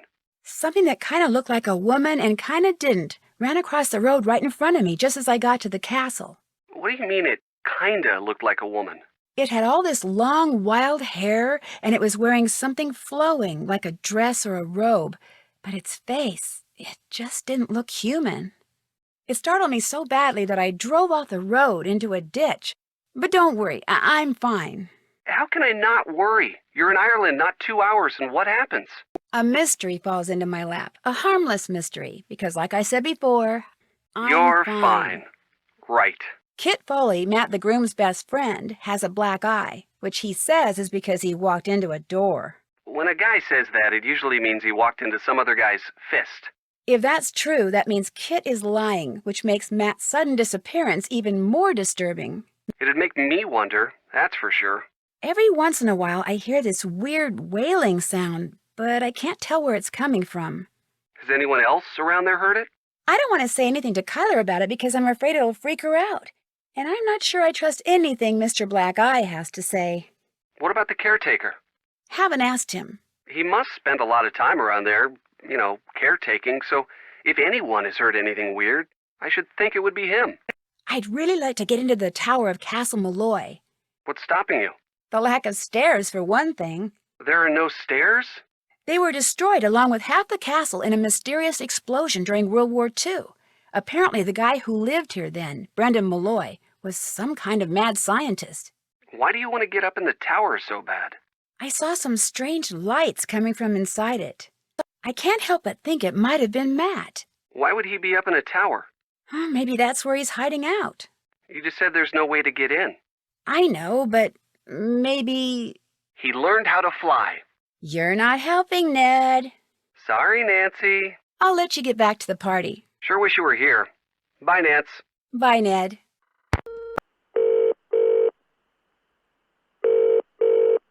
Hello? This is the sales call.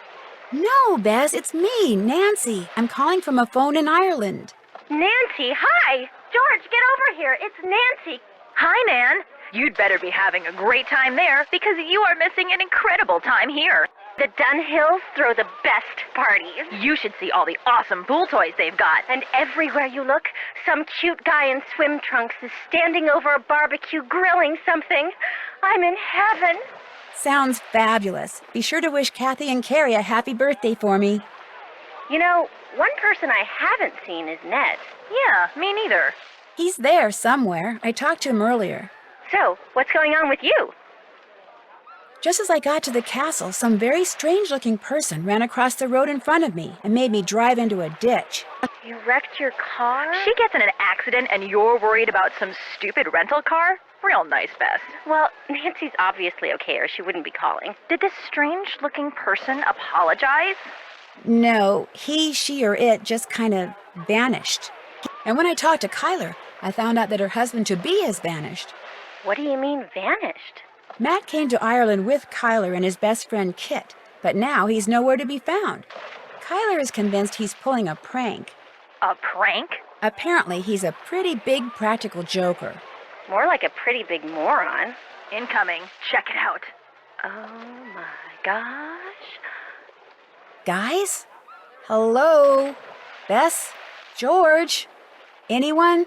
Sorry, we were hopelessly distracted by a truly amazing set of washboard abs. Whoever ran out in front of my car dropped a handmade doll that looks like the missing groom. A handmade doll? That's kind of freaky. Dolls are freaky, period. Who around there would be making dolls? Kyler thinks I saw Matt, and the doll was just part of the practical joke he's playing. Let me see if I got this straight. The guy thinks disappearing less than a week before his wedding, causing cars to run off the road, and making creepy dolls is funny? Not exactly Bess Marvin marriage material, is he? I found a draft of the vows Kyler is planning to say at her wedding. Oh, custom-written vows are so sweet. Problem is, these vows have the words, "What am I doing? This is wrong," scrawled beneath them. That can't be good. How do you know she was talking about the wedding? Maybe she was just frustrated because she couldn't put her feelings into words. That's true. Did you ask her about them?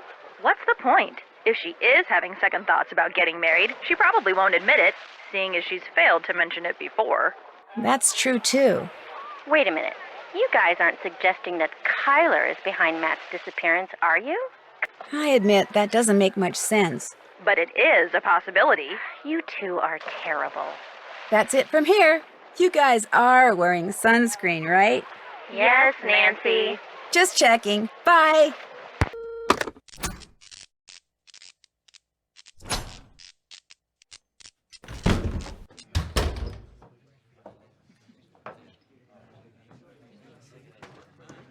So, you're not so keen on staying at the castle after all, then? I'm staying there. I just wanted to talk to you. Come to me for a bit of aid and advice, did you? Well, I've got none to give. Not till I got the day's troubles behind me and a crow's nest in front of me. Huh? The mixmaid suddenly took ill, leaving poor Seamus on his own, running back and forth, trying to mix and serve at the same time. I heard her soon as I walked in, yet here I sit, dying of thirst. I'll do no talking till I get me crow's nest, and there's the sorry truth of the matter.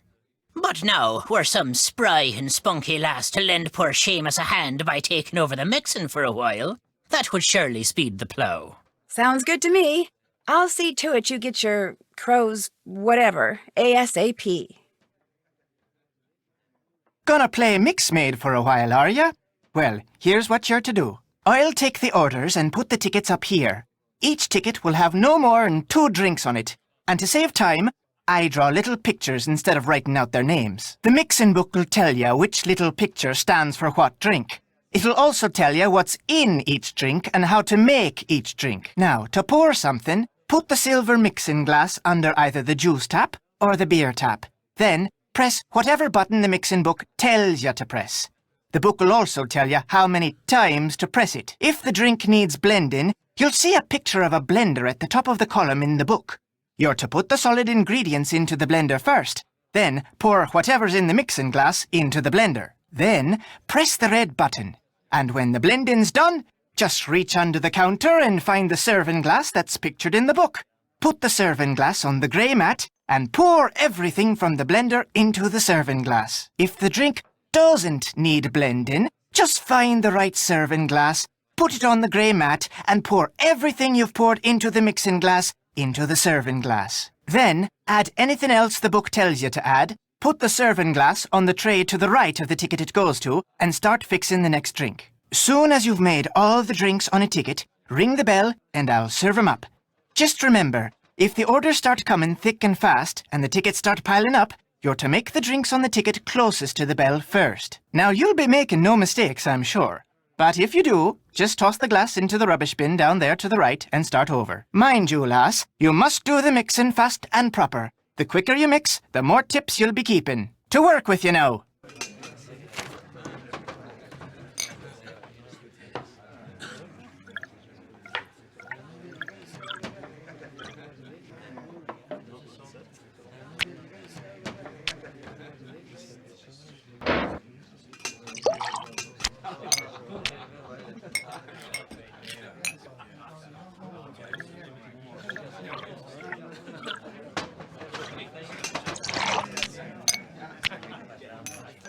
You do fine work, miss.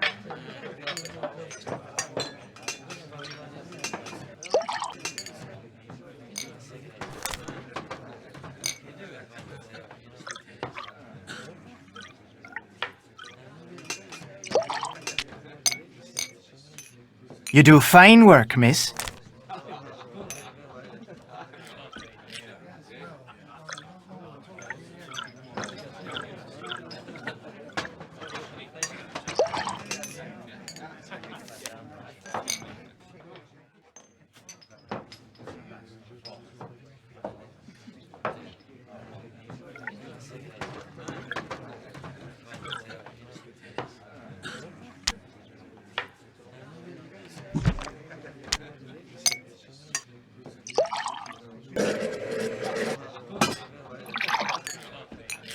You do fine work, miss. All done and dusted, are ya? Thank you, miss. Take what's in the tip jar, and the next time you help out, you can keep the tips then as well. You make a mean crow's nest, girl. Well done. Now, I'm to tell you what happened to the Sassenach, am I? I'm sorry, happened to the what? The Sassenach. The Englishman. The one Kyler was supposed to be marrying. Well, what happened to him is this. The she took him. The good people whisked him straight off to their world, they did.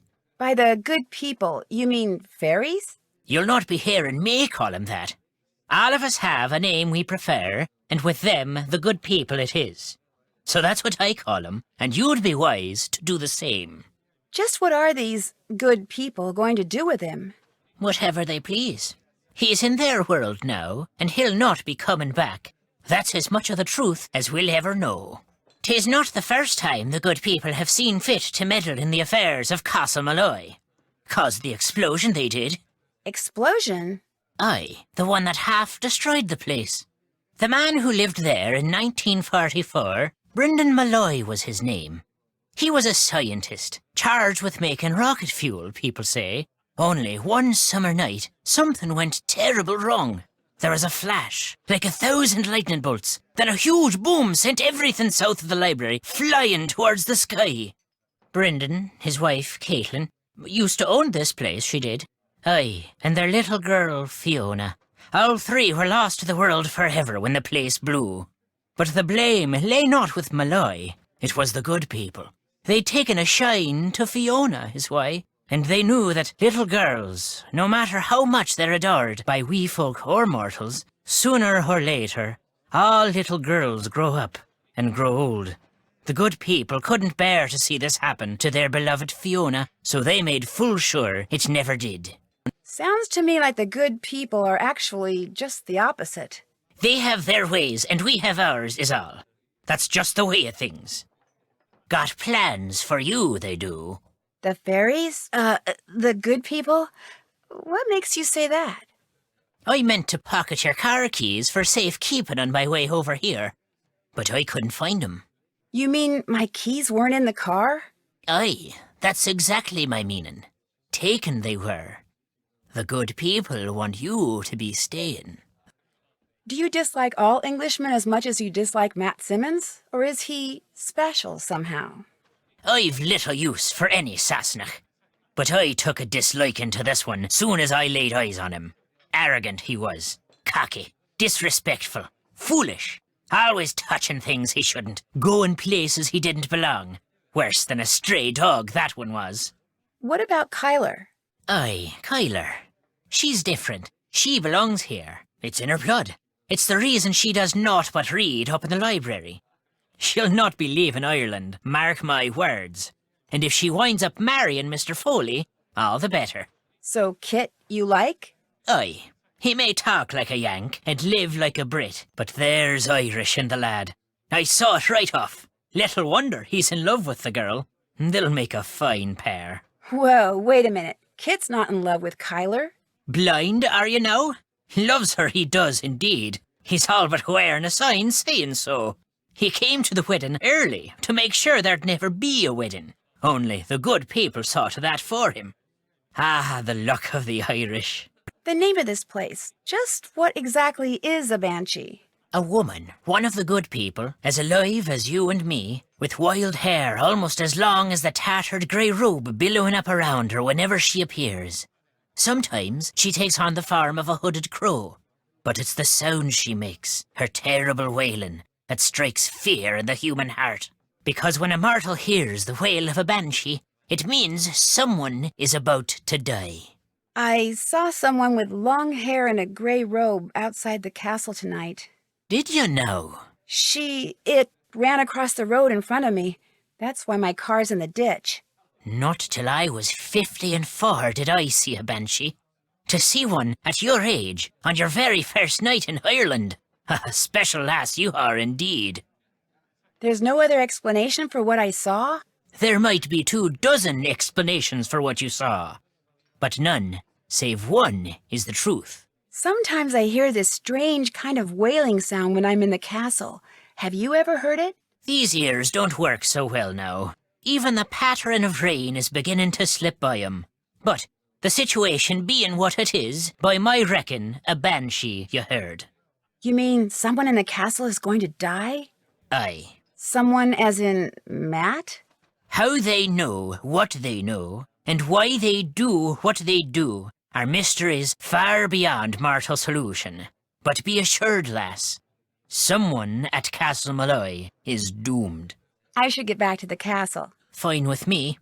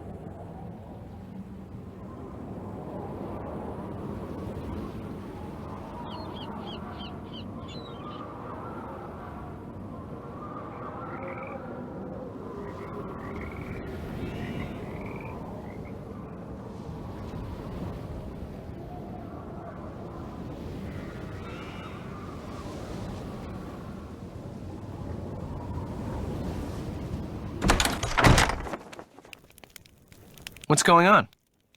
Have you ever been up in the tower? Uh-uh. You saw the stairs, or what's left of them. There's no way to get up there. I could have sworn I saw lights coming from it. Perhaps it was the good people come a-calling on their good friend Anal. Or maybe it was just reflected moonlight or something. So if you're thinking Matt's up there, forget it. Ain't no way. Good talking to you. See ya.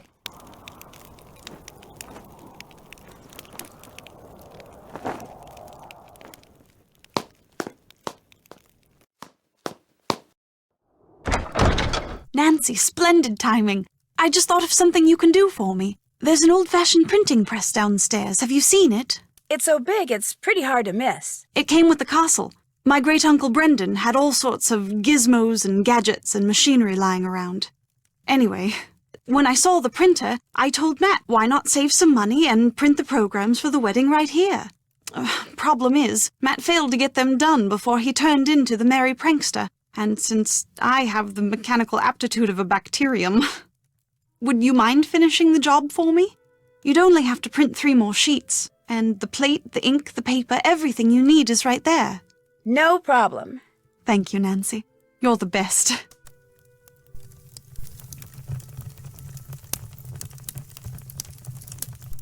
Did you print the rest of the programs? Not yet, but I will. Anything else to report? I found these glasses in the fireplace in the nursery. Those are Matt's. You found them in the fireplace? Did you look there when you were searching for Matt? Of course not. Why would we look in the fireplace?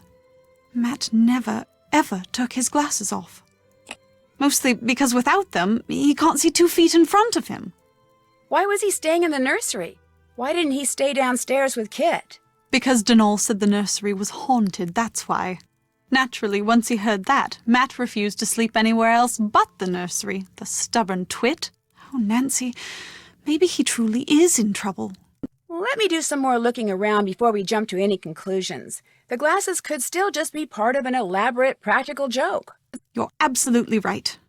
Please find him, Nancy. I do so want to strangle him. If Matt was staying in the nursery, where's his luggage? Right there by his cot. It's not there now. But it was there, just last night. I remember seeing it when I peeked in to see if he'd finally decided to reappear. At least, I think I saw it last night. If it's not there now, perhaps Donal moved it, took it to storage or something. Because I know I saw it after Matt went missing. So it's around here somewhere, just like he's around here somewhere. I'm sure of it. Did you know when you decided to hold your wedding here that half the place is pretty much rubble? Oh, yes.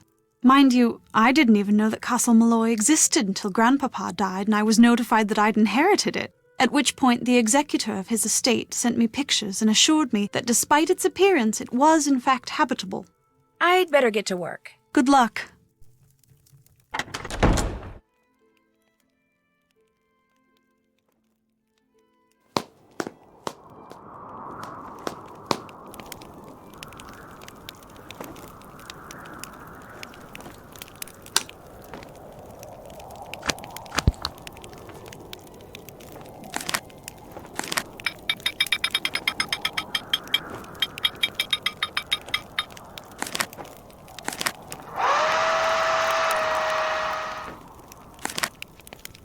Alan Payne. That's kind of weird.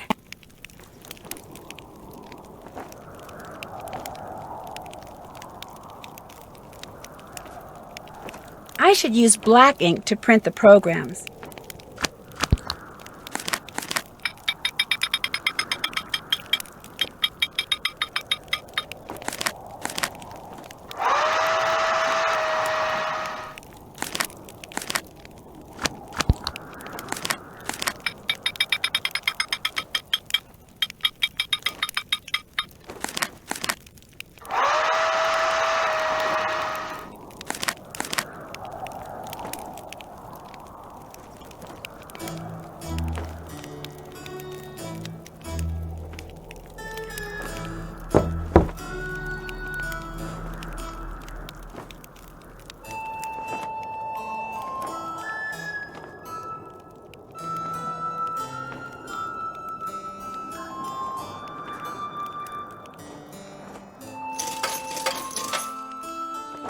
I would like a fortune.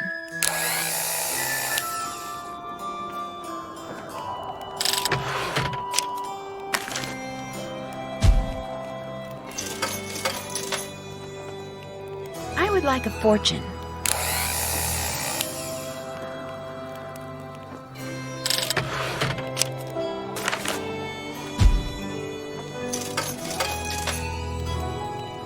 I would like a fortune.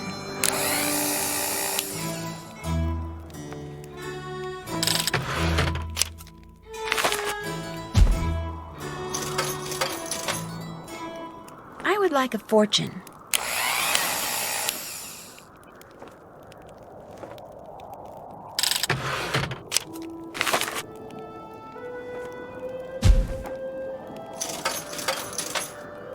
I would like a fortune.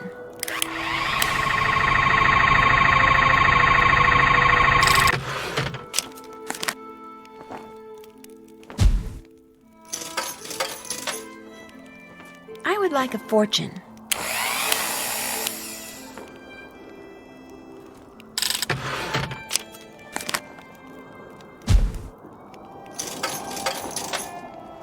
I would like a fortune.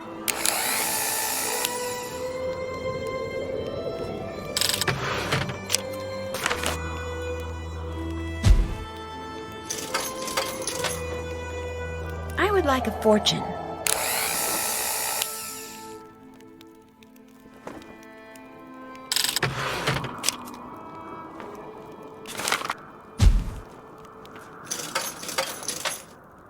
I would like a fortune.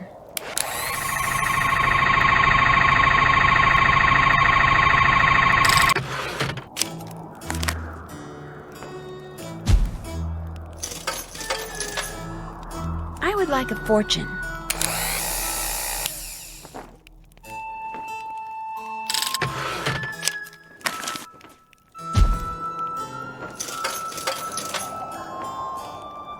I would like a fortune.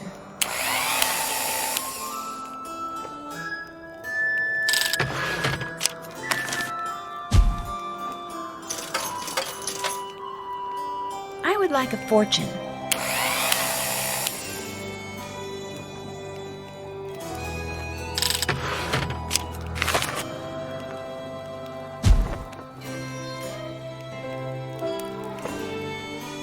What's going on? If you and Matt are best friends, how come he didn't make you his best man?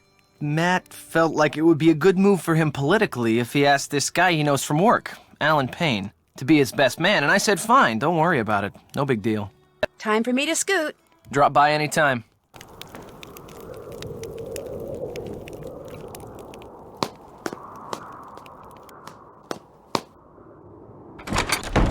Did you finish the programs? Yep. But I noticed that they say the best man is someone named Alan Payne. If Kit is Matt's best friend, why isn't Kit the best man? Matt said that's the way Kit wanted it. He got here early too. But when Matt vanished, Alan was certain that Matt was playing a joke and refused to be the butt of it. So he went back to London, saying he'll reappear only when Matt does and not a moment before. You know, perhaps you should give Alan a call.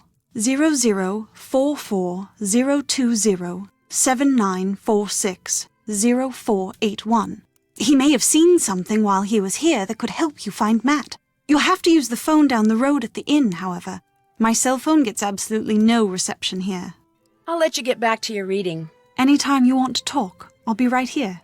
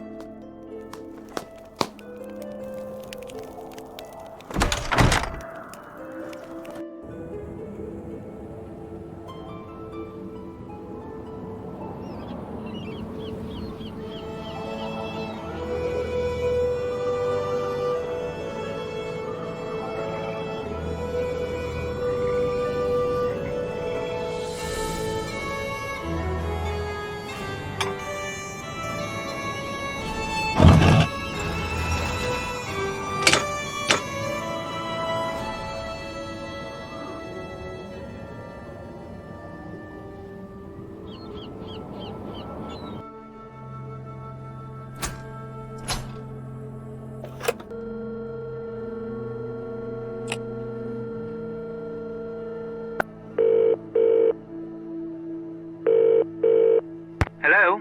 Yes, hi. My name is Nancy Drew. I'm calling from Castle Malloy. I'm Kyler Mallory's maid of honor.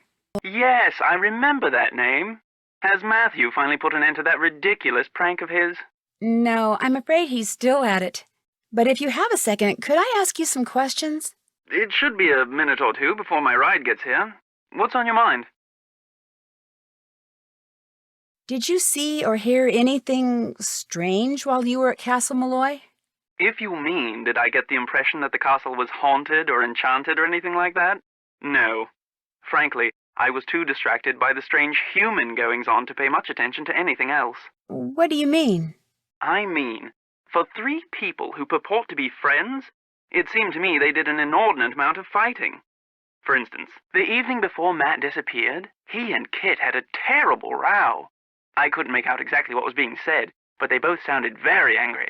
Furious, I dare say.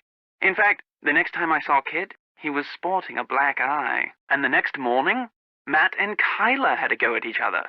Nothing physical, mind you, and once again, I couldn't make out what was said, but I promise you, they were quite put out with each other. I was more than happy to bid the lot of them farewell, though I imagine I'll be returning to the castle before too long. Matt is bound to find his prank as tedious as everyone else does eventually. I must be off. Nancy, it was a pleasure venting to you. Hopefully before too long we shall meet in person. Cheers.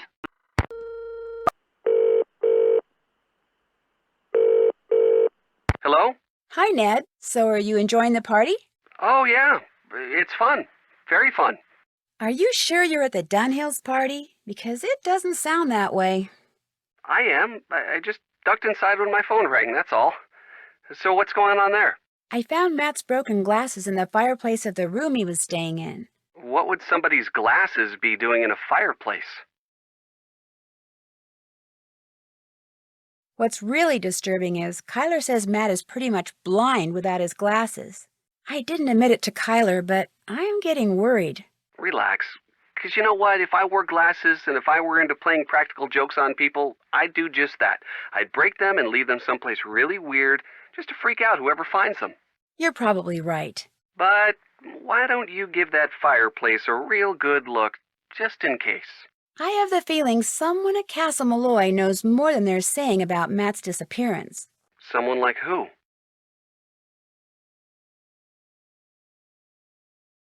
Someone like Kit. It's just real hard for me to ignore that black eye of his. Except it's so obvious.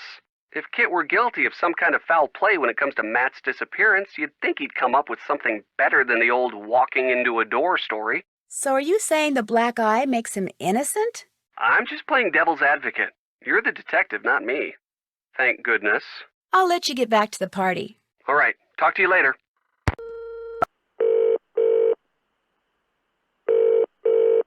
Hi, what's up? Just checking in. What's new there? Nancy, this is the best party ever. Translation, Amazing Abs has talked to her twice. Have you seen Ned? When I talked to him, he sounded weird. Should we tell her? We kind of have to now, don't we? Tell me what? Minky McNabb's here, in all her bikini-clad, boy-crazy splendor. And when she saw Ned and didn't see you, Beeline City. Ned has wisely gone into hiding. Oh, poor Ned. That's what he gets for being so cute. So, how are you doing, Nance? My cell phone bit the dust when I drove into the ditch, so I'm calling from the payphone of this quaint little country inn. Quaint as in charming, or quaint as in a borderline health hazard? Quaint as in a place where people go to play games like darts and relax over their favorite combination of fruit juices. And the inn is more or less part of Castle Malloy. How do you figure? The last woman to live there, Caitlin Malloy, used to own the place. And Mr. Delaney, the castle's caretaker, hangs out here, which is good because I needed to talk to him. About what? I promised Kyler I'd find Matt. I figured Mr. Delaney might know something that could help me. And did he? He says Matt was kidnapped by fairies. I'll bet you were thrilled to hear that. According to Alan Payne, Matt's best man, there was a lot of arguing going on just before Matt disappeared. Matt was fighting with Kit, Kyler was fighting with Matt. Alan said he went back to London to wait for Matt to reappear because he couldn't stand all the constant squabbling. So all was not blissful in premaritalville, eh? Wait a minute. If Kit is Matt's best friend, why isn't he his best man? Good question. Unfortunately, the person most qualified to answer it has disappeared. Did I tell you that Kit Foley has a black eye?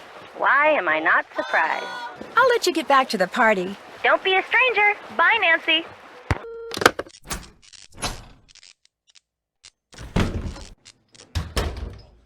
What's on your mind, then? I'd better get going. Fine with me.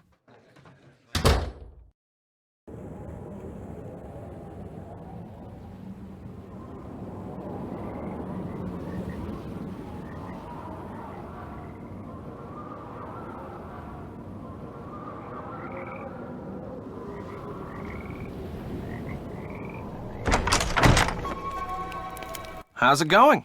Alan Payne told me he overheard you and Matt arguing the day before Matt disappeared. And pretty much right before you walked into that door. What were you doing talking to Alan Payne? I thought he might know something that could help us find Matt.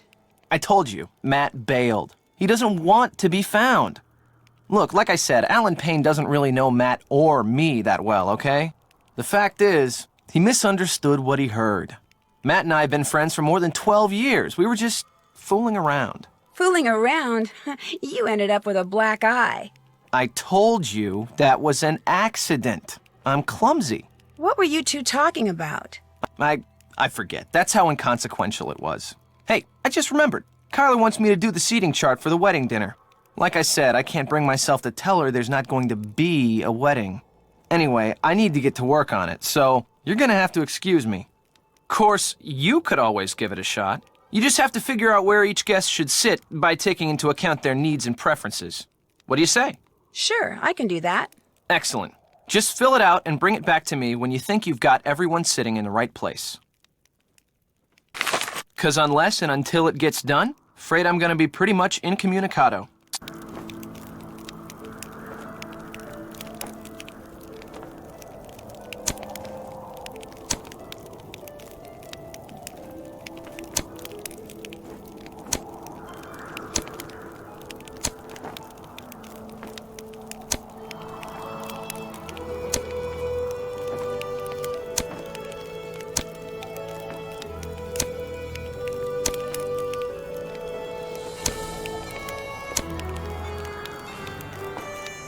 How's the seating chart coming?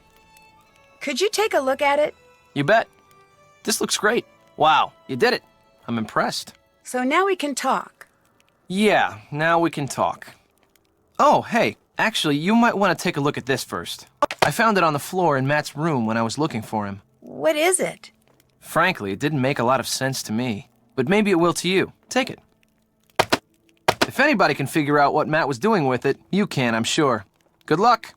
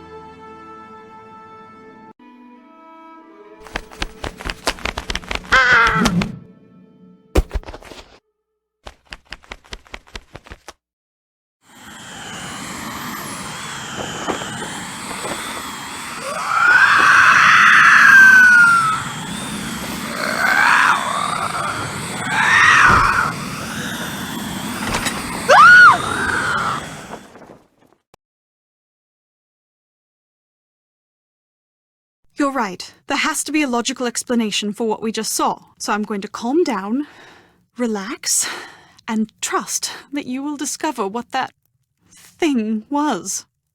You are going to figure it out, aren't you, Nancy? I promise.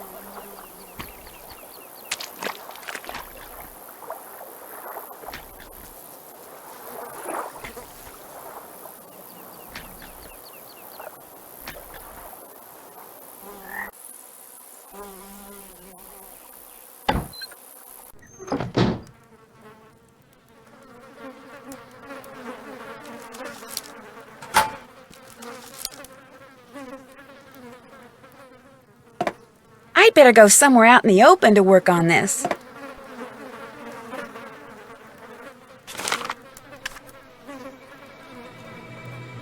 Looks like I need a key. Ew!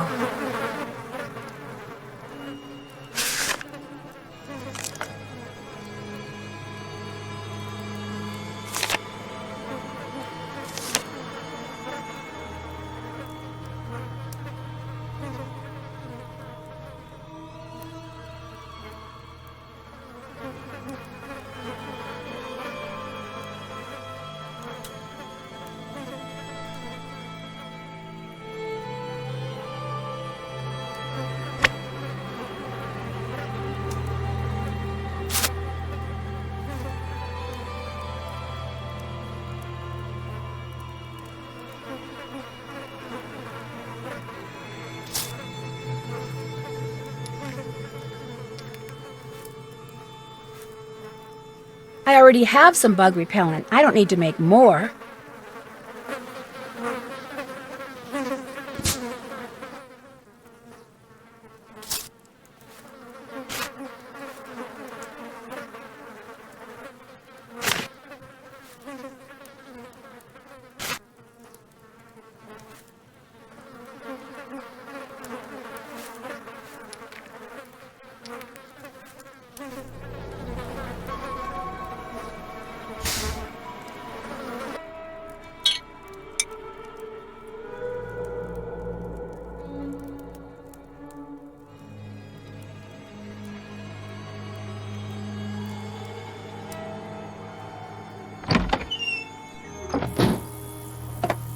I'd better go somewhere out in the open to work on this.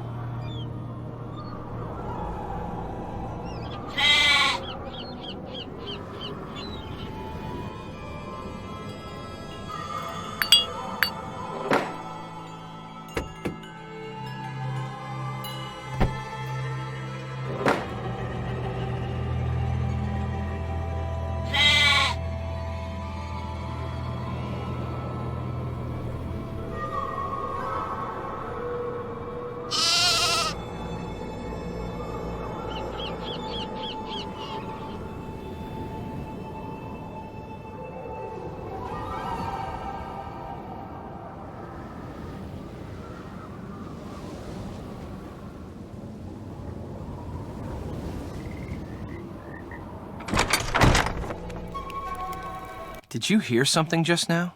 Like someone screaming? Or was it just the wind? Actually, it was Kyler. She and I saw someone with long white hair reaching in through the window of the nursery. Kyler screamed, and whoever or whatever it was disappeared. How could someone reach in through the window? The nursery's on the second floor. Whoever we saw looked like the person that ran across the road in front of me when I first arrived. If Matt were still around, I'd say it was him. But since he's not around, maybe Denal has sprouted wings. If you weren't going to be the best man, how come you came out here so early? I volunteered to help get everything set up, and Matt and Kyler took me up on it. I'm pretty good friends with Kyler, too. In fact, I'm the one who introduced her to Matt. How long ago was that? A little less than a year ago. They both claimed it was love at first sight, and it seemed like it really was. right up until a couple of days ago. You sure do ask a lot of questions. Wait a minute. Nancy Drew. Kyler told me about you. You're the girl who likes to play detective. Well, it's just, kind of a hobby.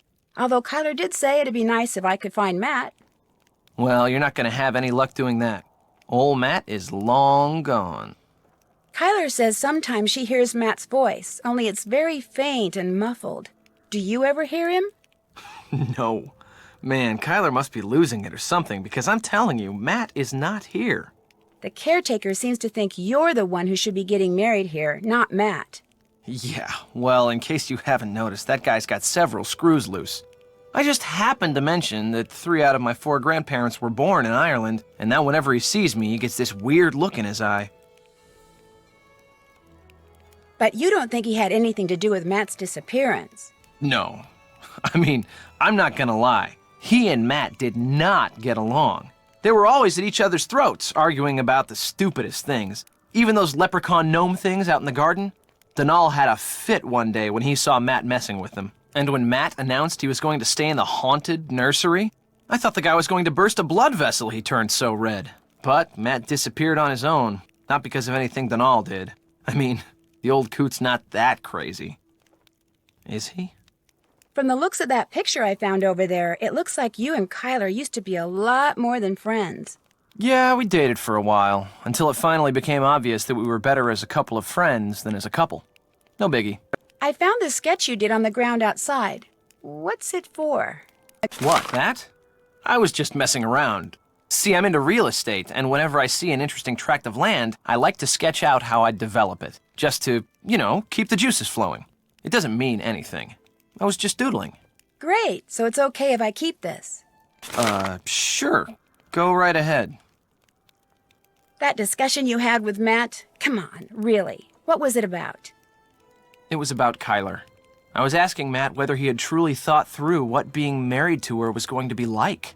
The more questions I asked, the more nerves I struck, and the more uncomfortable and angry he became, until finally... He gave you that shiner. He stomped upstairs to the nursery. Next day, he disappeared. Obviously, the things I said got to him. So if I seem a little guilty to you, it's because I am guilty. It's my fault that Matt walked out on Kyler. Simple as that. Have you ever been to the little hut that's in the middle of the bog? No. Don't tell me you've been traipsing through the bog. Are you nuts? That stuff's like quicksand. Did Matt ever try to cross the bog? The only thing Donal ever said that made sense to Matt was, stay away from the bog. And he did. And you'd be well advised to do the same. Good talking to you. Keep it real. I can't just go snooping around, not with Kit right there.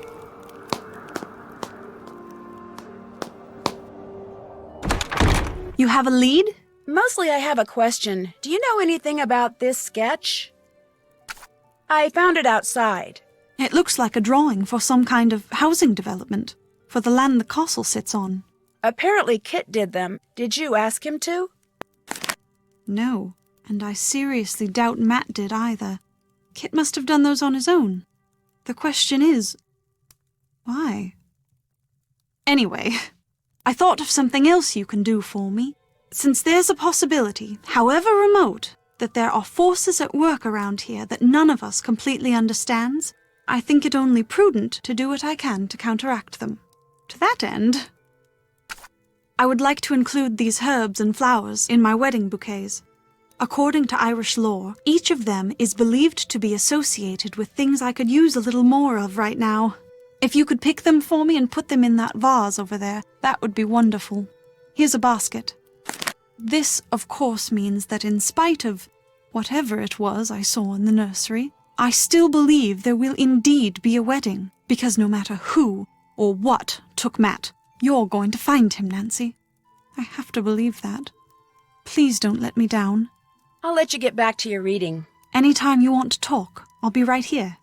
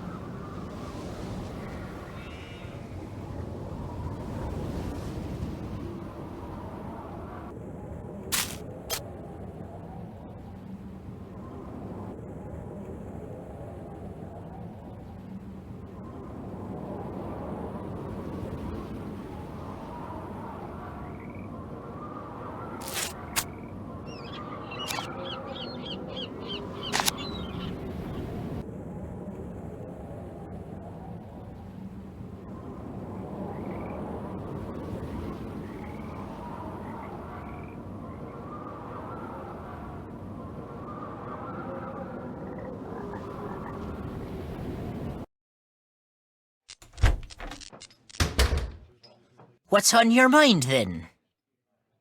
What do you know about the stone pillars with all the weird writing on them? I've never been able to make heads or tails of 'em.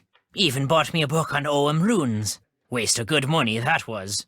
Ogham runes? All those lines. Ancient Celtic symbols they are. Runes. Spell out something. I lack the time and patience to work out just what. I wouldn't mind having a go at it. Do you think I could borrow your book? Sorry to say, I'm not in a lending mood at the moment, lass. A wee bit of me favourite drum music would put me right, but the band can't be playing it because their drummer took sick. Looking for someone to take his place, they are. I could probably fill in. I mean, not permanently, but... Go to it, then. One ditty is all. Play it well enough, and the book'll be yours. Seamus will help you get started. What a fine lass you are for helping out the band. Now here's what you do. Watch the cue. When it reaches the drum, just hit the corresponding section of the bowring with the beater. Keep doing that till the song's over. And if you've kept the beat well enough, the band'll split their tips with ya. They're about to start. Just watch the bar, keep your wits about ya, and you'll do fine.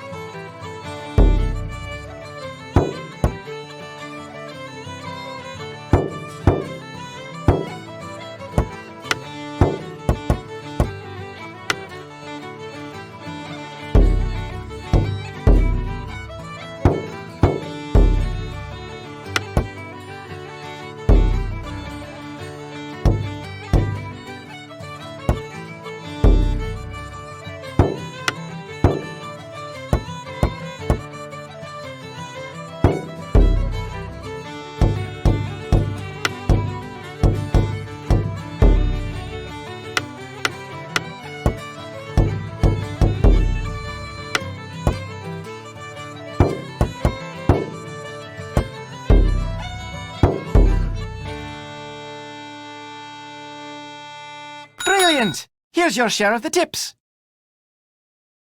Sweet as clover to the honeybee, that was. Here's the book. Keep it as long as you like. I'll not soon have need of it. Will you be wanting something else from me, then? Have you ever been to the other side of the bog? Do I look daft to you now? There's no walking across the bog. Once you fall in, there's no getting out. When I was your age, younger even, there was talk of an old gypsy woman who kept house in the bog, living all by herself, crazy as could be. But a tall tale is all it was. You stay clear of that bog, girl. There be no crossing it. Not if you're fond of living. I'd better get going. Good night to you.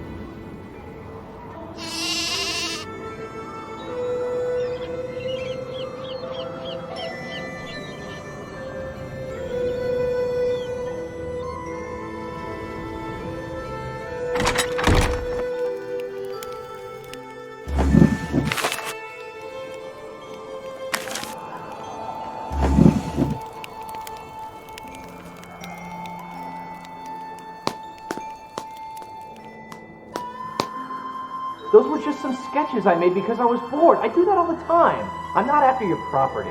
Then what are you after? Nothing! Then why are you trying to tell me there's not going to be a wedding? Because Matt is gone. Matt would never walk out on me. Never. He still loves you, Kyler, but he's not ready to get married, and he just didn't know how to tell you. Oh, so he told you to tell me. Or was his leaving your idea? What'd you tell him, Kit? That I still had feelings for you? That it isn't over between us? Because it is. You know that, don't you? It is most definitely over. No. No.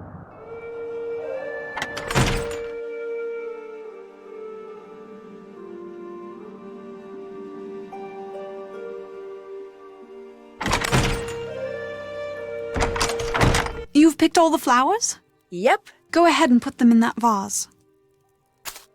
There you go. Splendid. Anything else to report? I found Matt's luggage hidden behind the cots downstairs by Kit's things. How did it get down there? It kind of looked like Kit was hiding it. Oh, don't be silly. Why would Kit do a thing like that? Well, anyway, that's a good thing. It means Matt's still around here, just as I've been saying all along. Anything else to report? I'd better get to work. Good luck.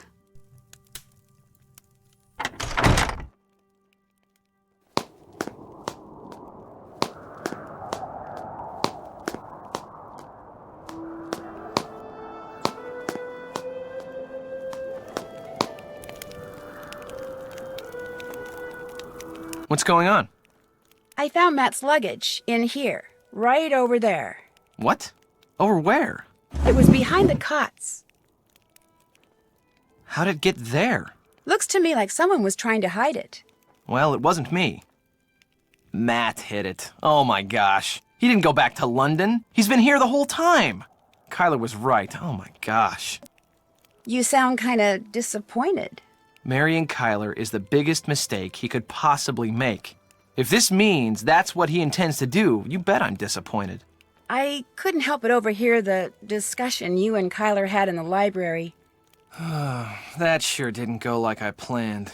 All this talk of fairy kidnappings and practical jokes, I just thought it was time to clear the air, but what happens? Not only did she accuse me of being the bad guy in all this, but as it turns out, she had it right, and I had it wrong. Matt didn't walk out on her. His luggage proves it. The part about your still having feelings for her, was she right about that too? Yeah. As for what, if anything, I'm gonna do about it, I haven't quite figured that out. I'd better get going. See ya. Stay out of trouble.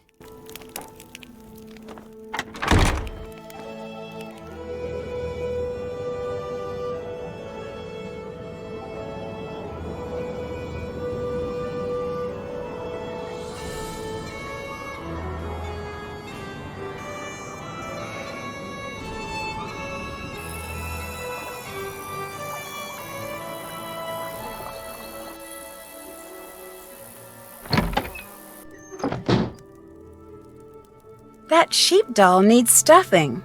To stuff that sheep doll, I'm going to need more wool.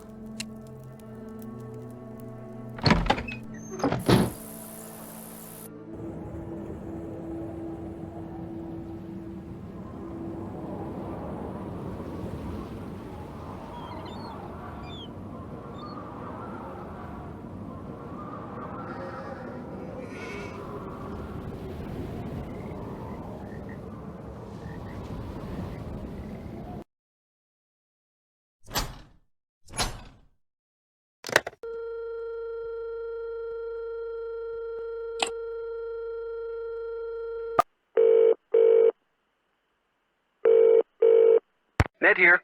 Hey, Ned. That was fast. Remember the woman who made me drive into a ditch? I saw her again. Where was she this time? Outside the window to the nursery. I came face to face with her. Then Kyler came in and scared her off.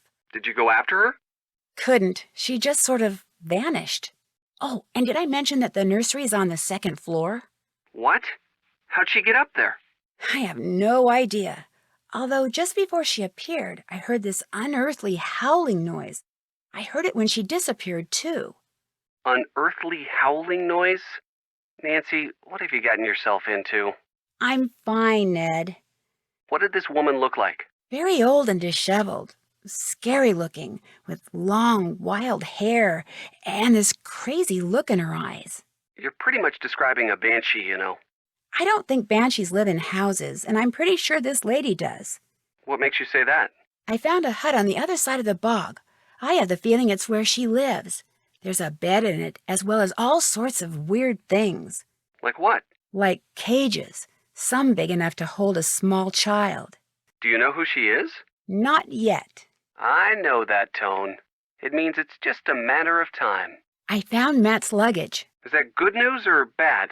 I'm not sure. The luggage looked as if it had been hidden by Kit, who's been trying to convince me that Matt isn't playing a joke at all, but instead had second thoughts about getting married and hightailed it back to London.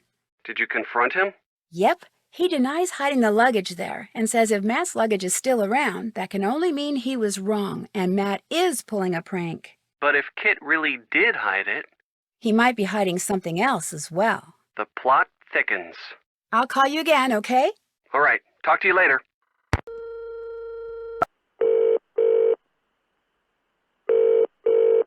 Hey, Nance, what's going on? It looks like someone has been making dolls in this hut I found on the other side of the bog. The person who ran out in front of your car. That would be my guess. Any idea who this person is? Well, I'm pretty sure it's not the missing groom. It could be someone who knows what happened to him, though. Just what I was thinking. Just watch yourself, Nan. Anybody who lives by a bog and spends their time making dolls is probably not exactly running on a full tank, if you know what I mean. I'd better get going. See you, Nance. Bye.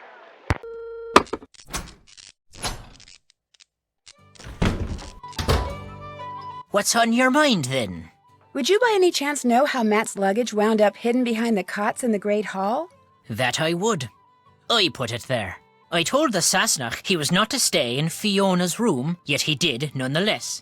So, while he was out with the others, I took his bags and hid him, thinking to force him to leave her room. Wasted time, that was.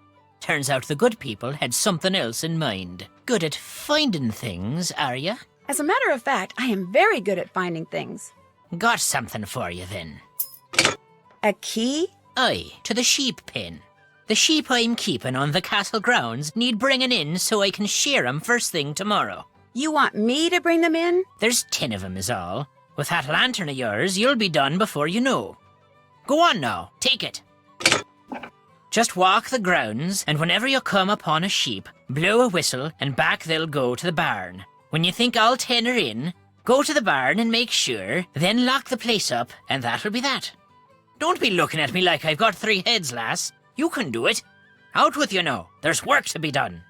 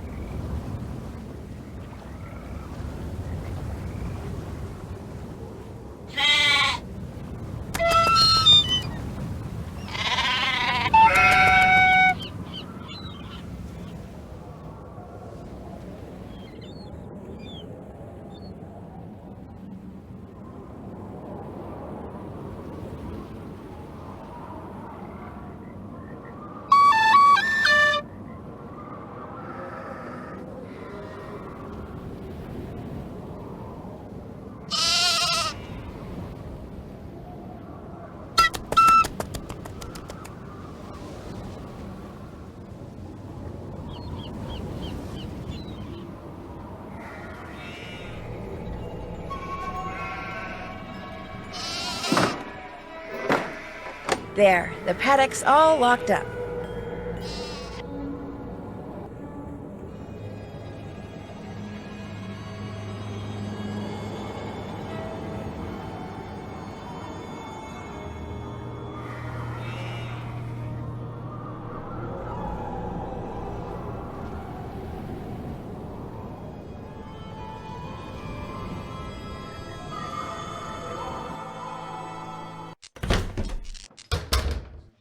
The sheep are tucked away in the barn, then? They sure are.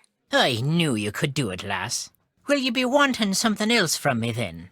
Since you're going to shear the sheep that are in the barn tomorrow anyway, would it be okay if I sheared one of them tonight? You know how to shear a sheep, do you? Well, no, but I need some raw wool, and I figure it can't be that hard. I'm willing to let you give it a try, but you'll not be finished till you've filled 3 bags. Do I have your word on it? 3 bags of wool, you got it. All right, then. The book there in the barn will tell you how to operate all the equipment. Oh, And to get a sheep into the shearing station, just blow this tune on your whistle. Read the instructions, blow the whistle, and you'll be adding sheep shearing to your list of talents in no time at all.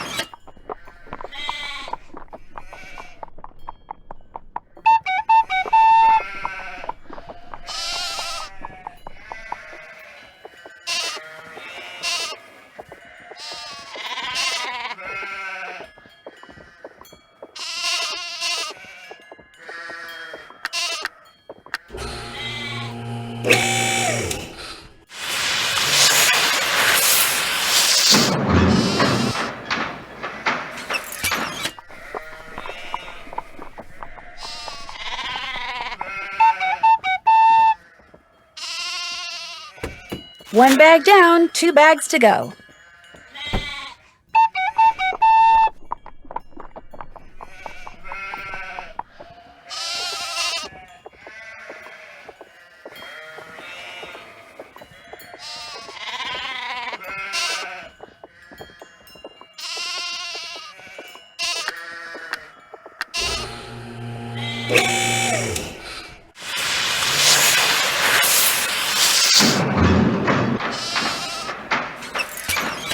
Is that a sheep or a show dog?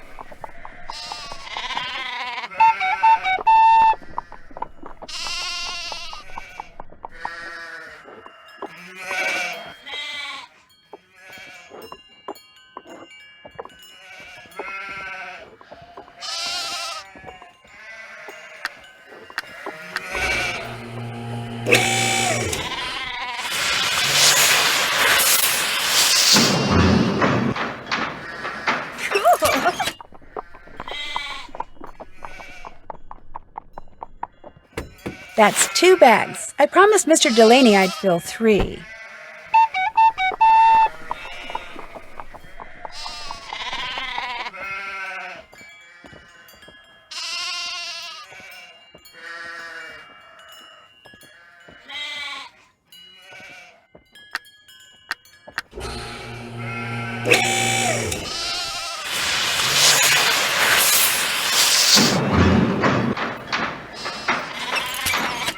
Now that's an interesting look.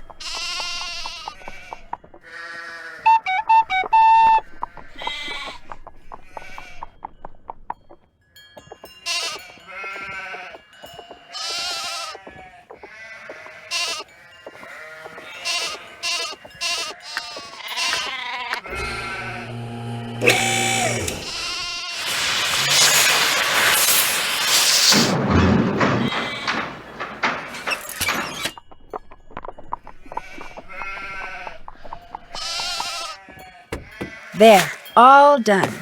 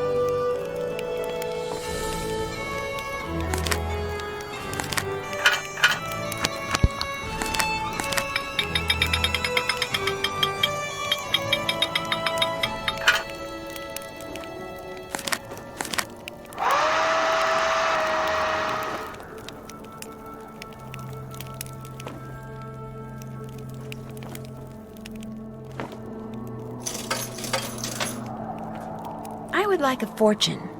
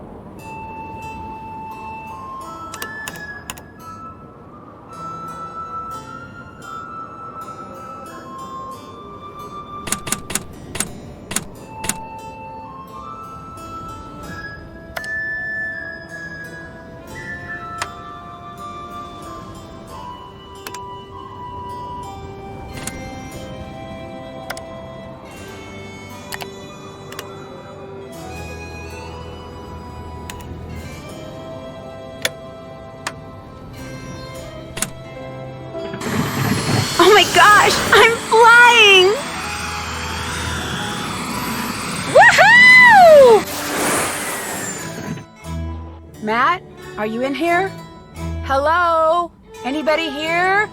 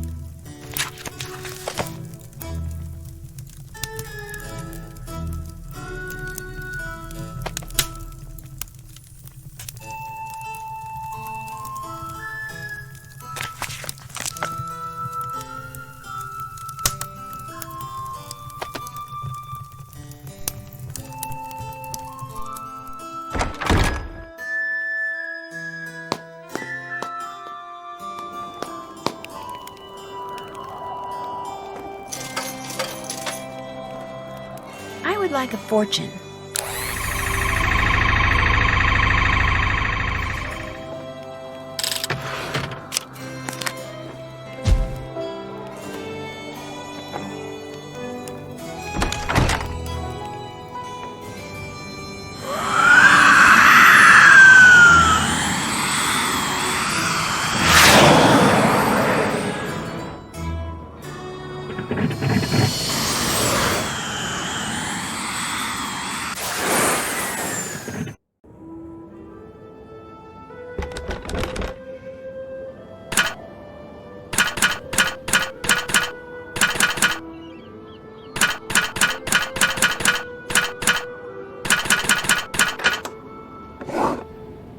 I think this doll is supposed to be me.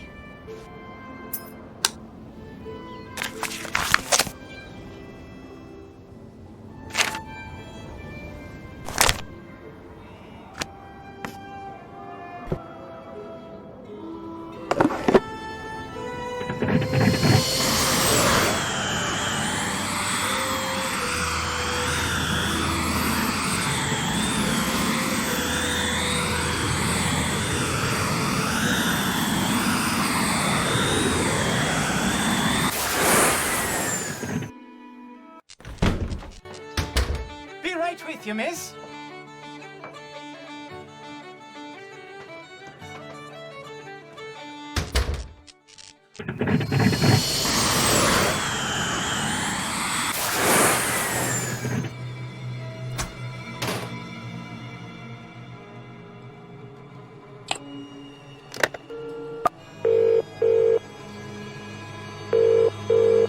Nancy?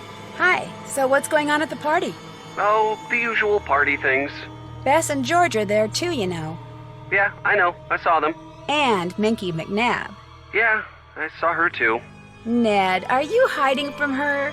No. Why would I be hiding from Minky McNabb? Because it's a well-known fact that if she's at a party and she detects a cute, unattached smell... She goes after him like a heat-seeking missile. Okay, so maybe I have been avoiding her. You can't let her ruin the party for you like that. I know. Look, don't worry. I'll figure something out. In the meantime, let's just talk about what you've been doing, okay? You are going to be so jealous when I tell you this, but I can fly. Come again? I can fly through the air like a superhero. I'm not kidding. How can you possibly not be kidding? The guy who lived here during World War II invented a jetpack. You strap it on, push some buttons, and whoosh, you're flying. It is so cool. You're right. I am jealous. I want one. Maybe I can get you the jetpack that Banshee lady I told you about has. I'm pretty sure it's how she gets around. In fact, I think she's been hanging out in the castle tower. Doing what? Don't know yet. Maybe I better fly up there and take another look. She goes to Ireland to be in a wedding and winds up chasing banshees around the countryside strapped to a jetpack. That's my girl. That's it for now. It was great talking to you. Just what I was going to say. Bye.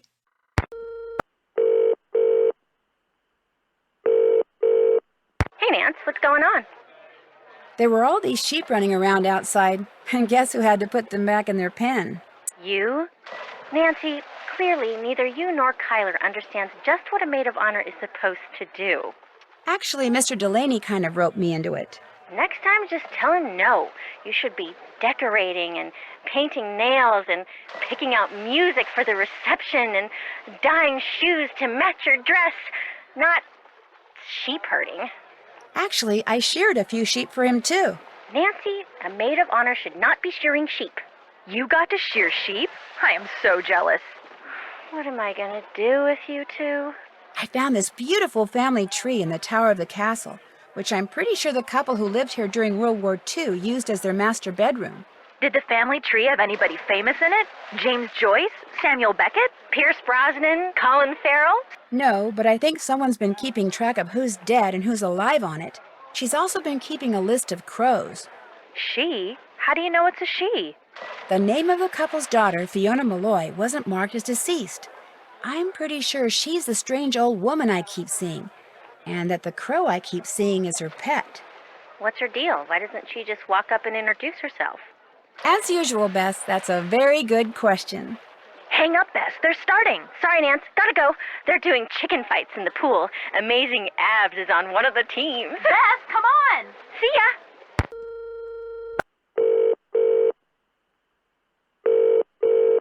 You've reached Alan Payne, who isn't home at the moment, which means you can either leave a message at the beep or call back. Up to you.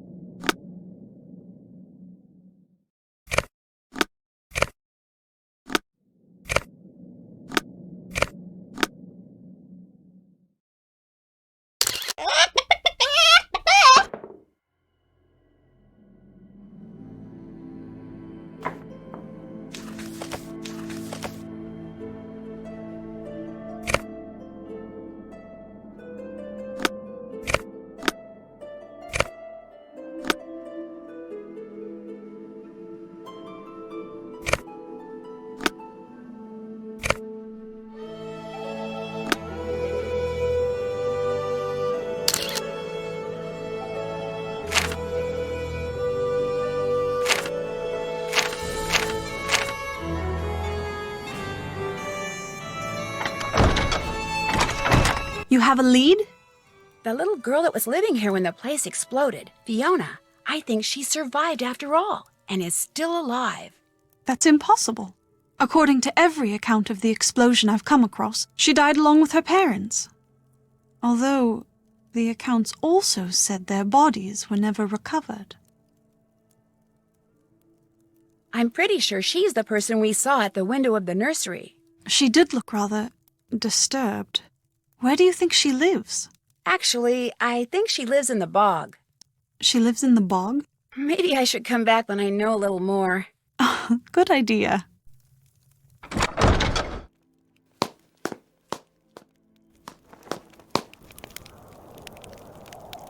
What's going on? I found out that Mr. Delaney is the one who hid Matt's luggage. Why would he do that? Apparently, he was adamant that Matt not stay in the nursery, so he removed all of Matt's things and hid them down here, thinking it would force Matt out. That was the day Matt disappeared. Stubborn old loon. Well, then, I guess that just proves this really is all just one big, inane, practical joke. Matt vanished, thinking we'd find his luggage in the nursery.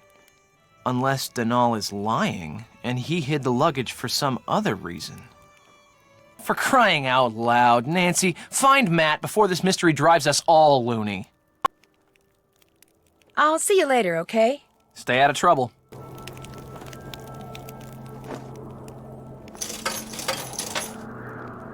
I would like a fortune.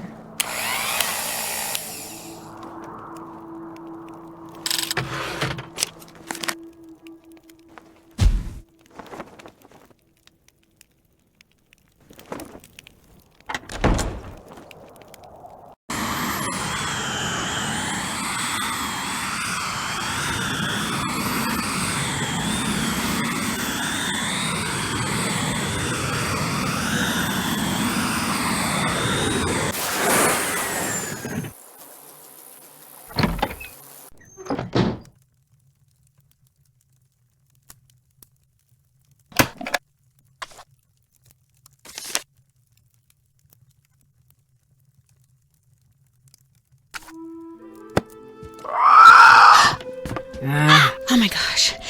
Listen, I'm sorry. I shouldn't be in here. This is your home, isn't it? My name's Nancy Drew, and you're Fiona, right? Fiona Malloy? Fiona, listen, I didn't mean any harm. See, I'm looking for someone, a young man named Matt. I don't suppose you've seen him? Fiona?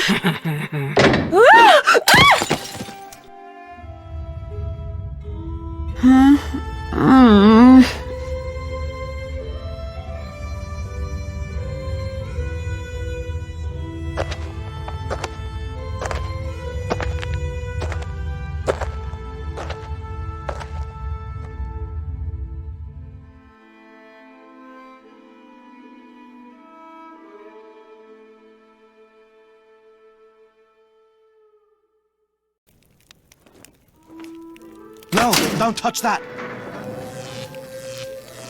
No! Nuts. Well, now you're trapped over there, and I'm trapped over here. Now I'm done. I take it you're Matt. I'm Nancy Drew, the maid of honor. Thrilled, I'm sure. You wouldn't happen to have a tunnel boring machine in your pocket, would you? Or food? Do you have any food on you? A biscuit or two, some crisps, Cocoa Kringle, anything? Sorry. Oh, the only thing that woman in the shabby dress ever gives me are carrots and potatoes and such. I've been wandering around down here for days. I want something full of sugar and nice, greasy fat. You know, real food. Just how did you wind up down here anyway? I stumbled upon the entrance to a secret passage in the nursery, so I thought it would be jolly good fun to make some ghostly sorts of noise from inside it and give Kyler a fright. But all of a sudden, this crow flew in through the window and came straight at my eyes. I fell backwards into the passage trying to get away from it, and the next thing I knew, I was falling through a hole in the floor. Fortunately, I only fell about 2 meters. So I got to my feet, and since it was dark and my glasses were knocked off when that crow attacked me, I started feeling my way along the wall, looking for a ladder or something so I could climb back up. But instead, my hand hit some sort of button. A siren went off, the door above me slid shut, and there I was. I yelled until I was hoarse, but no use. I was trapped. So I felt my way along the tunnel, looking for another way out, until I got to the lab you're standing in, at which point I blundered into the button you just pressed, siren goes off, door comes down, and suddenly I'm even more trapped. Not long after that, the doors at the top of the silo slid open, so I looked up, and by squinting really hard, I could see an old woman with long hair, wearing a long ratty dress, just standing there, looking down at me. I called to her, told her who I was and what had happened. I told her everything, called to her till I went hoarse again, but she just stood there. I even tossed my ring up to her, saying, "Go ahead, keep it, just get me the heck out of here." Nothing. How often does she show up? I haven't kept track. All I know is, every once in a while the silo slides open, and she'll be standing up there in the fresh air looking down at me. Then I get showered with vegetables, she goes away, and the silo slides shut. Whenever I talk to her, she kind of grunts as if she understands what I'm saying, yet she refuses to help me. It's like I'm her pet or something. And now there's 2 of us. Dibs on the potatoes. Why did this door shut when I pulled that switch? As best I can figure from the papers and drawings I've found, you're standing in the laboratory where the bloke who lived here during World War II did all his top-secret research. He was working on new forms of propulsion to be used in flying machines, rockets, that sort of thing. Apparently, to keep unwanted visitors out, he planted devices which would allow him, at the push of a button, to seal off the lab. This gate and all the others will go up when our hostess decides to feed us. Opening those silo doors seems to reset everything. Opening those silo doors is also the only way out of here. Believe me, I know. Kyler's trying her best not to show it, but she's really worried about you. That's the worst of it, knowing that my eagerness to play a silly prank on her is going to wind up ruining the wedding. She's going to be so disappointed, and humiliated, and appalled. She'll never forgive me. What an idiot I am. I love her so much, and I am so lucky a mongrel like me landing someone as smart and beautiful as her, and now, whether I ever get out of here or not, I'm going to lose her. What an unthinking, short-sighted, immature idiot. For a while, Kit was convinced you disappeared because you had decided you didn't want to marry Kyler after all. I'm not surprised. The fact is, soon after we got here, he tried to tell me I was about to make a colossal mistake and that I should call off the wedding. Such wishful thinking on his part is exactly why I didn't ask him to be my best man. Oh, I made up some excuse about office politics and occupational expediency, but Kit was and is, and hopefully always will be, my best friend. But having him be my best man knowing he's still smitten with Kyler? I figured I'd pass. Mr. Delaney, the caretaker? He thinks you were spirited away by fairies. You know, I actually missed that superstitious, super ridiculous old fossil.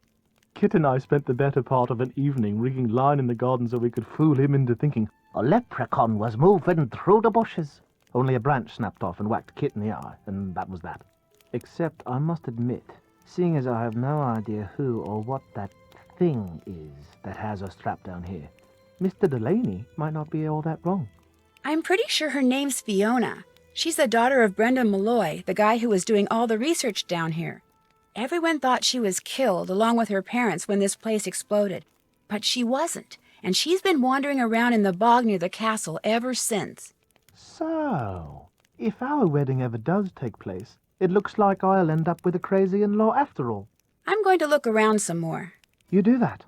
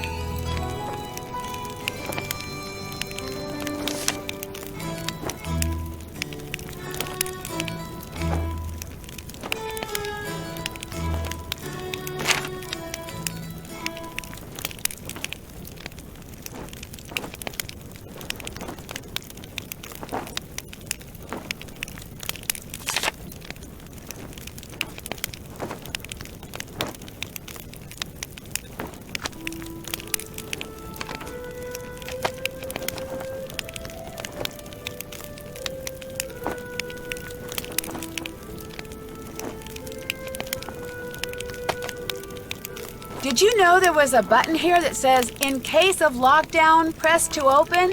What? You mean something that could open up a way to escape was right under my nose the whole time? That does it. If I get out of here, I'm having that eye surgery. My weak stomach will just have to get over it.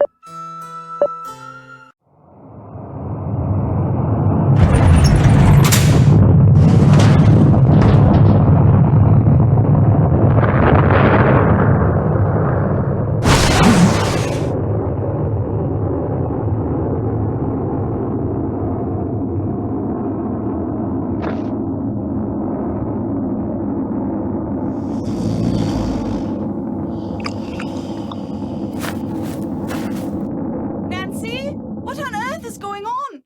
Matt! Kyla, we're trapped down here. Get a ladder or something.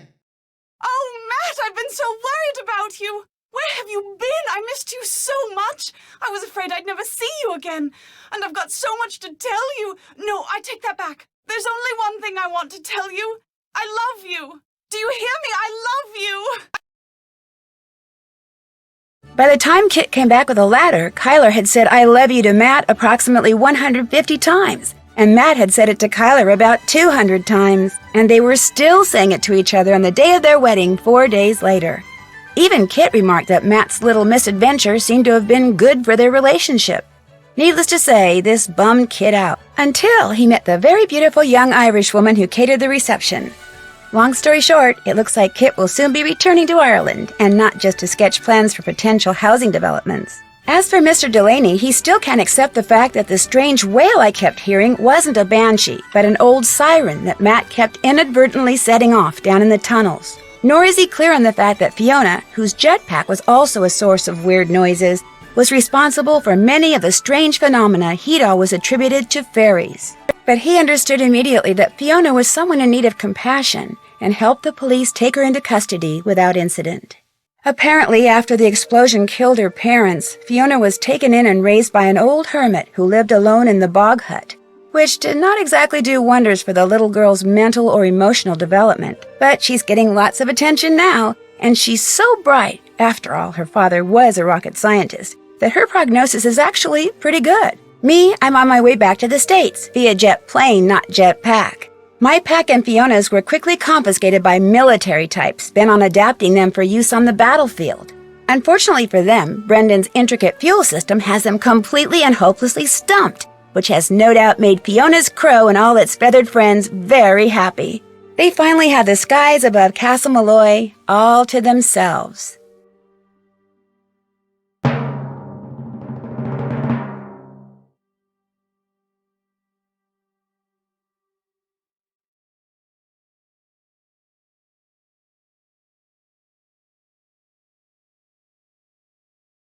When my best friend Bess Marvin wins a vacation for 3 at a resort on a private island in the Bahamas, she naturally invites me and her cousin, George Payne, to go with her. But by the time I arrive, the owners of the resort are nowhere to be found, and Bess has been kidnapped.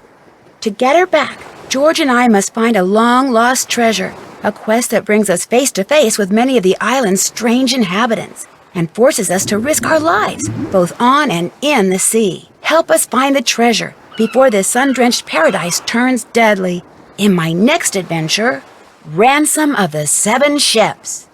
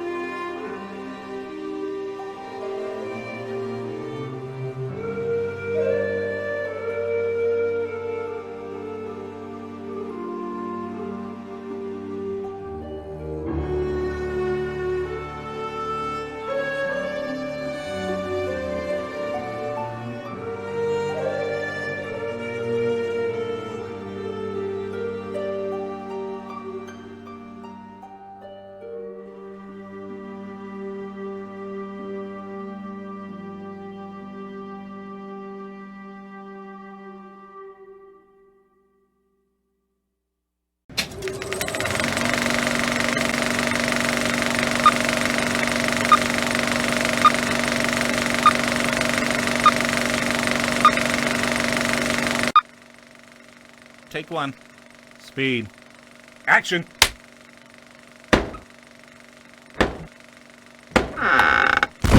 Oops.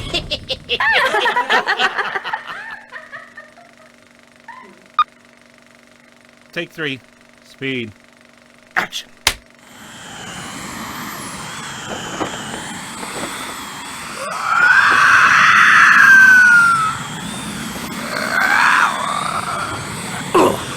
My depth perception stinks. Let me try it again. Oh, come on, guys. Let me open the box. I gotta know what's in there. Please let me open it. Please. Please, please, please, please, please. Surprise!